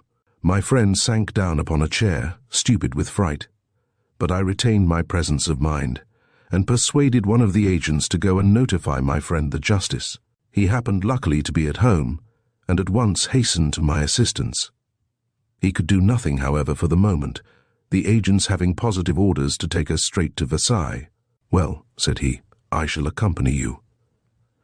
From the very first steps he took the next morning, he discovered that my position was indeed grave, but he also, and very clearly, recognized a new device of the enemy, to bring about my destruction. The information filed against me stated that I had remained in the service of the Commune to the last moment, that I had been seen behind the barricades with a gun in my hand, and that I had formed one of a band of vile incendiaries. This infamous scheme had evidently been suggested by my relations with my friend from the Batignolles, who was still more terribly compromised than she thought, the poor girl. Her colonel having been captured and convicted of pillage and murder, and herself charged with complicity. Isolated as I was, without resources and without relatives, I would certainly have perished, but for the devoted efforts of my friend the justice, whose official position gave him access everywhere and enabled him to reach my judges. He succeeded in demonstrating my entire innocence, and after 48 hours' detention, which seemed an age to me, I was set at liberty. At the door, I found the man who had just saved me. He was waiting for me, but would not suffer me to express the gratitude with which my heart overflowed. "You will thank me," he said, "when I have deserved it better, I have done nothing as yet that any honest man wouldn't have done in my place. What I wish is to discover what interests you are threatening without knowing it, and which must be considerable, if I may judge by the passion and the tenacity of those who are pursuing you. What I desire to do is to lay hands upon the cowardly rascals in whose way you seem to stand." I shook my head. "You will not succeed," I said to him. "Who knows? I've done harder things than that in my life." And taking a large envelope from his pocket, "This," he said, "is the letter which caused your arrest. I have examined it attentively, and I am certain that the handwriting is not disguised. That's something to start with, and may enable me to verify my suspicions, should any occur to my mind.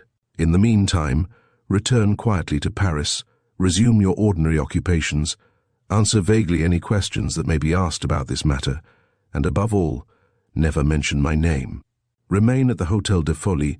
It is in my district, in my legitimate sphere of action. Besides, the proprietors are in a position where they dare not disobey my orders. Never come to my office, unless something grave and unforeseen should occur. Our chances of success would be seriously compromised if they could suspect the interest I take in your welfare. Keep your eyes open on everything that is going on around you, and if you notice anything suspicious, write to me. I will myself organize a secret surveillance around you. If I can bag one of the rascals who are watching you, that's all I want. And now," added this good man, "goodbye, patience, and courage." Unfortunately, he had not thought of offering me a little money. I had not dared to ask him for any, and I had but 8 sous left. It was on foot, therefore, that I was compelled to return to Paris. Mefortin received me with open arms. With me returned the hope of recovering the 100-and-odd francs which I owed her, and which she had given up for lost. Moreover, she had excellent news for me. M. Van Clopen had sent for me during my absence, requesting me to call at his shop. Tired as I was, I went to see him at once. I found him very much downcast by the poor prospects of business.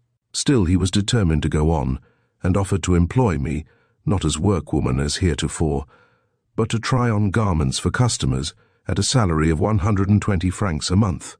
I was not in a position to be very particular. I accepted, and there I am still. Every morning when I get to the shop, I take off this simple costume, and I put on a sort of livery that belongs to M. Van Clopen, wide skirts and a black silk dress. Then, whenever a customer comes who wants a cloak, a mantle, or some other wrapping, I step up and put on the garment, that the purchaser may see how it looks. I have to walk, to turn around, sit down, etc. It is absurdly ridiculous, often humiliating, and many a time, during the first days, I felt tempted to give back to M. Van Clopen his black silk dress. But the conjectures of my friend the peace officer were constantly agitating my brain. Since I thought I had discovered a mystery in my existence, I indulged in all sorts of fancies, and was momentarily expecting some extraordinary occurrence, some compensation of destiny. And I remained. But I was not yet at the end of my troubles. Since she had been speaking of M. Van Clopen, Lucienne seemed to have lost her tone of haughty assurance and imperturbable coolness, and it was with a look of mingled confusion and sadness that she went on. What I was doing at Van Clopen's was exceedingly painful to me, and yet he very soon asked me to do something more painful still. Gradually, Paris was filling up again. The hotels had reopened, foreigners were pouring in, and the Bois Boulogne was resuming its wonted animation. Still but few orders came in, and those for dresses of the utmost simplicity, of dark colour and plain material, on which it was hard to make 25% profit. Van Clopen was disconsolate. He kept speaking to me of the good old days, when some of his customers spent as much as 30,000 francs a month for dresses and trifles. Until one day, "You are the only one," he told me, "who can help me out just now. You are really good-looking, and I am sure that in full dress, spread over the cushions of a handsome carriage, you would create quite a sensation, and that all the rest of the women would be jealous of you, and would wish to look like you. There needs but one, you know, to give the good example." Maxence started up suddenly, and striking his head with hand, "Ah, I understand now," he exclaimed. "I thought that Van Clopen was jesting," went on the young girl. But he had never been more in earnest, and to prove it, he commenced explaining to me what he wanted. He proposed to get up for me some of those costumes which are sure to attract attention, and 2 or 3 times a week he would send me a fine carriage, and I would go and show myself in the Bois. I felt disgusted at the proposition. Never, I said. Why not?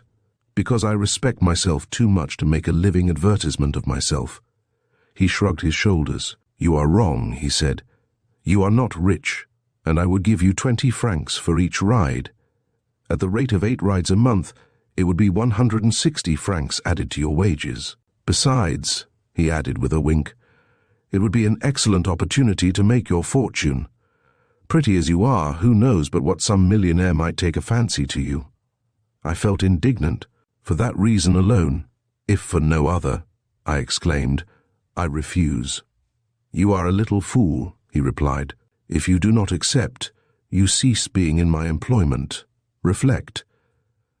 My mind was already made up, and I was thinking of looking out for some other occupation, when I received a note from my friend the peace officer, requesting me to call at his office. I did so, and after kindly inviting me to a seat, Well, he said, what is there new? Nothing. I have noticed no one watching me. He looked annoyed. My agents have not detected anything either, he grumbled, and yet it is evident that your enemies cannot have given it up so. They are sharp ones. If they keep quiet, it is because they are preparing some good trick. What it is I must and shall find out.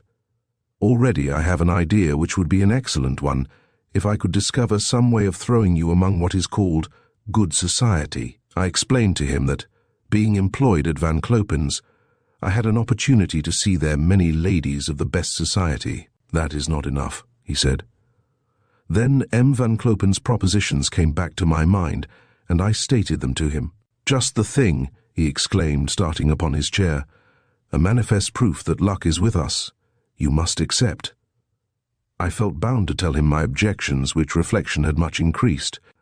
I know but too well, I said. What must happen if I accept this odious duty? Before I have been 4 times to the Bois, I shall be noticed, and every one will imagine that they know for what purpose I come there. I shall be assailed with vile offers. True, I have no fears for myself. I shall always be better guarded by my pride than by the most watchful of parents, but my reputation will be lost. I failed to convince him. I know very well that you are an honest girl, he said to me, but for that very reason, what do you care what all these people will think whom you do not know? Your future is at stake. I repeat it, you must accept. If you command me to do so, I said. Yes, I command you, and I'll explain to you why. For the first time, Mel, Lucien manifested some reticence and omitted to repeat the explanations of the peace officer. And after a few moments' pause, You know the rest, neighbor, she said, since you have seen me yourself in that inept and ridiculous role of living advertisement, of fashionable lay figure, and the result has been just as I expected. Can you find anyone who believes in my honesty of purpose? You have heard Mem. Fortin tonight. Yourself, neighbor. What did you take me for? And yet you should have noticed something of my suffering and my humiliation the day that you were watching me so closely in the Bois de Boulogne. What? Exclaimed Maxence with a start. You know? Have I not just told you that I always fear being watched and followed, and that I am always on the lookout? Yes, I know that you tried to discover the secret of my rides. Maxence tried to excuse himself. That will do for the present, she uttered. You wish to be my friend, you say? Now that you know my whole life almost as well as I do myself, reflect, and tomorrow you will tell me the result of your thoughts. Whereupon she went out. Chapter. For about a minute Maxence remained stupefied at this sudden denouement, and when he had recovered his presence of mind and his voice, Mel. Lucienne had disappeared, and he could hear her bolting her door and striking a match against the wall. He might also have thought that he was awaking from a dream, had he not had, to attest the reality, the vague perfume which filled his room, and the light shawl which Lucienne wore as she came in, and which she had forgotten, on a chair. The night was almost ended, 6 o'clock had just struck. Still, he did not feel in the least sleepy. His head was heavy, his temples throbbing, his eyes smarting. Opening his window, he leaned out to breathe the morning air. The day was dawning pale and cold. A furtive and livid light glanced along the damp walls of the narrow court of the Hôtel des Folies, as at the bottom of a well. Already arose those confused noises which announce the waking of Paris, and above which can be heard the sonorous rolling of the milkmen's carts, the loud slamming of doors, and the sharp sound of hurrying steps on the hard pavement. But soon Maxence felt a chill coming over him. He closed the window, threw some wood in the chimney, and stretched himself on his chair, his feet towards the fire. It was a most serious event which had just occurred in his existence, and, as much as he could, he endeavored to measure its bearings and to calculate its consequences in the future. He kept thinking of the story of that strange girl, her haughty frankness when unrolling certain phases of her life, of her wonderful impassibility, and of the implacable contempt for humanity which her every word betrayed. Where had she learned that dignity so simple and so noble, that measured speech, that admirable respect of herself, which had enabled her to pass through so much filth without receiving a stain? What a woman, he thought. Before knowing her, he loved her. Now he was convulsed by one of those exclusive passions which master the whole being. Already he felt himself so much under the charm, subjugated, dominated, fascinated. He understood so well that he was going to cease being his own master, that his free will was about escaping from him, that he would be an MLE. Lucien's hands like wax under the modeller's fingers. He saw himself so thoroughly at the discretion of an energy superior to his own that he was almost frightened. It's my whole future that I am going to risk, he thought. And there was no middle path.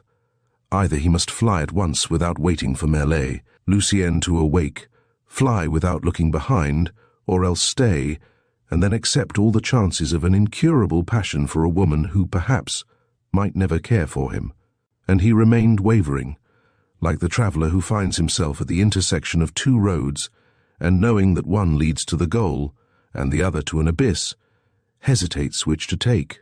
With this difference, however, that if the traveller errs and discovers his error, he is always free to retrace his steps, whereas man, in life, can never return to his starting point. Every step he takes is final, and if he has erred, if he has taken the fatal road, there is no remedy. Well, no matter, exclaimed Maxence. It shall not be said that through cowardice I have allowed that happiness to escape which passes within my reach. I shall stay. And at once he began to examine what reasonably he might expect, for there was no mistaking Millet, Lucien's intentions.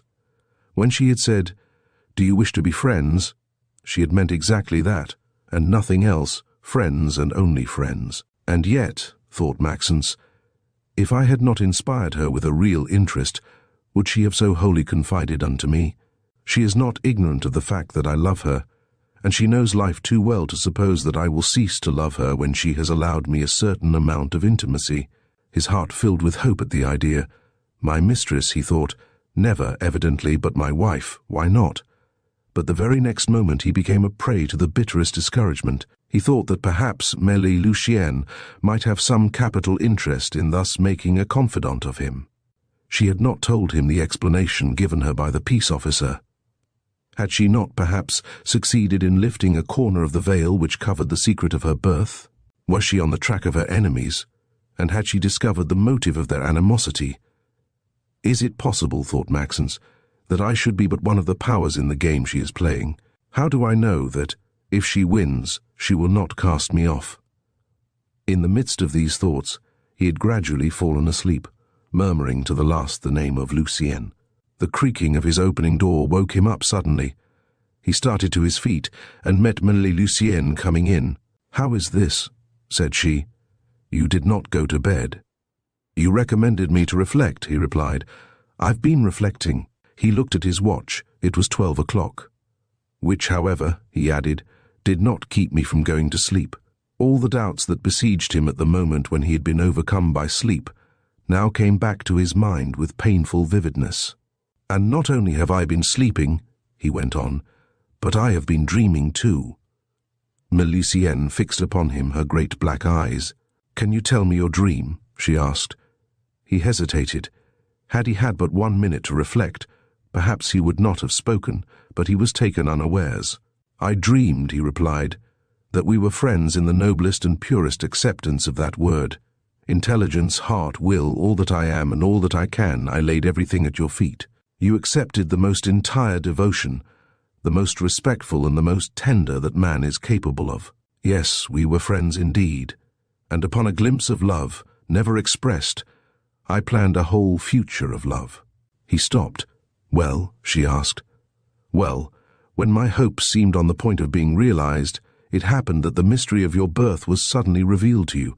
You found a noble, powerful and wealthy family.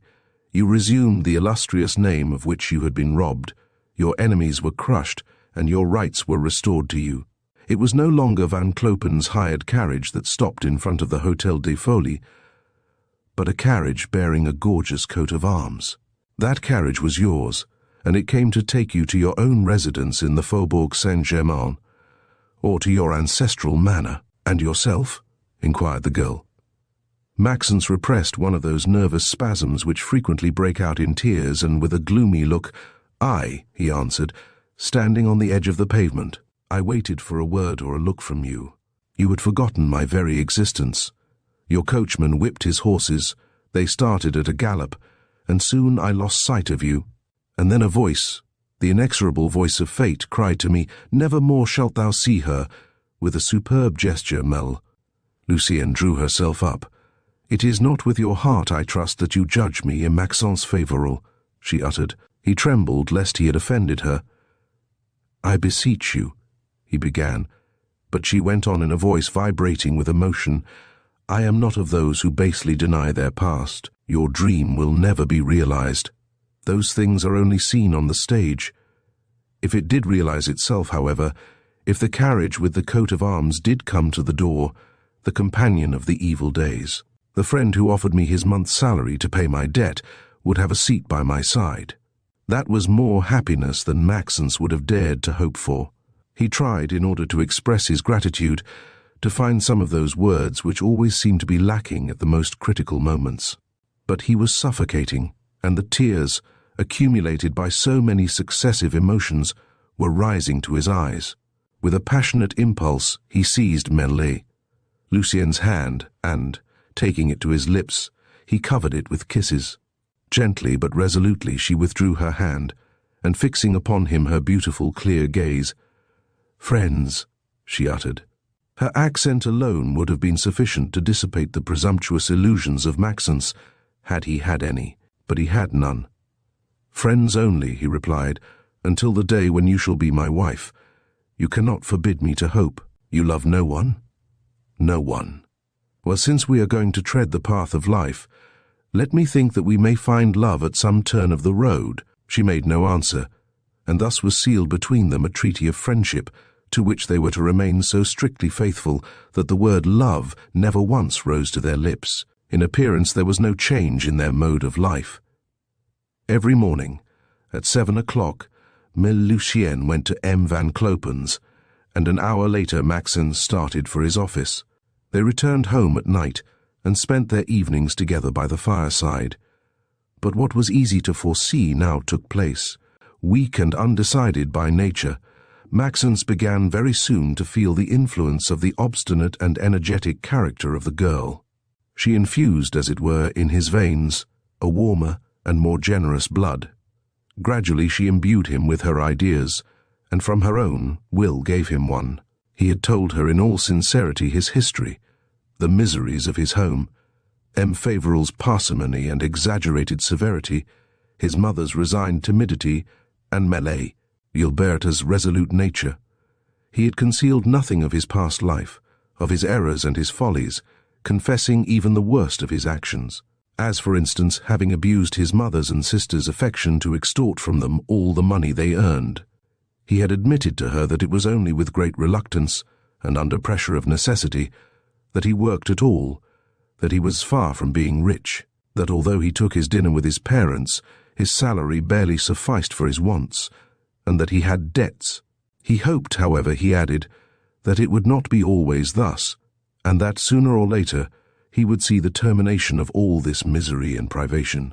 for his father had at least 50,000 francs a year, and someday he must be rich. Far from smiling merrily, Lucien frowned at such a prospect. "Ah, your father is a millionaire, is he?" she interrupted. "Well, I understand now how at 25, after refusing all the positions which had been offered to you, you have no position. You relied on your father instead of relying on yourself. Judging that he worked hard enough for two, you bravely folded your arms, waiting for the fortune which he is amassing, and which you seem to consider yours." Such morality seemed a little steep to Maxence. "I think," he began, "that, if one is the son of a rich man, one has the right to be useless, I suppose," added the girl. "I do not mean that, but there is no but about it, and the proof that your views are wrong is that they have brought you where you are and deprived you of your own free will. To place one's self at the mercy of another, be that other your own father, is always silly, and one is always at the mercy of the man from whom he expects money that he has not earned. Your father would never have been so harsh had he not believed that you could not do without him." He wanted to discuss. She stopped him. "Do you wish the proof that you are at Emile Favoral's mercy?" she said. "Very well. You spoke of marrying me." "Ah, if you were willing." "Very well. Go and speak of it to your father, I suppose." "You don't suppose anything at all? You are absolutely certain that he will refuse you his consent?" "I could do without it." "I admit that you could. But do you know what he would do then? He would arrange things in such a way that you would never get a centime of his fortune." Maxence had never thought of that. "Therefore," the young girl went on gaily, "though there is as yet no question of marriage, learn to secure your independence, that is the means of living, and to that effect let us work." It was from that moment that Favoral had noticed in her son the change that had surprised her so much. Under the inspiration, under the impulsion of Lucien, Maxence had been suddenly taken with a zeal for work and a desire to earn money, of which he could not have been suspected. He was no longer late at his office, and had not, at the end of each month, 10 or 15 francs fines to pay.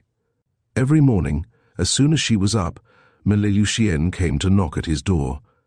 "Come, get up," she cried to him, and quick he jumped out of bed and dressed, so that he might bid her good morning before she left. In the evening, the last mouthful of his dinner was hardly swallowed, before he began copying the documents which he procured from M. Chapelain's successor, and often he worked quite late in the night, whilst by his side Lucien applied herself to some work of embroidery.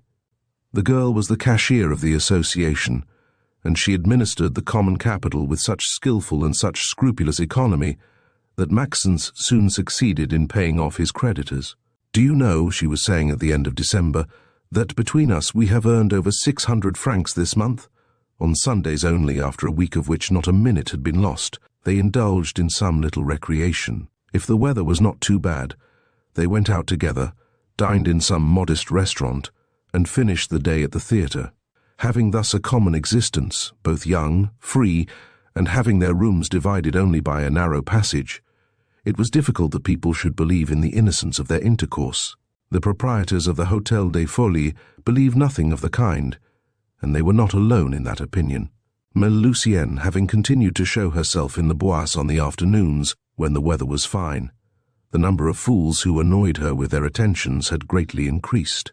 Among the most obstinate could be numbered M. Costeclar, who was pleased to declare, upon his word of honour, that he had lost his sleep and his taste for business since the day when, together with M. St. Pavin, he had first seen Emile Lucien. The efforts of his valet and the letters which he had written having proved useless, M. Costeclar had made up his mind to act in person, and gallantly he had come to put himself on guard in front of the Hôtel des Folies. Great was his surprise when he saw Lucien coming out arm in arm with Maxence, and greater still was his spite. "That girl is a fool," he thought, "to prefer to me a fellow who has not 200 francs a month to spend. But never mind, he laughs best who laughs last." And, as he was a man fertile in expedients, he went the next day to take a walk in the neighbourhood of the Mutual Credit, and, having met M. Favoral by chance, he told him how his son Maxence was ruining himself for a young lady whose toilets were a scandal, insinuating delicately that it was his duty, as the head of the family, to put a stop to such a thing. This was precisely the time when Maxence was endeavoring to obtain a situation in the office of the Mutual Credit. It is true that the idea was not original with him, and that he had even vehemently rejected it, when, for the first time, Emile Lucien had suggested it. "What?" had he exclaimed. "Be employed in the same establishment as my father? Suffer at the office the same intolerable despotism as at home? I'd rather break stones on the roads." But Emile Lucien was not the girl to give up so easily a project conceived and carefully matured by herself. She returned to the charge with that infinite art of women who understand so marvelously well how to turn a position which they cannot carry in front. She kept the matter so well before him, she spoke of it so often and so much, on every occasion and under all pretexts, that he ended by persuading himself that it was the only reasonable and practical thing he could do, the only way in which he had any chance of making his fortune. And so, one evening, overcoming his last hesitations, "I am going to speak about it to my father," he said to Emile Lucien. But whether he had been influenced by M. Costeclar's insinuations or for some other reason, M. Favoral had rejected indignantly his son's request, saying that it was impossible to trust a young man who was ruining himself for the sake of a miserable creature. Maxence had become crimson with rage on hearing the woman spoken of thus, whom he loved to madness, and who, far from ruining him, was making him. He returned to the Hôtel des Folies in an indescribable state of exasperation.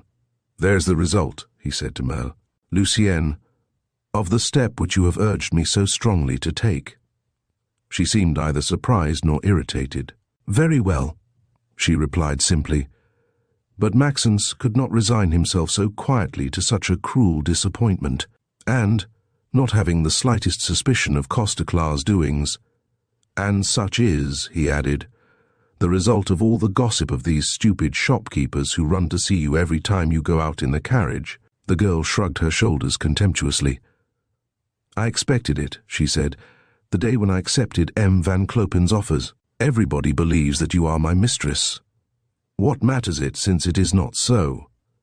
Maxence did not dare to confess that this was precisely what made him doubly angry, and he shuddered at the thought of the ridicule that would certainly be heaped upon him if the true state of the case was known. "We ought to move," he suggested. "What's the use? Wherever we should go, it would be the same thing. Besides, I don't want to leave this neighborhood, and I am too much your friend not to tell you that your reputation in it is absolutely lost. I have no accounts to render to anyone, except to your friend the commissary of police, however." A pale smile flitted upon her lips. "Ah," she uttered, "he knows the truth. You have seen him again, then?" "Several times. Since we have known each other, yes." "And you never told me anything about it?" "I did not think it necessary." Maxence insisted no more, but, by the sharp pang that he felt, he realized how dear Emile Lucien had become to him. "She has secrets from me," thought he, "from me who would deem it a crime to have any from her." What secrets? Had she concealed from him that she was pursuing an object which had become, as it were, that of her whole life?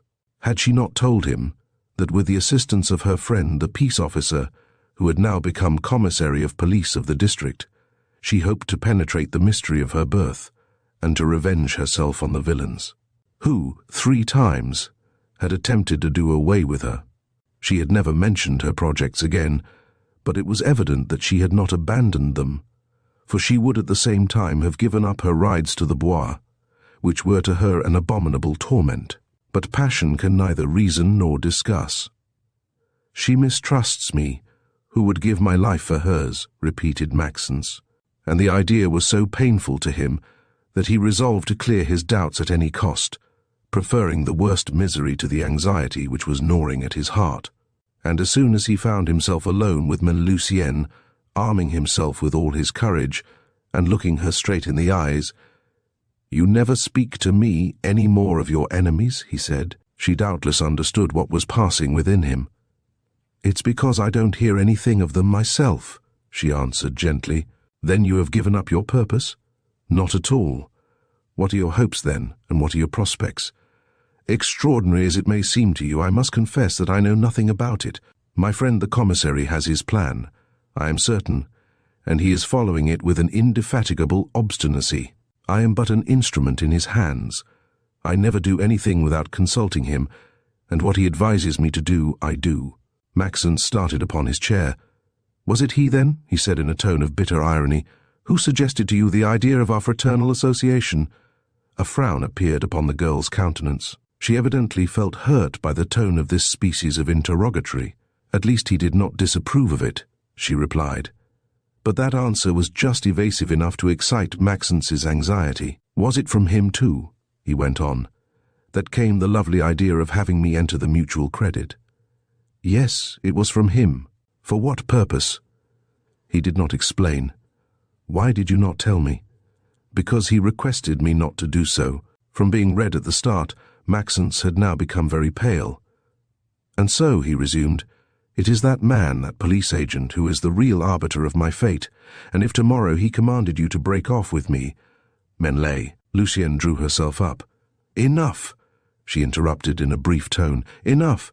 There is not in my whole existence a single act which would give to my bitterest enemy the right to suspect my loyalty. And now you accuse me of the basest treason. What have you to reproach me with? Have I not been faithful to the pact sworn between us? Have I not always been for you the best of comrades and the most devoted of friends? I remain silent, because the man in whom I have the fullest confidence requested me to do so, but he knew that, if you questioned me, I would speak. Did you question me? And now what more do you want? That I should stoop to quiet the suspicions of your morbid mind? That I do not mean to do." She was not perhaps entirely right, but Maxence was certainly wrong. He acknowledged it, wept, implored her pardon, which was granted, and this explanation only served to rivet more closely the fetters that bound him. It is true that, availing himself of the permission that had been granted him, he kept himself constantly informed of Melel, Lucienne's doings. He learned from her that her friend the commissary had held a most minute investigation at Louveciennes, and that the footman who went to the Bois with her was now, in reality, a detective. And at last, one day, "My friend the commissary," she said, "thinks he's on the right track now." Chapter 29. Such was the exact situation of Maxence and Emile Lucien on that eventful Saturday evening in the month of April, 1872, when the police came to arrest Vincent Favoral on the charge of embezzlement and forgery. It will be remembered how, at his mother's request, Maxence had spent that night in the Rue St. Gilles, and how the next morning, unable any longer to resist his eager desire to see Melle Lucien, he had started for the Hôtel des Folies, leaving his sister alone at home. He retired to his room, as she had requested him, and sinking upon his old armchair in a fit of the deepest distress, "She is singing," he murmured. Fortune has not told her anything." And at the same moment Lucienne had resumed her song, the words of which reached him like a bitter raillery. "Hope, O sweet, deceiving word! Mad indeed is he, who does think he can trust thee, and take thy coin can afford. Over his door everyone will hang thee to his sorrow, then saying of days begone, 'Cash today, credit tomorrow.' 'Tis very nice to run, but to have is better fun." What will she say, thought Maxence, when she learns the horrible truth? And he felt a cold perspiration starting on his temples when he remembered Melle, Lucienne's pride. And that honor has her only faith, the safety plank to which she had desperately clung in the midst of the storms of her life. What if she should leave him, now that the name he bore was disgraced? A rapid and light step on the landing drew him from his gloomy thoughts. Almost immediately the door opened, and Melle Lucienne came in. She must have dressed in haste, for she was just finishing hooking her dress, the simplicity of which seemed studied, so marvelously did it set off the elegance of her figure, the splendors of her waist, and the rare perfections of her shoulders and of her neck. A look of intense dissatisfaction could be read upon her lovely features, but as soon as she had seen Maxence, her countenance changed, and, in fact, his look of utter distress, the disorder of his garments, his livid paleness, and the sinister look of his eyes, showed plainly enough that a great misfortune had befallen him. In a voice whose agitation betrayed something more than the anxiety and the sympathy of a friend. "What is the matter?" "What has happened?" inquired the girl. "A terrible misfortune," he replied. He was hesitating, he wished to tell everything at once, and knew not how to begin. "I have told you," he said, "that my family was very rich." "Yes." "Well, we have nothing left, absolutely nothing." She seemed to breathe more freely, and in a tone of friendly irony. "And it is the loss of your fortune," she said.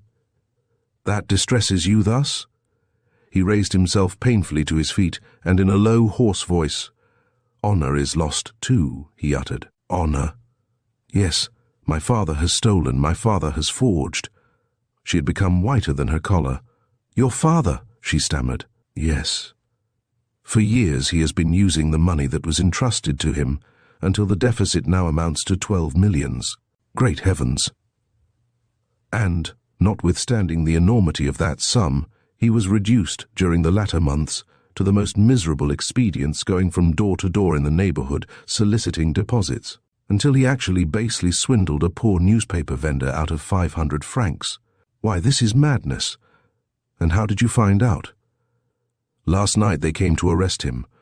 Fortunately, we had been notified, and I helped him to escape through a window of my sister's room, which opens on the yard of an adjoining house." "And where is he now?" "Who knows? Had he any money? Everybody thinks that he carries off millions. I do not believe it. He even refused to take the few thousand francs which M. de Thala had brought him to facilitate his flight." "No." Lucienne shuddered. "Did you see Monsieur de Thala?" she asked.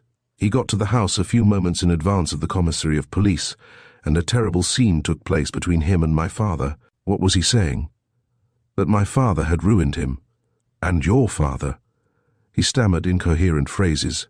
He was like a man who has received a stunning blow. "But we have discovered incredible things. My father, so austere and so parsimonious at home, led a merry life elsewhere, spending money without stint. It was for a woman that he robbed." "And do you know who that woman is?"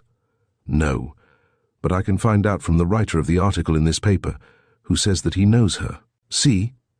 Lucienne took the paper which Maxence was holding out to her, but she hardly condescended to look at it. "But what's your idea now?" "I do not believe that my father is innocent, but I believe that there are people more guilty than he, skillful and prudent knaves, who have made use of him as a man of straw. Villains who will quietly digest their share of the millions, the biggest one, of course, while he will be sent to prison." A fugitive blush colored Lucienne's cheeks. "That being the case," she interrupted, "what do you expect to do?"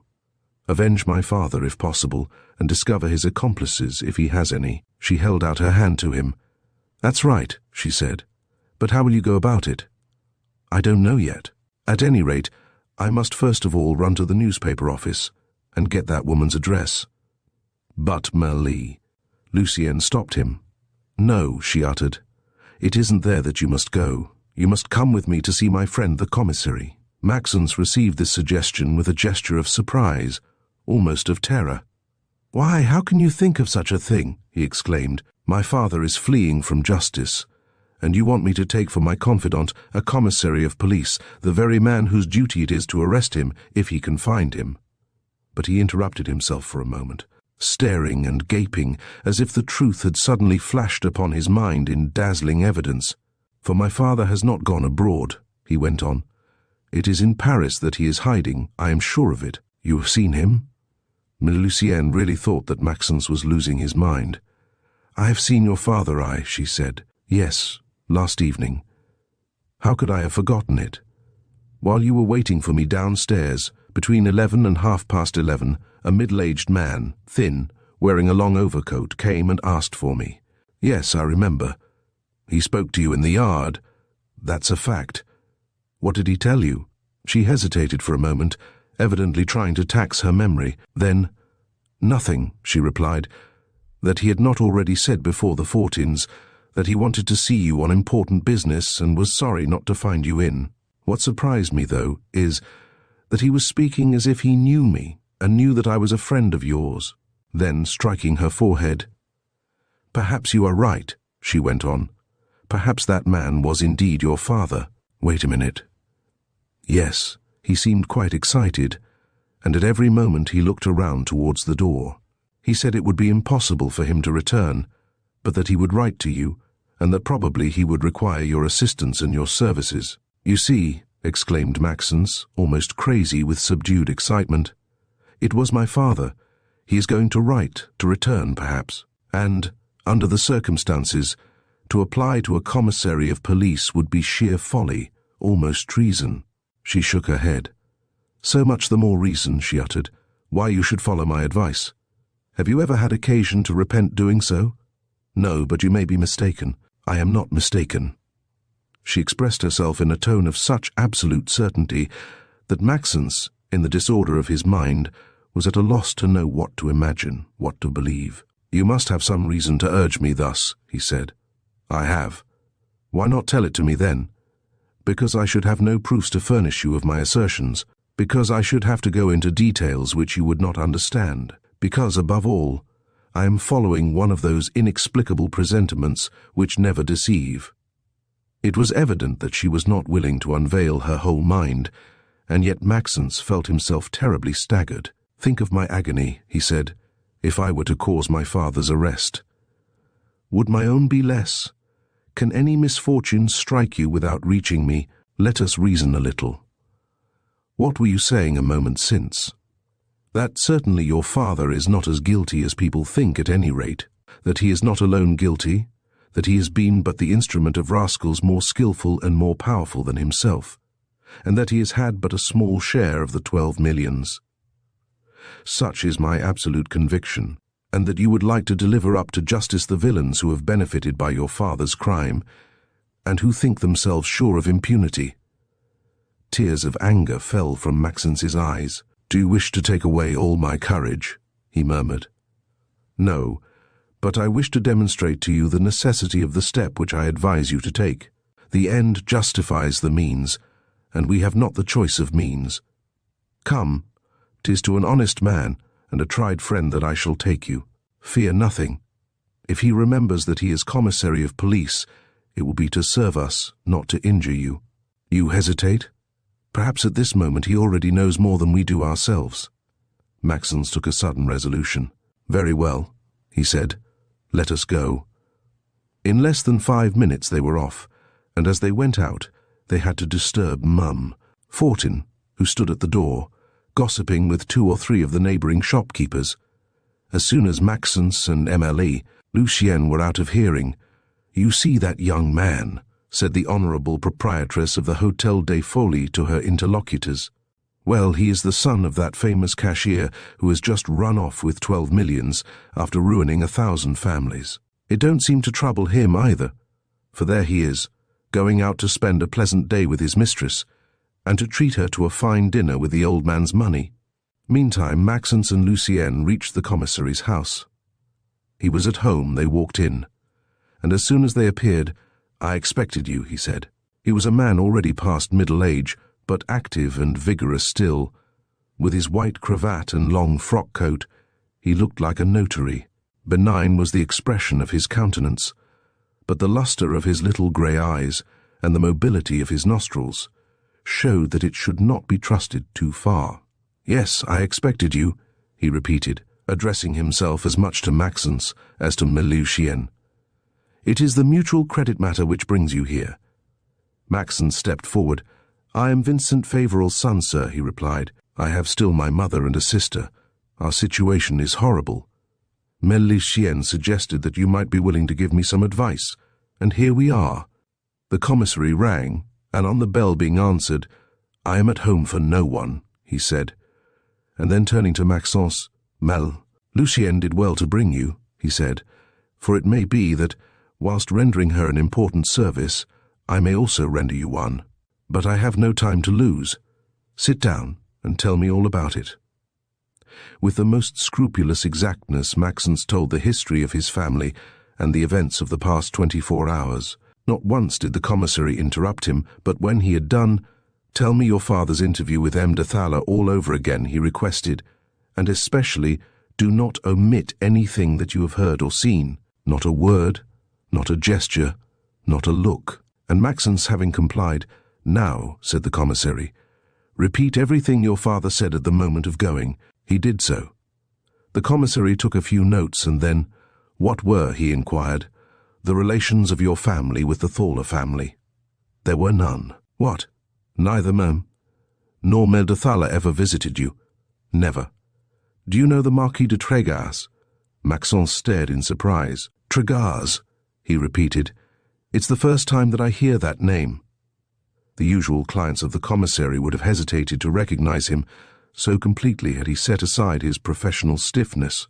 So much had his freezing reserve given way to the most encouraging kindness. "Now then," he resumed, "never mind de Trégas. Let us talk of the woman, who you seem to think has been the cause of Emile Favoral's ruin." On the table before him lay the paper in which Maxence had read in the morning the terrible article headed, "Another Financial Disaster." "I know nothing of that woman," he replied, "but it must be easy to find out, since the writer of this article pretends to know." The commissary smiled, not having quite as much faith in newspapers as Maxence seemed to have. "Yes, I read that," he said. "We might send to the office of that paper," suggested Lucien. "I have already sent, my child," and without noticing the surprise of Maxence and of the young girl, he rang the bell and asked whether his secretary had returned. The secretary answered by appearing in person. "Well?" inquired the commissary. "I have attended to the matter, sir," he replied. "I saw the reporter who wrote the article in question, and, after beating about the bush for some time, he finally confessed that he knew nothing more than had been published, and that he had obtained his information from two intimate friends of the cashier, M. Costeclar and M. St. Pavin. You should have gone to see those gentlemen." "I did." "Very well, what then?" "Unfortunately, M. Costeclar had just gone out. As to M. St. Pavin, I found him at the office of his paper, the Financial Pilot. He is a coarse and vulgar personage, and received me like a pickpocket. I had even a notion to— Never mind that, go on." "He was closeted with another gentleman, a banker named Jotres, of the house of Jotres and Brother. They were both in a terrible rage, swearing like troopers, and saying that the Favoral defalcation would ruin them, that they had been taken in like fools, but that they were not going to take things so easy, and they were preparing a crushing article. But he stopped, winking, and pointing to Maxence and Lucien, who were listening as attentively as they could. "Speak, speak," said the commissary. "Fear nothing." "Well," he went on, "Miss St. Pavin and M. Jotres were saying that M. Favoral was only a poor dupe, but that they would know how to find the others." "What others?" "Ah, they didn't say." The commissary shrugged his shoulders. "What?" he exclaimed. "You find yourself in presence of two men furious to have been duped, who swear and threaten, and you can't get from them a name that you want? You are not very smart, my dear." And as the poor secretary, somewhat put out of countenance, looked down and said nothing, "Did you at least ask them," he resumed, "who the woman is to whom the article refers, and whose existence they have revealed to the reporter?" "Of course I did, sir." "And what did they answer?" "That they were not spies and had nothing to say." M. St. Pavin added, however, that he had said it without much thought, and only because he had once seen M. Favoral buying a 3,000 francs bracelet, and also because it seemed impossible to him that a man should do away with millions without the aid of a woman. The commissary could not conceal his ill humour. "Of course," he grumbled. "Since Solomon said, 'Look for the woman,' for it was King Solomon who first said it, every fool thinks it smart to repeat with a cunning look that most obvious of truths. What next?" "M. St. Pavin politely invited me to go to— well, not here." The commissary wrote rapidly a few lines, put them in an envelope which he sealed with his private seal, and handed it to his secretary, saying, "That will do. Take this to the prefecture yourself." And after the secretary had gone out, "Well, Maxence," he said, "you have heard?" Of course he had. Only Maxence was thinking much less of what he had just heard than of the strange interest this commissary had taken in his affairs, even before he had seen him. "I think," he stammered, "that it is very unfortunate the woman cannot be found." With a gesture full of confidence, "Be easy," said the commissary. "She shall be found. A woman cannot swallow millions at that rate, without attracting attention, Believe me, we shall find her, unless—" He paused for a moment, and speaking slowly and emphatically, "unless," he added, "she should have behind her a very skillful and very prudent man, or else that she should be in a situation where her extravagance could not have created any scandal." Lucien started. She fancied she understood the commissary's idea and could catch a glimpse of the truth. "Good heavens," she murmured. But Maxence didn't notice anything, his mind being wholly bent upon following the commissary's deductions. "Or unless," he said, "my father should have received almost nothing for his share of the enormous sum subtracted from the mutual credit, in which case he could have given relatively but little to that woman. M. St. Pavin himself acknowledges that my father has been egregiously taken in." "By whom?"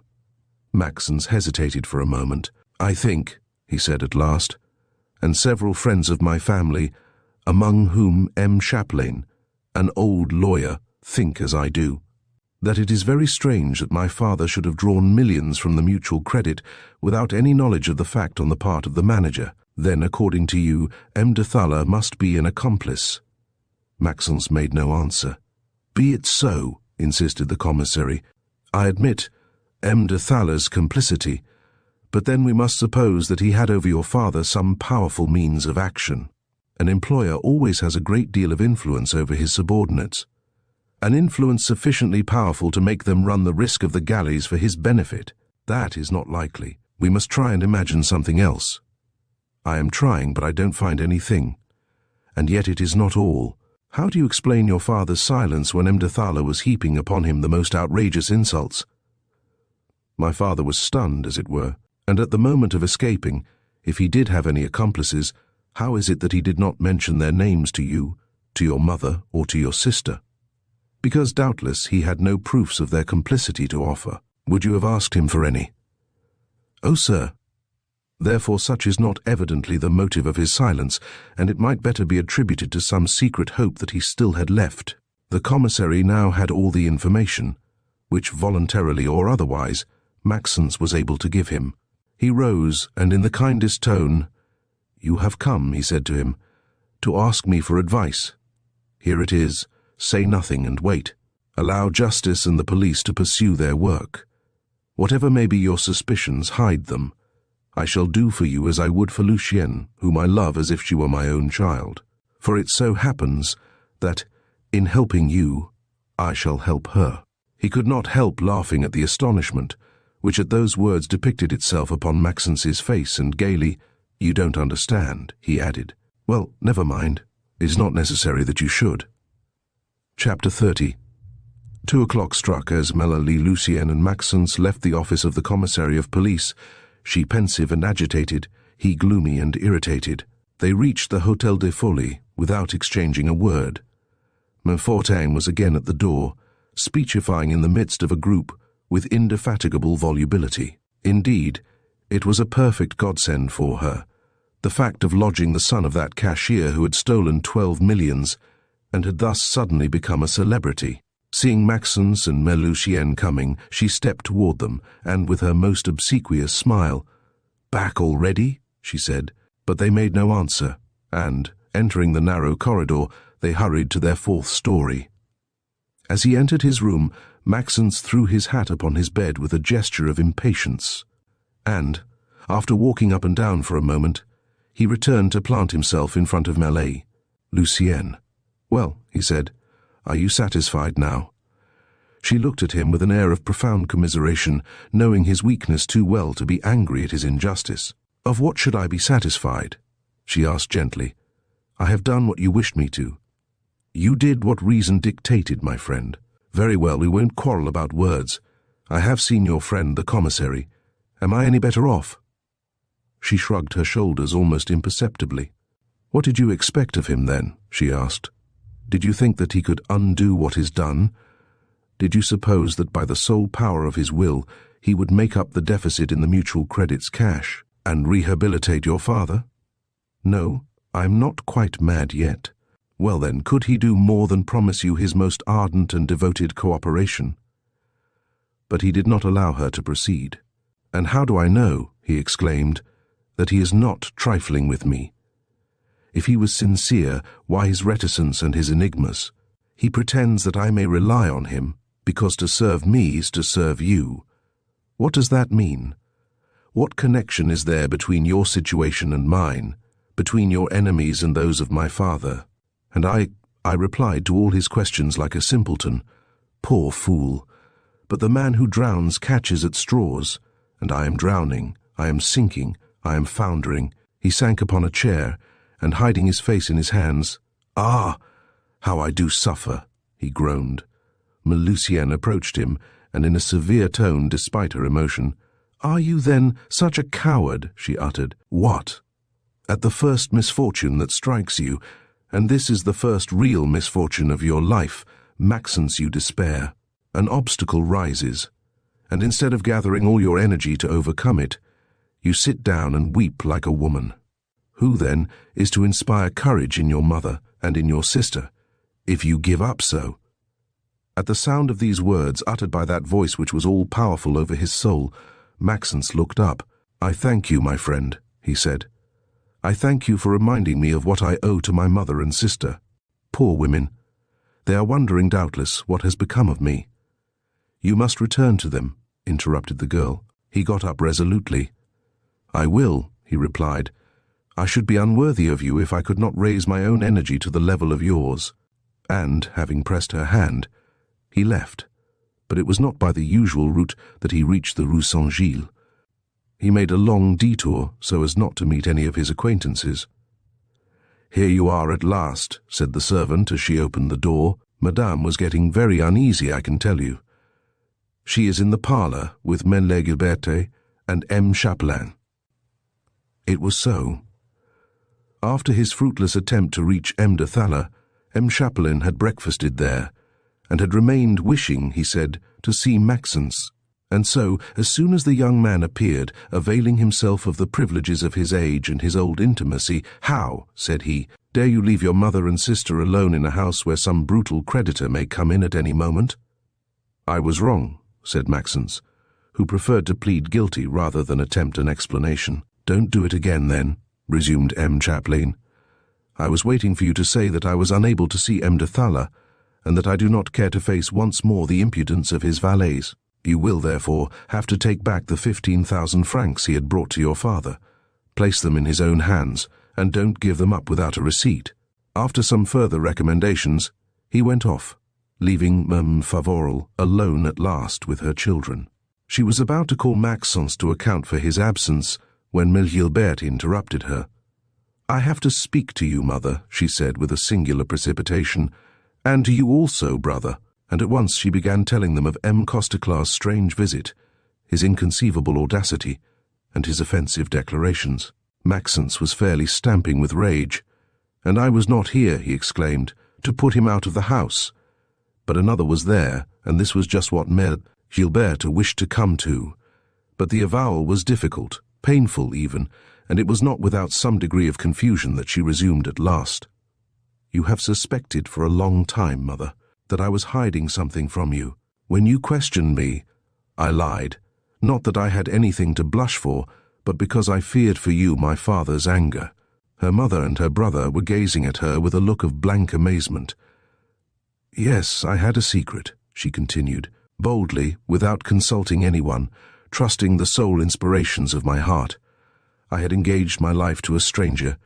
I had selected the man whose wife I wished to be." Vincent Favoral raised her hands to heaven. "But this is sheer madness," she said. "Unfortunately," went on the girl, "between that man, my affianced husband before God, and myself, rose a terrible obstacle. He was poor. He thought my father very rich, and he had asked me a delay of 3 years to conquer a fortune which might enable him to aspire to my hand." She stopped. All the blood in her veins was rushing to her face. "This morning," she said, "at the news of our disaster, he came." "Here?" interrupted Maxence. "Yes, brother, here. He arrived at the very moment when basely insulted by M. Costeclar. I commanded him to withdraw, and instead of going, he was walking towards me with outstretched arms. He dared to penetrate here," murmured M. Favoral. "Yes, mother. He came in just in time to seize M. Costeclar by his coat collar, and to throw him at my feet, livid with fear, and begging for mercy. He came, notwithstanding the terrible calamity that has befallen us, notwithstanding ruin, and notwithstanding shame. He came to offer me his name, and to tell me that, in the course of the day, he would send a friend of his family to apprise you of his intentions. Here she was interrupted by the servant, who, throwing open the parlour door, announced, "The Count de Villègue." If it had occurred to the mind of Emile Favoral or Maxence that Gilles might have been the victim of some base intrigue, the mere appearance of the man who now walked in must have been enough to disabuse them. He was of a rather formidable aspect, with his military bearing, his bluff manners, his huge white moustache, and the deep scar across his forehead. But in order to be reassured and to feel confident, it was enough to look at his broad face, at once energetic and debonair, his clear eye, in which shone the loyalty of his soul, and his thick red lips, which had never opened to utter an untruth. At this moment, however, he was hardly in possession of all his faculties. That valiant man, that old soldier, was timid, and he would have felt much more at ease under the fire of a battery than in that humble parlour in the Rue St. Gilles, under the uneasy glance of Maxence and Favoral. Having bowed, having made a little friendly sign to Emile Gilbert, he had stopped short, 2 steps from the door, his hat in his hand. Eloquence was not his forte. He had prepared himself well in advance, but though he kept coughing, Brown, though he kept running his finger around his shirt collar to facilitate his delivery, the beginning of his speech stuck in his throat. Seeing how urgent it was to come to his assistance, "I was expecting you, sir," said Emile Gilbert. With this encouragement, he advanced towards Mem Favoral, and bowing low, "I see that my presence surprises you, madame," he began, "and I must confess that, it does not surprise me less than it does you, but extraordinary circumstances require exceptional action. On any other occasion, I would not fall upon you like a bombshell, but we had no time to waste in ceremonious formalities. I will, therefore, ask your leave to introduce myself. I am General Count de Villars." Maxence had brought him a chair. "I am ready to hear you, sir," said M. Favoral. He sat down, and with a further effort, "I suppose, madame," he resumed, "that your daughter has explained to you our singular situation, which, as I had the honour of telling you, is not strictly in accordance with social usage." Gilbert interrupted him. "When you came in, General, I was only just beginning to explain the facts to my mother and brother." The old soldier made a gesture, and a face which showed plainly that he did not much relish the prospect of a somewhat difficult explanation. Nevertheless, making up his mind bravely, "It is very simple," he said. "I come in behalf of Trégar's." Maxence fairly bounced upon his chair. That was the very name which he had just heard mentioned by the commissary of police. "Trégar's," he repeated in a tone of immense surprise. "Yes," said de Villègue. "Do you know him by chance?" "No, sir, no." "Marius de Trégar's is the son of the most honest man I ever knew, of the best friend I ever had, of the Marquis de Trégar's, in a word, who died of grief a few years ago after some quite inexplicable reverses of fortune. Marius could not be dearer to me if he were my own son. He has lost his parents, I have no relatives, and I have transferred to him all the feelings of affection which still remained at the bottom of my old heart, and I can say that never was a man more worthy of affection. I know him. To the most legitimate pride and the most scrupulous integrity he unites a keen and supple mind, and wit enough to get the better of the toughest rascal. He has no fortune for the reason that he gave up all he had to certain pretended creditors of his father. But whenever he wishes to be rich, he shall be. And he may be so before long. I know his projects, his hopes, his resources. But, as if feeling that he was treading on dangerous ground, the Count de Villègue stopped short, and after taking breath for a moment, "In short," he went on, "Marius has been unable to see Gilbert, and to appreciate the rare qualities of her heart, without falling desperately in love with her." Favoral made a gesture of protest. "Allow me, sir," she began, but he interrupted her. "I understand you, madame," he resumed. "You wonder how M. de Trégar's can have seen your daughter, have known her, and have appreciated her without your seeing or hearing anything of it. Nothing is more simple, and, if I may venture to say more natural." And the worthy old soldier began to explain to Emile Favoral the meetings in the Place Royale, his conversations with Marius, intended really for Mele, Gilberte, and the part he had consented to play in this little comedy. But he became embarrassed in his sentences. He multiplied his and his brown in the most alarming manner, and his explanations explained nothing.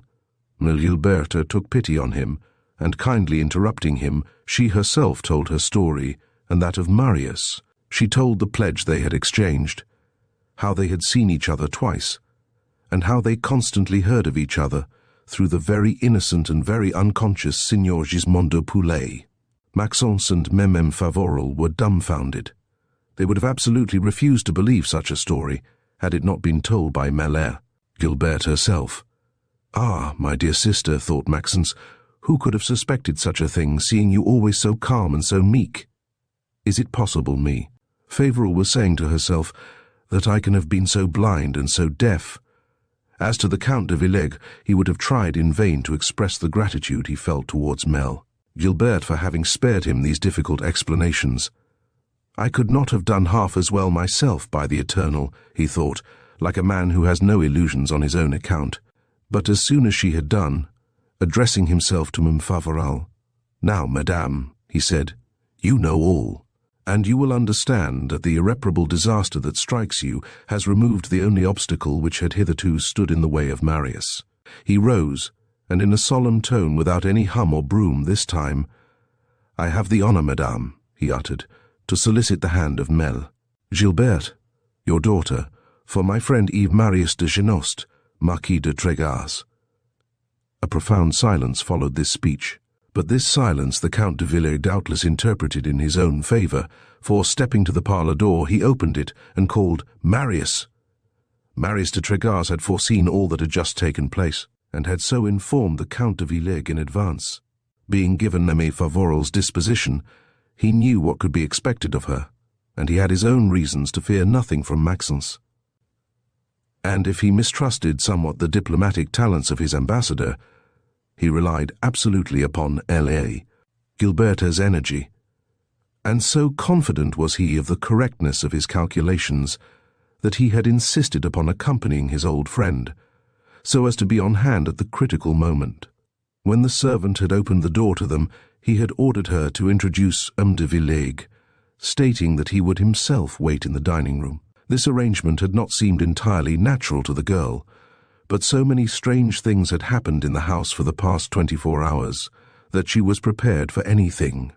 Besides recognizing Marius as the gentleman who had had a violent altercation in the morning with M. Costeclar, she did as he requested, and leaving him alone in the dining-room, went to attend to her duties. He had taken a seat, impassive in appearance, but in reality agitated by that internal trepidation of which the strongest men cannot free themselves in the decisive moments of their life. To a certain extent, the prospects of his whole life were to be decided on the other side of that door which had just closed behind the Count de Villegre. To the success of his love, other interests were united, which required immediate success. And counting the seconds by the beatings of his heart, how very slow they are, he thought. And so, when the door opened at last, and his old friend called him, he jumped to his feet, and collecting all his coolness and self-possession, he walked in. Maxence had risen to receive him, but when he saw him, he stepped back, his eyes glaring in utter surprise. "Ah, great heavens!" he muttered in a smothered voice. But M. de Trégas seemed not to notice his stupor. Quite self-possessed, notwithstanding his emotion, he cast a rapid glance over the Count de Villegre, Favoral, and Emile Gilberte. At their attitude, and at the expression of their countenance, he easily guessed the point to which things had come, and, advancing towards M. Favoral, he bowed with an amount of respect which was certainly not put on. "You have heard the Count de Villegre, madame," he said in a slightly altered tone of voice. "I am awaiting my fate." The poor woman had never before in all her life been so fearfully perplexed. All these events, which succeeded each other so rapidly, had broken the feeble springs of her soul. She was utterly incapable of collecting her thoughts or of taking a determination. "At this moment, sir," she stammered, taken unawares, "it would be impossible for me to answer you. Grant me a few days for reflection. We have some old friends whom I ought to consult." But Maxence, who had got over his stupor, interrupted her. "Friends, mother?" he exclaimed. "And who are they? People in our position have no friends. What?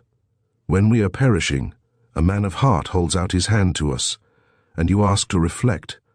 To my sister, who bears a name henceforth disgraced, the Marquis de Tregas offers his name, and you think of consulting." The poor woman was shaking her head. "I am not the mistress, my son," she murmured. "And your father—" "My father!" interrupted the young man. "My father! What rights can he have over us hereafter?" And without further discussion, without awaiting an answer, he took his sister's hand, and placing it in M. de Tregas's hand. "Ah! Take her, sir," he uttered. "Never, whatever she may do, will she acquit the debt of eternal gratitude which we this day contract towards you." A tremor that shook their frames, a long look which they exchanged, betrayed alone the feelings of Marius and Merlet. Gilberte. They had of life a too cruel experience not to mistrust their joy. Returning to M. Favoral, "You do not understand, madame," he went on, "why I should have selected for such a step the very moment when an irreparable calamity befalls you. One word will explain all. Being in a position to serve you, I wish to acquire the right of doing so." Fixing upon him a look in which the gloomiest despair could be read, "Alas," stammered the poor woman, "what can you do for me, sir? My life is ended. I have but one wish left, that of knowing where my husband is hid. It is not for me to judge him. He has not given me the happiness which I had, perhaps, the right to expect. But he is my husband. He is unhappy. My duty is to join him wherever he may be, and to share his sufferings." She was interrupted by the servant who was calling her at the parlour door. "Madame, madame!"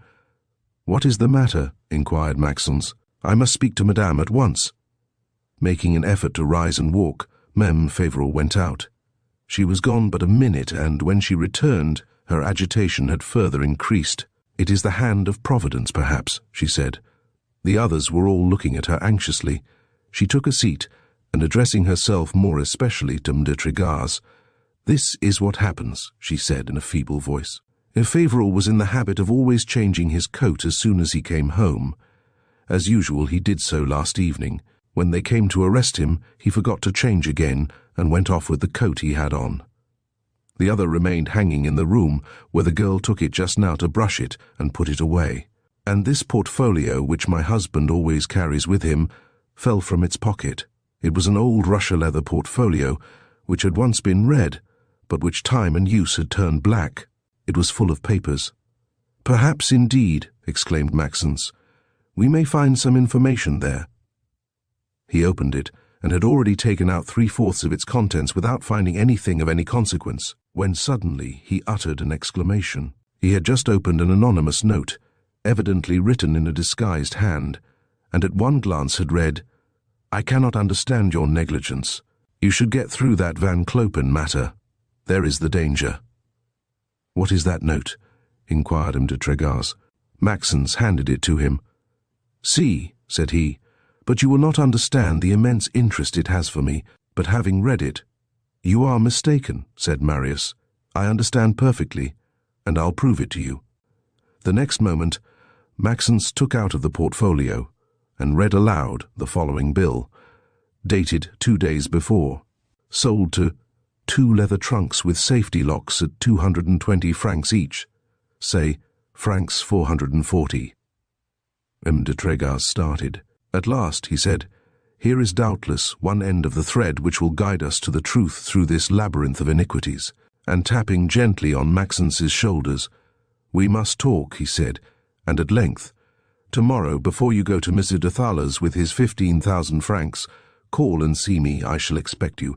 We are now engaged upon a common work, and something tells me that before long we shall know what has become of the Mutual Credit's millions." Part 2. Fishing in Troubled Waters. Chapter 31. "When I think," said Coleridge, "that every morning in Paris alone 30,000 fellows wake up, and rise with a fixed and settled idea of appropriating other people's money, it is with renewed wonder that every night, when I go home, I find my purse still in my pocket. And yet it is not those who simply aim to steal your portemonnaie who are either the most dishonest or the most formidable. To stand at the corner of some dark street and rush upon the first man that comes along, demanding your money or your life, is but a poor business, devoid of all prestige and long since given up to chivalrous natures. A man must be something worse than a simpleton to still ply his trade on the high roads, exposed to all sorts of annoyances on the part of the gendarmes. When manufacturing and financial enterprises offer such a magnificently fertile field to the activity of imaginative people, and in order to thoroughly understand the mode of proceeding in this particular field, it is sufficient to open from time to time a copy of the Police Gazette, and to read some trial like that, for instance, of one Lefertu, ex-president of the Company for the Drainage and Improvement of the Orne Swamps. This took place less than a month ago in one of the police courts. The judge to the accused, your profession, is Sir Lefertu, president of the company. Question before that, what were you doing? Answer, I speculated at the bourse. Q, you had no means? I beg your pardon, I was making money.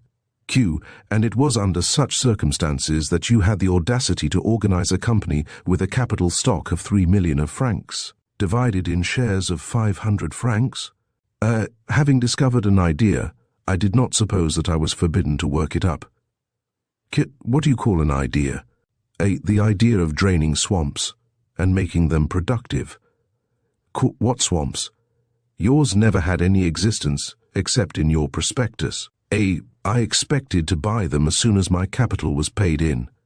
Q, and in the meantime you promised 10% to your stockholders. That's the least that draining operations ever pay. Q, you have advertised. Of course.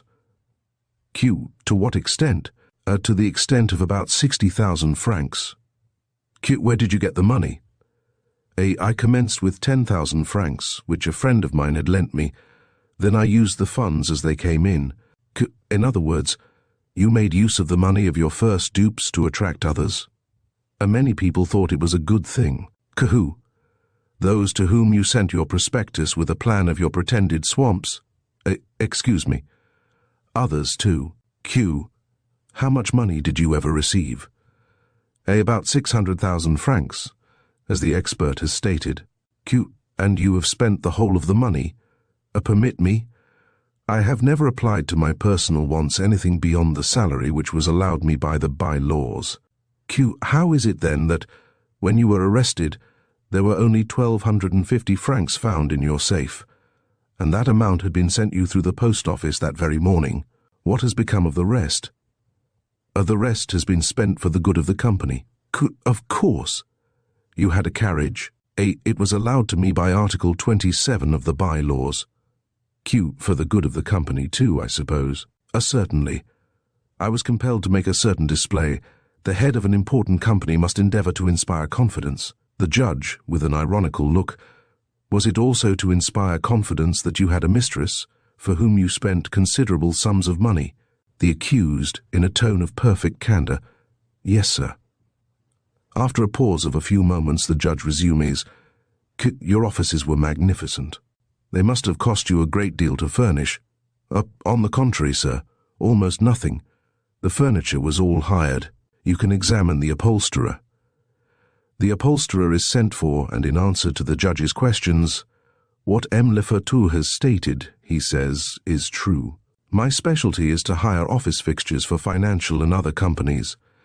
I furnish everything, from the bookkeeper's desks to the furniture for the president's private room, from the iron safe to the servant's livery. In 24 hours everything is ready, and the subscribers can come. As soon as a company is organized, like the one in question, the officers call on me, and, according to the magnitude of the capital required, I furnish a more or less costly establishment. I have a good deal of experience, and I know just what's wanted. When M. Lefertu came to see me, I gauged his operation at a glance. 3 millions of capital, swamps in the Orne, shares of 500 francs, small subscribers, anxious and noisy. "Very well," I said to him. "It's a 6 months job. Don't go into useless expenses. Take reps for your private office, that's good enough." The judge, in a tone of profound surprise, "You told him that?" The upholsterer, in the simple accent of an honest man, "Exactly as I am telling your honor." He followed my advice, and I sent him red hot the furniture and fixtures which had been used by the River Fishery Company, whose president had just been sent to prison for 3 years. When, after such revelations, renewed from week to week, with instructive variations, purchasers may still be found for the shares of the Tifler mines, the Bretonneux lands, and the forests of Formanoid. Is it to be wondered that the Mutual Credit Company found numerous subscribers? It had been admirably started at that propitious hour of the December coup d'etat, when the first ideas of mutuality were beginning to penetrate the financial world. It had lacked neither capital nor powerful patronage at the start, and had been at once admitted to the honor of being quoted at the Bourse.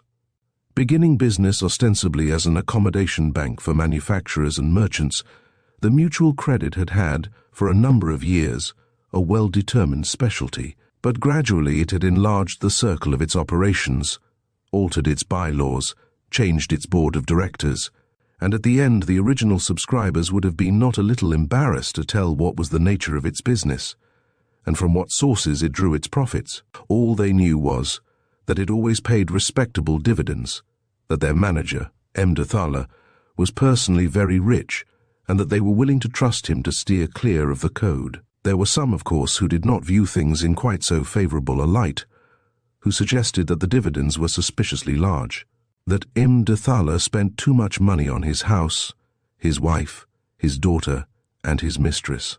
One thing is certain, that the shares of the Mutual Credit Society were much above par, and were quoted at 580 francs on that Saturday, when, after the closing of the Bourse, the rumor had spread that the cashier, Vincent Favoral, had run off with 12 millions.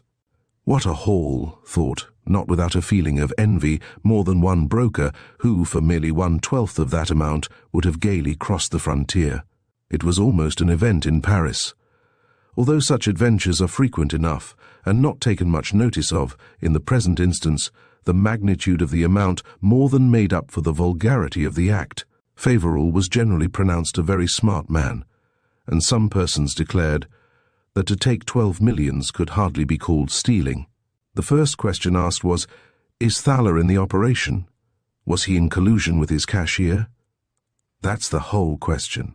If he was, then the Mutual Credit is better off than ever, otherwise it is gone under. Thaler is pretty smart. That Favoral was perhaps more so still. This uncertainty kept up the price for about half an hour, but soon the most disastrous news began to spread. Brought, no one knew whence or by whom, and there was an irresistible panic. From 425, at which price it had maintained itself for a time, the Mutual Credit fell suddenly to 300, then 200, and finally to 150 francs. Some friends of M. de Thaler, M. Costeclar for instance, had endeavored to keep up the market, but they had soon recognized the futility of their efforts, and then they had bravely commenced doing like the rest.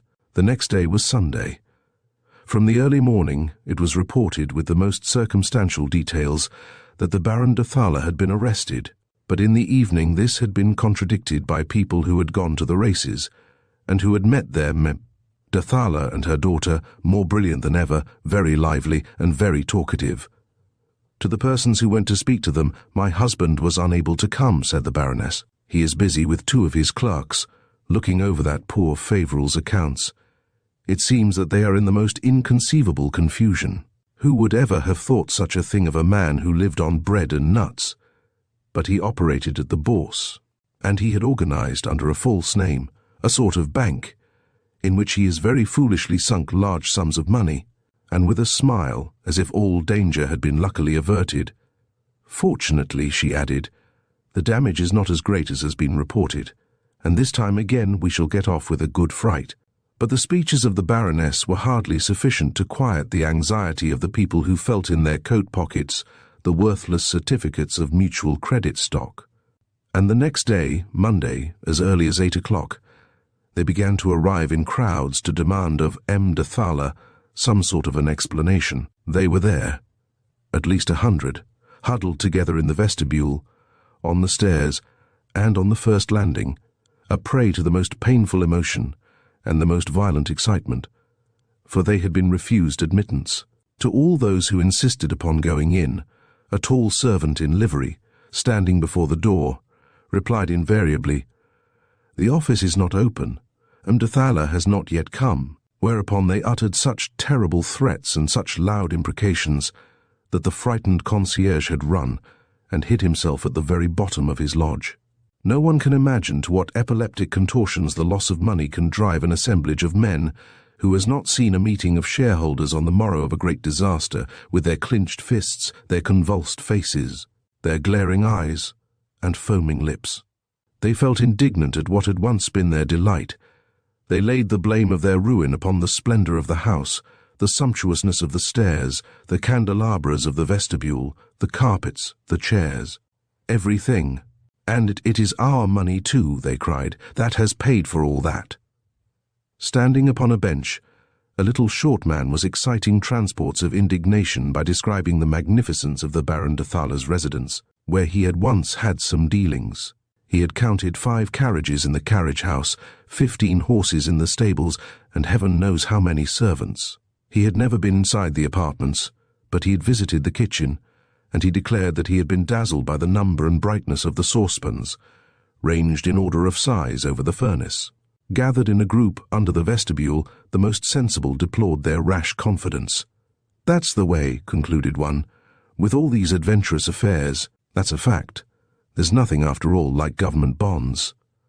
Or a first mortgage on good property, with subrogation of the wife's rights." But what exasperated them all was not to be admitted to the presence of M. de Thala, and to see that servant mounting guard before the door. "What impudence," they growled, "to leave us on the stairs, we who are the masters after all. Who knows where M. de Thala may be? He is hiding, of course. No matter, I will see him," clamoured a big fat man with a brick-coloured face. "If I shouldn't stir from here for a week, you'll see nothing at all," giggled his neighbour. "Do you suppose they don't have back stairs and private entrances in this infernal shop?" "Ah, if I believed anything of the kind," exclaimed the big man in a voice trembling with passion, "I'd soon break in some of these doors. It isn't so hard after all." Already he was gazing at the servant with an alarming air, when an old gentleman with a discreet look stepped up to him and inquired, "Excuse me, sir, how many shares have you?" "3, answered the man with the brick-coloured face. The other sighed. "I have 250, he said. "That's why, being at least as interested as yourself in not losing everything, I beg of you to indulge in no violent proceedings." There was no need of further speaking. The door which the servant was guarding flew open. A clerk appeared and made sign that he wished to speak. "Gentlemen," he began, "M. de Thala has just come, but he is just now engaged with the examining judge." Shouts having drowned his voice, he withdrew precipitately. "If the law gets its finger in," murmured the discreet gentleman, "goodbye." "That's a fact," said another, "but we will have the precious advantage of hearing that dear Baron condemned to 1 year's imprisonment, and a fine of 50 francs. That's the regular rate. He wouldn't get off so cheap if he had stolen a loaf of bread from a baker." "Do you believe that story about the judge?" interrupted rudely the big man. They had to believe it when they saw him appear, followed by a commissary of police and a porter, carrying on his back a load of books and papers. They stood aside to let them pass, but there was no time to make any comments, as another clerk appeared immediately who said, "M. de Thala is at your command, gentlemen. Please walk in." There was then a terrible jamming and pushing to see who would get first into the director's room, which stood wide open. M. de Thala was standing against the mantelpiece, neither paler nor more excited than usual, but like a man who feels sure of himself and of his means of action. As soon as silence was restored, "First of all, gentlemen," he began, "I must tell you that the board of directors is about to meet, and that a general meeting of the stockholders will be called." Not a murmur. As at the touch of a magician's wand, the dispositions of the shareholders seemed to have changed. "I have nothing new to inform you of," he went on. What happened is a misfortune but not a disaster. The thing to do was to save the company, and I had first thought of calling for funds. Well, said 2 or 3 timid voices, if it was absolutely necessary. But there is no need of it. And I can manage to carry everything through by adding to our reserve fund my own personal fortune. This time the hurrahs and the bravos drowned the voice. M. de Thaler received them like a man who deserves them, and more slowly honor commanded it, he continued. I confess it, gentlemen. The wretch who has so basely deceived us had my entire confidence. You will understand my apparent blindness when you know with what infernal skill he managed. Loud imprecations burst on all sides against Vincent Favoral. But the president of the Mutual Credit proceeded, For the present, all I have to ask of you is to keep cool and continue to give me your confidence. Yes, yes. The panic of night before last was but a stock gambling maneuver, organized by rival establishments who were in hopes of taking our clients away from us. They will be disappointed, gentlemen. We will triumphantly demonstrate our soundness, and we shall come out of this trial more powerful than ever. It was all over. M. de Thaler understood his business. They offered him a vote of thanks. A smile was beaming upon the same faces that were a moment before contracted with rage. One stockholder alone did not seem to share the general enthusiasm. He was no other than our old friend M. Chaplin, the ex-lawyer. That fellow, Thaler, is just capable of getting himself out of the scrape, he grumbled. I must tell Maxence. Chapter 32. We have every species of courage in France, and to a superior degree, except that of braving public opinion. Few men would have dared, like Marius de Tregas, to offer their name to the daughter of a wretch charged with embezzlement and forgery, and that at the very moment when the scandal of the crime was at its height. But when Marius judged a thing good and just, he did it without troubling himself in the least about what others would think, and so his mere presence in the Rue St. Gilles had brought back hope to its inmates. Of his designs he had said but a word, I have the means of helping you, by marrying Gilberte to acquire the right of doing so. But that word had been enough. Emile Favoral and Maxence had understood that the man who spoke thus was one of those cool and resolute men whom nothing disconcerts or discourages, and who knows how to make the best of the most perilous situations. And, when he had retired with the Count de Villègue, I don't know what he will do, said Mel, Gilberto to her mother and her brother, but he will certainly do something, and if it is humanly possible to succeed, he will succeed. And how proudly she spoke thus. The assistance of Marius was the justification of her conduct. She trembled with joy at the thought that it would, perhaps, be to the man whom she had alone and boldly selected, that her family would owe their salvation. Shaking his head and making allusion to events of which he kept the secret, I really believe, approved Maxence, that to reach the enemies of our father, M. de Tregas possesses some powerful means, and what they are we will doubtless soon know, since I have an appointment with him for tomorrow morning. It came at last, that morrow, which he had awaited with an impatience that neither his mother nor his sister could suspect, and towards 9:30 he was ready to go out, when M. Chaplin came in. Still irritated by the scenes he had just witnessed at the Mutual Credit Office, the old lawyer had a most lugubrious countenance. I bring bad news, he began. I have just seen the Baron de Thaler. He had said so much the day before about having nothing more to do with it that Maxence could not repress a gesture of surprise. Oh, it isn't alone that I saw him, added M. Chaplin, but together with at least 100 stockholders of the Mutual Credit. They are going to do something, then? No, they only came near doing something. You should have seen them this morning. They were furious. They threatened to break everything. They wanted M. de Thaler's blood. It was terrible. But Monsieur de Thaler condescended to receive them, and they became at once as meek as lambs. It is perfectly simple. What do you suppose stockholders can do, no matter how exasperated they may be, when their manager tells them? Well, yes, it's a fact you have been robbed, and your money is in great jeopardy. But if you make any fuss, if you complain thus, all is sure to be lost. Of course, the stockholders keep quiet. It is a well-known fact that a business which has to be liquidated through the courts is gone, and swindled stockholders fear the law almost as much as the swindling manager. A single fact will make the situation clearer to you. Less than an hour ago, Imdathal's stockholders offered him money to make up the loss. And after a moment of silence, "But this is not all. Justice has interfered, and Imdathala spent the morning with an examining magistrate." "Well?" "Well, I have enough experience to affirm that you must not rely any more upon justice than upon the stockholders. Unless there are proofs so evident that they are not likely to exist, Imdathala will not be disturbed." "Oh, why?" "Because, my dear, in all those big financial operations, justice, as much as possible, remains blind, not through corruption or any guilty connivance, but through considerations of public interest. If the manager was prosecuted, he would be condemned to a few years' imprisonment, but his stockholders would at the same time be condemned to lose what they have left, so that the victims would be more severely punished than the swindler. And so, powerless, justice does not interfere. And that's what accounts for the impudence and impunity of all these high-flown rascals who go about with their heads high, their pockets filled with other people's money, and half a dozen decorations at their buttonhole." "And what then?" asked Maxence.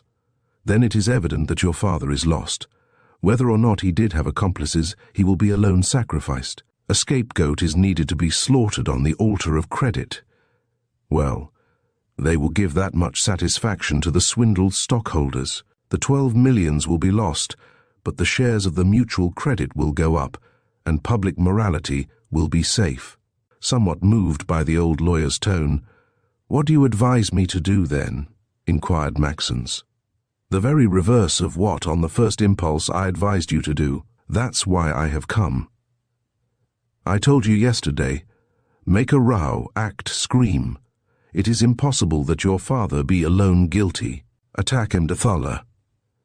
Today, after mature deliberation, I say, keep quiet, hide yourself, let the scandal drop."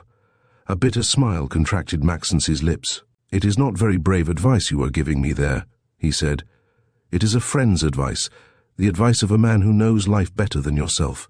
Poor young man, you are not aware of the peril of certain struggles. All knaves are in league and sustain each other. To attack one is to attack them all.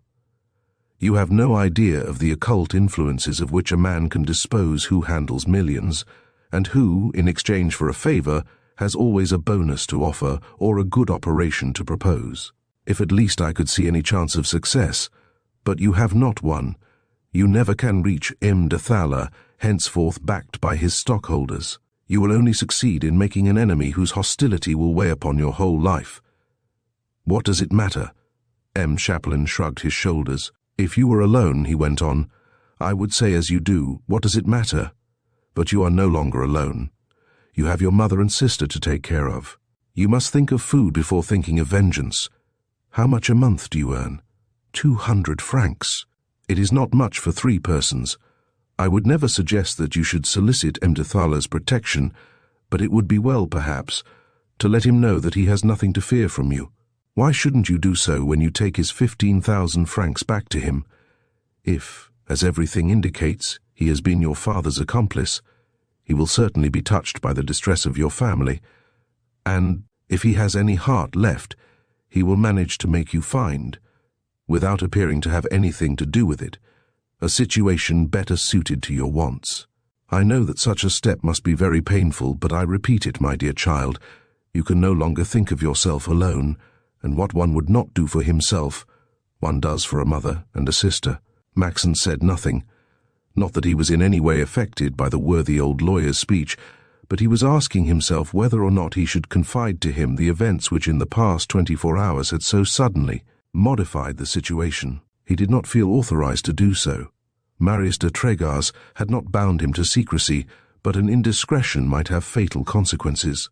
And after a moment of thought, "I'm obliged to you, sir," he replied evasively, "for the interest you have manifested in our welfare, and we shall always greatly prize your advice. But for the present, you must allow me to leave you with my mother and sister. I have an appointment with a friend," and without waiting for an answer, he slipped Imdathala's 15,000 francs in his pocket and hurried out. It was not to M. de Trégar's that he went first, however, but to the Hôtel des Folies. "Lucien has just come home with a big bundle," said Mem, fought into Maxence, with her pleasantest smile, as soon as she had seen him emerge from the shades of the corridor. For the past 24 hours, the worthy hostess had been watching for her guest, in the hopes of obtaining some information which she might communicate to the neighbours. Without even condescending to answer, a piece of rudeness at which she felt much hurt, he crossed the narrow court of the hotel at a bound, and started upstairs. Lucien's room was open. He walked in, and still out of breath from his rapid ascension, "I am glad to find you in," he exclaimed. The young girl was busy, arranging upon her bed a dress of very light-coloured silk, trimmed with ruches and lace, an overdress to match, and a bonnet of wonderful shape, loaded with the most brilliant feathers and flowers. "You see what brings me here," she replied. "I came home to dress. At 2 o'clock the carriage is coming to take me to the Bois, where I am to exhibit this costume. Certainly the most ridiculous that Van Clopen has yet made me wear." A smile flitted upon Maxence's lips. "Who knows," said he, "if this is not the last time you will have to perform this odious task. Ah, my friend, what events have taken place since I last saw you? Fortunate ones. You will judge for yourself." He closed the door carefully and, returning to Mel, "Lucien, do you know the Marquis de Trégar's?" he asked. "No more than you do. It was yesterday at the commissary of police that I first heard his name. Well, before a month, M. de Trégar's will be mêlé, Gilbert Favoral's husband." "Is it possible?" exclaimed Lucien with a look of extreme surprise. "But instead of answering, you told me," resumed Maxence, "that once, in a day of supreme distress, you had applied to Mem, de Thala, for assistance, whereas you were actually entitled to an indemnity for having been run over and seriously hurt by her carriage. That is true. Whilst you were in the vestibule waiting for an answer to your letter, which a servant had taken upstairs, M. de Thala came in, and when he saw you, he could not repress a gesture of surprise, almost of terror. That is true too. This behaviour of M. de Thala always remained an enigma to you, an inexplicable one. Well, I think that I can explain it to you now." "You?" lowering his voice, for he knew that at the Hôtel des Folies there was always to fear some indiscreet ear. "Yes, I," he answered, "and for the reason that yesterday, when M. de Trégar's appeared in my mother's parlour, I could not suppress an exclamation of surprise, for the reason, Lucien, that, between Marius de Trégar's and yourself, there is a resemblance with which it is impossible not to be struck." Lucien had become very pale. "What do you suppose, then?" she asked. "I believe, my friend, that we are very near penetrating at once the mystery of your birth and the secret of the hatred that has pursued you since the day when you first set your foot in M. de Thala's house." Admirably self-possessed as Lucien usually was, the quivering of her lips betrayed at this moment the intensity of her emotion. After more than a minute of profound meditation, "The commissary of police," she said, "has never told me his hopes, except in vague terms. He has told me enough, however, to make me think that he has already had suspicions similar to yours. Of course, would he otherwise have questioned me on the subject of M. de Trégar's?" "Nah." Lucienne shook her head. "And yet," she said, "even after your explanation, it is in vain that I seek why and how I can so far disturb M. de Thala's security that he wishes to do away with me." Maxence made a gesture of superb indifference. "I confess," he said, "that I don't see it either, but what matters it? Without being able to explain why, I feel that the Baron de Thala is the common enemy, yours, mine, my father's, and M. de Trégar's. And something tells me that, with M. de Trégar's help, we shall triumph. You would share my confidence, Lucien, if you knew him. There is a man, and my sister has made no vulgar choice. If he has told my mother that he has the means of serving her, it is because he certainly has." He stopped, and after a moment of silence, "Perhaps," he went on, "the commissary of police might readily understand what I only dimly suspect, but until further orders we are forbidden to have recourse to him. It is not my own secret that I have just told you, and, if I have confided it to you, It is because I feel that it is a great piece of good fortune for us, and there is no joy for me that you do not share." Lucien wanted to ask many more particulars, but looking at his watch, 10:30, he exclaimed, "and M. de Tregar's waiting for me," and he started off, repeating once more to the young girl, "I will see you tonight. Until then, good hope and good courage." In the court, 2 ill-looking men were talking with the Fortins, but it happened often to the Fortins to talk with ill-looking men, so he took no notice of them, ran out to the boulevard, and jumping into a cab, "Rue Lafitte 70, he cried to the driver, "I pay the trip, 3 francs.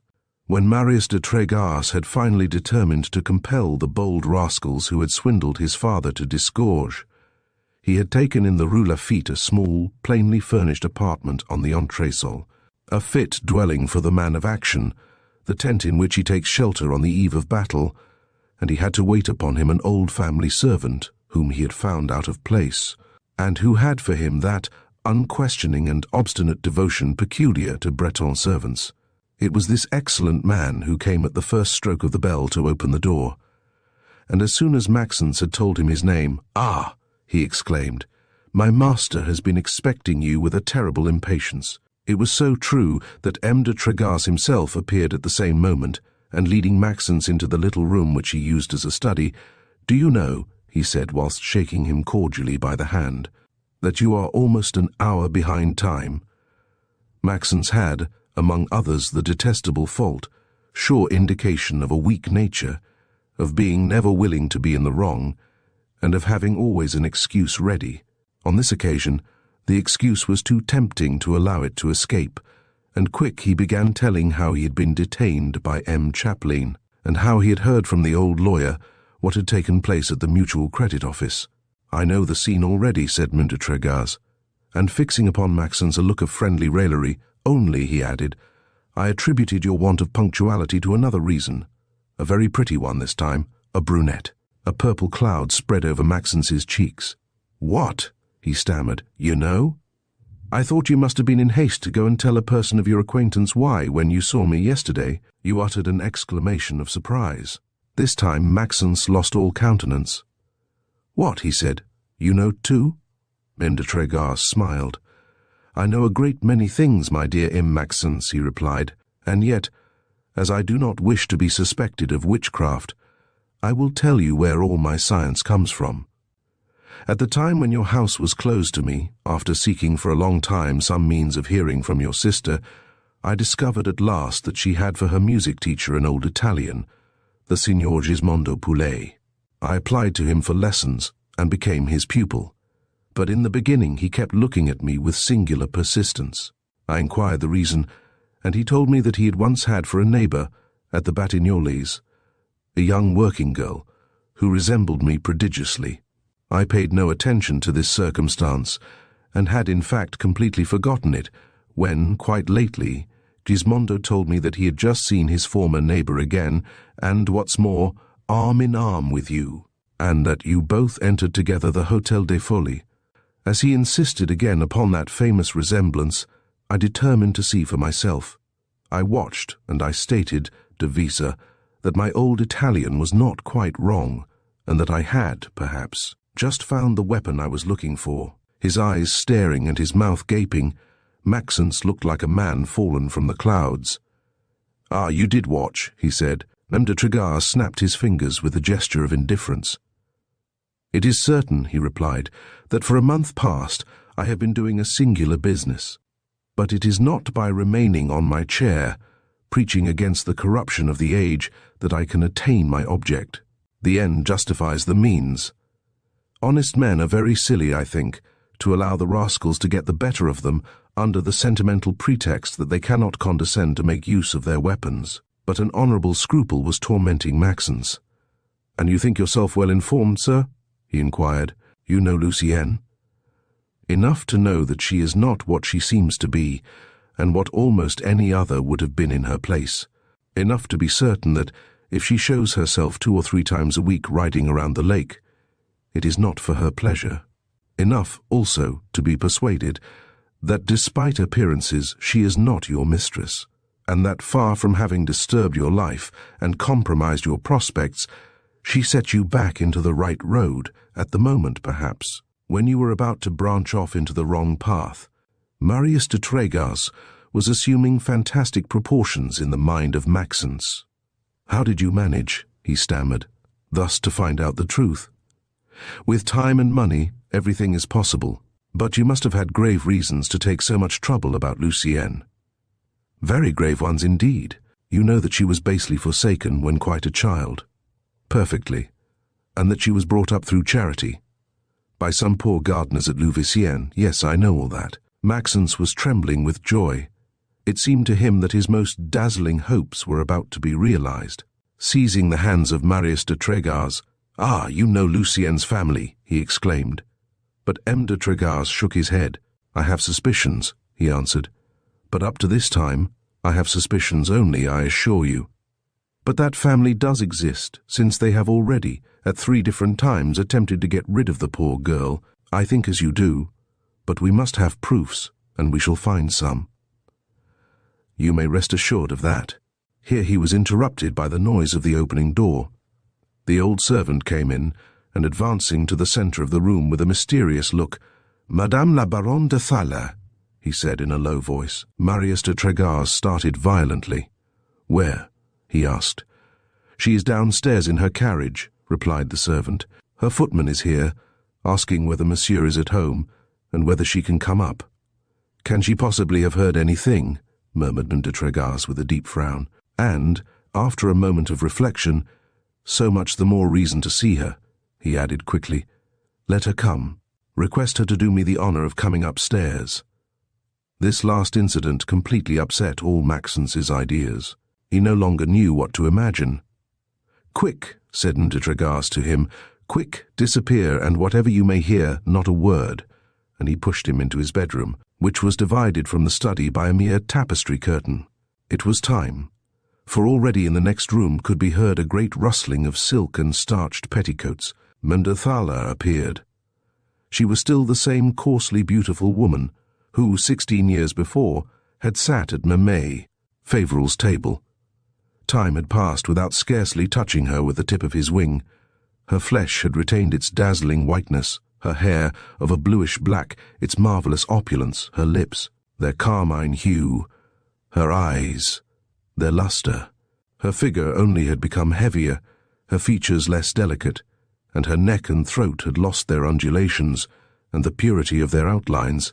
But neither the years, nor the millions, nor the intimacy of the most fashionable women had been able to give her those qualities which cannot be acquired: grace, distinction, and taste. If there was a woman accustomed to dress, it was she. A splendid dry goods store could have been set up with the silks and the velvets, the satins and cashmeres, the muslins, the laces, and all the known tissues. That had passed over her shoulders. Her elegance was quoted and copied, and yet there was about her always and under all circumstances an indescribable flavour of the parvenu. Her gestures had remained trivial, her voice common and vulgar.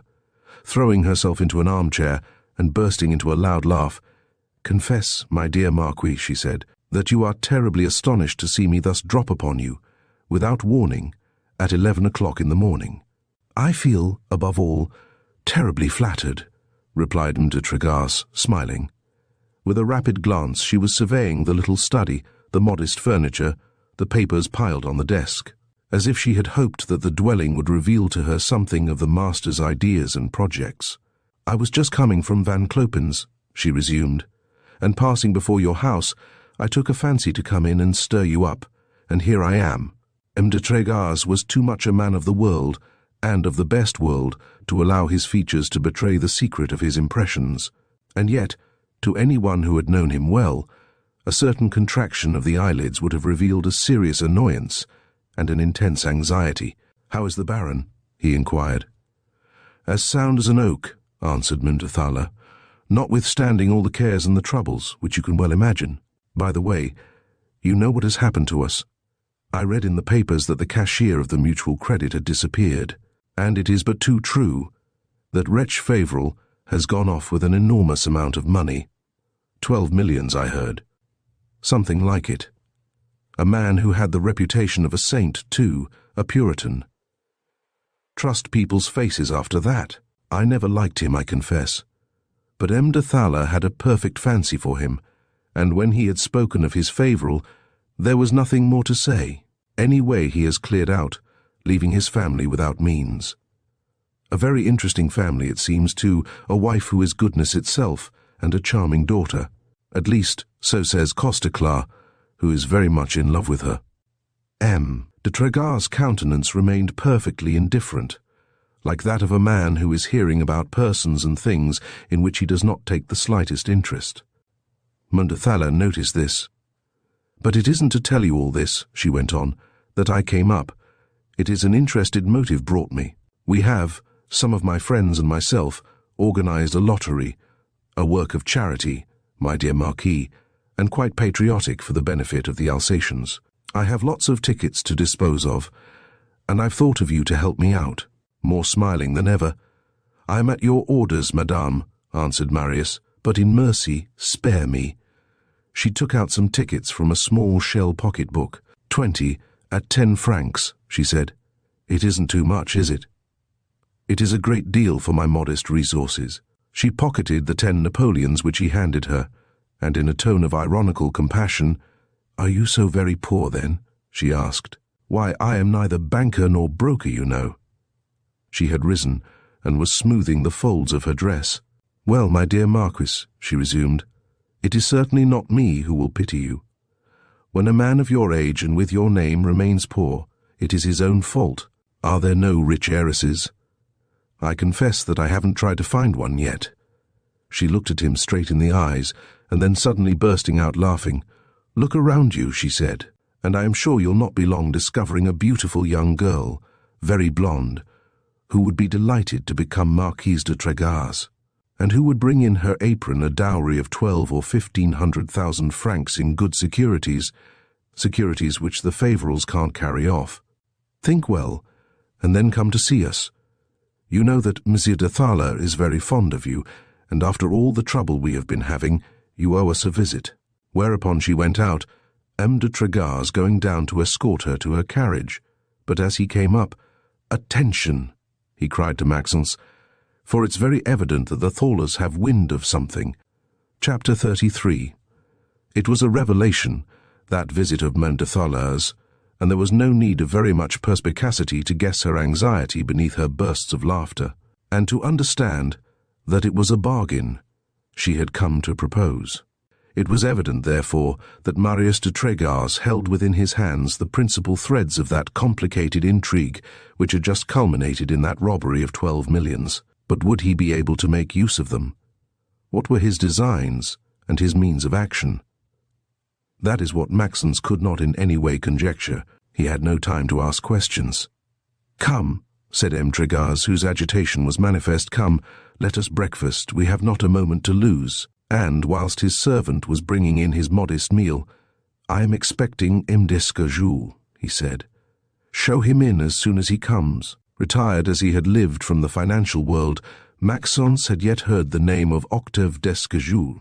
Who has not seen him, happy and smiling, his eye bright, and his lip ruddy, notwithstanding his 50 years, walking on the sunny side of the boulevard, with his royal blue jacket and his eternal white vest?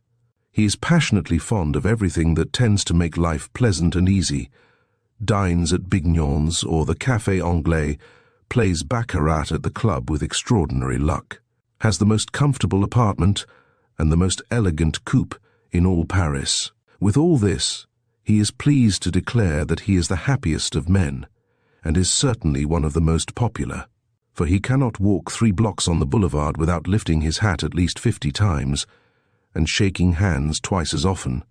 And when anyone asks, what does he do, the invariable answer is why he operates.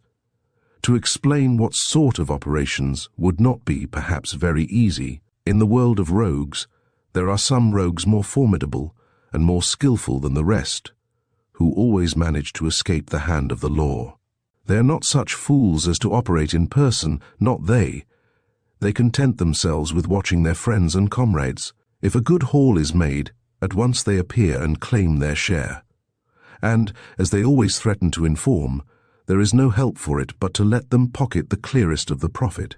Well, in a more elevated sphere, in the world of speculation, it is precisely that lucrative and honourable industry which M. d'Escalating carries on.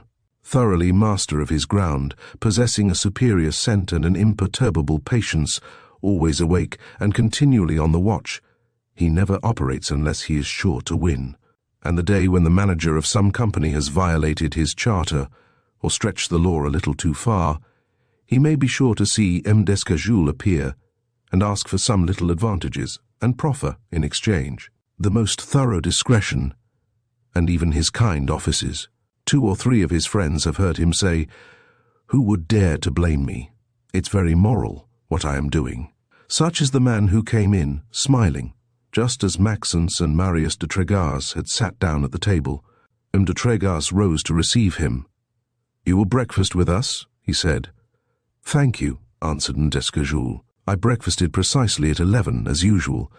Punctuality is a politeness which a man owes to his stomach, but I will accept with pleasure a drop of that old cognac which you offered me the other evening." He took a seat, and the valet brought him a glass, which he set on the edge of the table. Then, "I have just seen our man," he said. Maxence understood that he was referring to M. de Thaler. "Well," inquired M. de Trégas, "impossible to get anything out of him. I turned him over and over, every way, nothing." "Indeed." "It's so, and you know if I understand the business.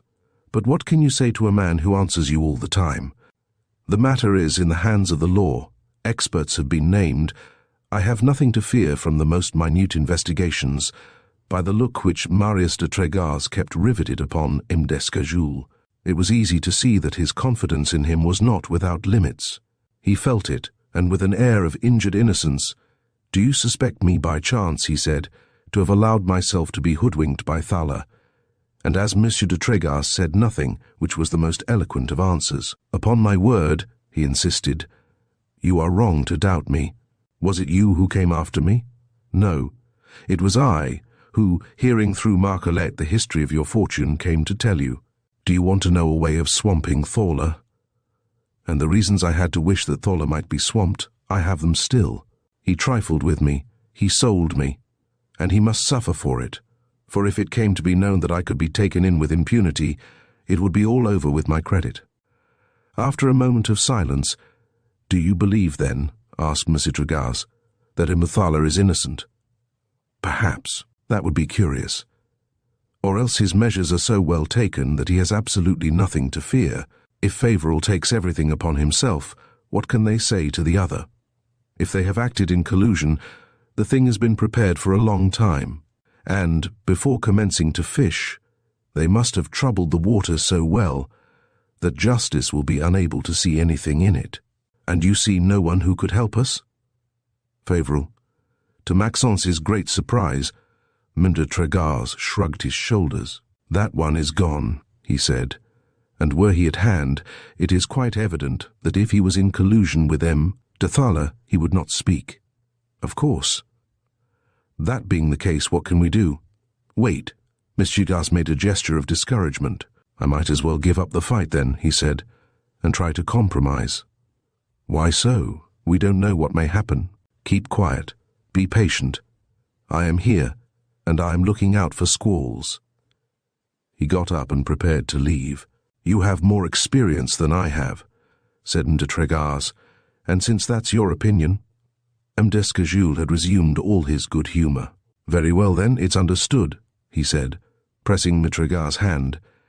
"I am watching for both of us, and if I see a chance, I come at once, and you act." But the outer door had hardly closed, when suddenly the countenance of Marius de Trégas changed. Shaking the hand which M. d'Escalating had just touched, "Pouah!" he said with a look of thorough disgust. "Pouah!" And noticing Maxence's look of utter surprise, "Don't you understand," he said, "that this old rascal has been sent to me by Thaler to feel my intentions and mislead me by false information? I had scented him, fortunately, and if either one of us is dupe of the other, I have every reason to believe that it will not be me." They had finished their breakfast. M. de Trégas called his servant. "Have you been for a carriage?" he asked. "It is at the door, sir." Well then, come along. Maxence had the good sense not to overestimate himself. Perfectly convinced that he could accomplish nothing alone, he was firmly resolved to trust blindly to Marius de Tregaz. He followed him, therefore, and it was only after the carriage had started that he ventured to ask, "Where are we going?" "Didn't you hear me?" replied M. de Tregaz. "Order the driver to take us to the courthouse?" "I beg your pardon, but what I wish to know is what we are going to do there." "You are going, my dear friend, to ask an audience of the judge who has your father's case in charge, and deposit into his hands the 15,000 francs you have in your pocket." "What? You wish me to—" "I think it better to place that money into the hands of justice, which will appreciate the step, than into those of M. de Thaler, who would not breathe a word about it. We are in a position where nothing should be neglected, and that money may prove an indication." But they had arrived. M. de Tregaz guided Maxence through the labyrinth of corridors of the building, until he came to a long gallery, at the entrance of which an usher was seated reading a newspaper.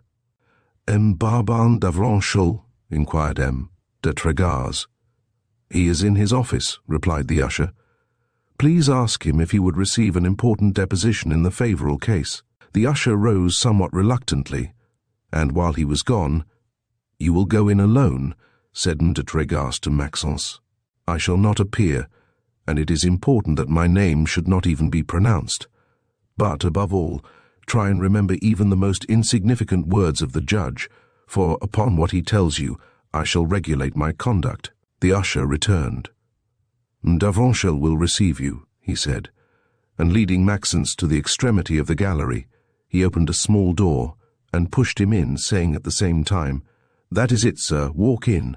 It was a small room, with a low ceiling and poorly furnished.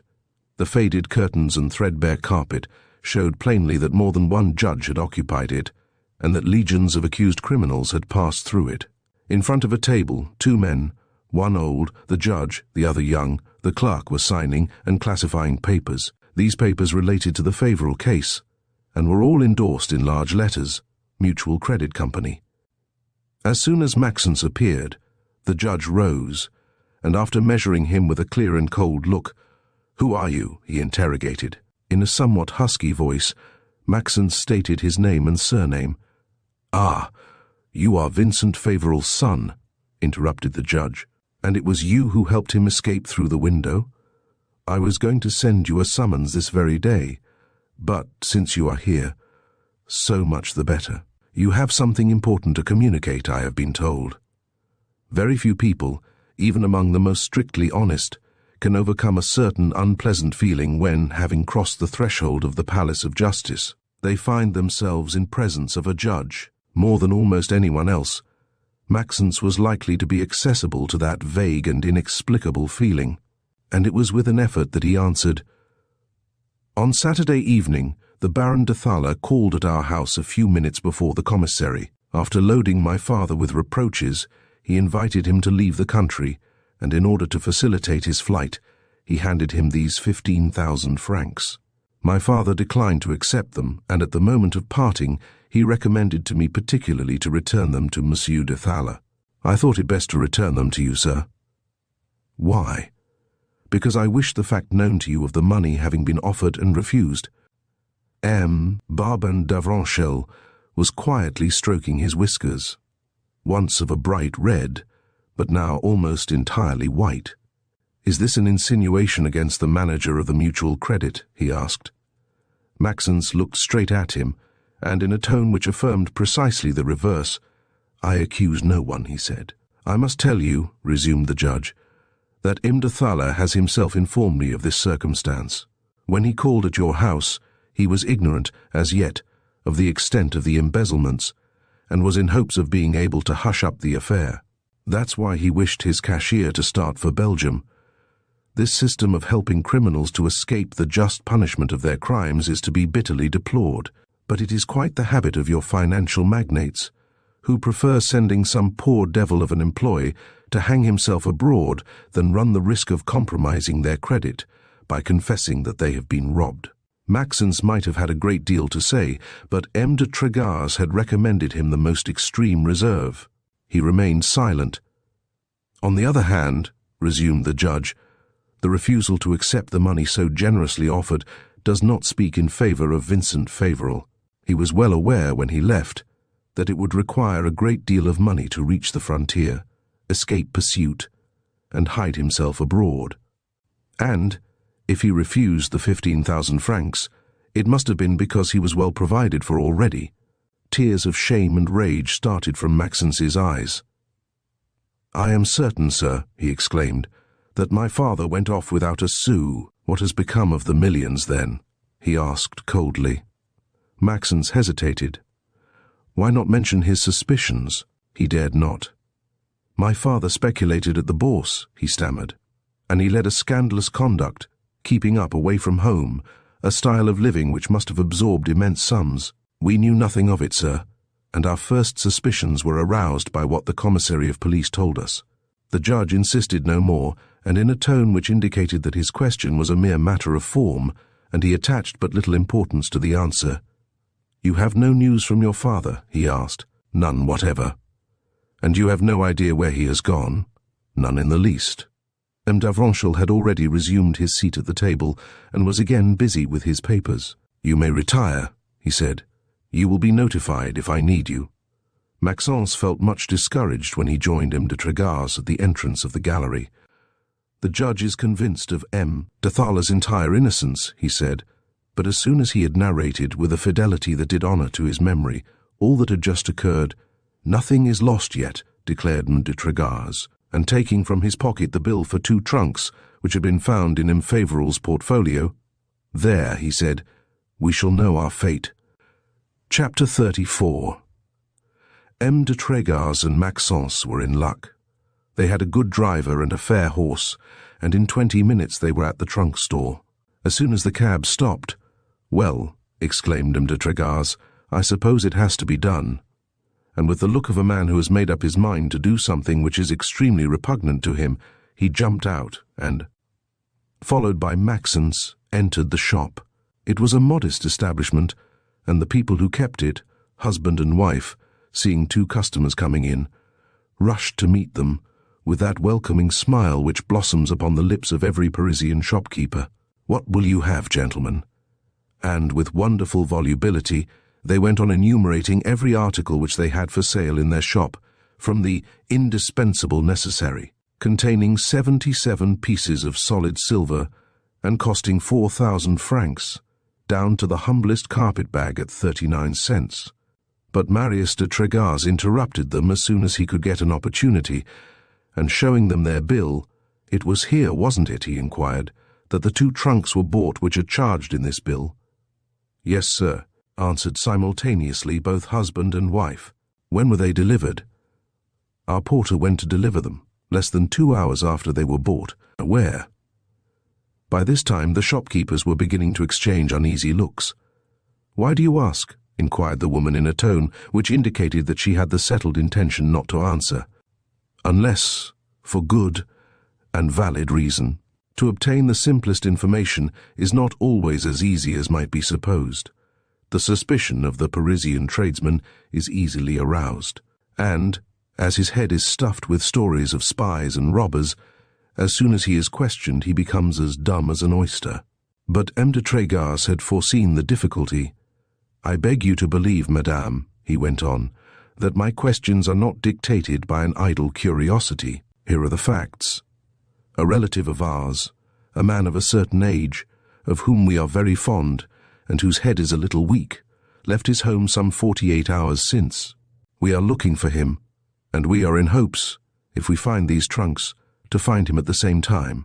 With furtive glances, the husband and wife were tacitly consulting each other. "The fact is," they said, "we wouldn't like, under any consideration, to commit an indiscretion which might result to the prejudice of a customer." "Fear nothing," said M. de Tregar's with a reassuring gesture. "If we have not had recourse to the police, it's because, you know, it isn't pleasant to have the police interfere in one's affairs. If you have any objections to answer me, however, I must of course apply to the commissary."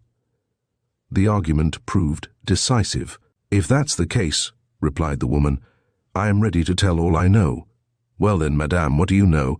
"These 2 trunks were bought on Friday afternoon last by a man of a certain age, tall, very thin, with a stern countenance, and wearing a long frock coat. "No more doubt," murmured Maxence. "It was he." "And now," the woman went on, "that you have just told me that your relative was a little weak in the head, I remember that this gentleman had a strange sort of way about him, and that he kept walking about the store as if he had fleas on his legs. And awful particular he was too.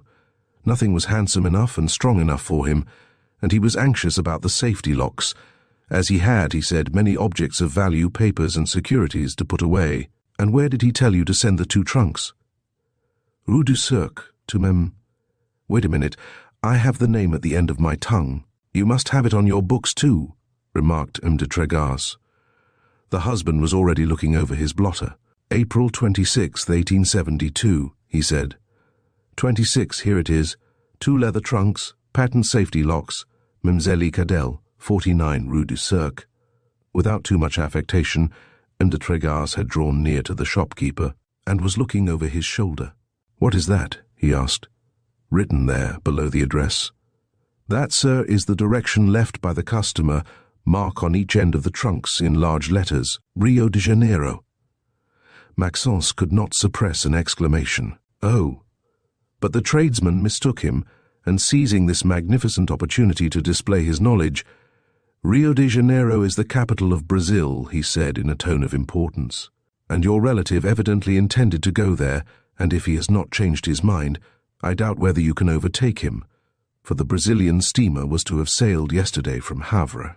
Whatever may have been his intentions, M. de Trégas remained perfectly calm. "If that's the case," he said to the shopkeepers, "I think I had better give up the chase. I am much obliged to you, however, for your information. But once out again, do you really believe," inquired Maxence, "that my father has left France?" M. de Trégas shook his head. "I will give you my opinion," he uttered, "after I have investigated matters in the Rue du Cercle." They drove there in a few minutes, and, the cab having stopped at the entrance of the street, they walked on foot in front of number 49. It was a small cottage, only 1 story in height, built between a sanded courtyard and a garden, whose tall trees showed above the roof. At the windows could be seen curtains of light-coloured silk, a sure indication of the presence of a young and pretty woman. For a few minutes Marius de Trégas remained in observation, but as nothing stirred, "We must find out something somehow," he exclaimed impatiently, and noticing a large grocery store bearing number 62, he directed his steps towards it, still accompanied by Maxence. It was the hour of the day when customers are rare. Standing in the centre of the shop, the grocer, a big fat man with an air of importance, was overseeing his men, who were busy putting things in order.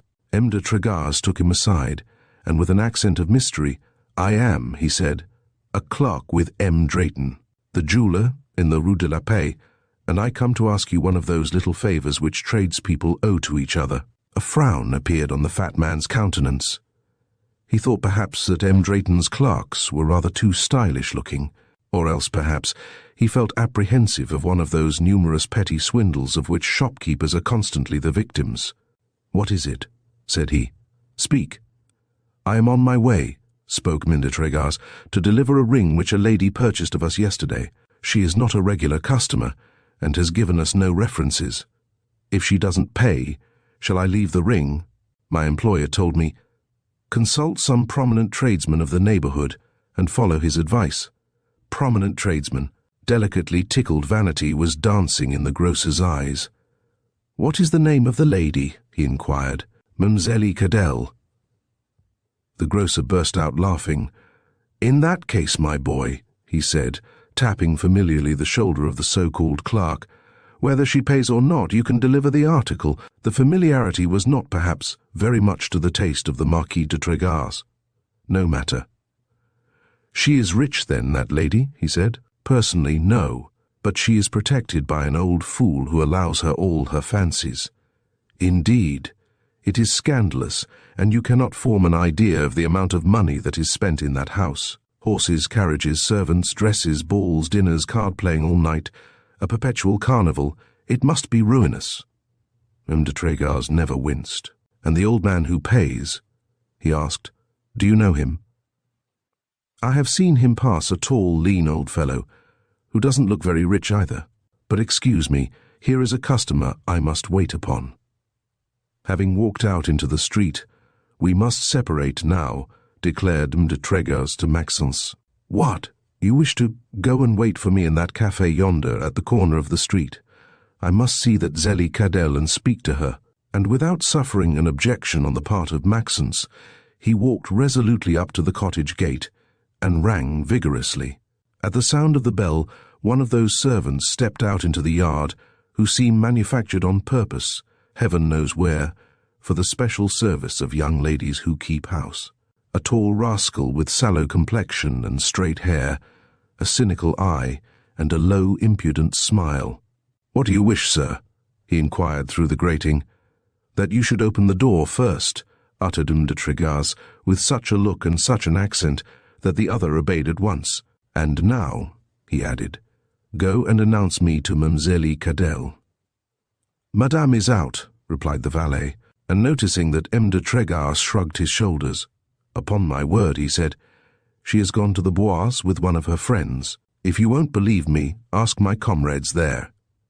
And he pointed out two other servants of the same pattern as himself, who were silting at a table in the carriage-house, playing cards and drinking. But M. de Trégas did not mean to be imposed upon. He felt certain that the man was lying. Instead, therefore, of discussing, "I want you to take me to your mistress," he ordered, in a tone that admitted of no objection, "or else I'll find my way to her alone."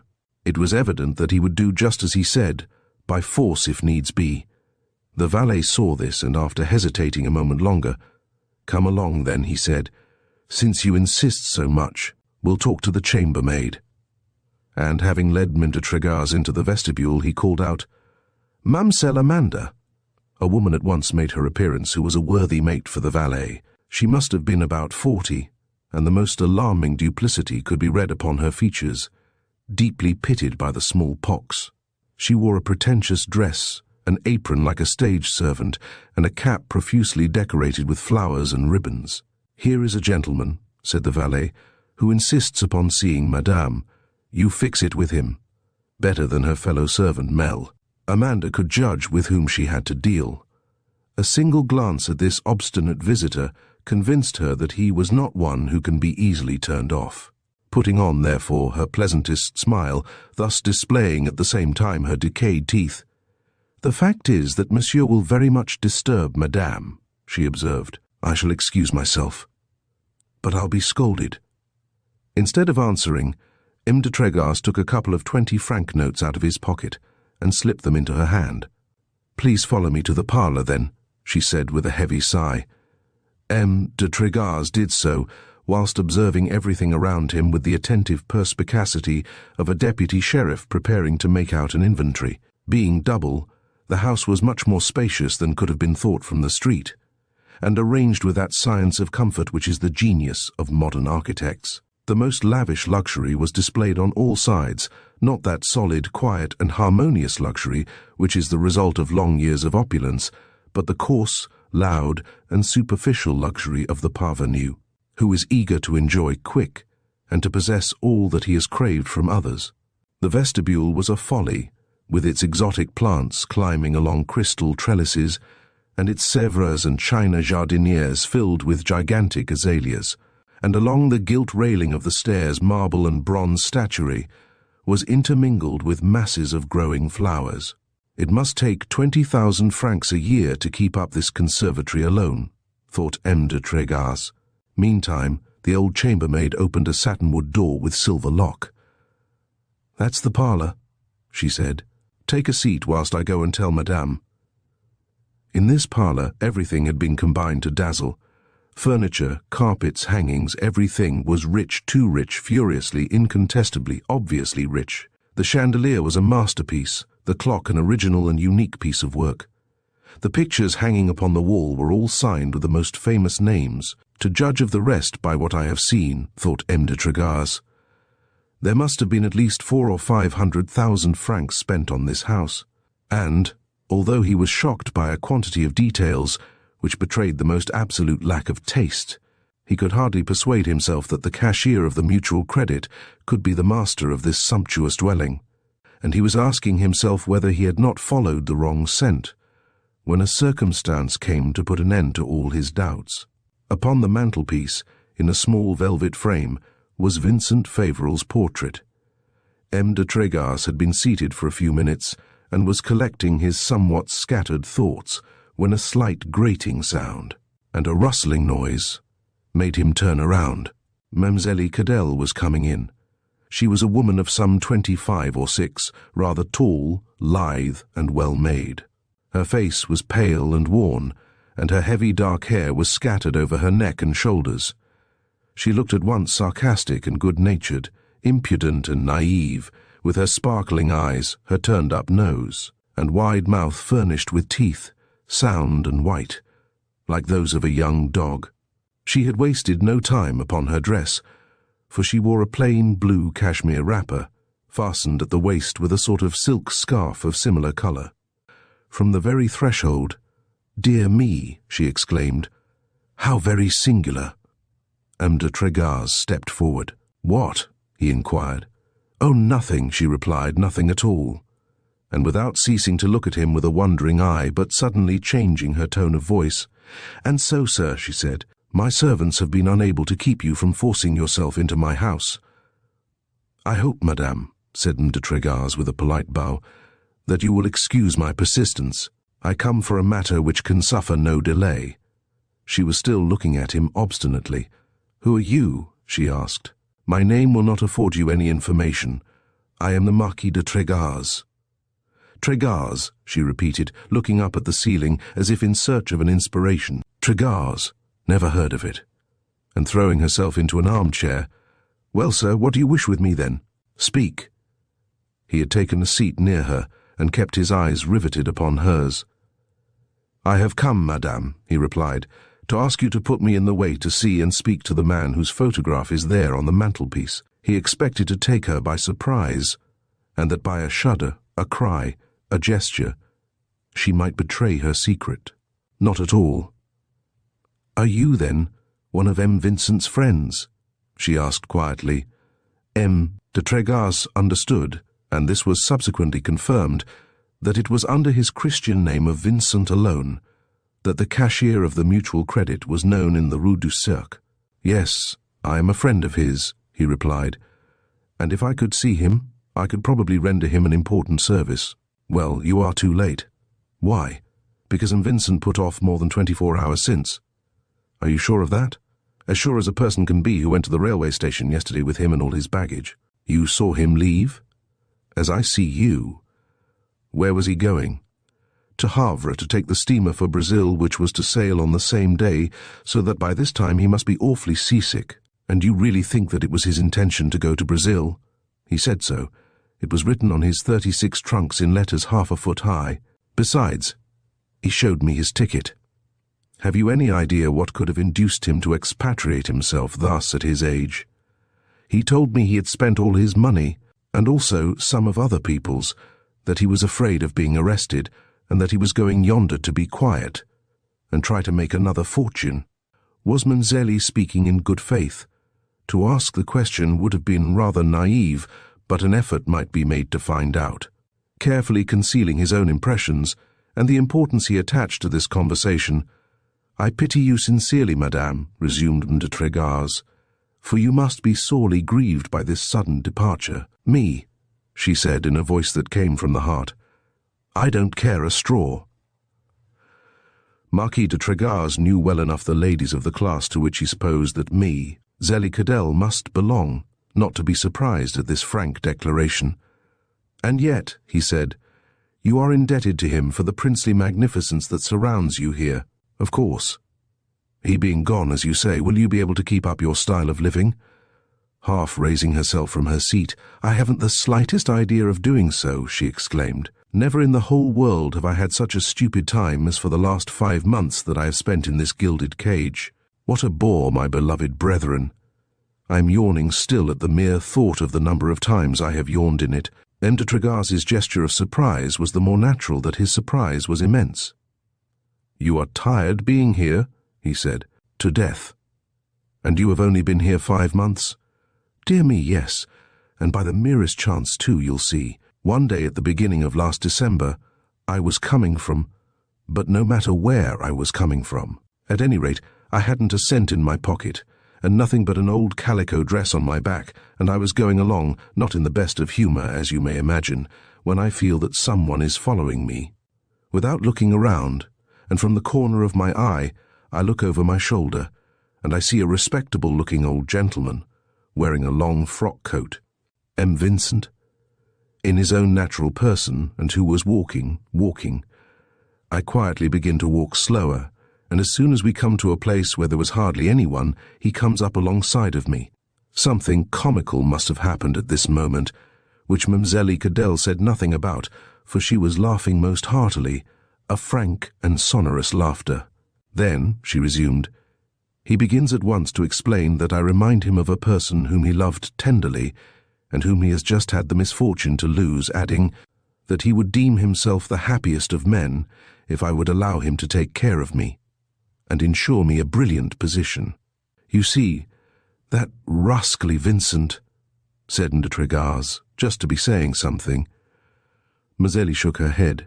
You know him, she resumed. He is not young, he is not handsome, he is not funny. I did not fancy him one bit, and if I had only known where to find shelter for the night, I'd soon have sent him to the old Nick, him and his brilliant position. But not having enough money to buy myself a penny loaf, it wasn't the time to put on any airs. So I tell him that I accept. He goes for a cab, we get into it, and he brings me right straight here. Positively, M. de Tregas required his entire self-control to conceal the intensity of his curiosity. Was this house then already as it is now? He interrogated. Precisely, except that there were no servants in it, except the chambermaid Amanda, who is M. Favoral's confidant. All the others had been dismissed, and it was a hostler from a stable near by who came to take care of the horses. And what then? Then you may imagine what I looked like in the midst of all this magnificence, with my old shoes and my fourpenny skirt, something like a grease spot on a satin dress. M. Vincent seemed delighted, nevertheless. He had sent Amanda out to get me some underclothing and a ready-made wrapper, and, whilst waiting, he took me all through the house, from the cellar to the garret, saying that everything was at my command, and that the next day I would have a battalion of servants to wait on me. It was evidently with perfect frankness that she was speaking, and with the pleasure one feels in telling an extraordinary adventure. But suddenly she stopped short, as if discovering that she was forgetting herself, and going farther than was proper. And it was only after a moment of reflection that she went on. It was like fairyland to me. I had never tasted the opulence of the great, you see, and I had never had any money except that which I earned. So, during the first days, I did nothing but run up and down stairs, admiring everything, feeling everything with my own hands, and looking at myself in the glass to make sure that I was not dreaming. I rang the bell just to make the servants come up. I spent hours trying dresses, then I'd have the horses put to the carriage, and either ride to the Bois or go out shopping. M. Vincent gave me as much money as I wanted, and it seemed as though I never spent enough. I was like a mad woman. A cloud appeared upon Mamselle's countenance, and changing suddenly her tone and her manner. Unfortunately, she went on, one gets tired of everything. At the end of 2 weeks I knew the house from top to bottom, and after a month I was sick of the whole thing, so that one night I began dressing. Where do you want to go? Amanda asked me. Why, to Mabille to dance a quadrille or two. Impossible. Why? Because M. Vincent does not wish you to go out at night. We'll see about that. The next day, I tell all this to M. Vincent, and he says that Amanda is right, that it is not proper for a woman in my position to frequent balls, and that if I want to go out at night, I can stay. Get out. I tell you what, if it hadn't been for the fine carriage and all that, I would have cleared out that minute. Anyway, I became disgusted from that moment, and have been more and more ever since, and if M. Vincent had not himself left, I certainly would. To go where? Anywhere. Look here now. Do you suppose I need a man to support me? No, thank heaven. Little Zélie, here present, has only to apply to any dressmaker, and she'll be glad to give her 4 francs a day to run the machine. And she'll be free, at least, and she can laugh and dance as much as she likes. De Tregars had made a mistake. He had just discovered it. Mademoiselle Cadell was certainly not particularly virtuous, but she was far from being the woman he expected to meet. "At any rate," he said, "you did well to wait patiently. I do not regret it. If you can keep this house—" She interrupted him with a great burst of laughter. "This house!" she exclaimed. "Why, it was sold long ago, with everything in it, furniture, horses, carriages, everything except me. A young gentleman, very well dressed, bought it for a tall girl who looks like a goose, and has far over 1,000 francs of red hair on her head." "Are you sure of that?" "Sure as I live, having seen with my own eyes the young swell and his red-headed friend counting heaps of banknotes to Vincent. They are to move in day after tomorrow, and they have invited me to the house warming. But no more of it for me, I thank you. I am sick and tired of all these people, and the proof of it is I am busy packing my things, and lots of them I have too, dresses, underclothes, jewelry. He was a good-natured fellow, old Vincent was anyhow. He gave me money enough to buy some furniture. I have hired a small apartment, and I am going to set up dressmaking on my own hook. And won't we laugh then? And won't we have some fun to make up for lost time? Come, my children, take your places for a quadrille. Forward two." And, bouncing out of her chair, she began sketching out one of those bold can-can steps which astound the policemen on duty in the ballrooms. "Bravo!" said de Tregars, forcing himself to smile. "Bravo!" He saw clearly now what sort of woman was May. Zélie Cadell, how he should speak to her, and what chords he might yet cause to vibrate within her. He recognized the true daughter of Paris, wayward and nervous, who in the midst of her disorders preserves an instinctive pride, who places her independence far above all the money in the world, who gives, rather than sells, herself, who knows no law but her caprice, no morality but the policeman, no religion but pleasure. As soon as she had returned to her seat, "There you are, dancing gaily," he said, "and poor Vincent is doubtless groaning at this moment over his separation from you." "Ah, I'd pity him if I had time," she said. "He was fond of you. Don't speak of it. If he had not been fond of you, he would not have put you here." Mademoiselle made a little face of equivocal meaning. "What proof is that?" she murmured. "He would not have spent so much money for you." "For me," she interrupted. "For me? What have I cost him of any consequence? Is it for me that he bought, furnished, and fitted out this house? No, no. He had the cage, and he put in the bird, the first he happened to find. He brought me here as he might have brought any other woman, young or old, pretty or ugly, blonde or brunette. As to what I spent here, it was a mere bagatelle compared with what the other did, the one before me. Amanda kept telling me all the time I was a fool. You may believe me, then, when I tell you that Vincent will not wet many handkerchiefs with the tears he'll shed over me. But do you know what became of the one before you, as you call her, whether she is alive or dead, and owing to what circumstances the cage became empty?" But instead of answering, Zélie was fixing upon Marius de Tregars a suspicious glance. And after a moment only, "Why do you ask me that?" she said. "I would like to know." She did not permit him to proceed.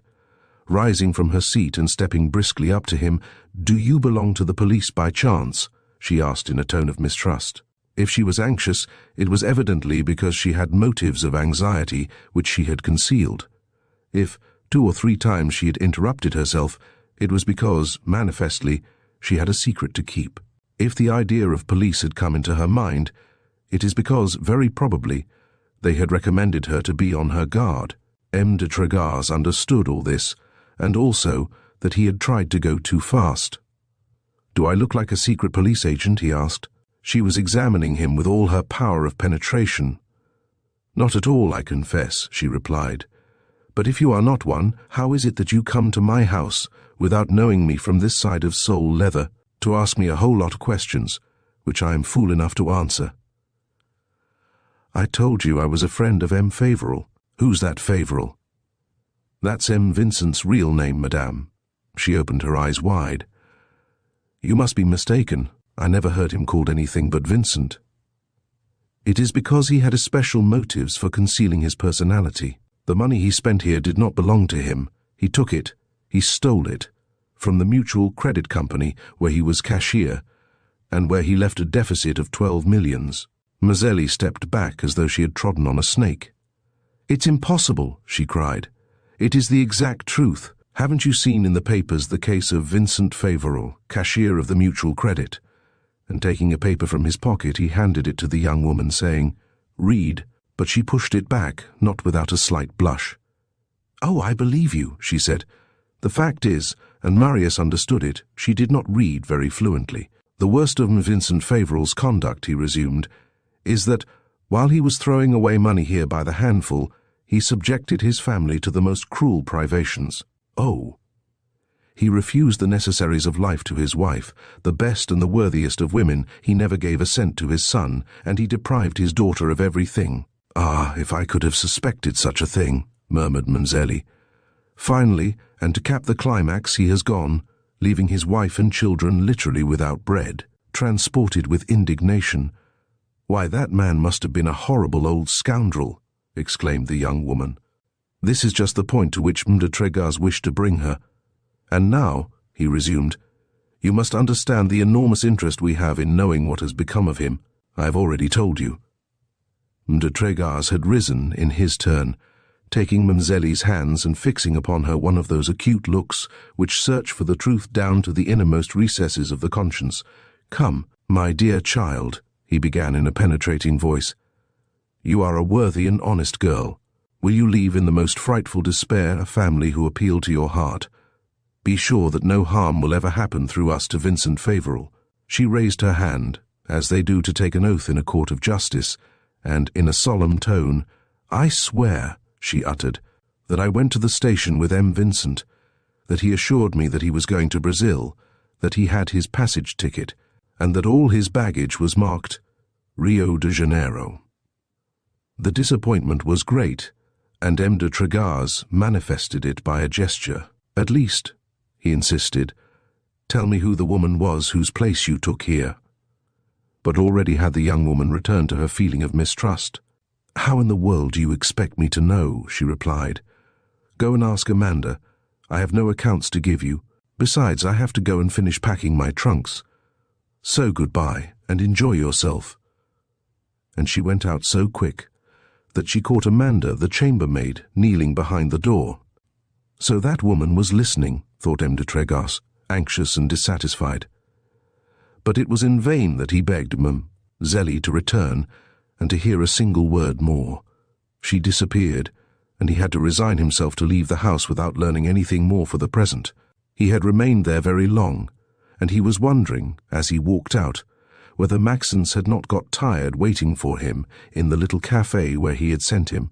But Maxence had remained faithfully at his post, and when Marius de Trégas came to sit by him whilst exclaiming, "Here you are at last," he called his attention at the same time with a gesture and a wink from the corner of his eye to two men sitting at the adjoining table before a bowl of punch.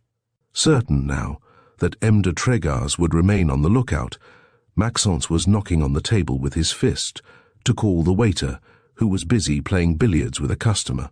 And when he came at last, justly annoyed at being disturbed, "Give us 2 mugs of beer," Maxence ordered, "and bring us a pack of cards." Monsieur de Trégas understood very well that something extraordinary had happened, but, unable to guess what, he leaned over towards his companion. "What is it?" he whispered. "We must hear what these 2 men are saying, and we'll play a game of piquet for a subterfuge." The waiter returned, bringing 2 glasses of a muddy liquid, a piece of cloth, the colour of which was concealed under a layer of dirt, and a pack of cards horribly soft and greasy. "My deal," said Maxence, and he began shuffling and giving the cards, whilst M. de Trégas was examining the punch-drinkers at the next table. In one of the 2, a man still young, wearing a striped vest with alpaca sleeves, he thought he recognized one of the rascally-looking fellows he had caught a glimpse of in May, Zélie Cadel's carriage house. The other, an old man whose inflamed complexion and blossoming nose betrayed old habits of drunkenness, looked very much like a coachman out of place. Baseness and duplicity bloomed upon his countenance, and the brightness of his small eyes rendered still more alarming the slyly obsequious smile that was stereotyped upon his thin and pale lips. They were so completely absorbed in their conversation that they paid no attention whatever to what was going on around them. Then, the old one was saying, "It's all over. Entirely. The house is sold. And the boss? Gone to America. What? Suddenly that way? No, we supposed he was going on some journey because every day since the beginning of the week they were bringing in trunks and boxes, but no one knew exactly when he would go. Now, in the night of Saturday to Sunday, he drops in the house like a bombshell, wakes up everybody, and says he must leave immediately.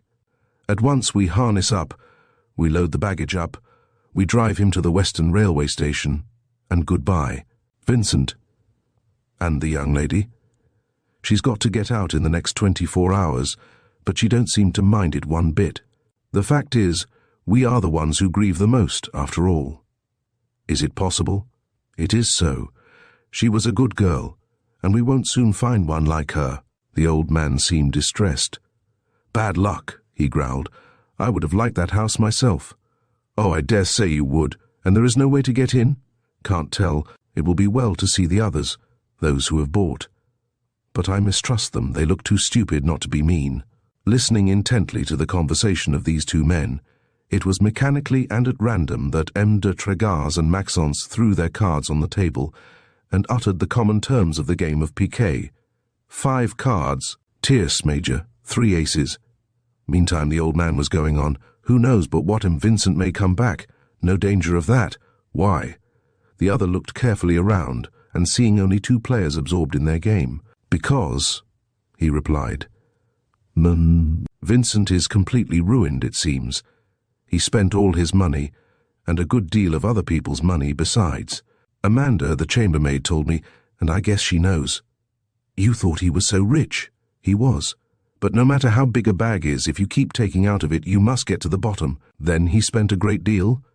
It's incredible. I have been in extravagant houses, but nowhere have I ever seen money fly as it has during the 5 months that I've been in that house. A regular pillage. Everybody helped themselves, and what was not in the house they could get from the tradespeople, have it charged on the bill, and it was all paid without a word. Then, yes, indeed, the money must have gone pretty lively, said the old one in a convinced tone. Well, replied the other, that was nothing yet. Amanda, the chambermaid, who has been in the house 15 years, told us some stories that would make you jump. She was not much for spending, Zélie, but some of the others, it seems. It required the greatest effort on the part of Maxence and M. de Trégars not to play, but only to pretend to play, and to continue to count imaginary points. 1, 2, 3, 4. Fortunately, the coachman with the red nose seemed much interested. What others? He asked. That I don't know anything about, replied the younger valet. But you may imagine that there must have been more than one in that little house during the many years that M. Vincent owned it, a man who hadn't his equal for women, and who was worth millions. And what was his business? Don't know that either. What? There were 10 of you in the house, and you didn't know the profession of the man who paid you all. We were all new. The chambermaid, Amanda, must have known. When she was asked, she said that he was a merchant. One thing is sure, he was a queer old chap. So interested was the old coachman that, seeing the punch bowl empty, he called for another. His comrade could not fail to show his appreciation of such politeness. Ah, yes, he went on, old Vincent was an eccentric fellow, and never to see him could you have suspected that he cut up such capers and that he threw money away by the handful. Indeed. Imagine a man about 50 years old, stiff as a post, with a face about as pleasant as a prison gate. That's the boss. Summer and winter, he wore laced shoes, blue stockings, grey pantaloons that were too short, a cotton necktie, and a frock coat that came down to his ankles. In the street, you would have taken him for a hosier who had retired before his fortune was made. You don't say so. No, never have I seen a man look so much like an old miser. You think, perhaps, that he came in a carriage. Not a bit of it. He came in the omnibus, my boy, and outside, too, for 3 sous. And when it rained, he opened his umbrella. But the moment he had crossed the threshold of the house, presto, pass, complete change of scene.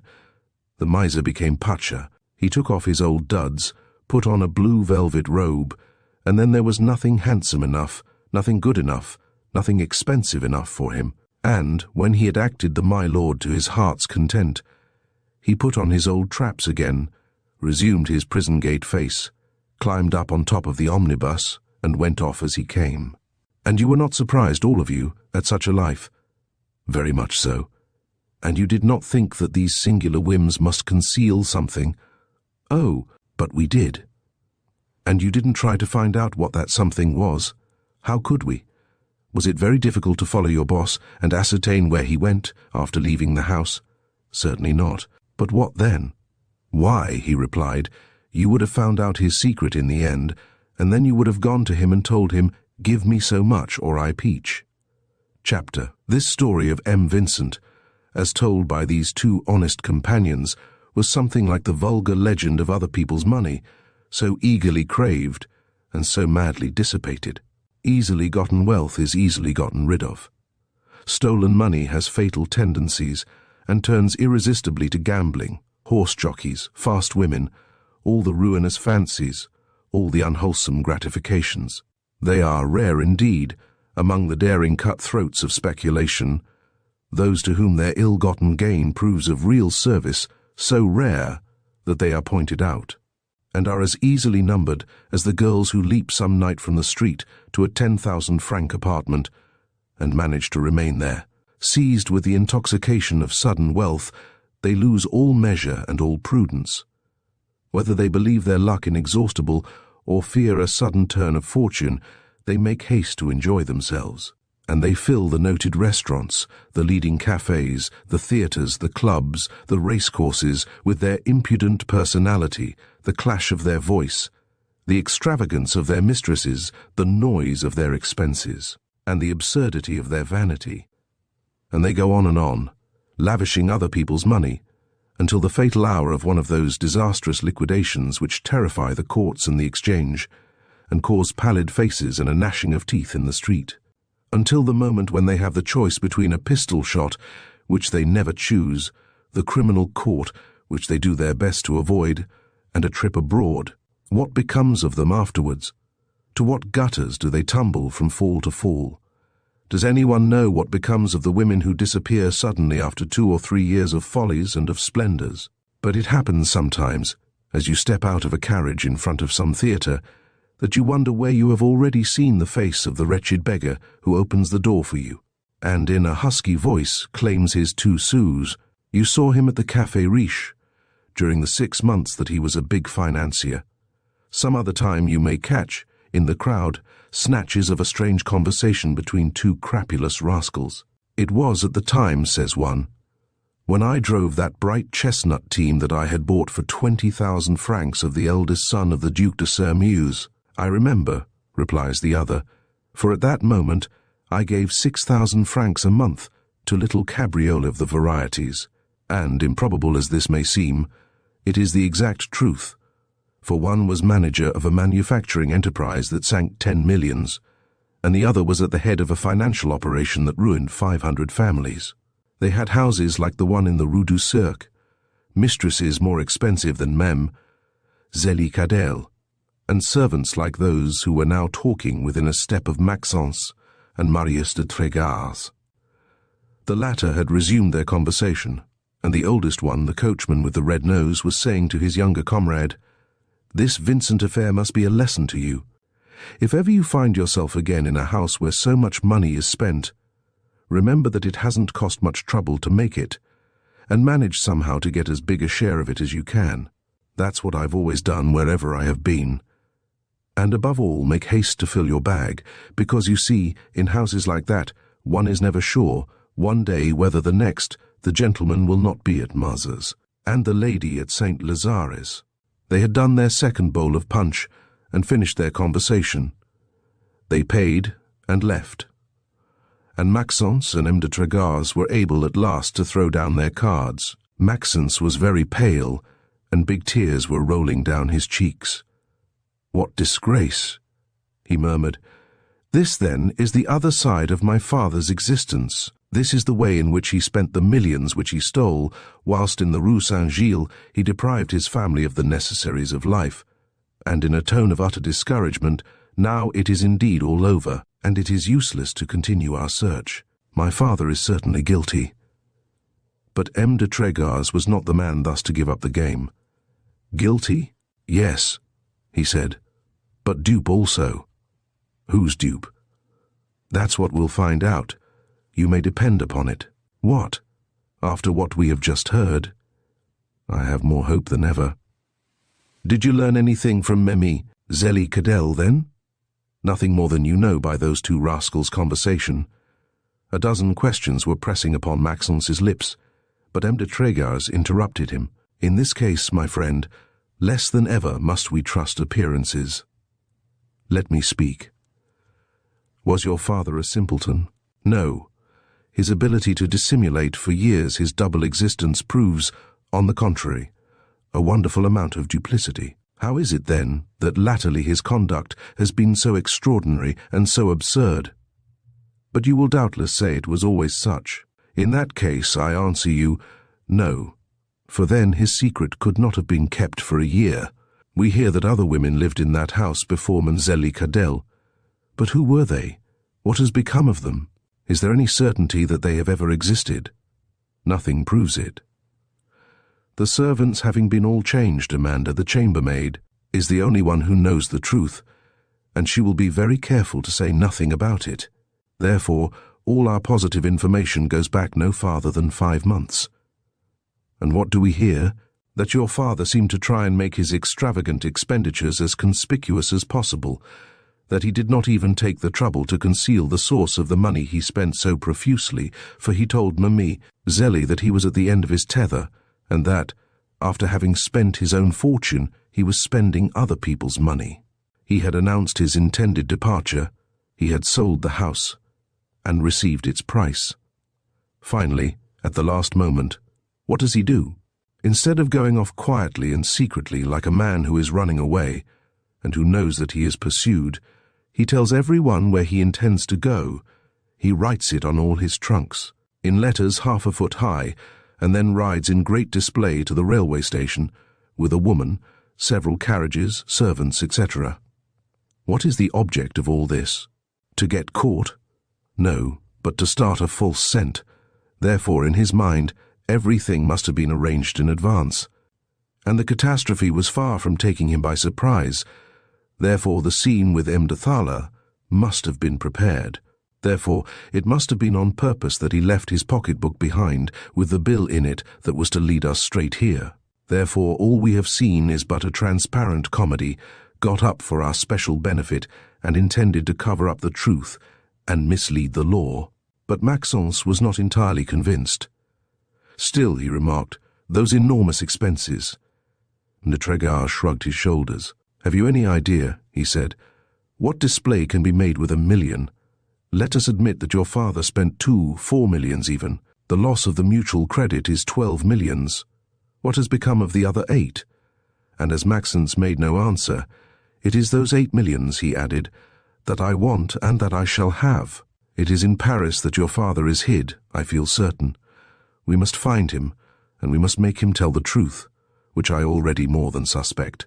Whereupon, throwing on the table the pint of beer which he had not drunk, he walked out of the café with Maxence.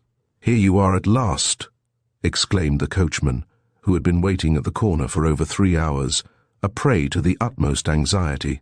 But M. de Tregars had no time for explanations, and pushing Maxence into the cab, he jumped in after him, crying to the coachman, 24 Rue Joquelet, 5 francs extra for yourself. A driver who expects an extra 5 francs always has, for 5 minutes at least, a horse as fast as Gladiateur. Whilst the cab was speeding on to its destination, "What is most important for us now," said de Tregars to Maxence, "is to ascertain how far the mutual credit crisis has progressed, and M. Latterman of the Rue Joquelet is the man in all Paris who can best inform us. Whoever has made or lost 500 francs at the Bourse knows M. Latterman, who since the war calls himself an Alsatian and curses with a fearful accent those barbarous Bruchians. This worthy speculator modestly calls himself a money changer, but he would be a simpleton who should ask him for change. And it is certainly not that sort of business which gives him the 300,000 francs profits which he pockets every year. When a company has failed, when it has been wound up, and the defrauded stockholders have received 2 or 3% in all on their original investment, there is a prevailing idea that the certificates of its stocks are no longer good for anything except to light the fire. That's a mistake. Long after the company has foundered, its shares float, like the shattered debris which the sea casts upon the beach months after the ship has been wrecked. These shares M. Latimer collects and carefully stores away, and upon the shelves of his office you may see numberless shares and bonds of those numerous companies which have absorbed in the past 20 years.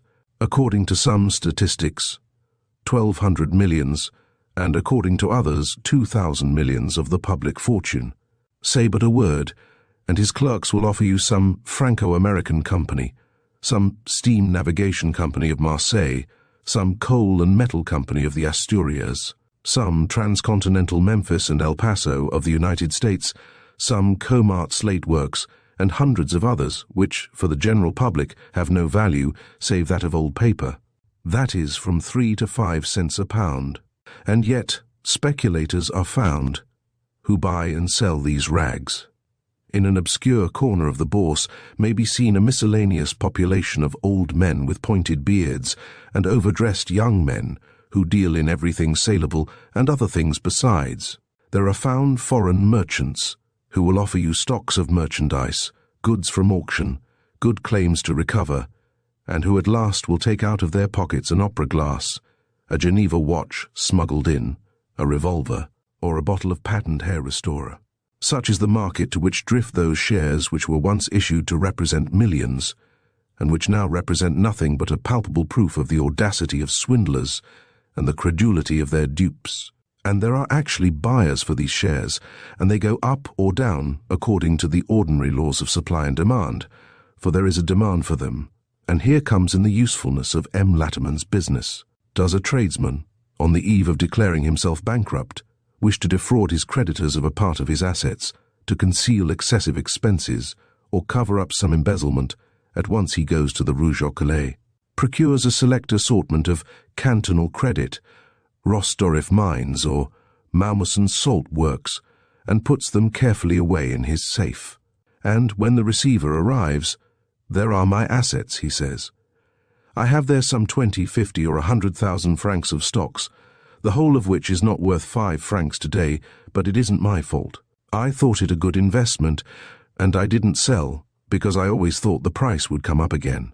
And he gets his discharge, because it would really be too cruel to punish a man because he has made unfortunate investments. Better than anyone, M. Latimer knows for what purpose are purchased the valueless securities which he sells, and he actually advises his customers which to take in preference, in order that their purchase at the time of their issue may appear more natural and more likely.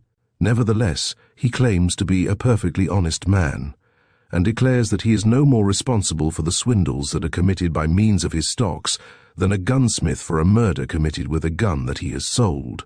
"But he will surely be able to tell us all about the mutual credit," repeated Maxence de Montetregas. 4 o'clock struck when the carriage stopped in the Rue St. The bourse had just closed, and a few groups were still standing in the square or along the railings. "I hope we shall find this Latimer at home," said Maxence. They started up the stairs, for it is up on the 2nd floor that this worthy operator has his offices, and having inquired, "Latimer is engaged with a customer," answered a clerk. "Please sit down and wait." M. Latimer's office was like all other caverns of the same kind. A very narrow space was reserved to the public, and all around, behind a heavy wire screen, the clerks could be seen busy with figures or handling coupons. On the right, over a small window, appeared the word cashier. A small door on the left led to the private office. De Tregas and Maxence had patiently taken a seat on a hard leather bench, once red, and they were listening and looking on. There was considerable animation about the place. Every few minutes, well-dressed young men came in with a hurried and important look, and taking out of their pocket a memorandum book, they would speak a few sentences of that peculiar dialect, bristling with figures, which is the language of the bourse. At the end of 15 or 20 minutes, "Will M. Latimer be engaged much longer?" inquired M. de Tregars. "I do not know," replied a clerk. At that very moment, the little door on the left opened, and the customer came out who had detained M. Latimer so long. This customer was no other than M. Costeclar. Noticing M. de Tregars and Maxence, who had risen at the noise of the door, he appeared most disagreeably surprised. He even turned slightly pale and took a step backwards, as if intending to return precipitately into the room that he was leaving. For M. Latimer's office, like that of all other large operators, had several doors, without counting the one that leads to the police court. But M. de Tregars gave him no time to effect this retreat. Stepping suddenly forward, "Well?" he asked him in a tone that was almost threatening. The brilliant financier had condescended to take off his hat, usually riveted upon his head, and with the smile of a knave caught in the act. "I did not expect to meet you here, my Lord Marquis," he said. At the title of Marquis, everybody looked up. "I believe you indeed," said M. de Tregars. "But what I want to know is, how is the matter progressing? The plot is thickening. Justice is acting." "Indeed. It is a fact. Jules Jotres, of the House of Jotres and brother, was arrested this morning, just as he arrived at the Bourse. Why? Because, it seems, he was an accomplice of Favoral, and it was he who sold the bonds stolen from the mutual credit." Maxence had started at the mention of his father's name, but, with a significant glance, M. de Tregars bid him remain silent, and in a sarcastic tone, "Famous capture," he murmured, "and which proves the clear-sightedness of justice." "But this is not all," resumed M. Costeclar. "St. Pavin, the editor of the Financial Pilot, you know, is thought to be seriously compromised. There was a rumour, at the close of the market, that a warrant either had been, or was about to be, issued against him. And the Baron de Thaler." The employees of the office could not help admiring M. Costeclar's extraordinary amount of patience. "The Baron," he replied, "made his appearance at the Bourse this afternoon, and was the object of a veritable ovation. That is admirable. And what did he say? That the damage was already repaired. Then the shares of the mutual credit must have advanced. Unfortunately not. They did not go above 110 francs. Were you not astonished at that? Not much, because you see I am a businessman, I am, and I know pretty well how things work. When they left M. de Thaler this morning, the stockholders of the mutual credit had a meeting, and they pledged themselves, upon honour, not to sell, so as not to break the market. As soon as they had separated, each one said to himself, 'Since the others are going to keep their stock, like fools, I am going to sell mine.' Now, as there were 300 or 400 of them who argued the same way, the market was flooded with shares." Looking the brilliant financier straight in the eyes, "And yourself?" interrupted M. de Tregars. "I," stammered M. Costeclar, so visibly agitated that the clerks could not help laughing. "Yes. I wish to know if you have been more faithful to your word than the stockholders of whom you are speaking, and whether you have done as we had agreed." "Certainly. And if you find me here—" But M. de Tregars, placing his own hand over his shoulder, stopped him short. "I think I know what brought you here," he uttered, "and in a few moments I shall have ascertained. I swear to you." "Don't swear. If I am mistaken, so much the better for you. If I am not mistaken, I'll prove to you that it is dangerous to try any sharp game on me, though I am not a businessman." Meantime, M. Latimer, seeing no customer coming to take the place of the one who had left, became impatient at last, and appeared upon the threshold of his private office. He was a man still young, small, thick-set, and vulgar. At the first glance, nothing of him could be seen but his abdomen, a big, great, and ponderous abdomen, seat of his thoughts, and tabernacle of his aspirations, over which dangled a double gold chain loaded with trinkets. Above an apoplectic neck, red as that of a turkey cock, stood his little head, covered with coarse red hair, cut very short. He wore a heavy beard, trimmed in the form of a fan. His large full-moon face was divided in two by a nose as flat as a kalmuck's, and illuminated by two small eyes in which could be read the most thorough duplicity.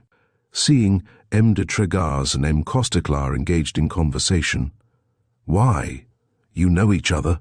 he said. M. de Trégas advanced a step. "We are even intimate friends," he replied, "and it is very lucky that we should have met. I am brought here by the same matter as our dear Costeclar, and I was just explaining to him that he has been too hasty, and that it would be best to wait 3 or 4 days longer." "That's just what I told him," echoed the honourable financier. Maxence understood only one thing, that M. de Trégas had penetrated M. Costeclar's designs, and he could not sufficiently admire his presence of mind, and his skill in grasping an unexpected opportunity. "Fortunately, there is nothing done yet," added M. Latimer. "And it is yet time to alter what has been agreed on," said M. de Trégas. And addressing himself to Costeclar, "Come," he added, "we'll fix things with M. Latimer." But the other, who remembered the scene in the Rue St. Gilles, and who had his own reasons to be alarmed, would sooner have jumped out of the window. "I'm expected," he stammered. "Arrange matters without me. Then you give me carte blanche." Ah, if the brilliant financier had dared! But he felt upon him such threatening eyes that he dared not even make a gesture of denial. "Whatever you do will be satisfactory," he said in the tone of a man who sees himself lost. And as he was going out of the door, M. de Trégas stepped into M. Latimer's private office. He remained only 5 minutes, and when he joined Maxence, whom he had begged to wait for him, "I think that we have got them," he said as they walked off. Their next visit was to M. St. Pavin, at the office of the financial pilot. Everyone must have seen at least one copy of that paper with its ingenious vignette representing a bold mariner steering a boat, filled with timid passengers, towards the harbour of Million, over a stormy sea, bristling with the rocks of failure and the shoals of ruin. The office of the pilot is, in fact, less a newspaper office than a sort of general business agency.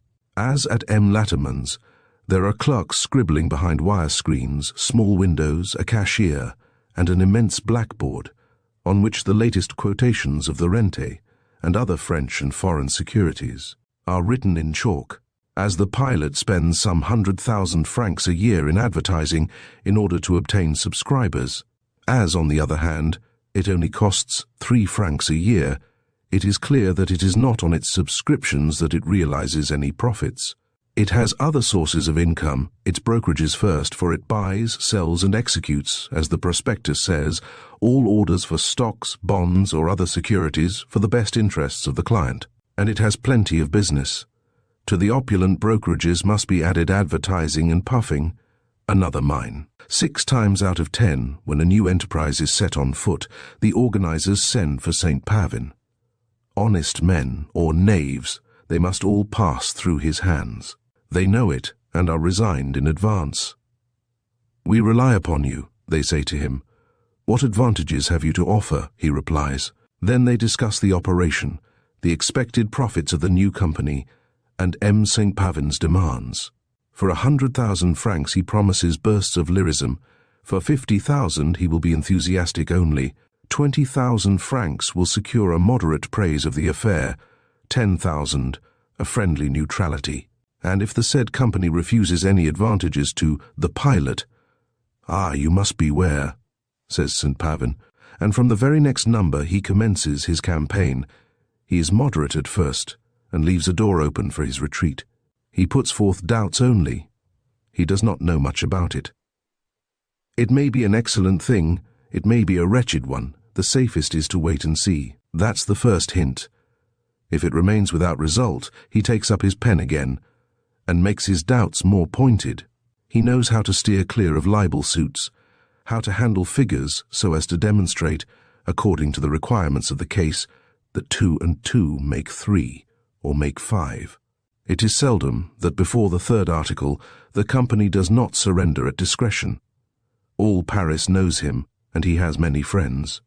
When M. de Trégas and Maxence arrived, they found the office full of people, speculators, brokers, go-betweens, come there to discuss the fluctuations of the day and the probabilities of the evening market. M. St. Pavin is engaged, one of the clerks told them. Indeed, his coarse voice could be distinctly heard behind the screen.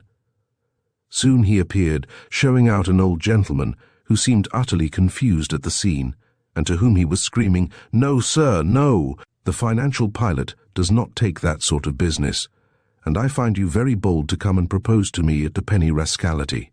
But noticing Maxence, Monsieur Favoral, he said, by Jove, it is your good star that has brought you here. Come into the private office, my dear sir, come, we'll have some fun now. Many of the people who were in the office had a word to say to St. Pavin, some advice to ask him, an order to transmit, or some news to communicate. They had all stepped forward, and were holding out their hands with a friendly smile. He set them aside with his usual rudeness. By and by, I am busy now, leave me alone. And pushing Maxence towards the office door, which he just opened, come in, he said in a tone of extraordinary impatience. But M. de Tregas was coming in too, and as he did not know him, what do you want, you? He asked roughly. The gentleman is my best friend, said Maxence, turning to him, and I have no secret from him. Let him walk in then, but by heaven, let us hurry. Once very sumptuous, the private office of the editor of the Financial Pilot had fallen into a state of sordid dilapidation. If the janitor had received orders never to use a broom or a duster there, he obeyed them strictly. Disorder and dirt reigned supreme.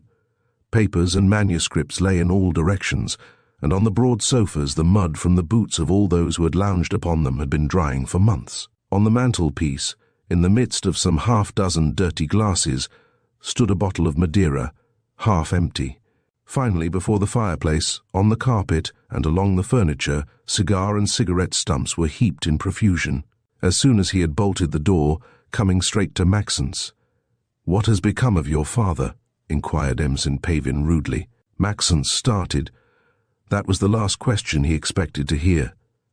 "I do not know," he replied. The manager of the Pilot shrugged his shoulders. "That you should say so to the commissary of police, to the judges, and to all Favoral's enemies, I understand. It is your duty. That they should believe you, I understand too, for after all, what do they care? But to me, a friend, though you may not think so, and who has reasons not to be credulous.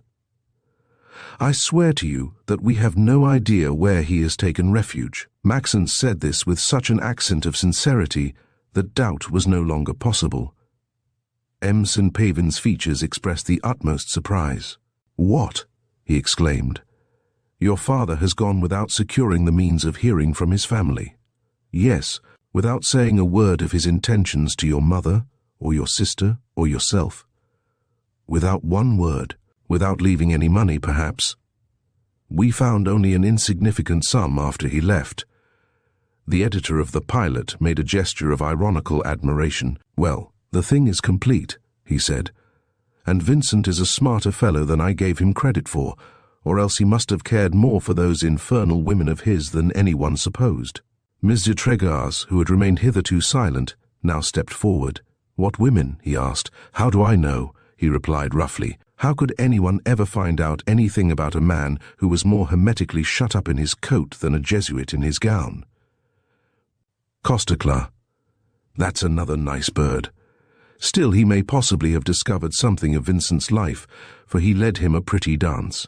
Wasn't he about to marry Emile Favoral once?" "Yes, in spite of herself even." "Then you are right, he had discovered something, but if you rely on him to tell you anything whatever, you are reckoning without your host." "Who knows?" murmured M. de Tregas, but St. Pavin heard him not. Prey to a violent agitation, he was pacing up and down the room. "Ah, those men of cold appearance," he growled. "Those men with discreet countenance, those close-shaving calculators, those moralists. What fools they do make of themselves when once started. Who can imagine to what insane extremities this one may have been driven under the spur of some mad passion?" And stamping violently his foot upon the carpet, from which arose clouds of dust, "And yet," he swore, "I must find him, and by thunder, wherever he may be hid, I shall find him." M. de Tregas was watching St. Pavin with a scrutinizing eye. "You have a great interest in finding him, then?" he said. The other stopped short. "I have the interest," he replied, "of a man who thought himself shrewd, and who has been taken in like a child, of a man to whom they had promised wonders, and who finds his situation imperiled." of a man who is tired of working for a band of brigands who heap millions upon millions, and to whom, for all reward, they offer the police court and a retreat in the state prison for his old age. In a word, the interests of a man who will and shall have revenge by all that is holy. On whom? On the Baron de Thala, sir. How, in the world, has he been able to compel Favoral to assume the responsibility of all, and to disappear? What enormous sum has he given to him? Sir, interrupted Maxence, my father went off without a sou. St. Pavin burst out in a loud laugh. And the 12 millions, he asked, what has become of them? Do you suppose they have been distributed in deeds of charity? And without waiting for any further objections, and yet, he went on, it is not with money alone that a man can be induced to disgrace himself, to confess himself a thief and a forger, to brave the galleys, to give up everything, country, family, friends. Evidently the Baron de Thala must have had other means of action, some hold on Favoral. M. de Tregars interrupted him. You speak, he said, as if you were absolutely certain of M. de Thala's complicity. Of course. Why don't you inform on him then? The editor of the Pilot started back. What, he exclaimed, draw the fingers of the law into my own business? You don't think of it. Besides, what good would that do me? I have no proofs of my allegations. Do you suppose that Thala has not taken his precautions and tied my hands? No, without Favoral there is nothing to be done. Do you suppose, then, that you could induce him to surrender himself? No, but to furnish me the proofs I need, to send Thala where they have already sent that poor Jotras, and becoming more and more excited. But it is not in a month that I should want those proofs, he went on, nor even in 2 weeks, but tomorrow, but at this very moment.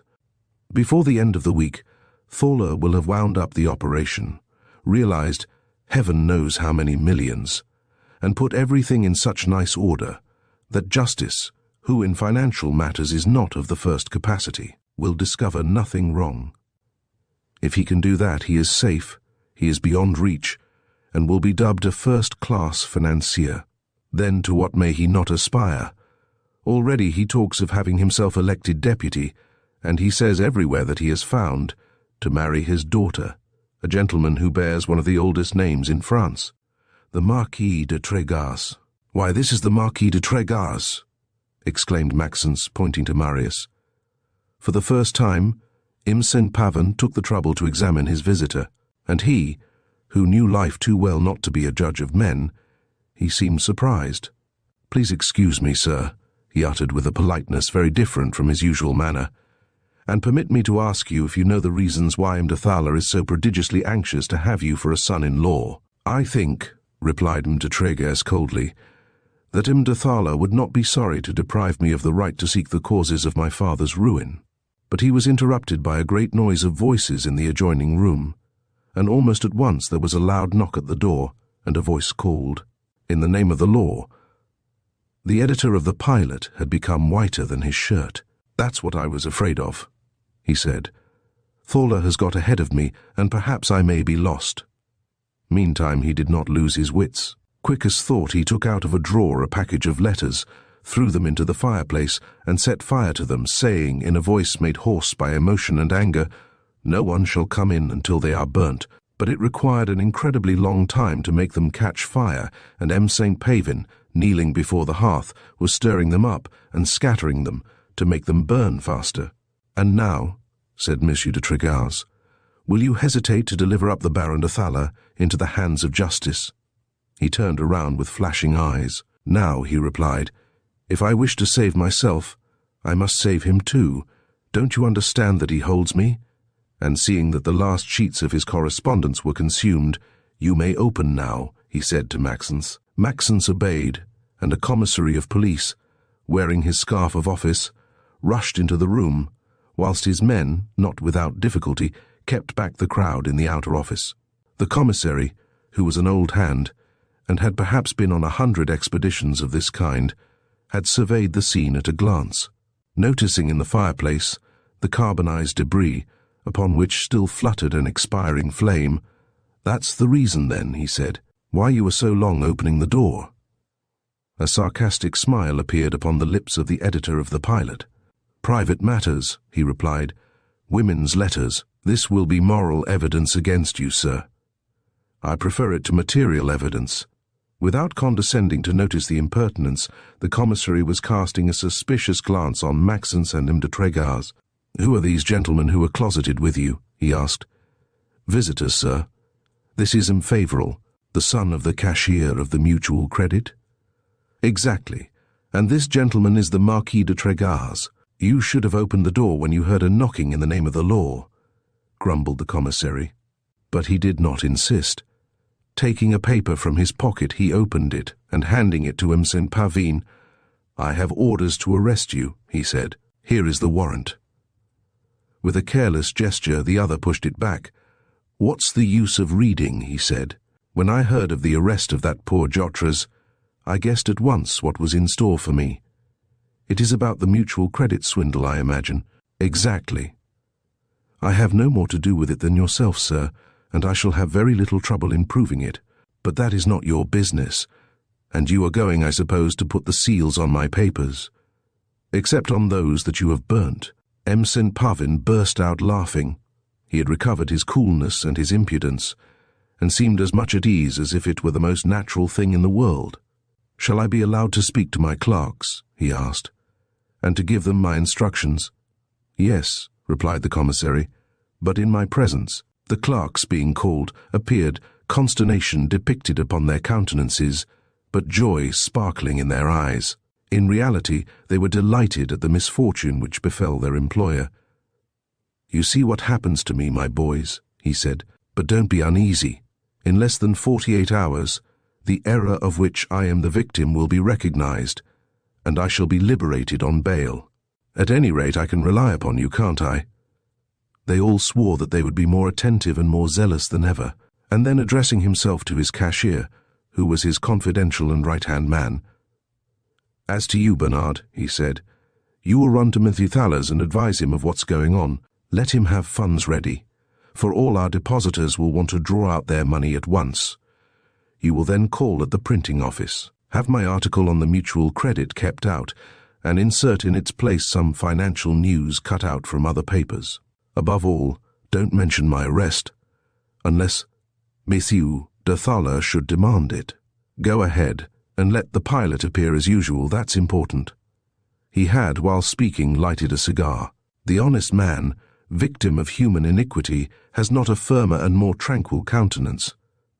"Justice does not know," he said to the commissary, who was fumbling in all the drawers of the desk, "what irreparable damage she may cause by arresting so hastily a man who has charge of immense interests like me. It is the fortune of 10 or 12 small capitalists that is put in jeopardy." Already the witnesses of the arrest had retired, one by one, to go and scatter the news along the boulevard, and also to see what could be made out of it, for, at the Bourse, news is money. M. de Trégas and Maxence left also. As they passed the door, "Don't you say anything about what I told you," Vincent Favoral recommended to them. Monsieur de Trégas made no answer. He had the contracted features and tightly drawn lips of a man who is maturing a grave determination which, once taken, will be irrevocable. Once in the street, and when Maxence had opened the carriage door, "We are going to separate here," he told him in that brief tone of voice which reveals a settled plan. "I know enough now to venture to call at Monsieur de Thaler's.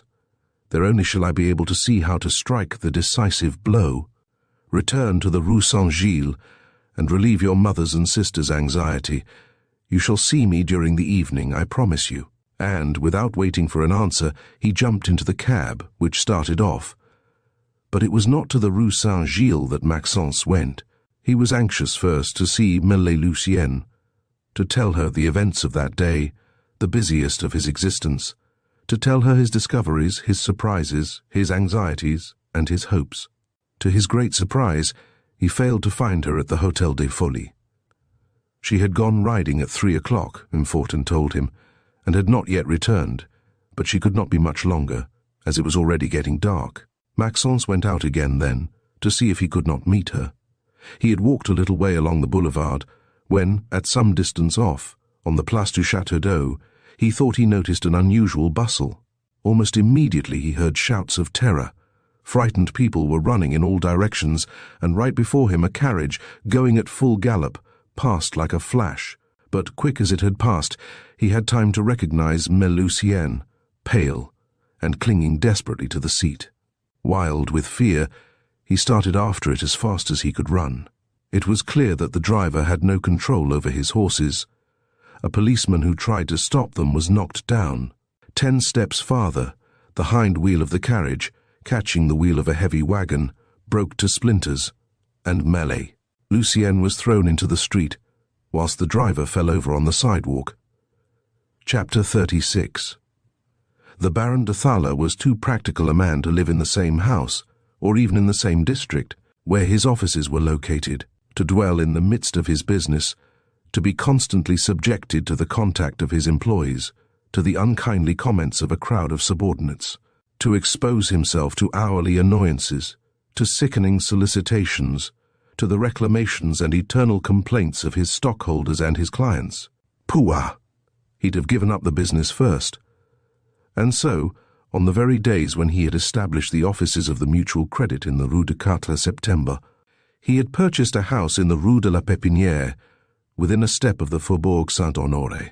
It was a brand-new house which had never yet been occupied, and which had just been erected by a contractor who was almost celebrated, at the moment of the great transformations of Paris, when whole blocks were levelled to the ground, and rose again so rapidly that one might well wonder whether the masons, instead of a trowel, did not make use of a magician's wand. This contractor, named Parcimieux, had come from the Limousin in 1860 with his carpenter's tools for all fortune, and in less than 6 years had accumulated, at the lowest estimate, 6 millions of francs. Only he was a modest man, and took as much pains to conceal his fortune, and offend no one, as most parvenus do to display their wealth and insult the public. Though he could hardly sign his name, yet he knew and practiced the maxim of the Greek philosopher, which is perhaps the true secret of happiness: hide thy life, and there were no expedients to which he did not resort to hide it. At the time of his greatest prosperity, for instance, having need of a carriage, he had applied to the manager of the Petites Voitures Company, and had built for himself 2 cabs, outwardly similar in every respect to those used by the company, but within, most luxuriously upholstered, and drawn by horses of common appearance, but who could go there 25 miles in 2 hours any day, and these he had hired by the year. Having his carriage, the worthy builder determined to have also his house, his own house, built by himself. But this required infinitely greater precautions still. For as you may imagine, he explained to his friends, a man does not make as much money as I have, without also making many cruel, bitter, and irreconcilable enemies. I have against me all the builders who have not succeeded, all the subcontractors I employ, and who say that I speculate on their poverty, and the thousands of workmen who work for me, and swear that I grind them down to the dust. Already they call me brigand, slaver, thief, leech. What would it be if they saw me living in a beautiful house of my own? They'd swear that I could not possibly have got so rich honestly, and that I must have committed some crimes. Besides, to build me a handsome house on the street would be, in case of a mob, setting up windows for the stones of all the rascals who have been in my employment. Such were Parcimieux's thoughts when, as he expressed it, he resolved to build. A lot was for sale in the Rue de la Pépinière. He bought it, and at the same time purchased the adjoining house, which he immediately caused to be torn down. This operation placed in his possession a vast piece of ground, not very wide, but of great depth, stretching, as it did, back to the Rue La Baume. At once work was begun according to a plan which his architect and himself had spent 6 months in maturing. On the line of the street arose a house of the most modest appearance, 2 stories in height only, with a very high and very wide carriage door for the passage of vehicles. This was to deceive the vulgar eye, the outside of the cab, as it were. Behind this house, between a spacious court and a vast garden, was built the residence of which Parcimieux had dreamed, and it really was an exceptional building both by the excellence of the materials used and by the infinite care which presided over the minutest details. The marbles for the vestibule and the stairs were brought from Africa, Italy, and Corsica. He sent to Rome for workmen for the mosaics. The joiner and locksmithing work was entrusted to real artists, repeating to every one that he was working for a great foreign lord, whose orders he went to take every morning. He was free to indulge his most extravagant fancies without fearing jests or unpleasant remarks. Poor old man! The day when the last workman had driven in the last nail, an attack of apoplexy carried him off, without giving him time to say, "Oh!" 2 days after, all his relatives from the Limousin were swooping into Paris like a pack of wolves. 6 millions to divide, what a godsend! Litigation followed as a matter of course, and the house was offered for sale under a judgment. M. de Thaler bought it for 275,000 francs, about 1/3 what it had cost to build. A month later he had moved into it, and the expenses which he incurred to furnish it in a style worthy of the building itself was the talk of the town, and yet he was not fully satisfied with his purchase. Unlike Impasse-Mieux, he had no wish whatever to conceal his wealth. What? He owned one of those exquisite houses which excite at once the wonder and the envy of passers-by, and that house was hid behind such a common-looking building. "I must have that shanty pulled down," he said from time to time. And then he thought of something else, and the shanty was still standing on that evening when, after leaving Maxence, Mrs. de Tregas presented himself at M. de Thaler's. The servants had, doubtless, received their instructions, for, as soon as Marius emerged from the porch of the front house, the porter advanced from his lodge, bent double, his mouth open to his very ears by the most obsequious smile. Without waiting for a question, "The Baron has not yet come home," he said, "but he cannot be much longer away, and certainly the Baroness is at home for my Lord Marquis. Please, then, give yourself the trouble to pass."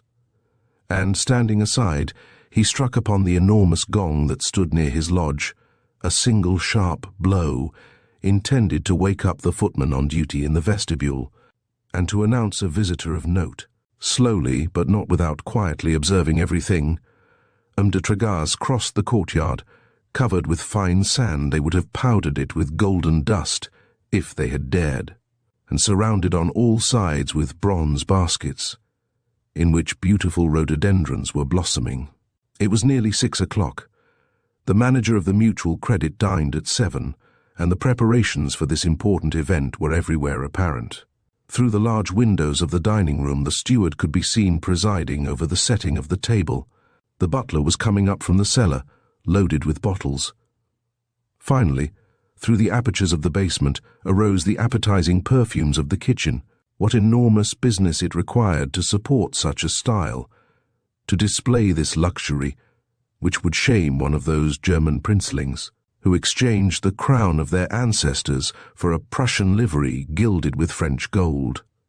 Other people's money. Meantime, the blow struck by the porter on the gong had produced the desired effect, and the gates of the vestibule seemed to open of their own accord before M. de Tregas as he ascended the stoop. This vestibule, with the splendor of which Melusine had been so deeply impressed, would indeed have been worthy the attention of an artist, had it been allowed to retain the simple grandeur and the severe harmony which Impasse-Mieux's architect had imparted to it. But M. de Thaler, as he was proud of boasting, had a perfect horror of simplicity, and, wherever he discovered a vacant space as big as his hand, he hung a picture, a bronze, or a piece of china, anything and anyhow. The 2 footmen were standing when de Tregas came in. Without asking any question, "Will the Marquis please follow me?" said the youngest, and opening the broad glass doors, he began walking in front of M. de Tregas, along a staircase with marble railing, the elegant proportions of which were absolutely ruined by a ridiculous profusion of objects of art of all nature and from all sources. This staircase led to a vast semicircular landing, upon which, between columns of precious marble, opened 3 wide doors. The footman opened the middle one, which led to M. de Thaler's picture gallery, a celebrated one in the financial world, and which had acquired for him the reputation of an enlightened amateur. But M. de Trégas had no time to examine this gallery, which, moreover, he already knew well enough. The footman showed him into the small drawing-room of the Baroness, a bijou of a room, furnished in gilt and crimson satin. "Will Madame la Marquise be kind enough to take a seat?" he said. "I run to notify Madame la Baronne of Madame la Marquise's visit." The footman uttered these titles of nobility with a singular pomp, and as if some of their lustre was reflected upon himself. Nevertheless, it was evident that Marquise jingled to his ear much more pleasantly than Baronne. Remaining alone, M. de Trégas threw himself upon a seat.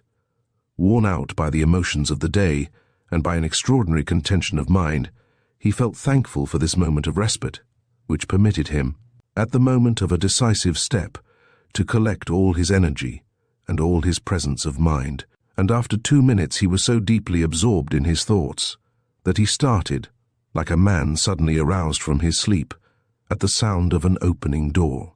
At the same moment he heard a slight exclamation of surprise. Ah! Instead of the Baroness de Thala, it was her daughter, Mel, Césarine, who had come in. Stepping forward to the centre of the room, and acknowledging by a familiar gesture M. de Trégas' most respectful bow, "You should warn people," she said. "I came here to look for my mother, and it is you I find. Why, you scared me to death. What a crack! Princess dear!" And taking the young man's hand and pressing it to her breast, "Feel," she added, "how my heart beats." Younger than Mele Gilbert, Mlle Césarine de Thala had a reputation for beauty so thoroughly established that to call it in question would have seemed a crime to her numerous admirers. And really she was a handsome person.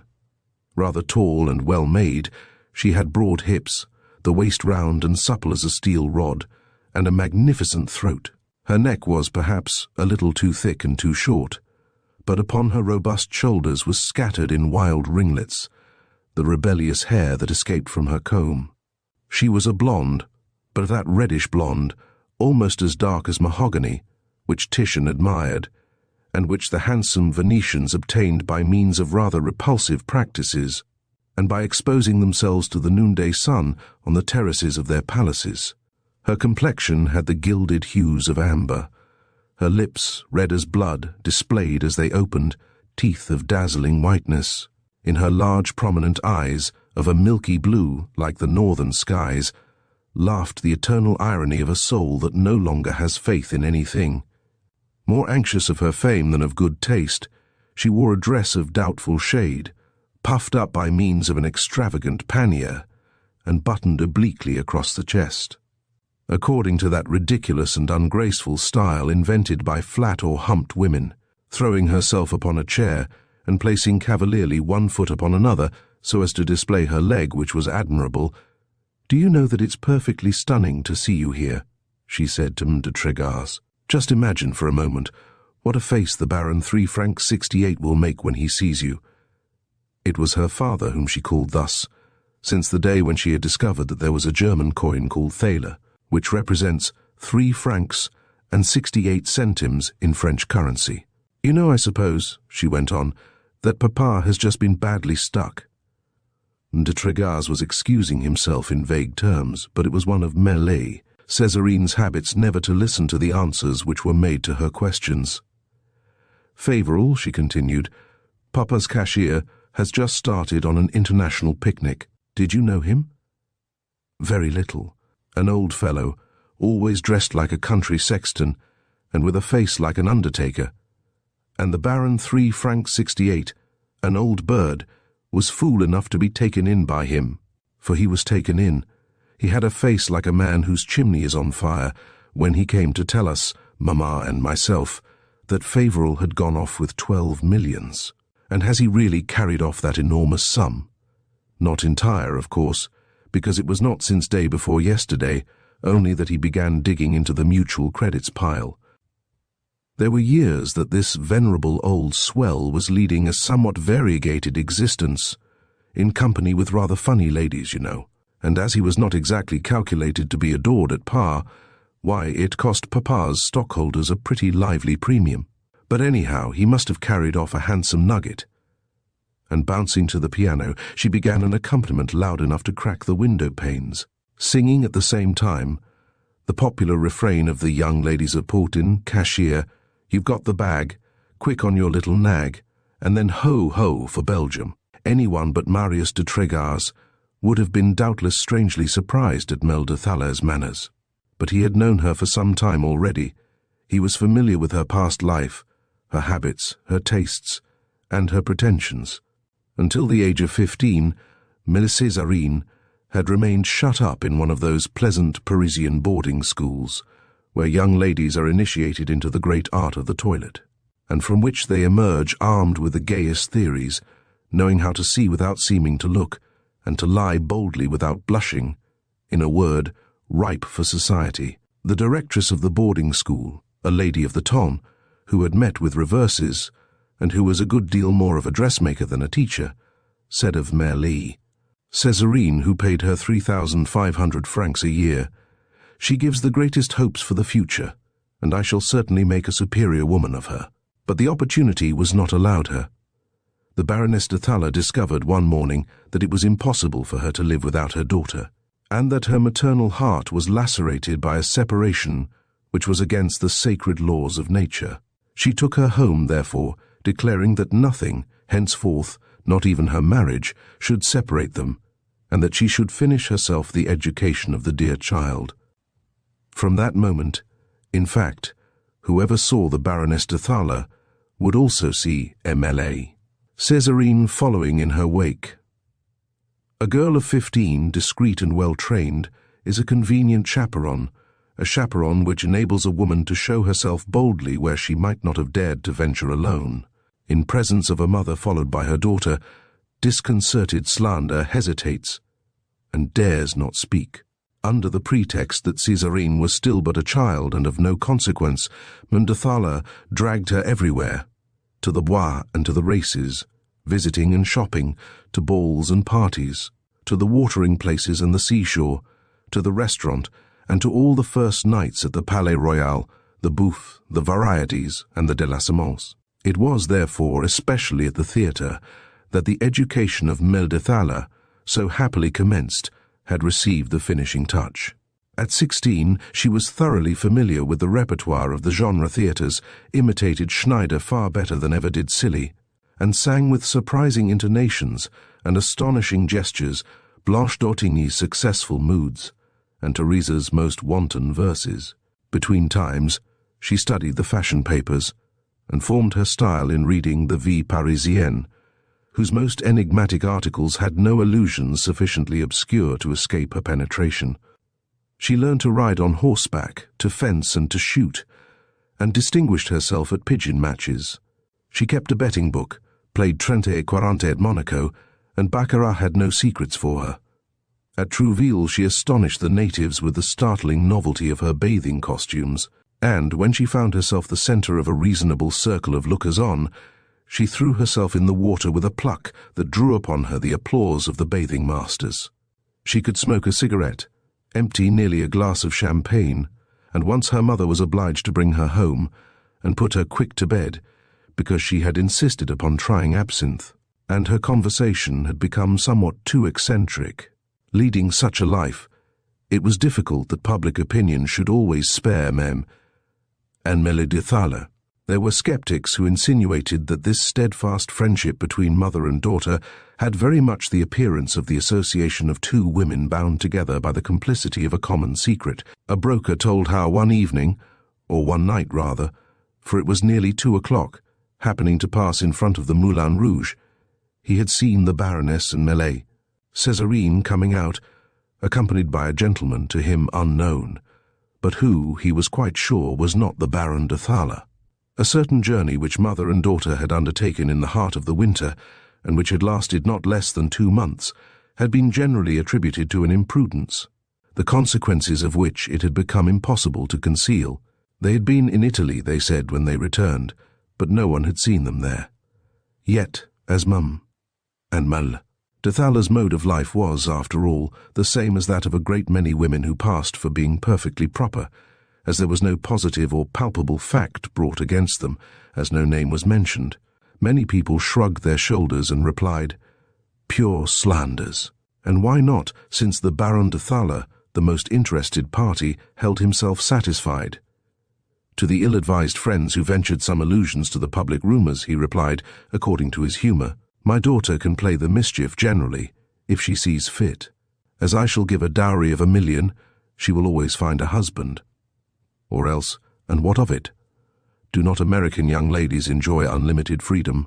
Are they not constantly seen going out with young gentlemen, or walking or travelling alone? Are they, for all that, less virtuous than our girls, who are kept under such close watch? Do they make less faithful wives, or less excellent mothers? Hypocrisy is not virtue. To a certain extent, the manager of the Mutual Credit was right. Already Mlle de Thaler had had to decide upon several quite suitable offers of marriage, and she had squarely refused them all. "A husband," she had answered each time. "Thank you, none for me. I have good enough teeth to eat up my dowry myself. Later, we'll see when I've cut my wisdom teeth, and I am tired of my bachelor life." She did not seem near getting tired of it, though she pretended that she had no more illusions, was thoroughly blasée, had exhausted every sensation, and that life henceforth had no surprise in reserve for her. Her reception of Tregar's was, therefore, one of Miss Césarine's least eccentricities, as was also that sudden fancy. To apply to the situation one of the most idiotic rondos of her repertoires, "Cashier, you've got the bag. Quick on your little nag." Neither did she spare him a single verse, and when she stopped, "I see with pleasure," said M. de Tregas, "that the embezzlement of which your father has just been the victim does not in any way offend your good humour." She shrugged her shoulders. "Would you have me cry?" she said. "Because the stockholders of the Baron 3 francs 68 have been swindled. Console yourself, they are accustomed to it." And, as M. de Tregas made no answer, "And in all that," she went on, "I see no one to pity except the wife and daughter of that old stick Favoral. They are indeed much to be pitied. They say that the mother is a good old thing. She is an excellent person, and the daughter? Costeclar was crazy about her once. He made eyes like a carp in love, as he told us, to Mamma and myself. She is an angel, mesdames, an angel, and when I have given her a little chic. Now tell me, is she really as good-looking as all that?" "She is quite good-looking, better-looking than me." "It is not the same style, mademoiselle." Mlle de Thaler had stopped singing, but she had not left the piano. Half turned towards M. de Tregas, she ran her fingers listlessly over the keys, striking a note here and there, as if to punctuate her sentences. "Ah, how nice!" she exclaimed, "and above all, how gallant! Really, if you venture often on such declarations, mothers would be very wrong to trust you alone with their daughters. You did not understand me right, mademoiselle." "Perfectly right, on the contrary. I asked you if I was better looking than Mlle Favoral, and you replied to me that it was not the same style.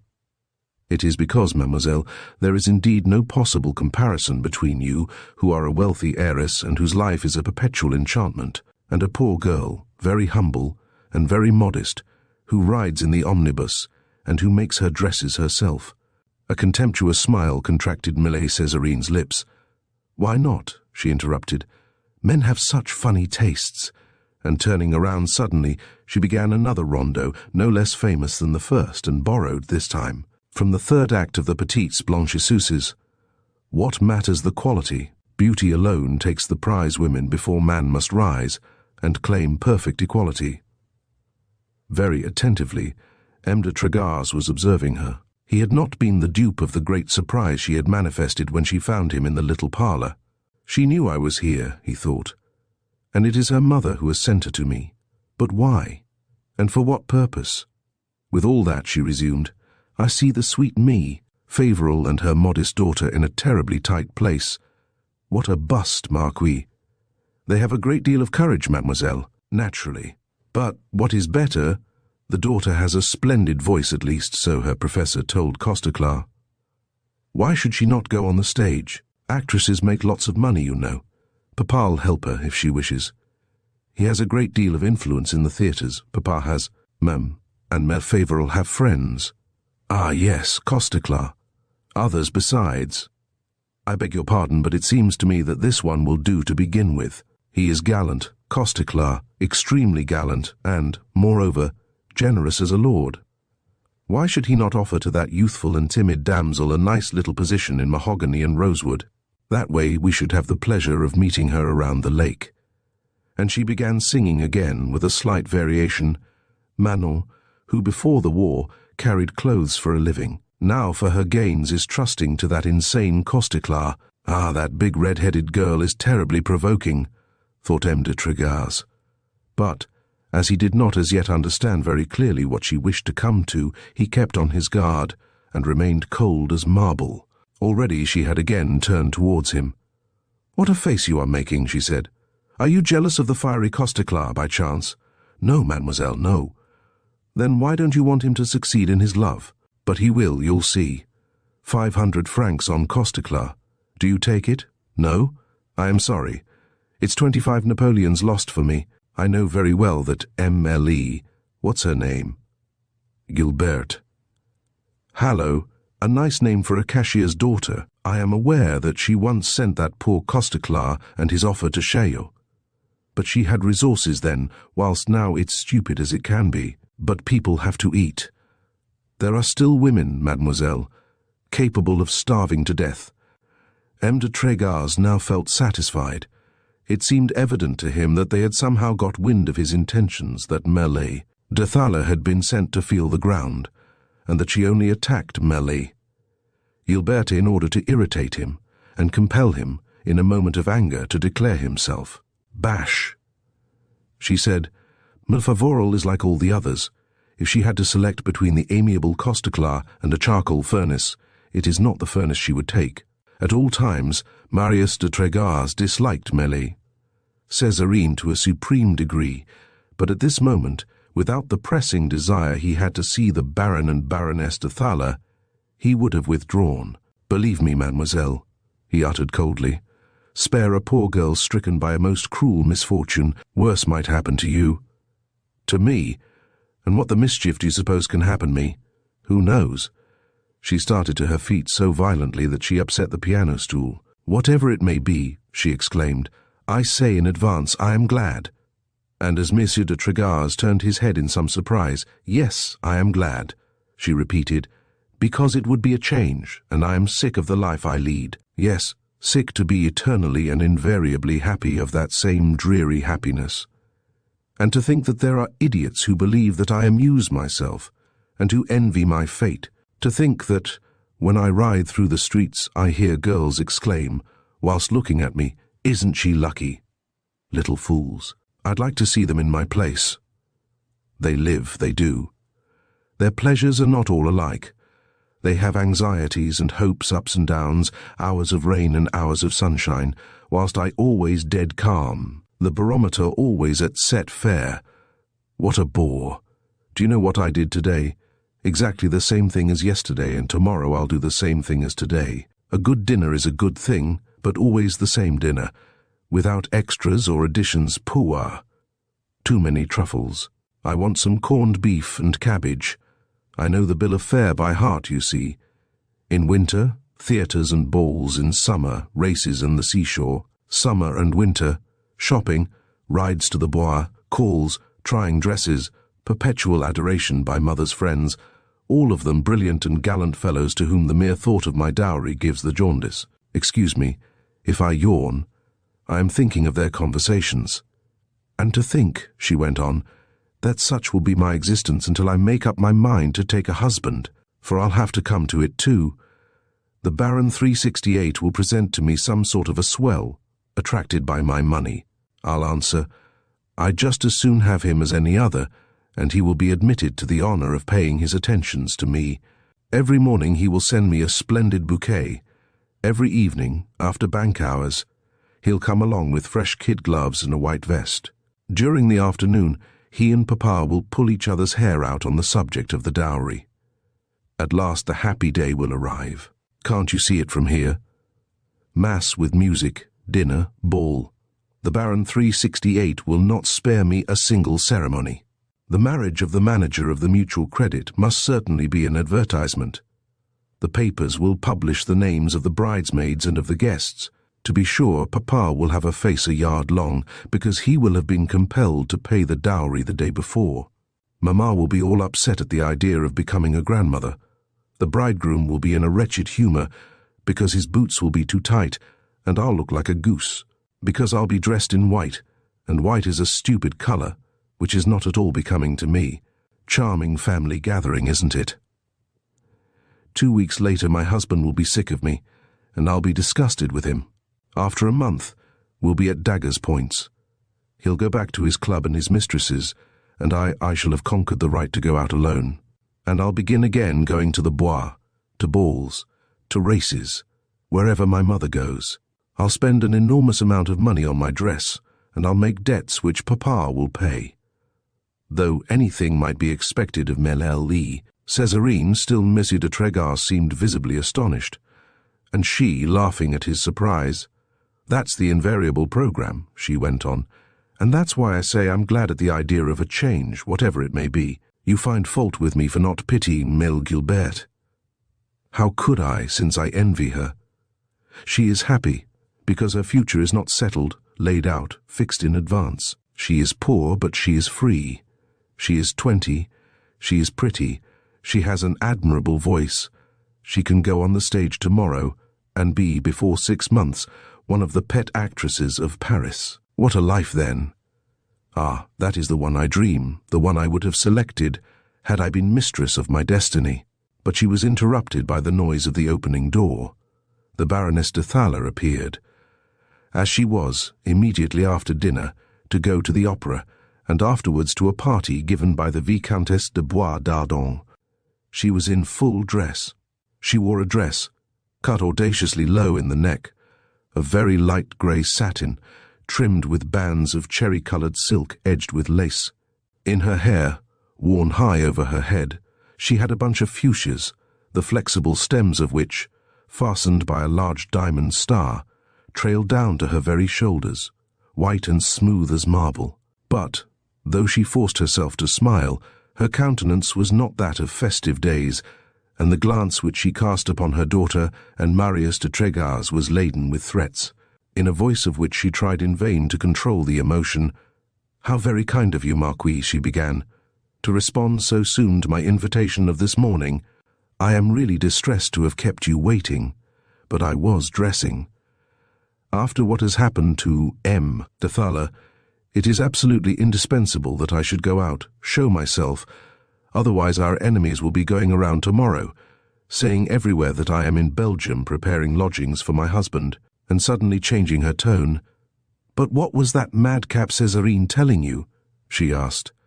It was with a profound surprise that M. de Trégas discovered that the entente cordiale which he suspected between the mother and daughter did not exist, at least at this moment.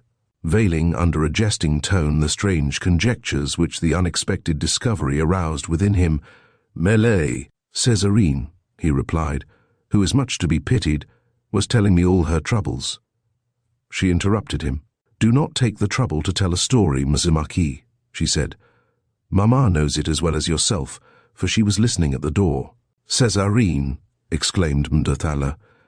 "And if she came in so suddenly, it is because she thought it was fully time to cut short my confidences." The face of the Baroness became crimson. "The child is mad," she said. The child burst out laughing. "That's my way," she went on. "You should not have sent me here by chance and against my wish. You made me do it, don't complain. You were sure that I had but to appear, and M. de Trégas would fall at my feet.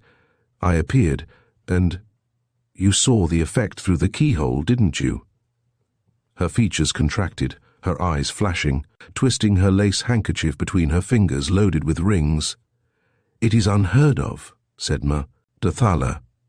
"She has certainly lost her head." Dropping her mother an ironical courtesy, "Thanks for the compliment," said the young lady. "Unfortunately, I never was more completely in possession of all the good sense I may boast of than I am now, dear mamma. What were you telling me a moment since?" "Run, the Marquis de Trégas is coming to ask your hand, it's all settled." And what did I answer? No use to trouble myself. If, instead of 1 million, Papa were to give me 2 4 millions, indeed all the millions paid by France to Prussia, M. de Tregas would not have me for a wife. And, looking Marius straight in the face, "Am I not right, le Marquis?" she asked. "And isn't it a fact that you wouldn't have me at any price? Come now, your hand upon your heart, answer." M. de Tregas's situation was somewhat embarrassing between these two women, whose anger was equal, though it manifested itself in a different way. Evidently it was a discussion begun before, which was now continued in his presence. "I think, mademoiselle," he began, "that you have been slandering yourself gratuitously." "Oh no, I swear it to you," she replied. "And if Mamma had not happened in, you would have heard much more." But that was not an answer. And as M. de Tregas said nothing, she turned towards the Baroness. Ah, you see," she said. "Who was crazy, you or I? Ah, you imagine here that money is everything, that everything is for sale and that everything can be bought. Well, no. There are still men who, for all the gold in the world, would not give their name to Serene de Thaler. It is strange, but it is so, dear Mamma, and we must make up our mind to it." Then turning towards Marius, and bearing upon each syllable as if afraid that the illusion might escape him, "The men of whom I speak," she added, "marry the girls who can starve to death." Knowing her daughter well enough to be aware that she could not impose silence upon her, the Baroness de Thaler had dropped upon a chair. She was trying hard to appear indifferent to what her daughter was saying, but at every moment a threatening gesture or a hoarse exclamation betrayed the storm that raged within her. "Go on, poor foolish child," she said, "go on." And she did go on. "Finally, were M. de Tregas willing to have me, I would refuse him myself, because then—" A fugitive blush coloured her cheeks, her bold eyes vacillated, and dropping her voice, "because then," she added, "he would no longer be what he is, because I feel that fatally I shall despise the husband whom Papa will buy for me. And if I came here to expose myself to an affront which I foresaw, it is because I wanted to make sure of a fact of which a word of Costeclar a few days ago had given me an idea, of a fact which you do not, perhaps, suspect, dear mother, despite your astonishing perspicacity. I wanted to find out M. de Tregas's secret, and I have found it out." M. de Tregas had come to the Thaler mansion with a plan well settled in advance. He had pondered long before deciding what he would do, and what he would say, and how he would begin the decisive struggle. What had taken place showed him the idleness of his conjectures, and, as a natural consequence, upset his plans. To abandon himself to the chances of the hour, and to make the best possible use of them, was now the wisest thing to do. "Give me credit, mademoiselle," he uttered, "for sufficient penetration to have perfectly well discerned your intentions. There was no need of artifice, because I have nothing to conceal. You had but to question me, I would have answered you frankly, yes, it is true I love Mlle Gilbert, and before a month she will be Marquise de Tregas." M. de Thaler, at those words, had started to her feet, pushing back her armchair so violently that it rolled all the way to the wall. "What?"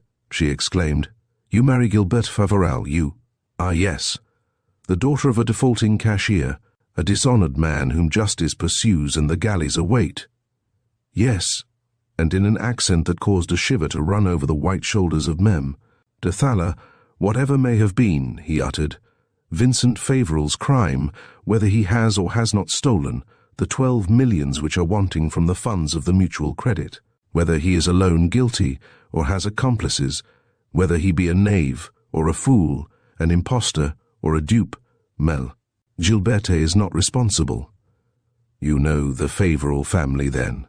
Enough to make their cause henceforth my own. The agitation of the Baroness was so great that she did not even attempt to conceal it. "A nobody's daughter," she said. "I love her." "Without a sou," Mrs. Serene made a superb gesture. "Why, that's the very reason why a man may marry her," she exclaimed, and holding out her hand to Tregas, "What you do here is well," she added. "Very well." There was a wild look in the eyes of the Baroness. "Mad, unhappy child," she exclaimed. "If your father should hear." "And who, then, would report our conversation to him?" "De Tregas. He would not do such a thing. You? You dare not." Drawing herself up to her fullest height, her breast swelling with anger, her head thrown back, her eyes flashing. "Serene," ordered me. Dethala, her arm extended towards the door. "Serene, leave the room, I command you." But motionless in her place, the girl cast upon her mother a look of defiance. "Come, calm yourself," she said in a tone of crushing irony, "or you'll spoil your complexion for the rest of the evening." Do I complain? Do I get excited? And yet whose fault is it, if honor makes it a duty for me to cry beware, to an honest man who wishes to marry me, that Gilberte should get married, that she should be very happy, have many children, darn her husband's stockings, and skim her pot-au-feu? That is her part in life. Ours, dear mother, that which you have taught me is to laugh and have fun all the time, night and day, till death. A footman who came in interrupted her, handing a card to Mem. "Dethala, the gentleman who gave it to me," he said, "is in the large parlour." The Baroness had become very pale. "Oh," she said, turning the card between her fingers. "Oh." Then suddenly she ran out, exclaiming, "I'll be back directly." An embarrassing, painful silence followed, as it was inevitable that it would, the Baroness Dethala's precipitate departure. Menlay. Césarine had approached the mantelpiece. She was leaning her elbow upon it, her forehead on her hand, all palpitating and excited. Intimidated for, perhaps, the first time in her life, she turned away her great blue eyes, as if afraid that they should betray a reflex of her thoughts. As to Mem de Trégas, he remained at his place, not having one whit too much of that power of self-control, which is acquired by a long experience of the world, to conceal his impressions. If he had a fault, it was certainly not self-conceit. But Mlle Dethala had been too explicit and too clear to leave him a doubt. All she had said could be comprised in one sentence. "My parents were in hopes that I would become your wife. I had judged you well enough to understand their error. Precisely because I love you, I acknowledge myself unworthy of you, and I wish you to know that if you had asked my hand, the hand of a girl who has a dowry of 1,000,000, I would have ceased to esteem you. That such a feeling should have budded and blossomed in Millet Césarine's soul, withered as it was by vanity and blunted by pleasure, was almost a miracle. It was, at any rate, an astonishing proof of love which she gave, and Marius de Trégas would not have been a man if he had not been deeply moved by it. Suddenly, "What a miserable wretch I am," she uttered. "You mean unhappy," said M. de Trégas gently. "What can you think of my sincerity? You must doubtless find it strange, impudent, grotesque." He lifted his hand in protest, for she gave him no time to put in a word. "And yet," she went on, "this is not the first time that I am assailed by sinister ideas, and that I feel ashamed of myself. I was convinced once that this mad existence of mine is the only enviable one, the only one that can give happiness. And now I discover that it is not the right path which I have taken, or rather, which I have been made to take, and there is no possibility of retracing my steps." She turned pale, and in an accent of gloomy despair, "Everything fails me," she said. "It seems as though I were rolling into a bottomless abyss, without a branch or a tuft of grass to cling to. Around me, emptiness, night, chaos. I am not yet 20, and it seems to me that I have lived thousands of years, and exhausted every sensation. I have seen everything, learned everything, experienced everything, and I am tired of everything, and satiated and nauseated.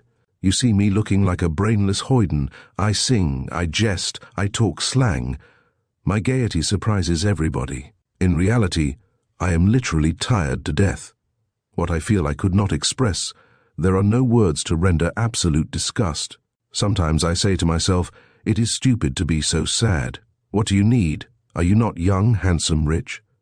But I must need something, or else I would not be thus agitated, nervous, anxious, unable to stay in one place, tormented by confused aspirations, and by desires which I cannot formulate. What can I do? Seek oblivion in pleasure and dissipation?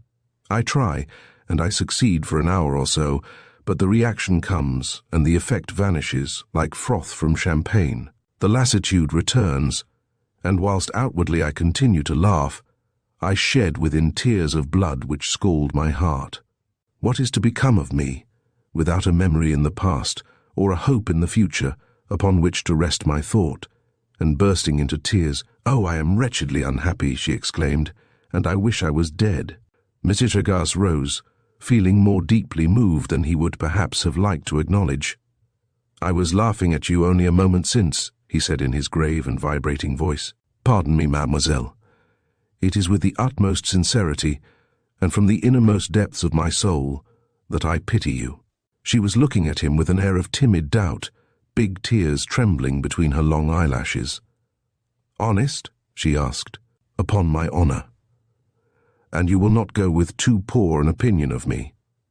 "I shall retain the firm belief that when you were yet but a child, you were spoiled by insane theories." Gently and sadly she was passing her hand over her forehead. "Yes, that's it," she murmured. "How could I resist examples coming from certain persons? How could I help becoming intoxicated when I saw myself, as it were, in a cloud of incense, when I heard nothing but praises and applause? And then there is the money, which depraves when it comes in a certain way." She ceased to speak, but the silence was soon again broken by a slight noise which came from the adjoining room. Mechanically, Monsieur de Tregas looked around him. The little parlour in which he found himself was divided from the main drawing-room of the house by a tall and broad door, closed only by heavy curtains, which had remained partially drawn. Now, such was the disposition of the mirrors in the two rooms, that M. de Tregas could see almost the whole of the large one reflected in the mirror over the mantelpiece of the little parlour. A man of suspicious appearance and wearing wretched clothes was standing in it. And, the more M. de Tregas examined him, the more it seemed to him that he had already seen somewhere that uneasy countenance, that anxious glance, that wicked smile flitting upon flat and thin lips. But suddenly the man bowed very low. It was probable that Mame de Thala, who had gone around through the hall to reach the grand parlour, must be coming in, and in fact she almost immediately appeared within the range of the glass. She seemed much agitated, and, with a finger upon her lips, she was recommending to the man to be prudent and to speak low.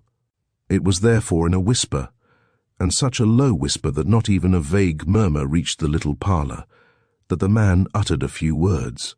They were such that the Baroness started back as if she had seen a precipice yawning at her feet, and by this action it was easy to understand that she must have said, "Is it possible?"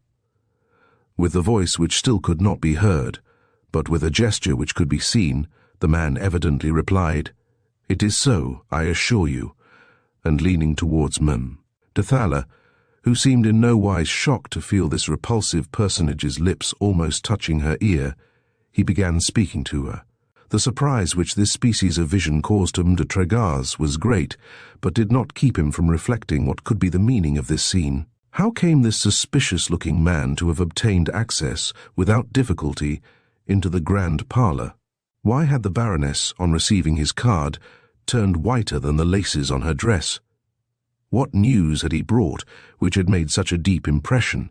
What was he saying that seemed at once to terrify and to delight Mame de Thala? But soon she interrupted the man, beckoned to him to wait, disappeared for a minute, and, when she came in again, she held in her hand a package of banknotes, which she began counting upon the parlour table. She counted 25, which, so far as M. de Tregas could judge, must have been 100-franc notes. The man took them, counted them over, slipped them into his pocket with a grin of satisfaction, and then seemed disposed to retire. The Baroness detained him, however, and it was she now who, leaning towards him, commenced to explain to him, or rather, as far as her attitude showed, to ask him something. It must have been a serious matter, for he shook his head and moved his arms, as if he meant to say, "The deuce, the deuce!" The strangest suspicions flashed across M. de Tregas's mind. What was that bargain to which the mirror made him thus an accidental witness? For it was a bargain, there could be no mistake about it. The man, having received a mission, had fulfilled it, and had come to receive the price of it, and now a new commission was offered to him. But M. de Tregas's attention was now called off by Serene, shaking off the torpor which for a moment had overpowered her. "But why fret and worry?" she said, answering rather the objections of her own mind than addressing herself to de Trégar's. Things are just as they are, and I cannot undo them. Ah, if the mistakes of life were like soiled clothes, which are allowed to accumulate in a wardrobe, and which are all sent out at once to the wash. But nothing washes the past, not even repentance, whatever they may say. There are some ideas which should be set aside. A prisoner should not allow himself to think of freedom. And yet, she added, shrugging her shoulders, a prisoner has always the hope of escaping, whereas I, then making a visible effort to resume her usual manner, bash. She said, "That's enough sentiment for one day, and instead of staying here, boring you to death, I ought to go and dress, for I am going to the opera with my sweet mamma, and afterwards to the ball. You ought to come. I am going to wear a stunning dress. The ball is at Mem. de Bois d'Ardon's, one of our friends, a progressive woman. She has a smoking room for ladies. What do you think of that? Come, will you go? We'll drink champagne, and we'll laugh. No? Zoot then, and my compliments to your family." But, at the moment of leaving the room, her heart failed her. "This is doubtless the last time I shall ever see you, Trégar's," she said. "Farewell. You know now why I, who have a dowry of 1,000,000, I envy Gilbert Favoral. Once more farewell. And, whatever happiness may fall to your lot in life, remember that Césarine has wished it all to you." And she went out at the very moment when the Baroness de Thaler returned. Chapter 37. "Césarine," Mme. de Thaler called, in a voice which sounded at once like a prayer and a threat. "I am going to dress myself, Mamma," she answered. "Come back." "So that you can scold me if I am not ready when you want to go." "Thank you, no." "I command you to come back, Césarine." No answer. She was far already. Mme. de Thaler closed the door of the little parlour, and returning to take a seat by M. de Trégar's, "What a singular girl," she said. Meantime he was watching in the glass what was going on in the other room. The suspicious-looking man was there still, and alone. A servant had brought him pen, ink and paper, and he was writing rapidly. "How is it that they leave him there alone?" wondered Marius, and he endeavoured to find upon the features of the Baroness an answer to the confused presentiments which agitated his brain. But there was no longer any trace of the emotion which she had manifested when taken unawares. Having had time for reflection, she had composed for herself an impenetrable countenance, somewhat surprised at M. de Trégar's silence. "I was saying," she repeated, "that Césarine is a strange girl." Still absorbed by the scene in the grand parlour. "Strange indeed," he answered. "And such is," said the Baroness with a sigh, "the result of M. de Thaler's weakness, and above all of my own. We have no child but Césarine, and it was natural that we should spoil her. Her fancy has been, and is still, our only law. She has never had time to express a wish. She is obeyed before she has spoken." She sighed again, and deeper than the first time. "You have just seen," she went on, "the results of that insane education, and yet it would not do to trust appearances. Césarine, believe me, is not as extravagant as she seems. She possesses solid qualities, of those which a man expects of the woman who is to be his wife." Without taking his eyes off the glass, "I believe you, madame," said M. de Trégar's. "With her father, with me especially, she is capricious, wilful, and violent, but in the hands of the husband of her choice, she would be like wax in the hands of the modeller." The man in the parlour had finished his letter, and with an equivocal smile was reading it over. "Believe me, madame," replied M. de Trégar's, "I have perfectly understood how much naive boasting there was in all that Malay, Césarine, told me." "Then really you do not judge her too severely. Your heart has not more indulgence for her than my own, and yet it is from you that her first real sorrow comes." "From me?" The Baroness shook her head in a melancholy way, to convey an idea of her maternal affection and anxiety. "Yes, from you, my dear Marquise," she replied, "from you alone. On the very day you entered this house, Césarine's whole nature changed."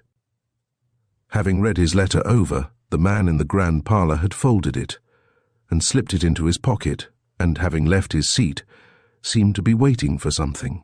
M. de Trégar's was following, in the glass, his every motion, with the most eager curiosity, and nevertheless, as he felt the absolute necessity of saying something. Were it only to avoid attracting the attention of the Baroness. What, he said, Mel, Césarine's nature did change then. In one night, had she not met the hero of whom every girl dreams, a man of 30, bearing one of the oldest names in France? She stopped, expecting an answer, a word, an exclamation, but as M. de Tregas said nothing, "Did you never notice anything then?" she asked. "Nothing. And suppose I were to tell you myself that my poor Césarine, alas, loves you?" M. de Tregas started. Had he been less occupied with the personage in the grand parlour, he would certainly not have allowed the conversation to drift in this channel. He understood his mistake, and in an icy tone, "Permit me, madame," he said, "to believe that you are jesting, and suppose it were the truth. It would make me unhappy in the extreme. Sir, for the reason which I have already told you, that I love Mélie, Gilberte Favoral, with the deepest and the purest love, and that for the past 3 years she has been, before God, my affianced bride." Something like a flash of anger passed over Madame de Thaler's eyes. "And I," she exclaimed, "I tell you that this marriage is senseless. I wish it were still more so, that I might the better show to Gilberte how dear she is to me." Calm in appearance, the Baroness was scratching with her nails the satin of the chair on which she was sitting. "Then," she went on, "your resolution is settled." "Irrevocably." "Still now, come, between us who are no longer children, suppose Madame de Thaler were to double Césarine's dowry. To treble it." An expression of intense disgust contracted the manly features of Marius de Tregas. "Ah, not another word, madame," he interrupted. There was no hope left. Madame de Thaler fully realized it by the tone in which he spoke. She remained pensive for over a minute, and suddenly, like a person who has finally made up her mind, she rang. A footman appeared. "Do what I told you," she ordered. And as soon as the footman had gone, turning to Madame de Tregas, "Alas," she said, "who would have thought that I would curse the day when you first entered our house?" But whilst she spoke, Madame de Tregas noticed in the glass the result of the order she had just given. The footman walked into the grand parlour, spoke a few words, and at once the man with the alarming countenance put on his hat and went out. "This is very strange," thought M. de Tregas. Meantime the Baroness was going on. "If your intentions are to that point irrevocable, how is it that you are here? You have too much experience of the world not to have understood this morning the object of my visit and of my illusions." Fortunately, M. de Tregas's attention was no longer drawn by the proceedings in the next room. The decisive moment had come. The success of the game he was playing would, perhaps, depend upon his coolness and self-command. "It is because I did understand, madame, and even better than you suppose, that I am here." "Indeed?" "I came expecting to deal with M. de Thaler alone. I have been compelled by what has happened to alter my intentions. It is to you that I must speak first." Madame de Thaler continued to manifest the same tranquil assurance, but she stood up. Feeling the approach of the storm, she wished to be up and ready to meet it. "You honour me," she said with an ironical smile. There was, henceforth, no human power capable of turning Marius de Tregas from the object he had in view. "It is to you I shall speak," he repeated, "because, after you have heard me, you may perhaps judge that it is your interest to join me in endeavouring to obtain from your husband what I ask, what I demand, what I must have." With an air of surprise marvellously well simulated, if it was not real, the Baroness was looking at him. "My father," he proceeded to say, "the Marquis de Tregas, was once rich. He had several millions. And yet when I had the misfortune of losing him 3 years ago, he was so thoroughly ruined, that to relieve the scruples of his honour, and to make his death easier, I gave up to his creditors all I had in the world. What had become of my father's fortune? What filter had been administered to him to induce him to launch into hazardous speculations, he an old Breton gentleman, full, even to absurdity, of the most obstinate prejudices of the nobility? That's what I wish to ascertain. And now, madame, I have ascertained." She was a strong-minded woman, the Baroness de Thaler. She had had so many adventures in her life. She had walked on the very edge of so many precipices, concealed so many anxieties, that danger was, as it were, her element, and that, at the decisive moment of an almost desperate game, she could remain smiling like those old gamblers whose face never betrays their terrible emotion at the moment when they risk their last stake. Not a muscle of her face moved, and it was with the most imperturbable calm that she said, "Go on, I am listening, it must be quite interesting." That was not the way to propitiate M. de Tregaz.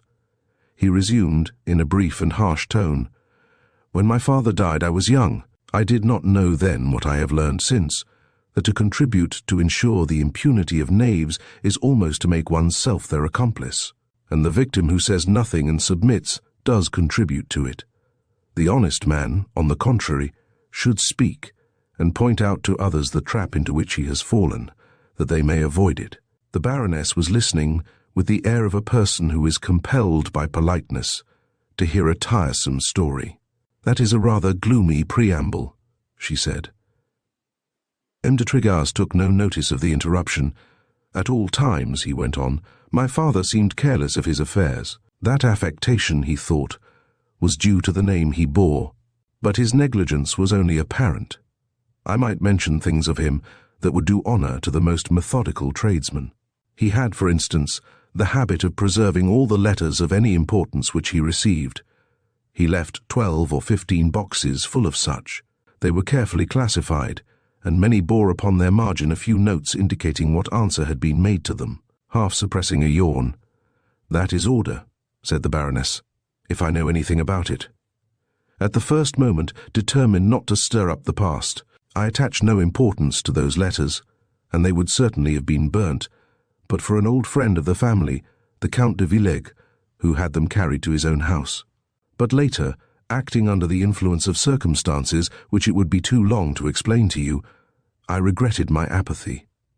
And I thought that I should, perhaps, find in that correspondence something to either dissipate or justify certain suspicions which had occurred to me, so that, like a respectful son, you read it?" M. de Tregaz bowed ceremoniously. "I believe," he said, "that to avenge a father of the imposture of which he was the victim during his life is to render homage to his memory." "Yes, madame. I read the whole of that correspondence, and with an interest which you will readily understand. I had already, and without result, examined the contents of several boxes, when in the package marked 1852, a year which my father spent in Paris, certain letters attracted my attention. They were written upon coarse paper, in a very primitive handwriting, and wretchedly spelt. They were signed sometimes Frazee, sometimes Marquise de Javel. Some gave the address, Rue des Bergers No. 3, Paris Grenelle. Those letters left me no doubt upon what had taken place. My father had met a young working girl of rare beauty. He had taken a fancy to her, and as he was tormented by the fear of being loved for his money alone, he had passed himself off for a poor clerk in one of the departments. "Quite a touching little love romance," remarked the Baroness. But there was no impertinence that could affect Marius de Tregaz's coolness. "A romance, perhaps," he said, "but in that case a money romance, not a love romance. This Frazee, or Marquise de Javel, announces in one of her letters that in February 1853 she has given birth to a daughter, whom she has confided to some relatives of hers in the south, near Toulouse. It was doubtless that event which induced my father to acknowledge who he was. He confesses that he is not a poor clerk, but the Marquis de Tregaz, having an income of over 100,000 francs. At once the tone of the correspondence changes. The Marquise de Javel has a stupid time where she lives. The neighbors reproach her with her fault.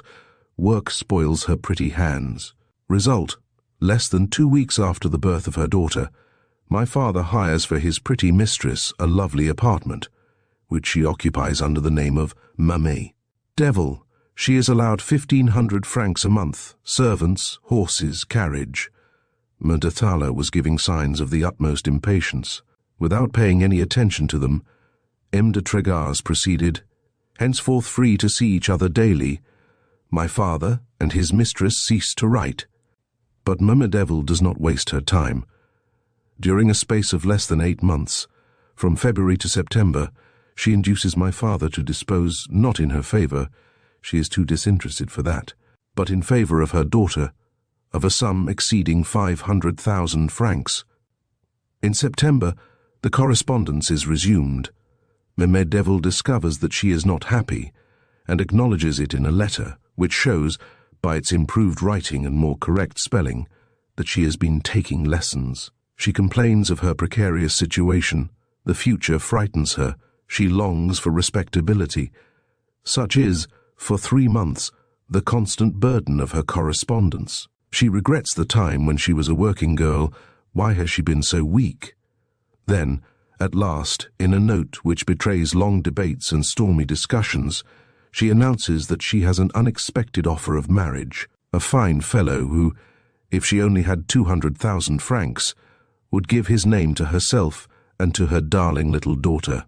For a long time my father hesitates, but she presses her point with such rare skill, she demonstrates so conclusively that this marriage will ensure the happiness of their child, that my father yields at last, and resigns himself to the sacrifice.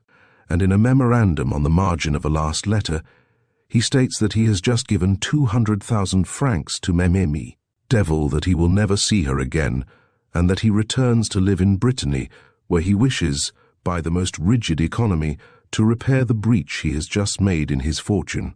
Thus end all these love stories, said Mme de Thala in a jesting tone. I beg your pardon, this one is not ended yet. For many years my father kept his word, and never left our homestead of Trégars. But at last he grew tired of his solitude, and returned to Paris. Did he seek to see his former mistress again?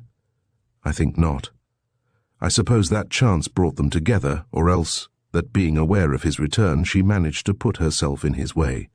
He found her more fascinating than ever, and according to what she wrote him, rich and respected, for her husband had become a personage. She would have been perfectly happy, she added, had it been possible for her to forget the man whom she had once loved so much, and to whom she owed her position. I have that letter. The elegant hand, the style, and the correct orthography express better than anything else the transformations of the Marquise de Javel. Only it is not signed. The little working girl has become prudent. She has much to lose, and fears to compromise herself. A week later, in a laconic note, apparently dictated by an irresistible passion, she begs my father to come to see her at her own house. He does so, and finds there a little girl, whom he believes to be his own child, and whom he at once begins to idolize. And that's all. Again he falls under the charm. He ceases to belong to himself. His former mistress can dispose, at her pleasure, of his fortune and of his fate. But see now what bad luck. The husband takes a notion to become jealous of my father's visits. In a letter which is a masterpiece of diplomacy, the lady explains her anxiety. He has suspicions, she writes, and to what extremities might he not resort, were he to discover the truth? And with infinite art she insinuates that the best way to justify his constant presence is to associate himself with that jealous husband. It is with childish haste that my father jumps at the suggestion. But money is needed. He sells his lands and everywhere announces that he has great financial ideas and that he is going to increase his fortune tenfold. There he is now, partner of his former mistress's husband, engaged in speculations, director of a company. He thinks that he is doing an excellent business. He is convinced that he is making lots of money. Poor honest man. They prove to him one morning that he is ruined and, what is more, compromised. And this is made to look so much like the truth that I interfere myself and pay the creditors. We were ruined, but honor was safe. A few weeks later, my father died broken-hearted. Mme de Thala half rose from her seat with a gesture which indicated the joy of escaping, at last a merciless bore. A glance from Monsieur de Trégars riveted her to her seat, freezing upon her lips the jest she was about to utter. I have not done yet, he said rudely, and without suffering any interruption, from this correspondence, he resumed, resulted the flagrant, irrefutable proof of a shameful intrigue long since suspected by my old friend, General Count de Villers. It became evident to me that my poor father had been most shamefully imposed upon by that mistress, so handsome and so dearly loved, and later despoiled by the husband of that mistress. But all this, availed me nothing. Being ignorant of my father's life and connections, the letters giving neither a name nor a precise detail, I knew not whom to accuse. Besides, in order to accuse, it is necessary to have at least some material proof. The Baroness had resumed her seat, and everything about her, her attitude, her gestures, the motion of her lips, seemed to say, "You are my guest. Civility has its demands, but really you abuse your privileges." de Tregar's went on. At this moment I was still a sort of savage, wholly absorbed in my experiments, and scarcely ever setting foot outside my laboratory. I was indignant. I ardently wished to find and to punish the villains who had robbed us, but I knew not how to go about it, nor in what direction to seek information. The wretches would, perhaps, have gone unpunished, but for a good and worthy man, now a commissary of police, to whom I once rendered a slight service one night in a riot, when he was close pressed by some half-dozen rascals. I explained the situation to him. He took much interest in it, promised his assistance, and marked out my line of conduct, and de Thaler seemed restless upon her seat. "I must confess," she began, "that I am not wholly mistress of my time. I am dressed, as you see. I have to go out." If she had preserved any hope of adjourning the explanation which she felt coming, she must have lost it when she heard the tone in which de Tregar's interrupted her. "You can go out tomorrow." And without hurrying, advised as I have just told you, he continued, and assisted by the experience of a professional man, I went first to No. 3, Rue des Berges, in Grenelle. I found there some old people, the foreman of a neighboring factory and his wife, who had been living in the house for nearly 25 years. At my first question they exchanged a glance and commenced laughing. They remembered perfectly the Marquise d'Orgevel, which was but a nickname for a young and pretty laundress, whose real name was Euphrasie Taponnet. She had lived for 18 months on the same landing as themselves. She had a lover, who passed himself off for a clerk, but who was, in fact, she had told them, a very wealthy nobleman. They added that she had given birth to a little girl, and that 2 weeks later she had disappeared, and they had never heard a word from her. When I left them, they said to me, "If you see Phraisie, ask her if she ever knew old Chandor and his wife. I am sure she'll remember us." For the first time de Thaler shuddered slightly, but it was almost imperceptible. "From Grenelle," continued Monsieur de Tregar's, "I went to the house where my father's mistress had lived under the name of Mem. Devil. I was in luck. I found there the same concierge as in 1853. As soon as I mentioned Mem Devil, she answered me that she had not in the least forgotten her, but, on the contrary, would know her among 1,000. She was, she said, one of the prettiest little women she had ever seen, and the most generous tenant. I understood the hint, handed her a couple of Napoleons, and heard from her everything she knew on the subject. It seemed that this pretty devil had not one lover, but 2, the acknowledged one, who was the master and footed the bills, and the other an anonymous one, who went out through the back stairs, and who did not pay. On the contrary, the first was called the Marquis de Tregar's. Of the second, she had never known but the first name, Frederic. I tried to ascertain what had become of Memeville, but the worthy concierge swore to me that she did not know. One morning, like a person who is going abroad, or who wishes to cover up her tracks, Medeville had sent for a furniture dealer, and a dealer in second-hand clothes, and had sold them everything she had, going away with nothing but a little leather satchel, in which were her jewels and her money. The Baroness de Thaler still kept a good countenance. After examining her for a moment with a sort of eager curiosity, Marius de Tregar's went on, "When I communicated this information to my friend the commissary of police, he shook his head. 2 years ago, he told me, I would have said, that's more than we want to find those people, for the public records would have given us at once the key of this enigma. But we have had the war and the commune, and the books of record have been burnt up. Still we must not give up. A last hope remains, and I know the man who is capable of realizing it."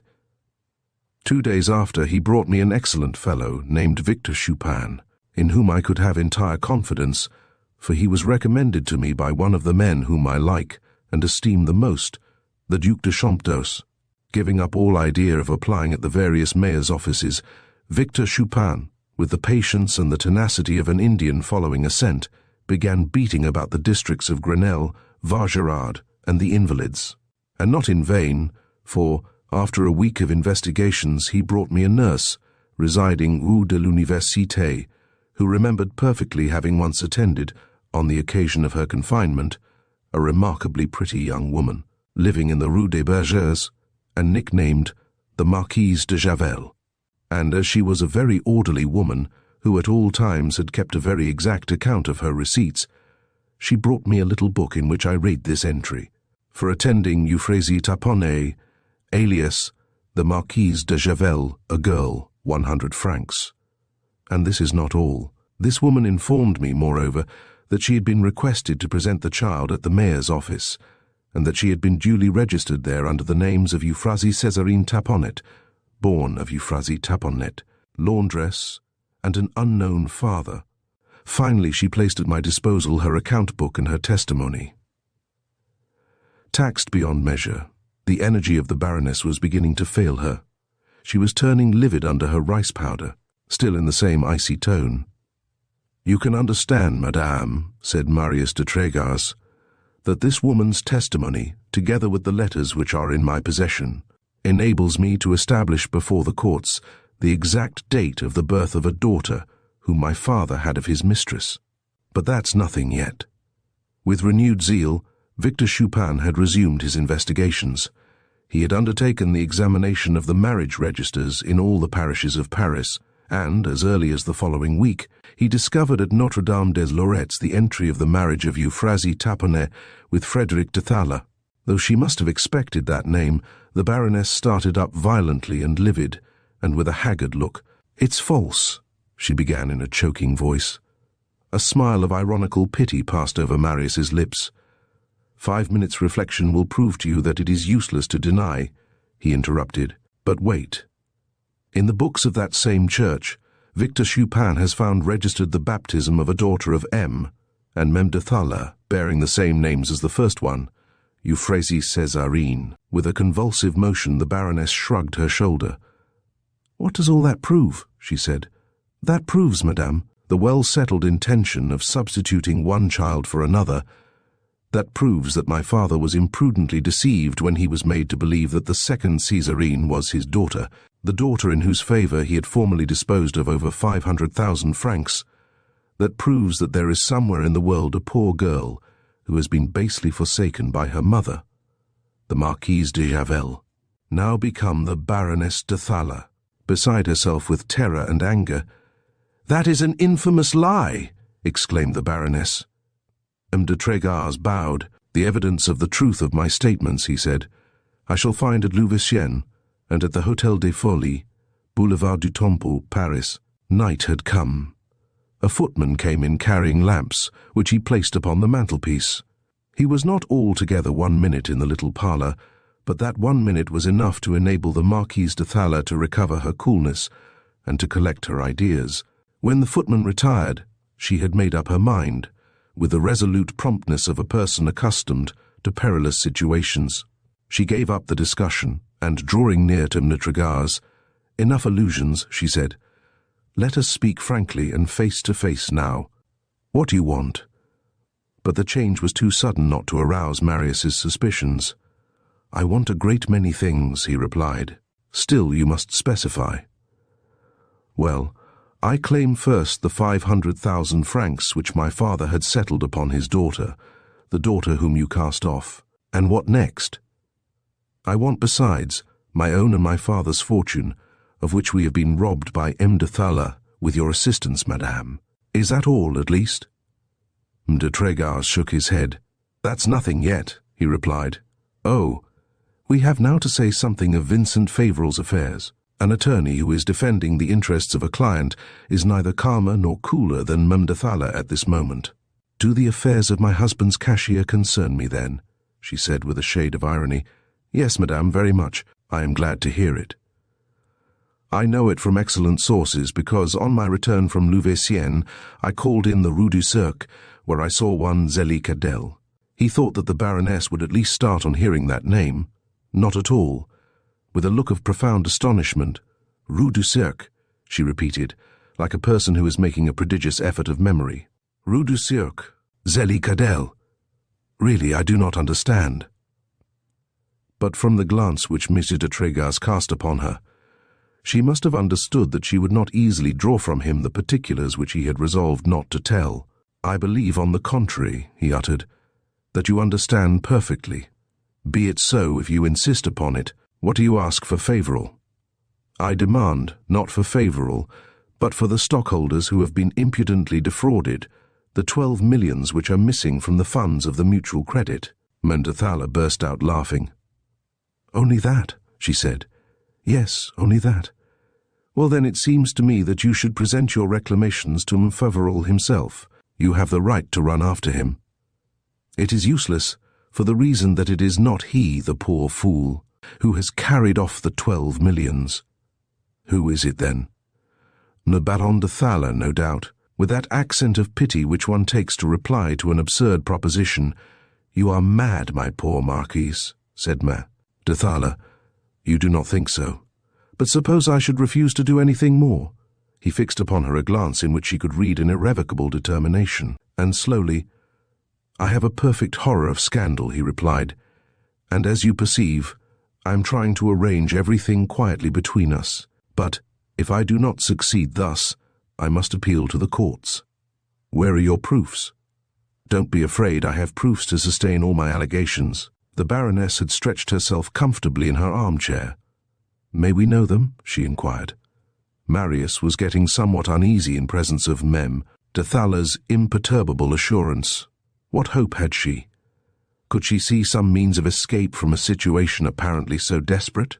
Determined to prove to her that all was lost, and that she had nothing to do but to surrender. Oh, I know, madame, he replied, that you have taken your precautions. But when Providence interferes, you see, human foresight does not amount to much. See rather, what happens in regard to your first daughter, the one you had when you were still only Marquise de Javel. And briefly he called to her mind the principal incidents of Mille Lucien's life from the time that she had left her with the poor gardeners at Louveciennes, without giving either her name or her address, the injury she had received by being run over by Memie, de Thaler's carriage, the long letter she had written from the hospital, begging for assistance, her visit to the house, and her meeting with the Baron de Thaler, the effort to induce her to emigrate to America, her arrest by means of false information, and her escape.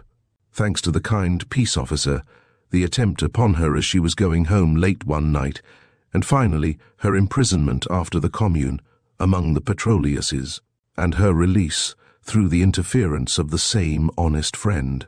And, charging her with the responsibility of all these infamous acts, he paused for an answer or a protest. And as Mendathala said nothing, You are looking at me, madam, and wondering how I have discovered all that. A single word will explain it all. The peace officer who saved your daughter is precisely the same to whom it was once my good fortune to render a service. By comparing notes, we have gradually reached the truth. Reached you, madame. Will you acknowledge now that I have more proofs than are necessary to apply to the courts? Whether she acknowledged it or not, she did not condescend to discuss. What then? She said coldly. But M. de Trégas was too much on his guard to expose himself, by continuing to speak thus, to reveal the secret of his designs. Besides, whilst he was thoroughly satisfied as to the manoeuvres used to defraud his father, he had, as yet, but presumptions on what concerned Vincent Favoral. Permit me not to say another word, madame, he replied. I have told you enough to enable you to judge of the value of my weapons. She must have felt that she could not make him change his mind, for she rose to go. That is sufficient, she uttered. I shall reflect, and tomorrow I shall give you an answer. She started to go, but M. de Trégas threw himself quickly between her and the door. Excuse me, he said, but it is not tomorrow that I want an answer, it is tonight, this instant. Ah, if she could have annihilated him with a look. Why, this is violence, she said in a voice which betrayed the incredible effort she was making to control herself. It is imposed upon me by circumstances, madame. You would be less exacting If my husband were here, he must have been within hearing, for suddenly the door opened, and he appeared upon the threshold. There are people for whom the unforeseen does not exist, and whom no event can disconcert. Having ventured everything, they expect everything. Such was the Baron de Thaler. With a sagacious glance he examined his wife and M. de Tregars, and in a cordial tone, "We are quarrelling here," he said. "I am glad you have come," exclaimed the Baroness. "What is the matter?" "The matter is that M. de Tregars is endeavouring to take an odious advantage of some incidents of our past life. There's woman's exaggeration for you," he said, laughing, and holding out his hand to Marius. "Let me make your peace for you, my dear Marquis," he said.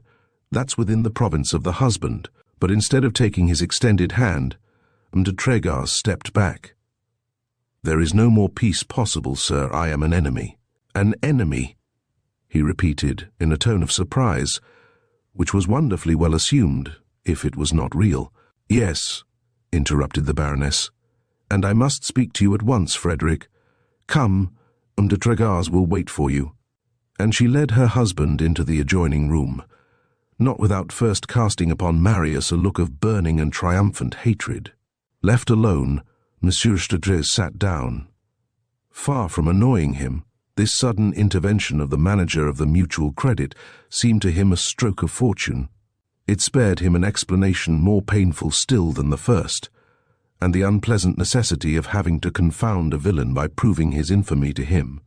And besides, he thought, when the husband and the wife have consulted with each other, they will acknowledge that they cannot resist, and that it is best to surrender. The deliberation was brief. In less than 10 minutes, M. de Thaler returned alone. He was pale, and his face expressed well the grief of an honest man who discovers too late that he has misplaced his confidence. "My wife has told me all, sir," he began. M. de Tregars had risen. "Well?" he asked. "You see me distressed." "Ah, le Marquis, how could I ever expect such a thing from you, you whom I thought I had the right to look upon as a friend? And it is you who, when a great misfortune befalls me, attempts to give me the finishing stroke. It is you who would crush me under the weight of slanders gathered in the gutter." M. de Tregars stopped him with a gesture. "M. de Thaler cannot have correctly repeated my words to you, else he would not utter that word slander. She has repeated them to me without the least change." "Then she cannot have told you the importance of the proofs I have in my hands." But the Baron persisted, as Serene would have said, to do it up in the tender style. "There is scarcely a family," he resumed, "in which there is not some one of those painful secrets which they try to withhold from the wickedness of the world. There is one in mine. Yes, it is true that before our marriage my wife had had a child, whom poverty had compelled her to abandon.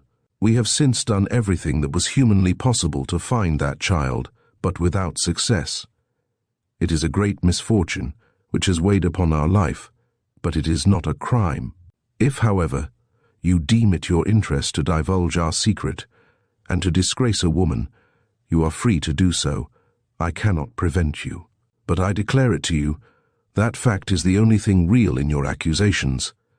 You say that your father has been duped and defrauded. From whom did you get such an idea?" "From Marcolet, doubtless, a man without character, who has become my mortal enemy since the day when he tried a sharp game on me and came out second best. Or from Costeclar, perhaps, who does not forgive me for having refused him my daughter's hand, and who hates me because I know that he committed forgery once, and that he would be in prison but for your father's extreme indulgence. Well, Costeclar and Marcolet have deceived you. If the Marquis de Tregars ruined himself, it is because he undertook a business that he knew nothing about, and speculated right and left. It does not take long to sink a fortune, even without the assistance of thieves. As to pretend that I have benefited by the embezzlements of my cashier, that is simply stupid, and there can be no one to suggest such a thing except Jotres and St. Pavin, 2 scoundrels whom I have had 10 times the opportunity to send to prison, and who are the accomplices of Favoral. Besides, the matter is in the hands of justice, and I shall prove in the broad daylight of the courtroom, as I have already done in the office of the examining judge, that, to save the Mutual Credit, I have sacrificed more than half my private fortune." Tired of this speech, the evident object of which was to lead him to discuss, and to betray himself. "Conclude, sir," Monsieur de Tregars interrupted harshly, still in the same placid tone. "To conclude is easy enough," replied the Baron. "My wife has told me that you are about to marry the daughter of my old cashier, a very handsome girl but without a sou. She ought to have a dowry. Sir, let us show our hands. I am in a critical position, you know it, and you are trying to take advantage of it. Very well, we can still come to an understanding. What would you say if I were to give to Emile Gilbert the dowry I intended for my daughter?" All de Tregars's blood rushed to his face. "Ah, not another word," he exclaimed with a gesture of unprecedented violence. But controlling himself almost at once, "I demand," he added, "my father's fortune. I demand that you should restore to the Mutual Credit Company the 12 millions which have been abstracted, and if not, then I shall apply to the courts." They remained for a moment face to face, looking into each other's eyes. Then, "What have you decided?" asked Mime de Tregars. Without perhaps suspecting that his offer was a new insult, "I will go as far as 1,500,000 francs, replied Mdethala, "and I pay cash. Is that your last word?" "It is. If I enter a complaint with the proofs in my hands, you are lost. We'll see about that. To insist further would have been puerile." "Very well, we'll see then," said Mem de Tregars. But as he walked out and got into his cab, which had been waiting for him at the door, he could not help wondering what gave the Baron de Thala so much assurance, and whether he was not mistaken in his conjectures. It was nearly 8 o'clock, and Maxence, Vincent Favoral, and Emile Gilbert must have been waiting for him with a feverish impatience. But he had eaten nothing since morning, and he stopped in front of one of the restaurants of the boulevard. He had just ordered his dinner, when a gentleman of a certain age, but active and vigorous still, of military bearing, wearing a moustache and a tan-coloured ribbon at his buttonhole, came to take a seat at the adjoining table. In less than 15 minutes, M. de Tregars had dispatched a bowl of soup and a slice of beef, and was hastening out, when his foot struck his neighbour's foot, without his being able to understand how it had happened. Though fully convinced that it was not his fault, he hastened to excuse himself, but the other began to talk angrily, and so loud that everybody turned around. Vexed as he was, Marius renewed his apologies. But the other, like those cowards who think they have found a greater coward than themselves, was pouring forth a torrent of the grossest insults. M. de Tregars was lifting his hand to administer a well-deserved correction, when suddenly the scene in the grand parlour of the Thaler mansion came back vividly to his mind. He saw again, as in the glass, the ill-looking man listening, with an anxious look, to Mdethala's propositions, and afterwards sitting down to write. "That's it!" he exclaimed, a multitude of circumstances occurring to his mind, which had escaped him at the moment, and, without further reflection, seizing his adversary by the throat, he threw him over on the table, holding him down with his knee. "I am sure he must have the letter about him," he said to the people who surrounded him. And in fact he did take from the side pocket of the villain a letter, which he unfolded, and commenced reading aloud. "I am waiting for you, my dear Major. Come quick, for the thing is pressing, a troublesome gentleman, who is to be made to keep quiet. It will be for you the matter of a sword thrust, and for us the occasion to divide a round amount. And that's why he picked a quarrel with me," added M. de Tregars. 2 waiters had taken hold of the villain, who was struggling furiously, and wanted to surrender him to the police. "What's the use?" said Marius. "I have his letter, that's enough. The police will find him when they want him." And, getting back into his cab, Rue St. Gilles, he ordered, and lively if possible. Chapter 38. In the Rue St. Gilles the hours were dragging, slow and gloomy. After Maxence had left to go and meet M. de Tregars, Mem Favoral and her daughter had remained alone with M. Chaplin, and had been compelled to bear the brunt of his wrath, and to hear his interminable complaints. He was certainly an excellent man, that old lawyer, and too just to hold Emile Gilberte or her mother responsible for Vincent Favoral's acts. He spoke the truth when he assured them that he had for them a sincere affection, and that they might rely upon his devotion. But he was losing 160,000 francs, and a man who loses such a large sum is naturally in bad humor, and not much disposed to optimism. The cruelest enemies of the poor women would not have tortured them so mercilessly as this devoted friend. He spared them not one sad detail of that meeting at the Mutual Credit Office, from which he had just come. He exaggerated the proud assurance of the manager, and the confiding simplicity of the stockholders. "That Baron de Thaler," he said to them, "is certainly the most impudent scoundrel and the cleverest rascal I have ever seen. You'll see that he'll get out of it with clean hands and full pockets. Whether or not he has accomplices, Vincent will be the scapegoat.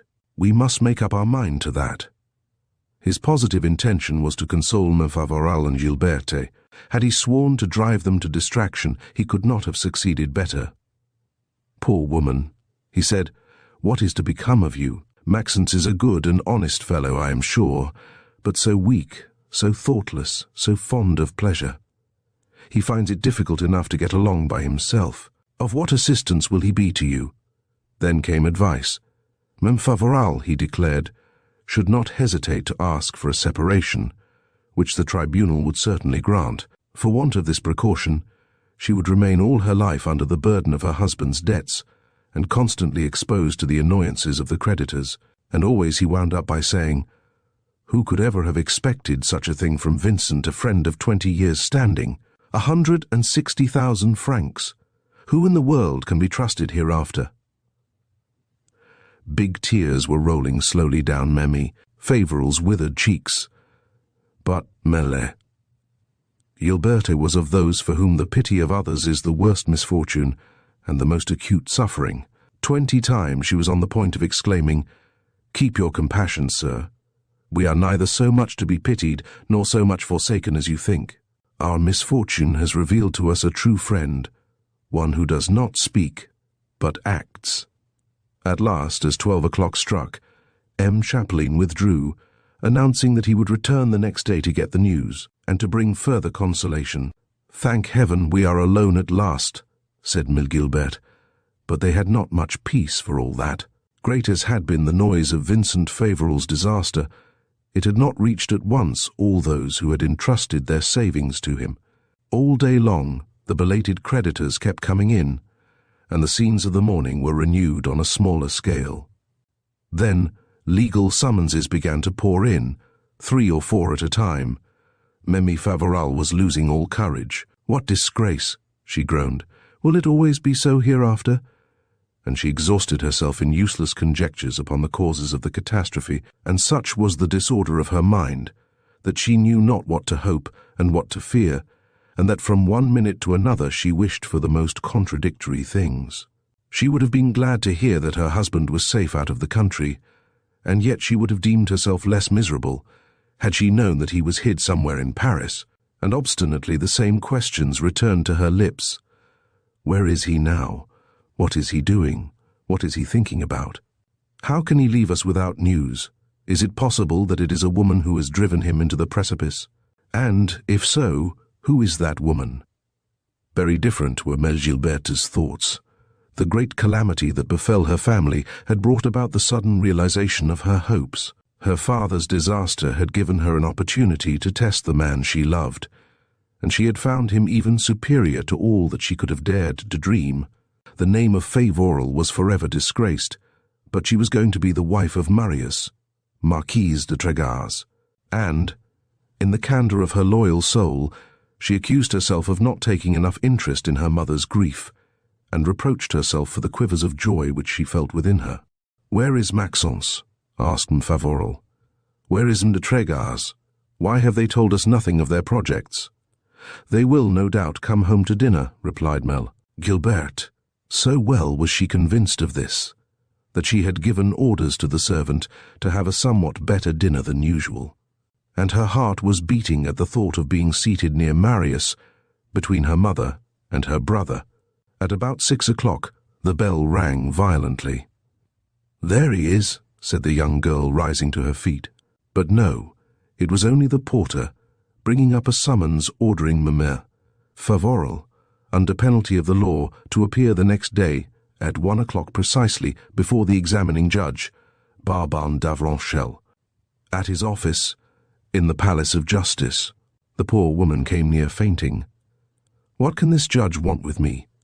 It ought to be forbidden to call a wife to testify against her husband, she said. M. de Tregars will tell you what to answer, Mamma, said Mlle Gilberte. Meantime, 7 o'clock came, then 8, and still neither Maxence nor M. de Tregars had come. Both mother and daughter were becoming anxious, when at last, a little before 9, they heard steps in the hall. Marius de Tregars appeared almost immediately. He was pale, and his face bore the trace of the crushing fatigues of the day, of the cares which oppressed him, of the reflections which had been suggested to his mind by the quarrel of which he had nearly been the victim a few moments since. "Maxence is not here?" he asked at once. "We have not seen him," answered Emile Gaboriau. He seemed so much surprised that Favoral was frightened. "What is the matter again, good God?" she exclaimed. "Nothing, madame," said M. de Tregars. "Nothing that should alarm you. Compelled, about 2 hours ago, to part from Maxence. I was to have met him here. Since he has not come, he must have been detained. I know where, and I will ask your permission to run and join him." He went out, but Emile Gilbert followed him in the hall, and taking his hand, "How kind of you," she began. "And how can we ever sufficiently thank you?" He interrupted her. "You owe me no thanks, my beloved, for, in what I am doing, there is more selfishness than you think. It is my own cause, more than yours, that I am defending. Anyway, everything is going on well." And without giving any more explanations, he started again. He had no doubt that Maxence, after leaving him, had run to the Hôtel des Folies to give to Lucien an account of the day's work. And, though somewhat annoyed that he had tarried so long, on second thought, he was not surprised. It was, therefore, to the Hôtel des Folies that he was going. Now that he had unmasked his batteries and begun the struggle, he was not sorry to meet Lucien. In less than 5 minutes he had reached the Boulevard du Temple. In front of the Fortin's narrow corridor, a dozen idlers were standing, talking. M. de Tregars was listening as he went along. "It is a frightful accident," said one, "such a pretty girl, and so young too." "As to me," said another, "it is the driver that I pity the most. For after all, if that pretty miss was in that carriage, it was for her own pleasure, whereas the poor coachman was only attending to his business." A confused presentiment oppressed M. de Tregars' heart. Addressing himself to one of those worthy citizens, "Have you heard any particulars?" Flattered by the confidence, "Certainly I have," he replied. "I didn't see the thing with my own proper eyes, but my wife did. It was terrible. The carriage, a magnificent private carriage too, came from the direction of the Madeleine. The horses had run away, and already there had been an accident in the Place du Château d'Eau, where an old woman had been knocked down. Suddenly, here, over there, opposite the toy shop, which is mine, by the way, the wheel of the carriage catches into the wheel of an enormous truck, and at once, palata! The coachman is thrown down, and so is the lady who was inside, a very pretty girl who lives in this hotel." Leaving there the obliging narrator, M. de Tregars rushed through the narrow corridor of the Hôtel des Folies. At the moment when he reached the yard, he found himself in presence of Maxence, pale, his head bare, his eyes wild, shaking with a nervous chill. The poor fellow looked like a madman. Noticing M. de Tregars, "Ah, my friend," he exclaimed, "what misfortune! Lucien? Dead, perhaps. The doctor will not answer for her recovery. I'm going to the druggist's to get a prescription." He was interrupted by the commissary of police, whose kind protection had hitherto preserved Emile. Lucien. He was coming out of the little room on the ground floor, which the Fortins used for an office, bedroom, and dining room. He had recognized Marius de Tregars, and coming up to him, he pressed his hand, saying, "Well, you know?"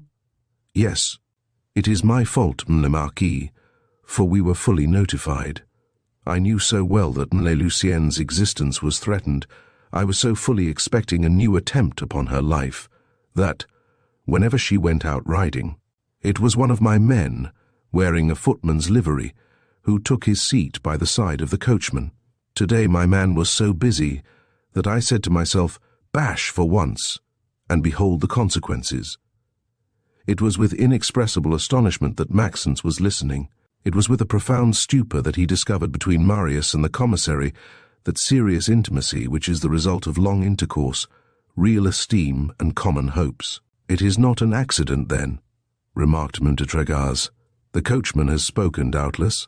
No, the wretch was killed on the spot." And, without waiting for another question, "But don't let us stay here," said the commissary. "Whilst Maxence runs to the drug-store, let us go into the Fortin's office." The husband was alone there, the wife being at that moment with Lucien. "Do me the favour to go and take a walk for about 15 minutes, said the commissary to him. "We have to talk, this gentleman and myself." Humbly, without a word, and like a man who does himself justice, Fortin slipped off. And at once it is clear, Marquis, it is manifest, that a crime has been committed. Listen, and judge for yourself. I was just rising from dinner, when I was notified of what was called our poor Lucien's accident. Without even changing my clothes, I ran. The carriage was lying in the street, broken to pieces. 2 policemen were holding the horses, which had been stopped. I inquire. I learn that Lucienne, picked up by Maxence, has been able to drag herself as far as the Hôtel des Folies, and that the driver has been taken to the nearest drugstore. Furious at my own negligence and tormented by vague suspicions, it is to the druggist's that I go first, and in all haste. The driver was in a back room, stretched on a mattress. His head having struck the angle of the curbstone, his skull was broken, and he had just breathed his last. It was, apparently, the annihilation of the hope which I had of enlightening myself by questioning this man. Nevertheless, I give orders to have him searched. No paper is discovered upon him to establish his identity, but in one of the pockets of his pantaloons, do you know what they find? 2 bank notes of 1,000 francs each, carefully wrapped up in a fragment of newspaper. De Tregarze had shuddered. "What a revelation," he murmured. It was not to the present circumstance that he applied that word, but the commissary naturally mistook him. "Yes," he went on, "it was a revelation. To me these 2,000 francs were worth a confession. They could only be the wages of a crime. So, without losing a moment, I jump into a cab and drive to Brion's. Everybody was upside down, because the horses had just been brought back. I question, and from the very first words, the correctness of my presumption is demonstrated to me. The wretch who had just died was not one of Brion's coachmen. This is what had happened. At 2 o'clock, when the carriage ordered by M. Van Klopen was ready to go for Emile, Lucien, they had been compelled to send for the driver and the footman, who had forgotten themselves drinking in a neighbouring wine shop, with a man who had called to see them in the morning. They were slightly under the influence of wine, but not enough so to make it imprudent to trust them with horses, and it was even probable that the fresh air would sober them completely. They had then started, but they had not gone very far, for one of their comrades had seen them stop the carriage in front of a wine shop, and join there the same individual with whom they had been drinking all the morning, and who was no other than the man who was killed. Wait. Having obtained this information, I get someone to take me to the wine shop, and I ask for the coachman and the footman from Brian's. They were there still, and they are shown to me in a private room, lying on the floor fast asleep. I try to wake them up, but in vain. I order to water them freely, but a pitcher of water thrown on their faces has no effect, save to make them utter an inarticulate groan. I guess at once what they have taken. I send for a physician, and I call on the wine merchant for explanations. It is his wife and his barkeeper who answer me. They tell me that, at about 2 o'clock, a man came in the shop, who stated that he was employed at Brian's, and who ordered 3 glasses for himself and 2 comrades, whom he was expecting. A few moments later, a carriage stops at the door, and the driver and the footman leave it to come in. They were in a great hurry, they said, and only wished to take 1 glass. They do take 3, one after another, then they order a bottle. They were evidently forgetting their horses, which they had given to hold to a commissionaire. Soon the man proposes a game. The others accept, and here they are, settled in the back room, knocking on the table for sealed wine. The game must have lasted at least 20 minutes. At the end of that time, the man who had come in first appeared, looking very much annoyed, saying that it was very unpleasant, that his comrades were dead drunk, that they will miss their work, and that the boss, who is anxious to please his customers, will certainly dismiss them. Although he had taken as much and more than the rest, he was perfectly steady, and after reflecting for a moment, "I have an idea," he says. "Friends should help each other, shouldn't they? I am going to take the coachman's livery and drive in his stead. I happen to know the customer they were going after. She is a very kind old lady, and I'll tell her a story to explain the absence of the footman." Convinced that the man is in Brion's employment, they have no objection to offer to this fine project.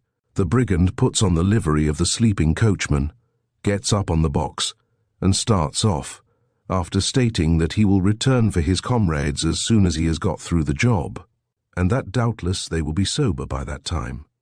M. de Tregars knew well enough the savoir-faire of the commissary not to be surprised at his promptness in obtaining precise information. Already he was going on. "Just as I was closing my examination, the doctor arrived.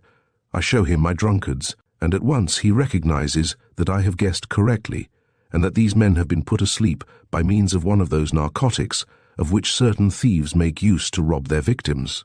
A potion which he administers to them by forcing their teeth open with a knife draws them from this lethargy. They open their eyes, and soon are in condition to reply to my questions. They are furious at the trick that has been played upon them. But they do not know the man. They saw him, they swear to me, for the first time that very morning, and they are ignorant even of his name." There was no doubt possible after such complete explanations. The commissary had seen correctly, and he proved it. It was not of a vulgar accident that Mallet Lucien had just been the victim, but of a crime laboriously conceived and executed with unheard-of audacity, of one of those crimes such as too many are committed, whose combinations 9 times out of 10 set aside even a suspicion and foil all the efforts of human justice. M. de Tregars knew now what had taken place, as clearly as if he had himself received the confession of the guilty parties. A man had been found to execute that perilous program, to make the horses run away, and then to run into some heavy wagon. The wretch was staking his life on that game, it being evident that the light carriage must be smashed in 1,000 pieces. But he must have relied upon his skill and his presence of mind to avoid the shock, to jump off safe and sound, whilst Millet. Lucien, thrown upon the pavement, would probably be killed on the spot. The event had deceived his expectations, and he had been the victim of his rascality, but his death was a misfortune. "Because now," resumed the commissary, "the thread is broken in our hands which would infallibly have led us to the truth. Who is it that ordered the crime and paid for it? We know it, since we know who benefits by the crime. But that is not sufficient. Justice requires something more than moral proofs. Living, this bandit would have spoken. His death ensures the impunity of the wretches of whom he was but the instrument." "Perhaps," said Mr. Tregars. And at the same time he took out of his pocket and showed the note found in Vincent Favoral's pocket-book, that note, so obscure the day before, now so terribly clear. "I cannot understand your negligence. You should get through with that Van Clopen affair, there is the danger." The commissary of police cast but a glance upon it, and replying to the objections of his old experience rather more than addressing himself to M. de Tregars, "There can be no doubt about it," he murmured. "It is to the crime committed today that these pressing recommendations relate, and, directed as they are to Vincent Favoral, they attest his complicity. It was he who had charge of finishing the Van Clopen affair. In other words, to get rid of Lucien. It was he, I'd wager my head, who had treated with the false coachman. He remained for over a minute absorbed in his own thoughts, then, 'But who is the author of these recommendations to Vincent Favoral? Do you know that, Monsieur le Marquis?' he said. They looked at each other, and the same name rose to their lips, the Baroness de Thaler. This name, however, they did not utter. The commissary had placed himself under the gas-burner which gave light to the Fortins' office, and adjusting his glasses, he was scrutinizing the note with the most minute attention, studying the grain and the transparency of the paper, the ink, and the handwriting. And at last, this note, he declared, cannot constitute a proof against its author. I mean an evident, material proof, such as we require to obtain from a judge an order of arrest. And as Marius was protesting, this note, he insisted, is written with the left hand, with common ink, on ordinary foolscap paper, such as is found everywhere. Now all left-hand writings look alike. Draw your own conclusions. But M. de Tregas did not give it up yet. Wait a moment, he interrupted. And briefly, though with the utmost exactness, he began telling his visit to the Thaler mansion, his conversation with Emile, Serene, then with the Baroness, and finally with the Baron himself. He described in the most graphic manner the scene which had taken place in the grand parlour between Memé, de Thaler, and a worse-than-suspicious-looking man. That scene, the secret of which had been revealed to him in its minutest details by the looking-glass. Its meaning was now as clear as day. This suspicious-looking man had been one of the agents in arranging the intended murder, hence the agitation of the Baroness when she had received his card, and her haste to join him. If she had started when he first spoke to her, it was because he was telling her of the successful execution of the crime. If she had afterwards made a gesture of joy, it was because he had just informed her that the coachman had been killed at the same time, and that she found herself thus rid of a dangerous accomplice. The commissary of police shook his head. "All this is quite probable," he murmured, "but that's all." Again M. de Tregas stopped him. "I have not done yet," he said, and he went on saying how he had been suddenly and brutally assaulted by an unknown man in a restaurant, how he had collared this abject scoundrel and taken out of his pocket a crushing letter, which left no doubt as to the nature of his mission. The commissary's eyes were sparkling. "That letter," he exclaimed, "that letter," and as soon as he had looked over it, "Ah, this time," he resumed, "I think that we have something tangible, a troublesome gentleman to keep quiet, the Marquis de Tregas, of course, who is on the right track. It will be for you the matter of a sword thrust. Naturally, dead men tell no tales. It will be for us the occasion of dividing a round amount. An honest trade." "Indeed." The good man was rubbing his hand with all his might. "At last we have a positive fact," he went on, "a foundation upon which to base our accusations. Don't be uneasy. That letter is going to place into our hands the scoundrel who assaulted you, who will make known the go-between, who himself will not fail to surrender the Baroness de Thaler. Lucien shall be avenged, if we could only now lay our hands on Vincent Favoral. But we'll find him yet. I set 2 fellows after him this afternoon who have a superior scent and understand their business." He was here interrupted by Maxence, who was returning all out of breath, holding in his hand the medicines which he had gone after. "I thought that druggist would never get through," he said, and regretting to have remained away so long, feeling uneasy and anxious to return upstairs. "Don't you wish to see Lucien?" he added, addressing himself to M. de Tregas rather more than to the commissary. For all answer, they followed him at once. A cheerless-looking place was Manly Lucien's room, without any furniture but a narrow iron bedstead, a dilapidated bureau, 4 straw-bottomed chairs and a small table. Over the bed and at the windows were white muslin curtains, with an edging that had once been blue, but had become yellow from repeated washings. Often Maxence had begged his friend to take a more comfortable lodging, and always she had refused. "We must economize," she would say. "This room does well enough for me, and, besides, I am accustomed to it."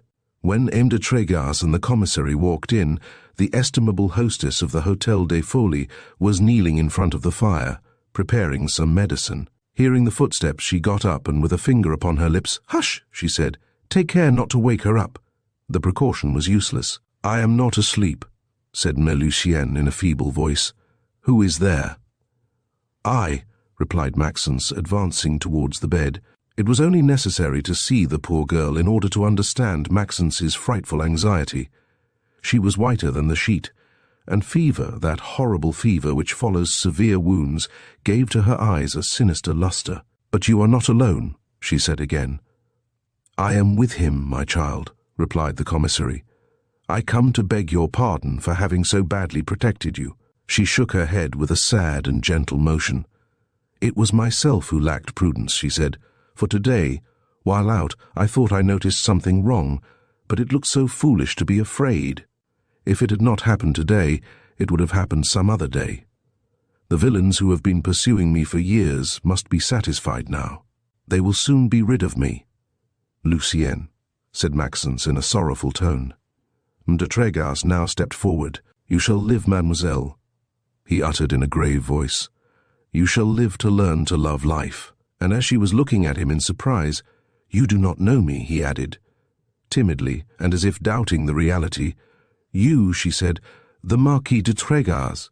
"Yes, mademoiselle, your brother." Had he had the control of events, Marius de Trégas would probably not have been in such haste to reveal this fact. But how could he control himself in presence of that bed where a poor girl was, perhaps, about to die, sacrificed to the terrors and to the cravings of the miserable woman who was her mother, to die at 20? Victim of the basest and most odious of crimes, how could he help feeling an intense pity at the sight of this unfortunate young woman who had endured everything that a human being can suffer, whose life had been but a long and painful struggle, whose courage had risen above all the woes of adversity, and who had been able to pass without a stain through the mud and mire of Paris? Besides, Marius was not one of those men who mistrust their first impulse, who manifest their emotion only for a purpose, who reflect and calculate before giving themselves up to the inspirations of their heart. Lucienne was the daughter of the Marquis de Trégas. Of that he was absolutely certain. He knew that the same blood flowed in his veins and in hers, and he told her so. He told her so, above all, because he believed her in danger, and he wished, were she to die, that she should have, at least, that supreme joy. Poor Lucienne! Never had she dared to dream of such happiness. All her blood rushed to her cheeks, and in a voice vibrating with the most intense emotion, "Ah, now yes," she uttered, "I would like to live." The commissary of police also felt moved. "Do not be alarmed, my child," he said in his kindest tone. "Before 2 weeks you will be up. M. de Trégas is a great physician." In the meantime she had attempted to raise herself on her pillow, and that simple effort had wrung from her a cry of anguish. "Dear me, how I do suffer!" "That's because you won't keep quiet, my darling," said Ma'am Fortin in a tone of gentle scolding. "Have you forgotten that the doctor has expressly forbidden you to stir?" Then, taking aside the commissary, Maxence, and M. de Trégas, she explained to them how imprudent it was to disturb Melee, Lucienne's rest. She was very ill, affirmed the worthy hostess, and her advice was that they should send for a sick nurse as soon as possible. She would have been extremely happy, of course, to spend the night by the side of her dear lodger, but unfortunately she could not think of it, the hotel requiring all her time and attention.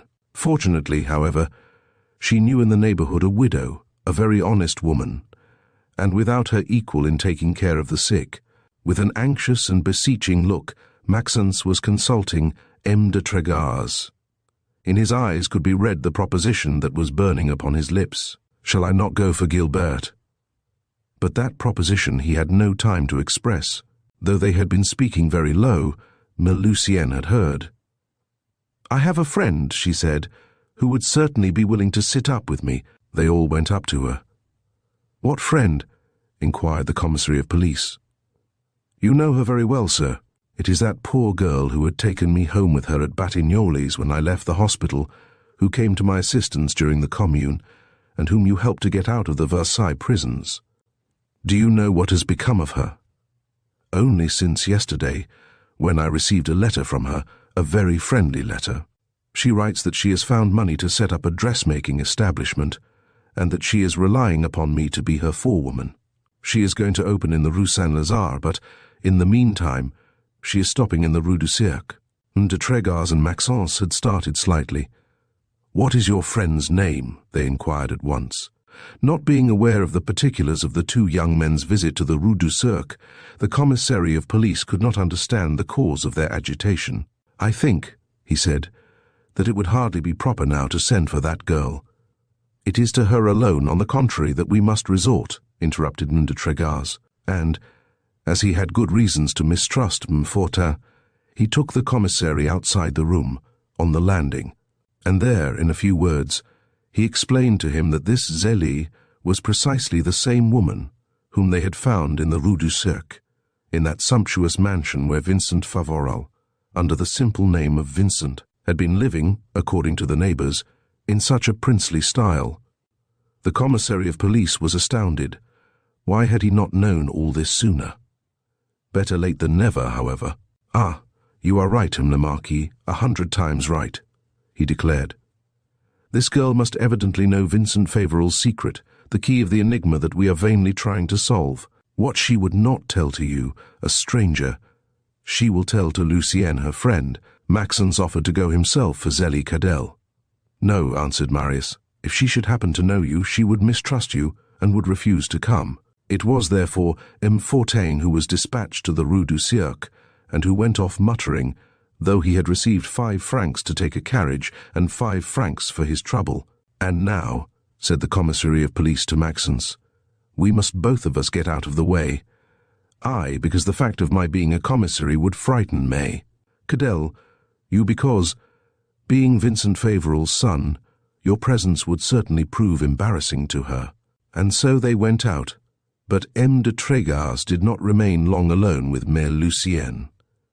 M. Fortin had had the delicacy not to tarry on the way.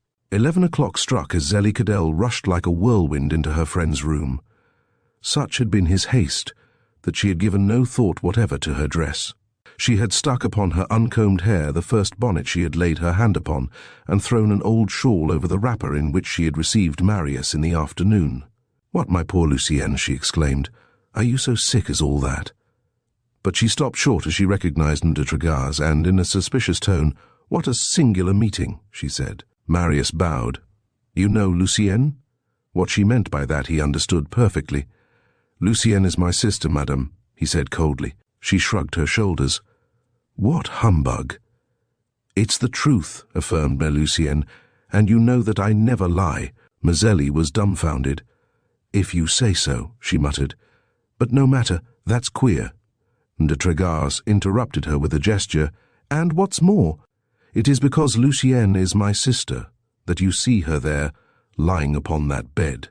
They attempted to murder her today. Oh, it was her mother who tried to get rid of her, so as to possess herself of the fortune which my father had left her, and there is every reason to believe that the snare was contrived by Vincent Favoral." Zélie did not understand very well, but when Marius and Lucienne had informed her of all, that it was useful for her to know. "Why," she exclaimed, "what a horrid rascal that old Vincent must be!" And, as M. de Trégas remained dumb, "This afternoon," she went on, "I didn't tell you any stories, but I didn't tell you everything either." She stopped, and after a moment of deliberation, "Well, I don't care for old Vincent," she said. "Ah, he tried to have Lucienne killed, did he? Well then, I'm going to tell everything I know. First of all, he wasn't anything to me. It isn't very flattering, but it is so. He has never kissed so much as the end of my finger. He used to say that he loved me, but that he respected me still more, because I looked so much like a daughter he had lost. Old humbug. And I believed him too. I did, upon my word, at least in the beginning. But I am not such a fool as I look. I found out very soon that he was making fun of me, and that he was only using me as a blind to keep suspicion away from another woman. From what woman? Ah, now I do not know. All I know is that she is married, that he is crazy about her, and that they are to run away together. Hasn't he gone, then? Cadel's face had become somewhat anxious, and for over a minute she seemed to hesitate. "Do you know," she said at last, "that my answer is going to cost me a lot. They have promised me a pile of money, but I haven't got it yet. And if I say anything, goodbye, I shan't have anything." De Trégas was opening his lips to tell her that she might rest easy on that score, but she cut him short. "Well, no," she said. "Old Vincent hasn't gone. He got up a comedy, so he told me to throw the lady's husband off the track. He sent off a whole lot of baggage by the railroad, but he stayed in Paris. And do you know where he is hid? In the Rue St. Lazare, of course, in the apartment that I hired 2 weeks ago." In a voice trembling with the excitement of almost certain success. "Would you consent to take me there?" asked Monsieur de Tregaz. "Whenever you like tomorrow." Chapter 39. As he left Lucien's room, "There is nothing more to keep me at the Hôtel des Folies," said the commissary of police to Maxence. "Everything possible will be done, and well done, by M. de Tregaz. I am going home, therefore, and I am going to take you with me. I have a great deal to do, and you'll help me." That was not exactly true, but he feared, on the part of Maxence, some imprudence which might compromise the success of Mr. Tregaz's mission. He was trying to think of everything to leave as little as possible to chance, like a man who has seen the best combined plans fail for want of a trifling precaution. Once in the yard, he opened the door of the lodge, where the Honourable Fortins, man and wife, were deliberating and exchanging their conjectures instead of going to bed, for they were wonderfully puzzled by all those events that succeeded each other, and anxious about all these goings and comings. "I am going home," the commissary said to them, "but before that listen to my instructions. You will allow no one, you understand, no one who is not known to you to go up to Emile, Lucien's room, and remember that I will admit of no excuse, and that you must not come and tell me afterwards, 'It isn't our fault, we can't see everybody that comes in,' and all that sort of nonsense." He was speaking in that harsh and imperious tone of which police agents have the secret, when they are addressing people who have, by their conduct, placed themselves under their dependence. "We are going to close our front door," replied the estimable hotel keepers. "We will comply strictly with your orders. I trust so, because, if you should disobey me, I should hear it, and the result would be a serious trouble to you. Besides your hotel being unmercifully closed up, you would find yourselves implicated in a very bad piece of business." The most ardent curiosity could be read in Mifortin's little eyes. "I understood at once," she began, "that something extraordinary was going on." But the commissary interrupted her. "I have not done yet. It may be that tonight or tomorrow someone will call and inquire how Lucien is, and then you will answer that she is as bad as possible, and that she has neither spoken a word nor recovered her senses since the accident, and that she will certainly not live through the day." The effort which Mifortin made to remain silent gave, better than anything else, an idea of the terror with which the commissary inspired her. "That is not all," he went on. "As soon as the person in question has started off, you will follow him, without affectation, as far as the street door, and you will point him out with your finger here like that, to one of my agents, who will happen to be on the boulevard, and suppose he should not be there. He shall be there. You can make yourself easy on that score."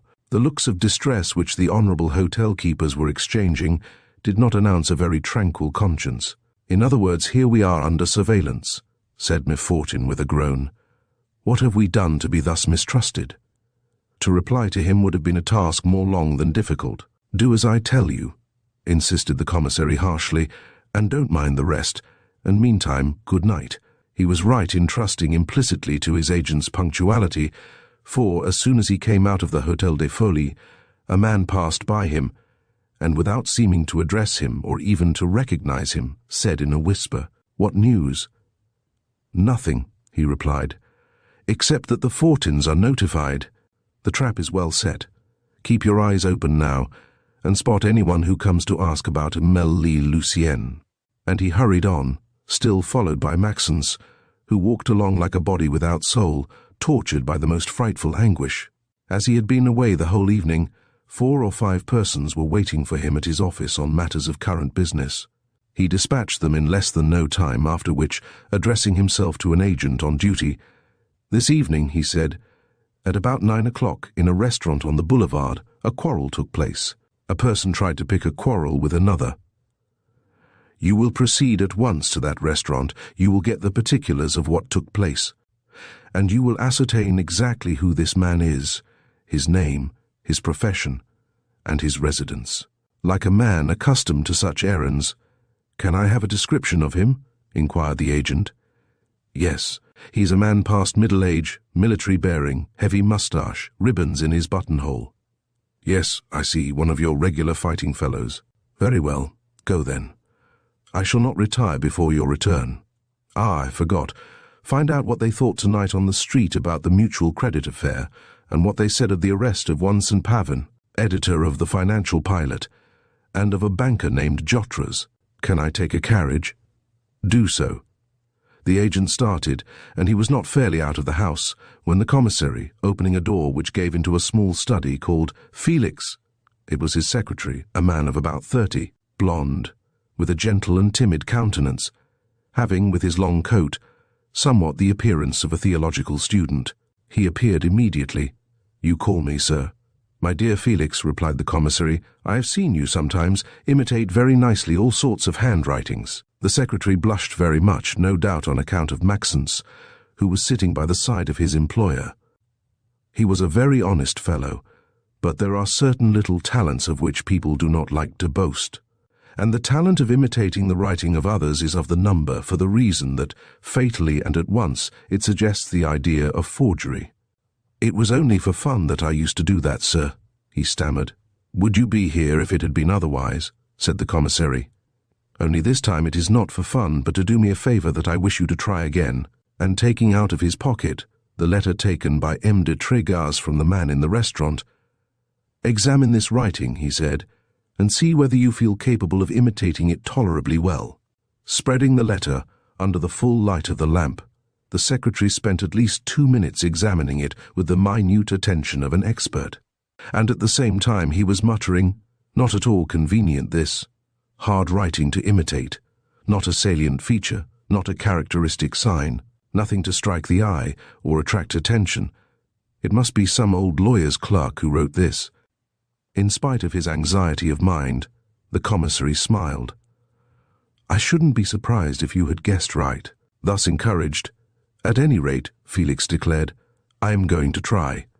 He took a pen, and after trying a dozen times, "How is this?" he asked, holding out a sheet of paper. The commissary carefully compared the original with the copy.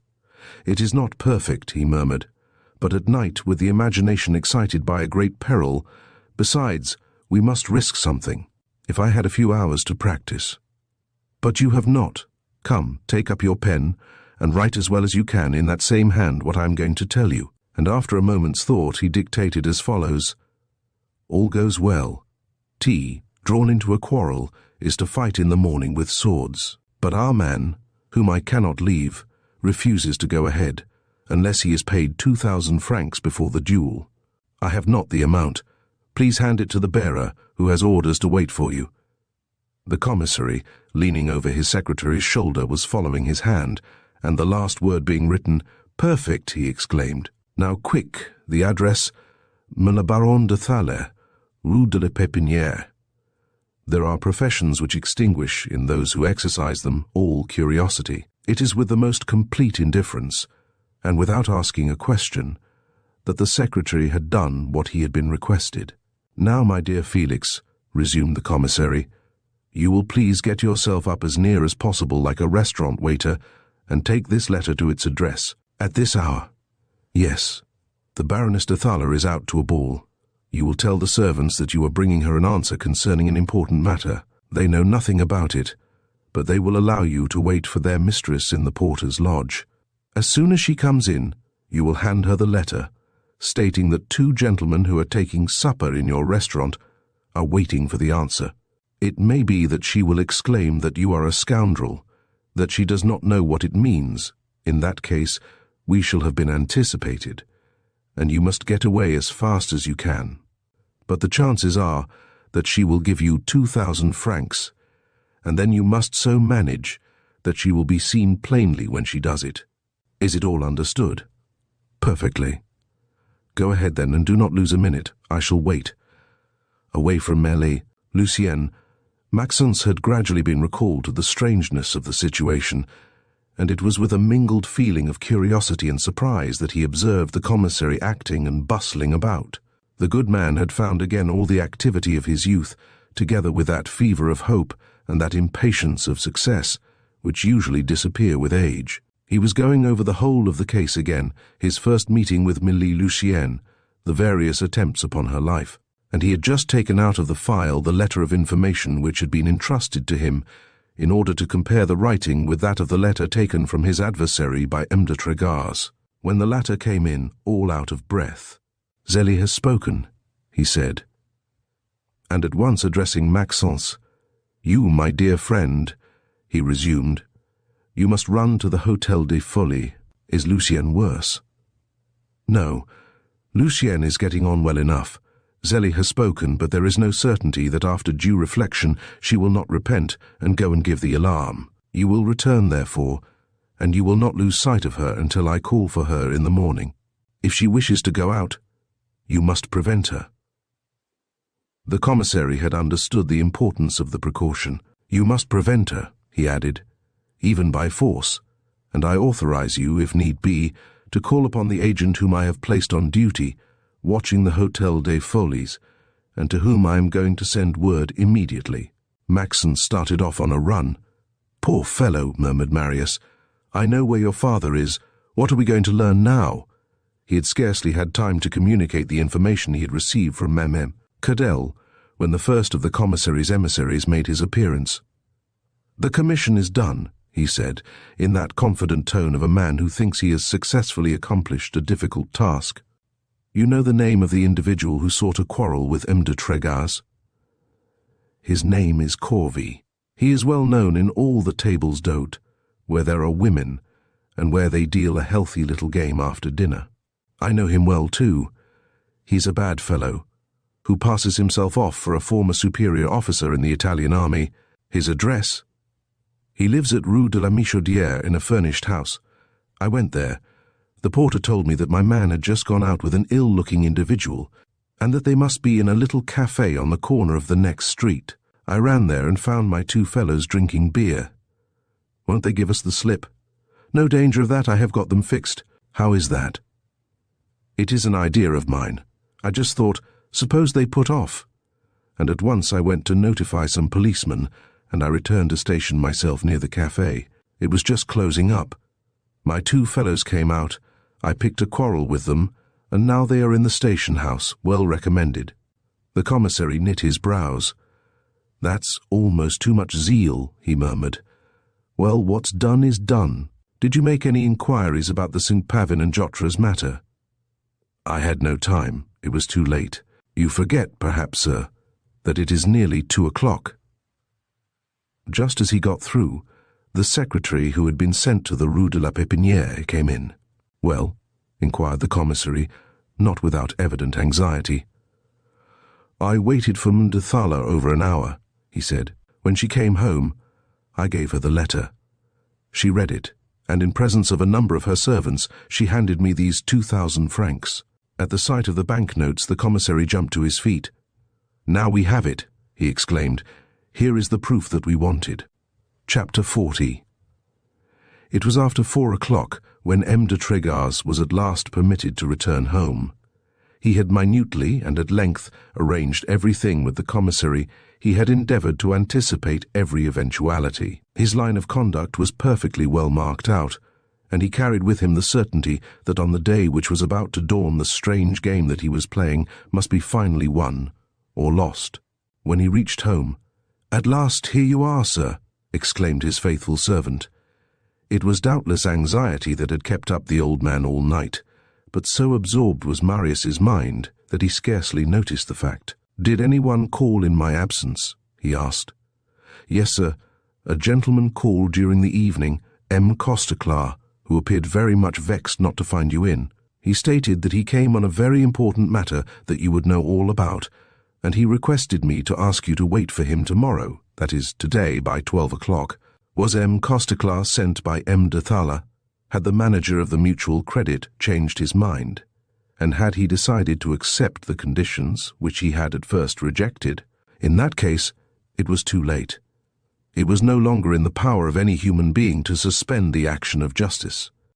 Without giving any further thought to that visit, "I am worn out with fatigue," said Trégas, "and I am going to lie down. At 8 o'clock precisely you will call me." But it was in vain that he tried to find a short respite in sleep. For 48 hours his mind had been taxed beyond measure. His nerves had been wrought up to an almost intolerable degree of exaltation. As soon as he closed his eyes, It was with a merciless precision that his imagination presented to him all the events which had taken place since that afternoon in the Place Royale, when he had ventured to declare his love to Mère Gilberte.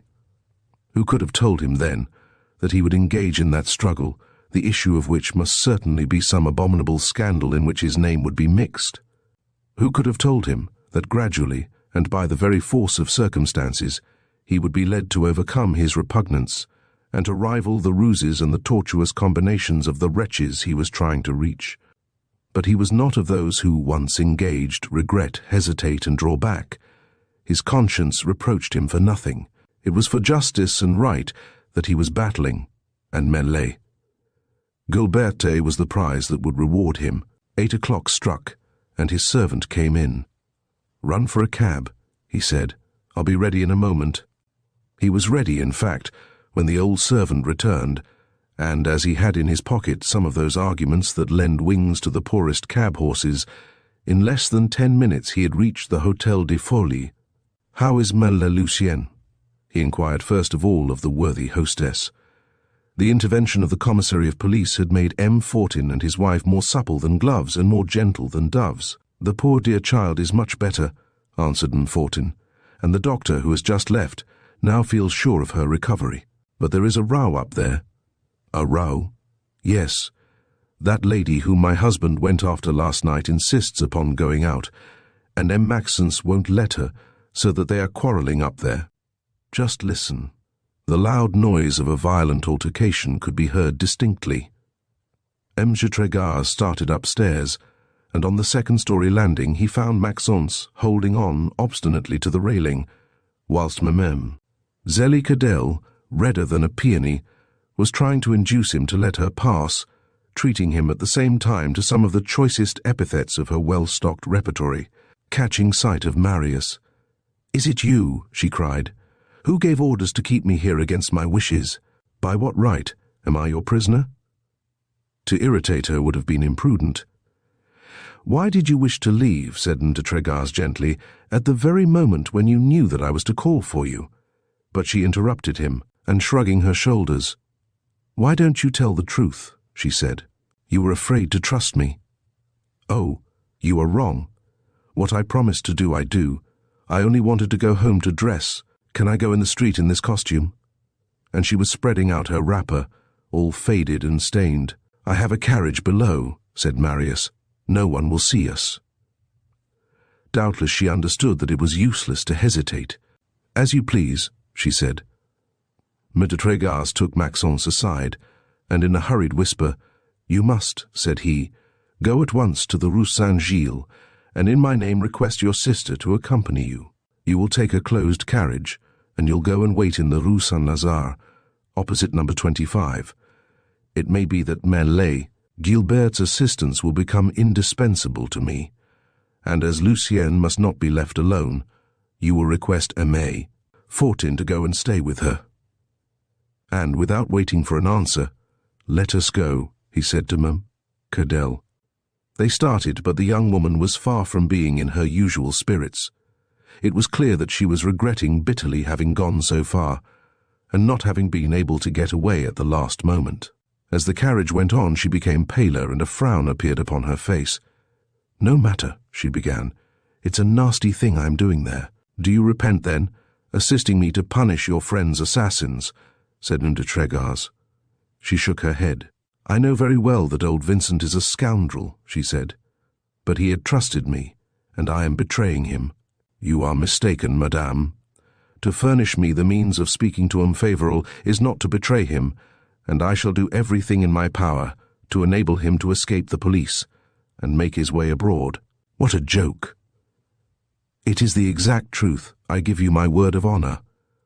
She seemed to feel easier, and when the carriage turned into the Rue Saint-Lazare, "Let us stop a moment," she said. "Why?" "So that I can buy old Vincent's breakfast. He can't go out to eat, of course, and so I have to take all his meals to him." Marius's mistrust was far from being dissipated, and yet he did not think it prudent to refuse, promising himself, however, not to lose sight of Zélie. He followed her, therefore, to the baker's and the butcher's, and when she had done her marketing, he entered with her the house of modest appearance where she had her apartment. They were already going upstairs when the porter ran out of his lodge. "Madame," he said, "Madame, Madame." Cadell stopped. "What is the matter?" "A letter for you." "For me?" "Here it is. A lady brought it less than 5 minutes ago. Really, she looked annoyed not to find you in. But she is going to come back. She knew you were to be here this morning." Maître Tregas had also stopped. "What kind of a looking person was this lady?" he asked. "Dressed all in black with a thick veil on her face." "All right, I thank you." The porter returned to his lodge. Zélie broke the seal. The first envelope contained another, upon which she spelt, for she did not read very fluently, to be handed to Monsieur Vincent. "Someone knows that he's hiding here," she said in a tone of utter surprise. "Who can it be?" "Who? Why, the woman whose reputation Emile Favoral was so anxious to spare when he put you in the Rue St house. There was nothing that irritated the young woman so much as this idea." "You are right," she said. "What a fool he made of me, the old rascal. But never mind. I am going to pay him for it now." Nevertheless, when she reached her story, the third, and at the moment of slipping the key into the keyhole, she again seemed perplexed.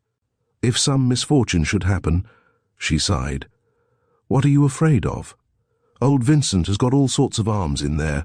He has sworn to me that the first person who forced his way into the apartments, he would kill him like a dog. Suppose he should fire at us?" She was afraid, terribly afraid. She was livid, and her teeth chattered. "Let me go first," suggested Maître Tregas. "No, only, if you were a good fellow, you would do what I'm going to ask you. Say, will you?" "If it can be done." "Oh, certainly. Here is the thing. We'll go in together, but you must not make any noise. There is a large closet with glass doors, from which everything can be heard and seen that goes on in the large room. You'll get in there. I'll go ahead and draw out old Vincent into the parlour, and at the right moment, vilain, you appear." It was, after all, quite reasonable. "Agreed," said Marius. "Then," she said, "everything will go on right. The entrance of the closet with the glass doors is on the right as you go in. Come along now, and walk easy." And she opened the door. Chapter 41. The apartment was exactly as described by Mme. Cadell. In the dark and narrow antechamber, 3 doors opened on the left, that of the dining room. In the centre, that of a parlour and bedroom which communicated, on the right, that of the closet. Monsieur de Tregas slipped in noiselessly through the latter, and at once recognized that Zélie had not deceived him, and that he would see and hear everything that went on in the parlour. He saw the young woman walk into it. She laid her provisions down upon the table and called, "Vincent!" The former cashier of the Mutual Credit appeared at once, coming out of the bedroom. He was so changed that his wife and children would have hesitated in recognizing him. He had cut off his beard, pulled out almost the whole of his thick eyebrows, and covered his rough and straight hair under a brown curly wig. He wore patent leather boots, wide pantaloons, and one of those short jackets of rough material, and with broad sleeves which French elegance has borrowed from English stable boys. He tried to appear calm, careless, and playful, but the contraction of his lips betrayed a horrible anguish, and his look had the strange mobility of the wild beast's eye, when, almost at bay, they stop for a moment, listening to the barking of the hounds. "I was beginning to fear that you would disappoint me," he said to Zélie. "It took me some time to buy your breakfast. And is that all that kept you?" "The porter detained me too, to hand me a letter in which I found one for you. Here it is." "A letter!" exclaimed Vincent Favoral, and snatching it from her, he tore off the envelope, but he had scarcely looked over it, when he crushed it in his hand, exclaiming, "It is monstrous! It is a mean, infamous treason." He was interrupted by a violent ringing of the doorbell. "Who can it be?" stammered Mme. Cadell. "I know who it is," replied the former cashier. "Open!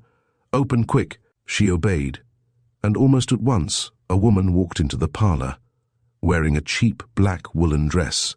With a sudden gesture, she threw off her veil, and M. de Tregas recognized the Baroness de Thala.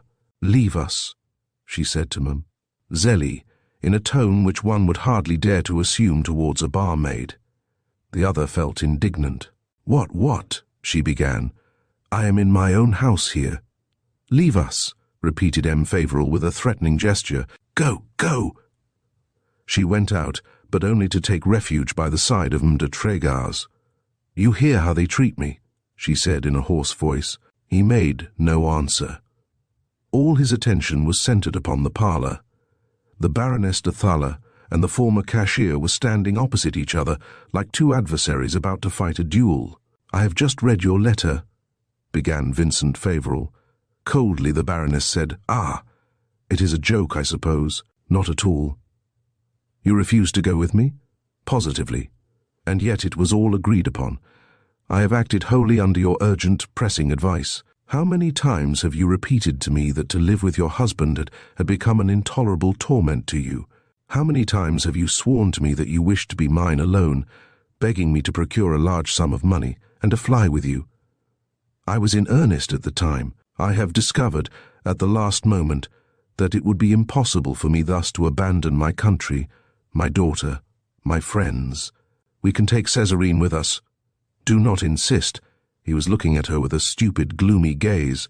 Then, he stammered, those tears, those prayers, those oaths. I have reflected. It is not possible. If you spoke the truth, you would not be here. I am here to make you understand that we must give up projects which cannot be realized. There are some social conventionalities which cannot be torn up. As if he scarcely understood what she said, he repeated, social conventionalities, and suddenly falling at May, de Thaler's feet, his head thrown back and his hands clasped together. You lie, he said. Confess that you lie, and that it is a final trial which you are imposing upon me. Or else have you, then, never loved me? That's impossible. I would not believe you if you were to say so. A woman who does not love a man cannot be to him what you have been to me. She does not give herself up thus so joyously and so completely. Have you, then, forgotten everything? Is it possible that you do not remember those divine evenings in the Rue St? Those nights, the mere thought of which fires my brain and consumes my blood. He was horrible to look at, horrible and ridiculous at the same time. As he wished to take M. de Thaler's hands, she stepped back, and he followed her, dragging himself on his knees. Where could you find, he continued, a man to worship you like me, with an ardent, absolute, blind, mad passion? With what can you reproach me? Have I not sacrificed to you without a murmur everything that a man can sacrifice here? Below, fortune, family, honor, to supply your extravagance, to anticipate your slightest fancies, to give you gold to scatter by the handful. Did I not leave my own family struggling with poverty? I would have snatched bread from my children's mouths in order to purchase roses to scatter under your footsteps, and for years did ever a word from me betray the secret of our love. What have I not endured? You deceived me. I knew it, and I said nothing. Upon a word from you, I stepped aside before him whom your caprice made happy for a day. You told me, steal, and I stole. You told me, kill, and I tried to kill. Fly. A man who has 1,200,000 francs in gold, banknotes, and good securities can always get along. And my wife and children. Maxence is old enough to help his mother. Gilbert will find a husband, depend upon it. Besides, what's to prevent you from sending them money? They would refuse it. You will always be a fool, my dear. To Vincent Favoral's first stupor and miserable weakness now succeeded a terrible passion. All the blood had left his face. His eyes was flashing. Then, he resumed, all is really over. Of course. Then I have been duped like the rest, like that poor Marquis de Trégar's, whom you had made mad also. But he at least saved his honor, whereas I have no excuse, for I should have known. I knew that you were but the bait which the Baron de Thaler held out to his victims. He waited for an answer, but she maintained a contemptuous silence. Then you think, he said with a threatening laugh, that it will all end that way. What can you do? There is such a thing as justice, I imagine, and judges too. I can give myself up and reveal everything. She shrugged her shoulders. That would be throwing yourself into the wolf's mouth for nothing, she said. You know better than anyone else that my precautions are well enough taken to defy anything you can do or say. I have nothing to fear. Are you quite sure of that?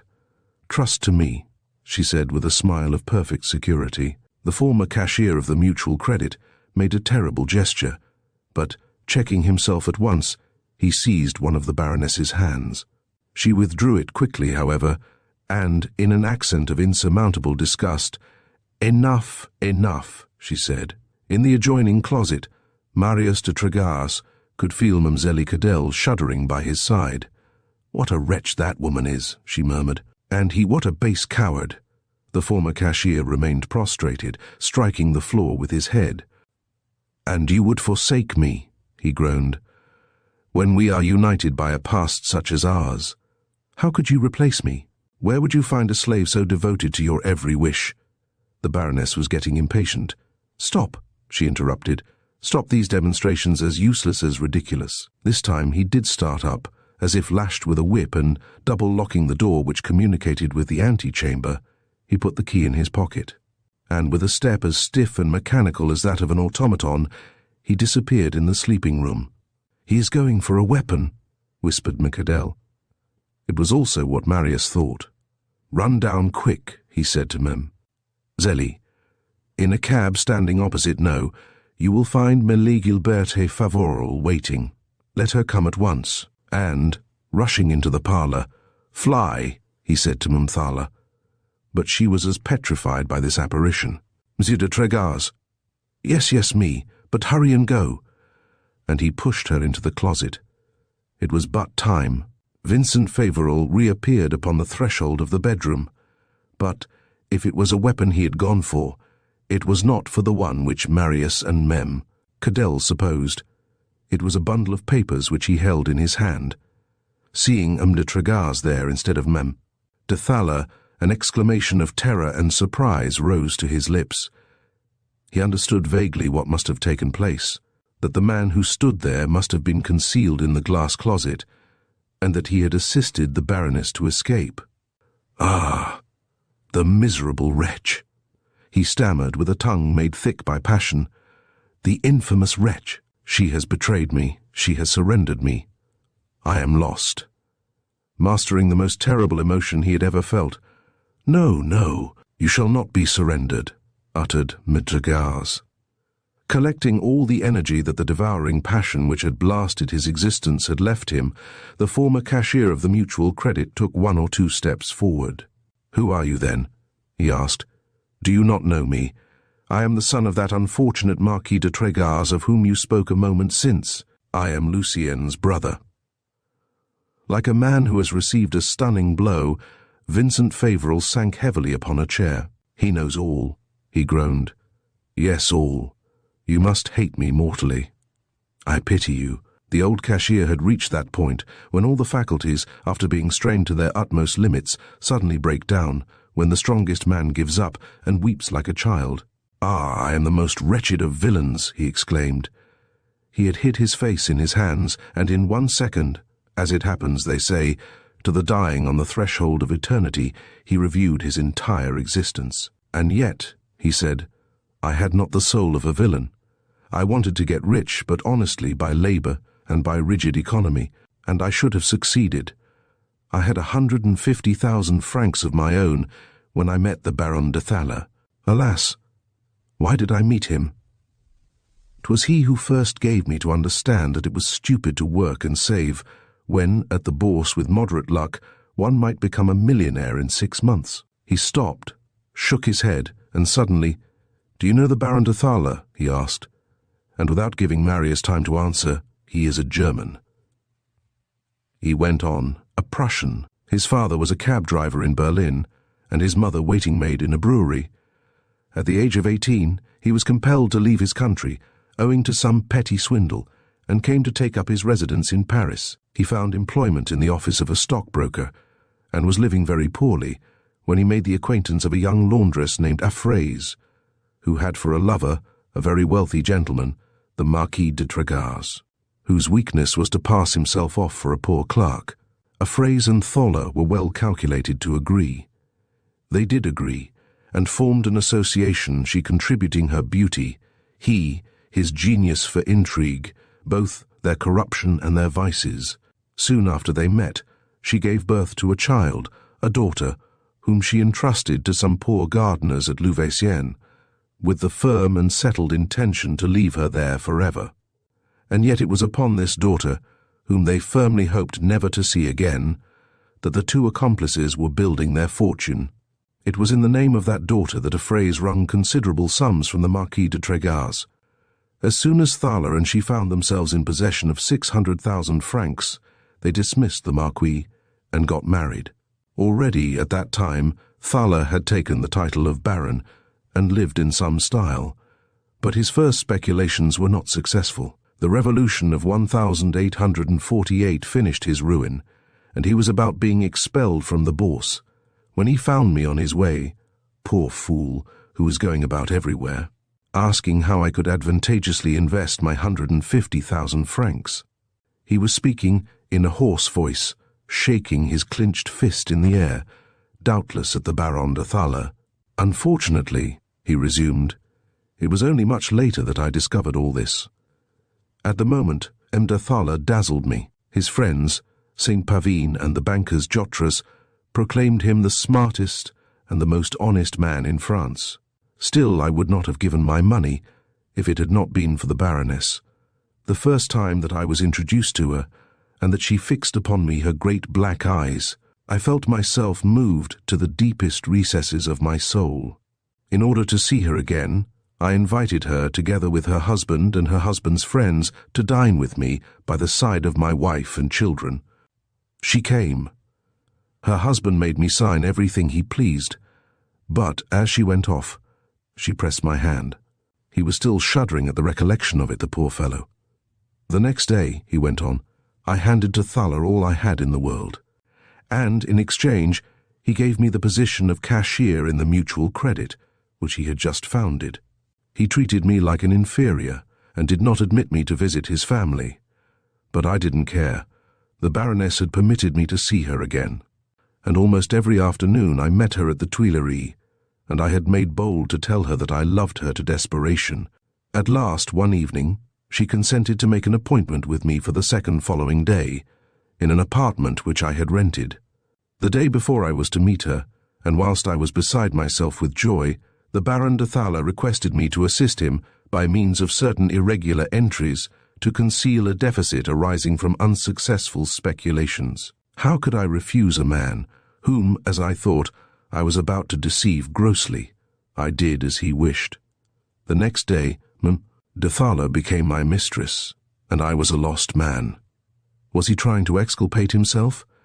Was he merely yielding to that imperious sentiment, more powerful than the will or the reason, which impels the criminal to reveal the secret which oppresses him?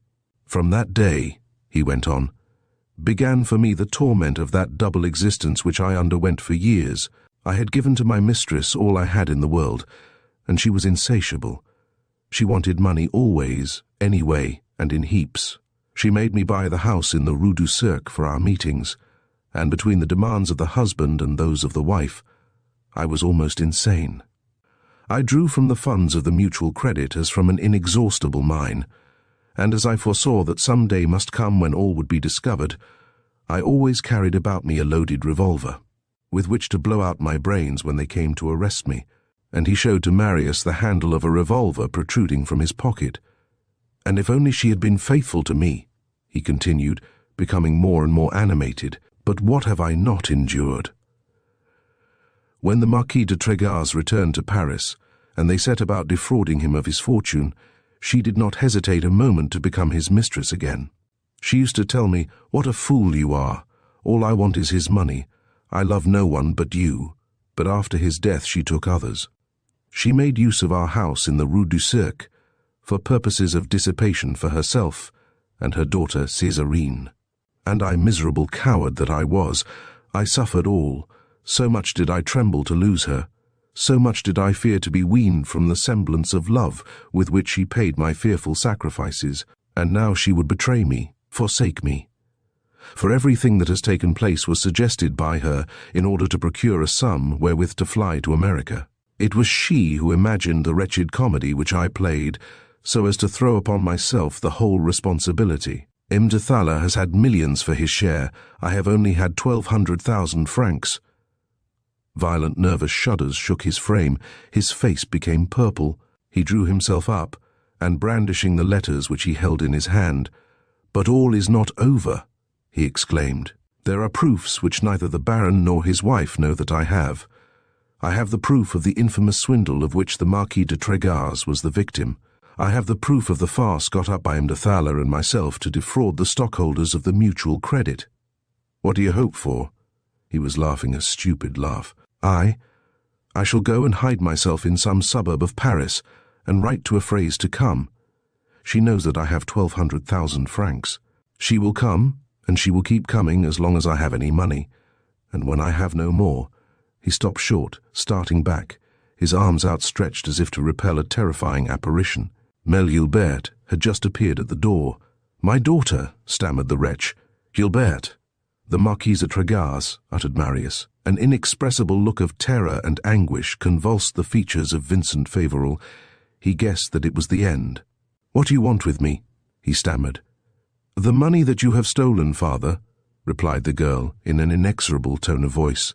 "The 1,200,000 francs which you have here, then the proofs which are in your hands, and finally your weapons." He was trembling from head to foot. "Take away my money," he said. "Why, that would be compelling me to give myself up. Do you wish to see me in prison?" "The disgrace would fall back upon your children, sir," said M. de Tregaz. "We shall, on the contrary, do everything in the world to enable you to evade the pursuit of the police." "Well, yes then. But tomorrow I must write to a phrase. I must see her." "You have lost your mind, father," said Mel. "Gilbert." "Come, do as I ask you." He drew himself up to his full height. "And suppose I refuse?" But it was the last effort of his will. He yielded, though not without an agonizing struggle, and gave up to his daughter the money, the proofs and the arms. And as she was walking away, leaning on de Tregaz's arm, "But send me your mother at least," he begged. "She will understand me. She will not be without pity. She is my wife. Let her come quick. I will not. I cannot remain alone." Chapter 42. It was with convulsive haste that the Baroness de Thala went over the distance that separated the Rue Saint-Lazare from the Rue de la Pépinière. The sudden intervention of M. de Tregaz had upset all her ideas. The most sinister presentiments agitated her mind. In the courtyard of her residence, all the servants, gathered in a group, were talking. They did not take the trouble to stand aside to let her pass, and she even noticed some smiles and ironical gigglings. This was a terrible blow to her. What was the matter? What had they heard? In the magnificent vestibule, a man was sitting as she came in. It was the same suspicious character that Marius de Tregaz had seen in the grand parlour, in close conference with the Baroness. "Bad news," he said with a sheepish look. "What? That little Lucienne must have her soul riveted to her body. She is only wounded, and she'll get over it. Never mind Lucienne. What about M. de Tregaz?" "Oh, he's another sharp one. Instead of taking up our man's provocation, he collared him and took away from him the note I had sent him." M. de Thala started violently. "What is the meaning, then," she asked, "of your letter of last night, in which you requested me to hand 2,000 francs to the bearer?" The man became pale as death. "You received a letter from me," he stammered. "Last night?" "Yes, from you, and I gave the money." The man struck his forehead. "I understand it all," he exclaimed. "What?" "They wanted proofs. They imitated my handwriting, and you swallowed the bait. That's the reason why I spent the night in the station house. And if they let me go this morning, it was to find out where I'd go. I have been followed. They are shadowing me. We are gone up, mon le baron. Sauve qui peut." And he ran out. More agitated than ever, M. de Thala went upstairs. In the little red and gold parlour, the Baron de Thala and Emile, Serene, were waiting for her. Stretched upon an armchair, her legs crossed, the tip of her boot on a level with her eye, Mele. Serene, with a look of ironical curiosity, was watching her father, who, livid and trembling with nervous excitement, was walking up and down like a wild beast in his cage. As soon as the Baroness appeared, "Things are going badly," said her husband. "Very badly. Our game is devilishly compromised." "You think so?" "I am but too sure of it. Such a well-combined stroke, too. But everything is against us." In presence of the examining magistrate, Jotras held out well, but St. Pavin spoke. That dirty rascal was not satisfied with the share allotted to him. On the information furnished by him, Costeclar was arrested this morning. And Costeclar knows all, since he has been your confidant, Vincent Favoral's, and my own. When a man has, like him, 2 or 3 forgeries in his record, he is sure to speak. He will speak. Perhaps he has already done so, since the police has taken possession of Latterman's office, with whom I had organized the panic and the tumble in the mutual credit stock. What can we do to ward off this blow? With a surer glance than her husband, Methala had measured the situation. "Do not try to ward it off," she replied. "It would be useless." Because de Tregas has found Vincent Favoral, because at this very moment they are together arranging their plans. The Baron made a terrible gesture. "Ah, thunder and lightning," he exclaimed. "I always told you that this stupid fool, Favoral, would cause our ruin. It was so easy for you to find an occasion for him to blow his brains out. Was it so difficult for you to accept me de Tregas' offers?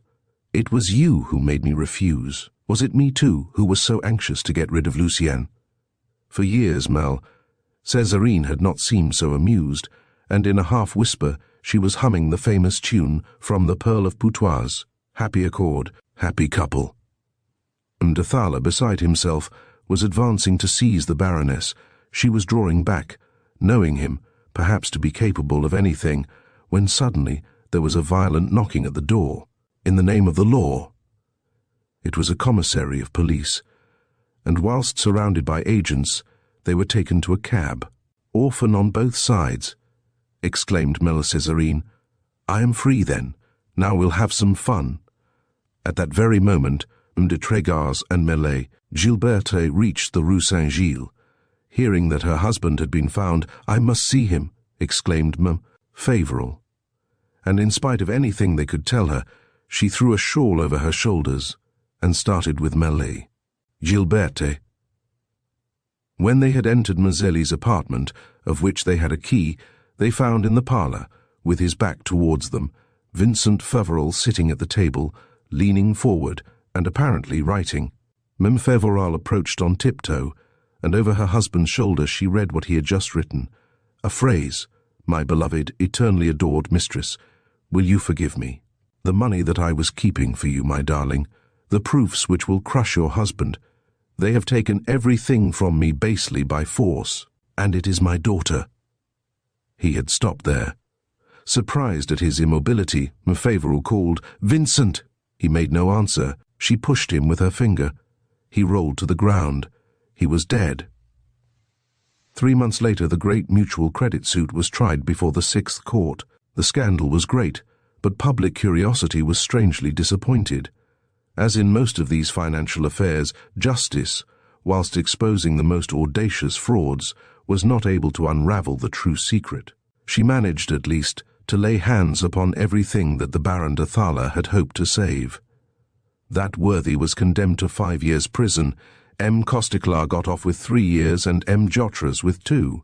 M. St. Pavin was acquitted.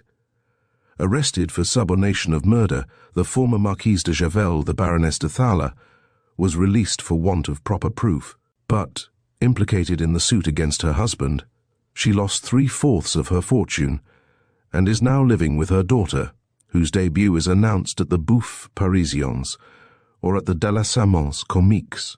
Already, before that time, Lucien, completely restored, had married Maxence Favoral. Of the 500,000 francs which were returned to her, she applied 300,000 to discharge the debts of her father-in-law, and with the rest, she induced her husband to emigrate to America. Paris had become odious to both.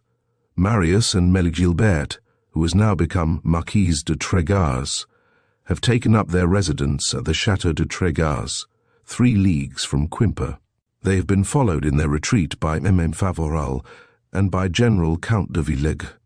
the greater portion of his father's fortune. Marius had applied to pay off all the personal creditors of the former cashier of the Mutual Credit, all the tradespeople, and also M. Chapelain, Old Man Desormeaux, and M. and MME, Desclavets.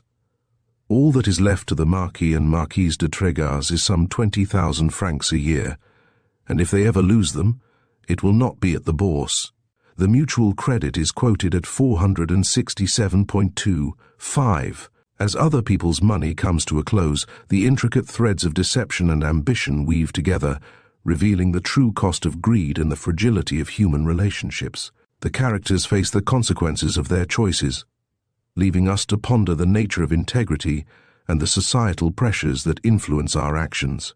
Gaboriau masterfully encapsulates the essence of a world where trust is a currency as valuable as gold. Thank you for joining us on this journey through the shadows of Parisian society, where every decision carries weight and every secret can change lives.